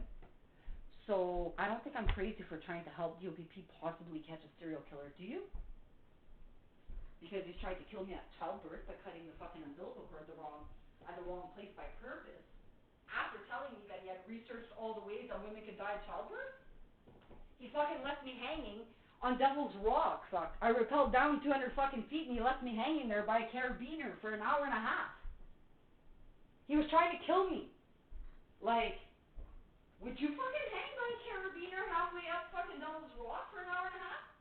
Would you not expect him to be fucking charged? Well, apparently the OPP, after hearing me talk all about all these crimes, they couldn't find one fucking thing to charge him with. Not even criminal harassment. So, yeah. when they protect fucking pedophiles like that because they know Dan Dawson and Larry Rowe. That means the OPP and Committee Shores basically admitted that if you're friends and family with any fucking police officer, you can basically kill people and you'll get away with it. Right? Nobody's gonna ever charge you with a crime because we run the whole fucking shit show. That's basically what these guys, the message are giving out. Is that anybody can lie to the police. The police, if they're buddies with them, they're going to fabricate records, and it'll be your word against theirs. Hey, you crazy bitch? And then I say, well, that's funny, crazy assholes, because I've recorded my whole fucking life. Well, since fucking CAS got involved in my life with Luke Johnson, every fucking conversation with cops has been recorded, all my court hearings, every fucking visit with my child, every time I talk to a lawyer, every time I talk to a court clerk, it's all recorded. Not because I'm crazy. Because it's never going to be my fucking word against somebody else's. So you guys could go ahead, fabricate your police records, say, oh, she's mentally unstable, blah, blah, blah, blah, blah, blah, blah. And then I'm going to do a freedom of information request. I'm going to get the fucking record, and then I'm going to sue you, and I'm going to put you on the stand, and then I'm going to say, are you on drugs? And you're going to say, no. I'm going to say, are you fucking drunk? No. Are you mentally unstable? Do you suffer from any mental health issues? No. This is reality. You want to look at the video, the audio, and now read your fucking notes. So, are you on drugs? Are you mentally unstable? Do you need to go to a jail or a hospital? It's the fucking questions I'm going to ask you. So, be prepared that if you're going to fabricate records against me, contrary to actual audio recordings and video recordings, you're only going to be admitting to committing a crime. Alright? So, that's all I got for you. I just try to educate as many cops as I can. And I can tell, just by my little rants, who the fuck is involved and who isn't. Because usually, cops that are involved, they would have cut me out by now, and tried to defend one of their buddies. So thank you for listening. Now, if you were smart, you'd go spread whatever I just told you to all the rest of your friends, and make sure you're not getting hacked and tracked and watched by the same fucking group, scared of getting caught. Because if they're doing it to me, like I said, do you really think that fucking criminals bribing all of you are not fucking watching you guys even more closely than they are me? They have way more invested in you guys. Weaver Simmons has proven to be lucratively bribing all of you. And I'm a victim of a crime. And Weaver Simmons could bribe all these people to try to put me in a hospital? Well, imagine what all of these cops and lawyers would do if they fucking killed somebody. Hey? Because I'm a victim and they did all this to a victim. Imagine if they were actually guilty of murder, what they were capable of doing. Well, they've already proven it. So anyways, these guys are getting sued next week for that little fucking escapade. And so then I'm going to make a little claim. It's going to be like, on this day, I called to report this crime. The police refused me a police service. And then on this day, I got all my CMHA records where the police tried to make this crime with Exhibit A, the videos, look like a delusion. And so you pay me $35,000 for every fucking time these guys have went to a CMHA to try to form me. Then you can pay me $35,000 for all of those times you shared my police records with a third-party agency that's not involved with me. That's ran by Dominic Boucher, who's a fucking OCL that I totally embarrassed and took her for a fucking ride in the child protection proceedings. So I'm pretty sure her running the CMHA, creating these records with the same group of fucking pedophiles who took my daughter, really proves the organized crime beyond a reasonable doubt. If you guys think you're going to fucking bribe people at the hospital to create records contrary to my videos, it just goes to show, how many people are getting paid to fucking commit hate crimes against indigenous Jewish people, which are criminal code offenses, incitement of hatred. And well, when you incite that much hatred and you end up stealing my kids from me and taking me away from my daughter and my dad and letting a drug dealer fail to provide the necessities of life to my dad so he could kill him earlier to commit fraud, I'm pretty sure all of those things amount to genocide, also known as war crimes against humanity. So I'm thinking, maybe Justin Trudeau should be fucking added on this lawsuit, and maybe I'm going to send it to Russia because, since you guys want to arrest Putin for war crimes against humanity, when the OPP and NeoFAST are committing those same fucking crimes against me and thousands of others they fucking target. And how did they target them? Well, they hacked them with Luke Johnson. Then they listen into their fucking houses. They look at their text messages. They profile them. They find out if their fucking families can afford lawyers. And if they can't, then they just commit fraud and traffic them through a justice system that is rigged. You're never going to win. They don't follow any rules there. They're a neo-Nazi organization. All right? So don't tell me that a fucking judge with his nephews that are crown attorneys is allowed to throw people in jail because his crown attorney fucking nephew's committing fraud. Don't tell me that a judge can fucking go and say to his brother-in-law, sure, let me give you an order operating this kid in fraud. We're going to take this bitch for a ride, you know? And then don't tell me that I lived in fucking Mattawa. The kid lived in New Liskeard after she was apprehended, but it's the Timmins court that kept fucking bringing me there. Eh? They didn't even have jurisdiction over me. And, well, I went into the OPP with videos of assault. And there's a video at the hospital of my brother assaulting me. Don Arsenault did not charge my brother. They let him, though, remove me by force from my dad's fucking house. They had an outstanding warrant for his arrest while all this was happening, proving how far they'll go to let people commit crimes against me. Then, apparently, my brother went in there, and he, right in the middle of getting arrested, right? In the middle of getting arrested, he tells Don Arsenault to go get his fucking sergeant, and he orders him to call me and try to plea bargain with me that if I don't drop the charges against him, that he's going to charge me with assault. And that's what Don Arsenault did. He called me and he threatened me to drop the charges against my brother or he would charge me with physical assault. He said, your brother's only going to get charged with uttering threats, but I'm charging you with physical assault. So, like, threatening me to drop the charges against my brother. I lost my shit on him. I told him to go get the fucking videos and to look at the videos to show that I'm the victim of assault. Physical. More than once. No, he didn't get the videos. Instead, he decided, right after I went on YouTube and gave a $2 donation to Randy Arsenault's video down with the OPP, and told him to go get a fucking car wash, that fucking morning, Don Arsenault went to go see a justice of the peace to arrest me. He got a fucking warrant. He claimed that after several attempts to turn myself in, you know, I didn't even know I had been charged. He charged me in May. He set my fucking hearings to be heard in Timmins in August with a Videoped group who are fucking running a spyware crime. Hey? And it's all fraud. They've already dropped the charges against my brother, right? And there's videos of an assault. And I've been charged with assault, and there's no videos, and my videos and my audio recordings of the whole fucking event prove that it's not true. Yet, I'm going to court. I've been charged with physical assault. My brother has been charged with uttering threats, and his charges have already been dropped. And they're just allowing him to commit fucking fraud. I called the OPP to say, hey, I got audios and everything, and my brother's saying my mom had already committed the fraud. And they're telling me it's a civil matter. It's not a fucking civil matter. Fraud is a criminal code offense. There's no civil court that I go to in any estate court, which I'm fully capable of going there. But why would I go there and spend thousands of fucking dollars to argue an estate case?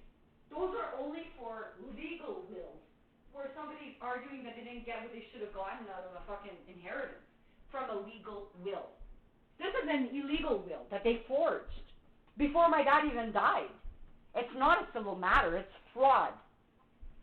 So, like, I don't know why the OPP keeps telling me it's a civil matter, or everything that I report is a delusion.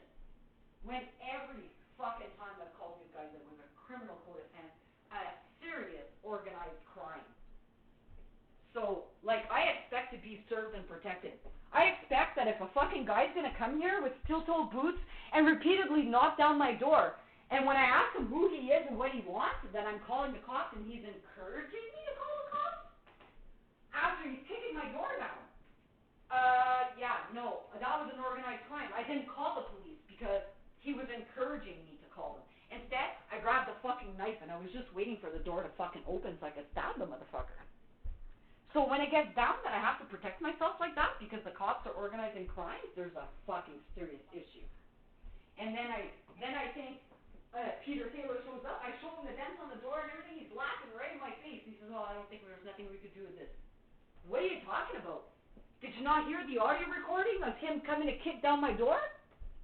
It's all recorded, right? But apparently this crime crime did not happen. It's a sixth delusion because Pete Gilbo and the OPP and my neighbor went to go try to forum me because apparently my music's too loud. So that's a mental health issue. And Pete Gilbo lies and pretends like he sent me a letter. No, Pete Gilbo went to CMHA to go give that fucking report the day that I reported him at the OPP for drugging my package. So, like, he's best friends with Dan Dawson, you know? So, like, what else are these fucking pedophiles doing? Maybe you guys should go look into that. Because I know I'm being sold, and I know Crystal next door is already also being sold by the same fucking group. Eh? These real estate agents that rent out houses to specific victims. You know, you think you're lucky. Oh my God, I can't believe I got this place. You know, it's such a fucking hunt for places. Like, you know, that everybody's looking for a place. Oh my God, I can't believe I got this place. I must be lucky. No, I wasn't lucky. They were looking for me because they're selling people. And Lucia Mendoza, that little fucking bitch, just go look at her phone for the past 12 years because she's so confident that she's never going to get caught with her crimes against me. She's been openly texting about me in what I'm doing in my house with her buddies. So, go check her phone. Prove me a liar. Try to say I'm a liar. Go find me the evidence that's a liar. Do you want to say that I fucking spit on Lori Lalonde's face? Hey? Oh, does that give her a reason to fucking handcuff me for 4 hours? How does that prevent me from spitting on her? You want to accuse me of spitting on her? Give me a fucking video that shows it. Don't fucking say you saw it in a video. Provide me with a fucking video. If you guys are going to conceal it and just pretend like you're seeing things, holy fuck, you guys are going to look like dummies at the divisional court. Because Weaver Simmons can't pay 3 judges from the fucking southern courts to do what he wants. So you guys are going to get caught, and I'm winning that judicial review. And then it's going to go right back to Lika, and then you're all going to get charged. Whoever's involved anyway. So I would suggest you go tell all your buddies who are not involved in this crime to be careful, because you're being entrapped. And once you're entrapped in this crime by pedophiles, they're going to get you guys to fucking try to get me out of here. And whatever. To protect them from their other serious crimes. So when they all came on the air on February 1st, 2021, to say that they were listening to me fuck myself in my house, I was recording it. Okay? And every one of them came on the air. They started in Timmins, they went to fucking Cap, they went to Hearst, they went to Smooth Rock, they went to Cochrane, they went to Irk Falls, they went back to Timmins, they followed the highway, they went to Kirkland Lake, to the whole fucking, all the way to North Bay, then they went all the way back down. That happened.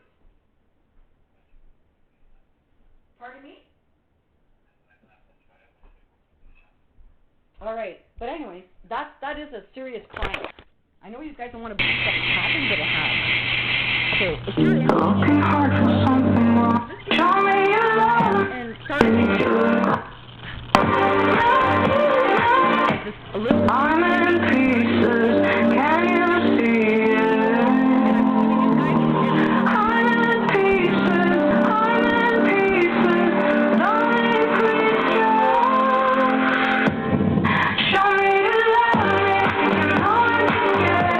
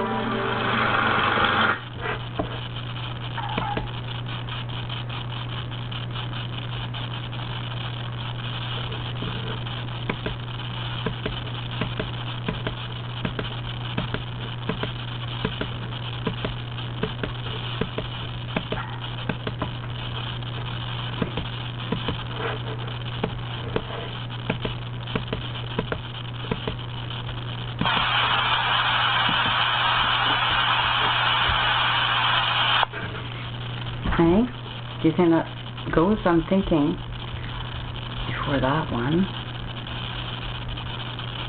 But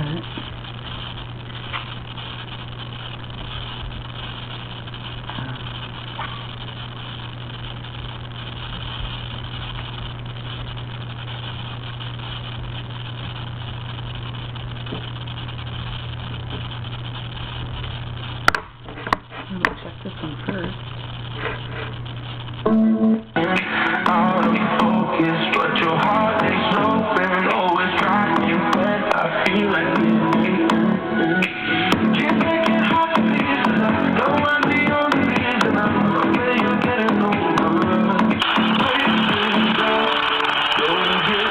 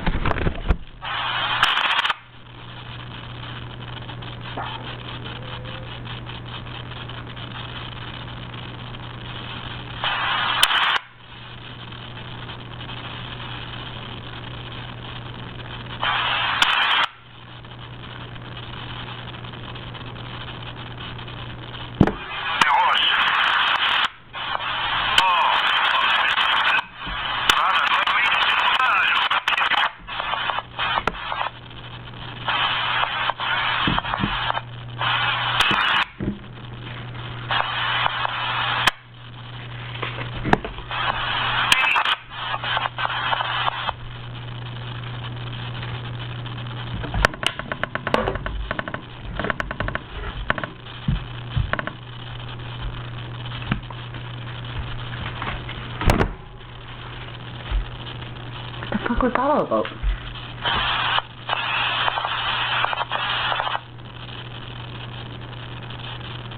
Hey?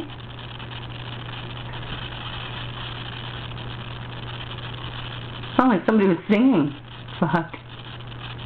Wish I knew what song it was. Okay.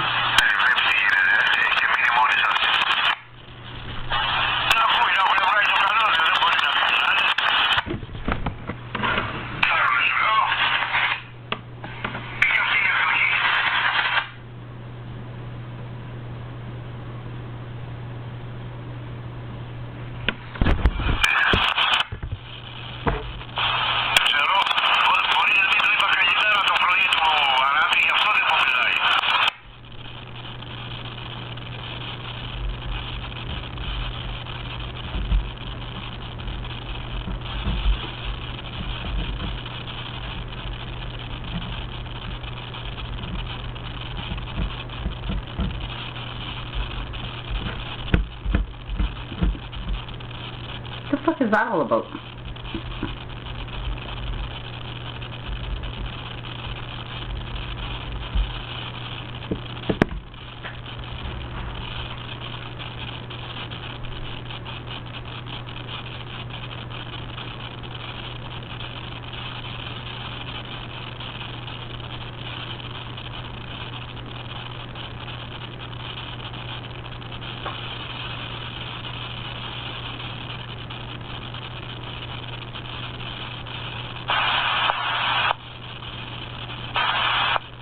That was weird. Right? These guys getting hacked, or? China hacking these guys already? Holy fuck, eh? Sure sounded like it. You guys better watch your asses, man. You fuck with me and you're fucking with China.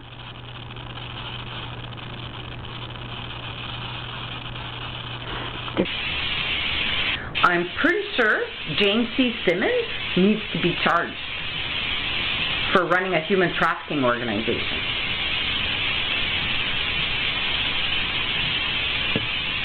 And I'm pretty sure the terrorists that were listening to all of you know that I'm telling the truth.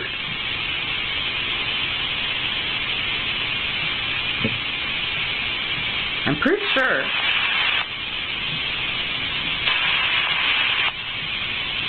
that if the OPP really hated me that much and was willing to kill me so they can continue to run their child porn organization and launder fucking proceeds of crime and live off bribery so that they could kill all the children in Canada, it's pretty fucking crazy, I would say.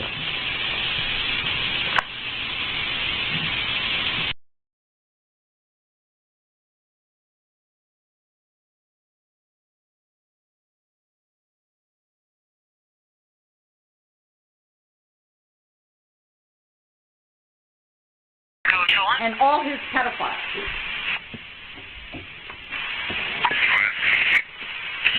Just spoke with 4 via 1021. Are you able to stand by the Argos residence for this possible impaired? Again, it's 334214 Highway 11, which puts it at the intersection of Highway 11 and Kerrs Road, south of Eagle Heart Detachment. Yes, the whole street's called me a couple of times about it as well, and I'm already on the highway following. Thanks so much. I'm so stressed out about this, I'm breaking out like.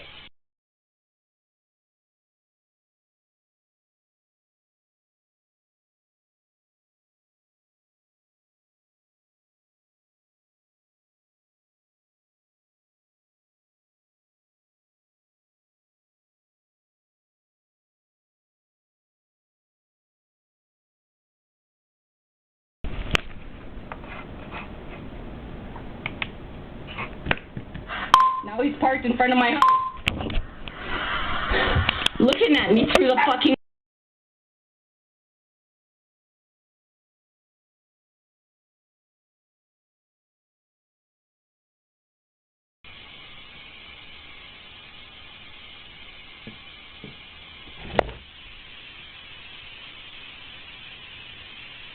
So I'm pretty sure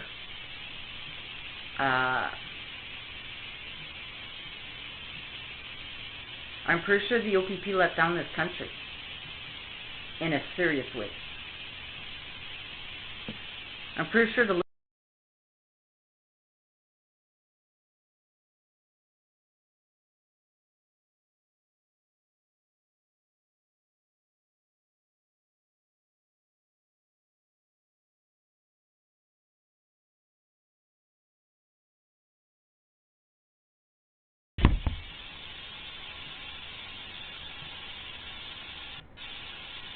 that I dropped everything in my life 4 years ago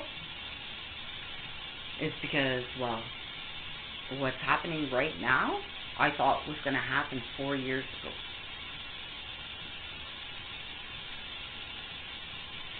You know, the major threat Canada's under.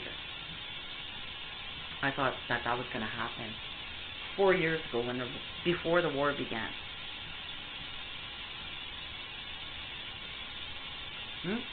I knew back then, you guys would have... I don't think it was McPherson's though, and the other gas station in Kenogami is unmanned. That's not for us. I knew 4 years ago, and don't quote me on it, go read the notice of claim that I gave to Tom Corrick, or the information I gave to Tom.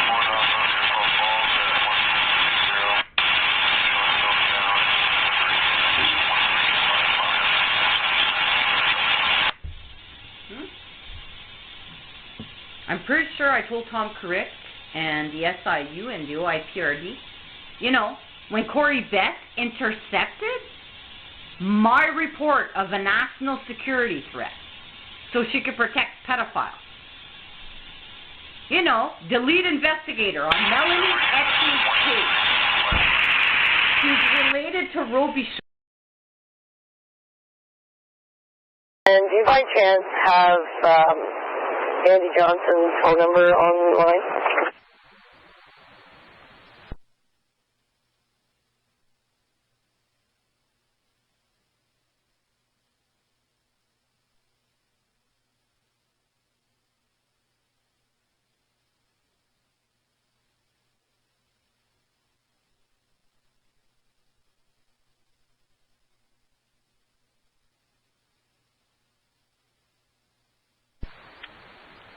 Echo 44, sorry, is that an officer or?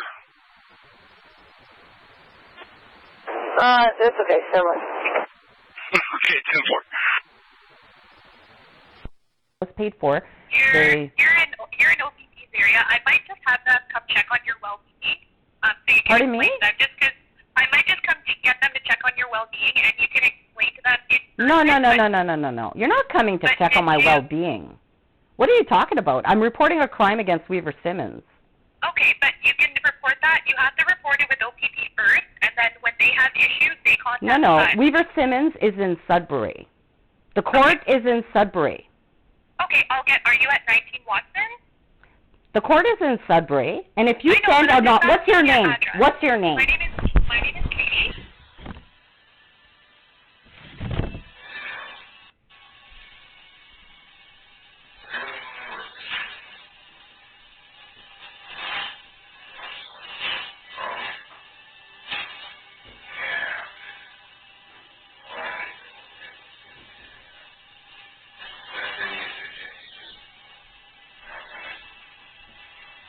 Are you fucking somebody right now? Are you getting fucked, man?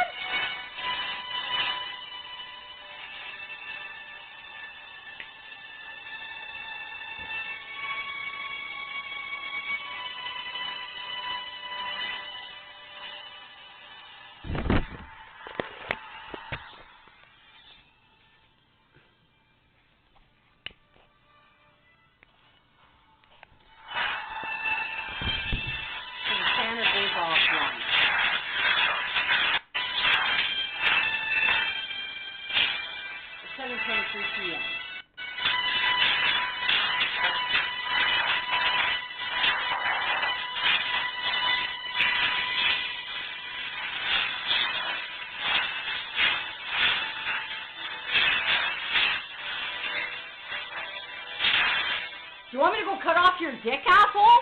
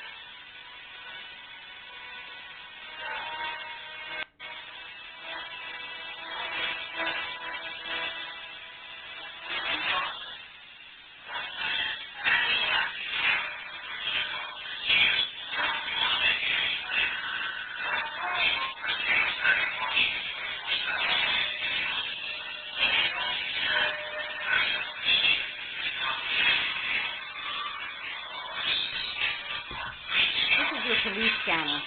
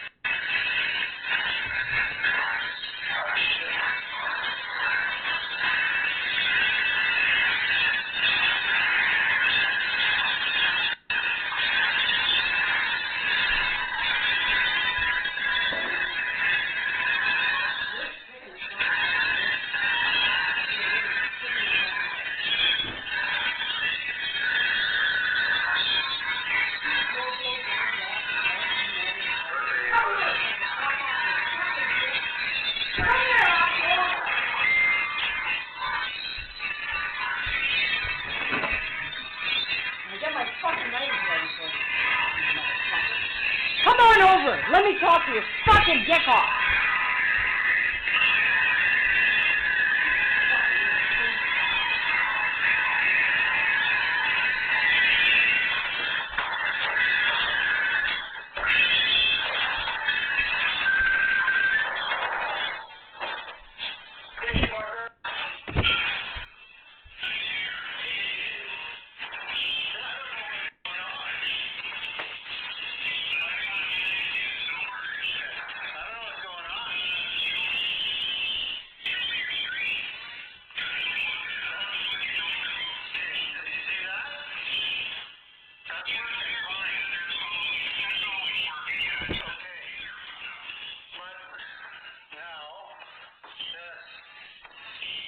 You want this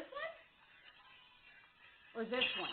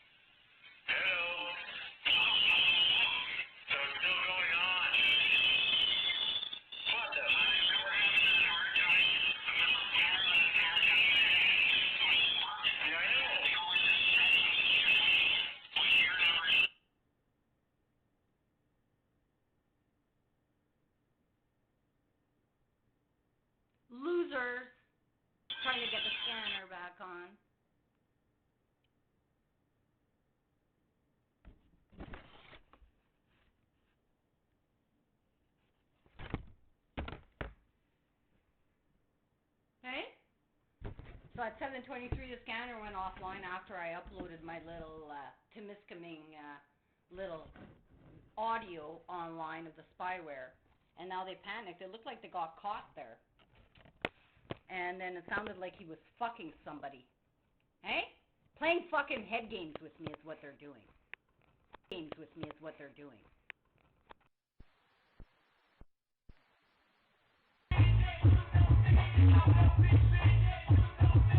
Thank you.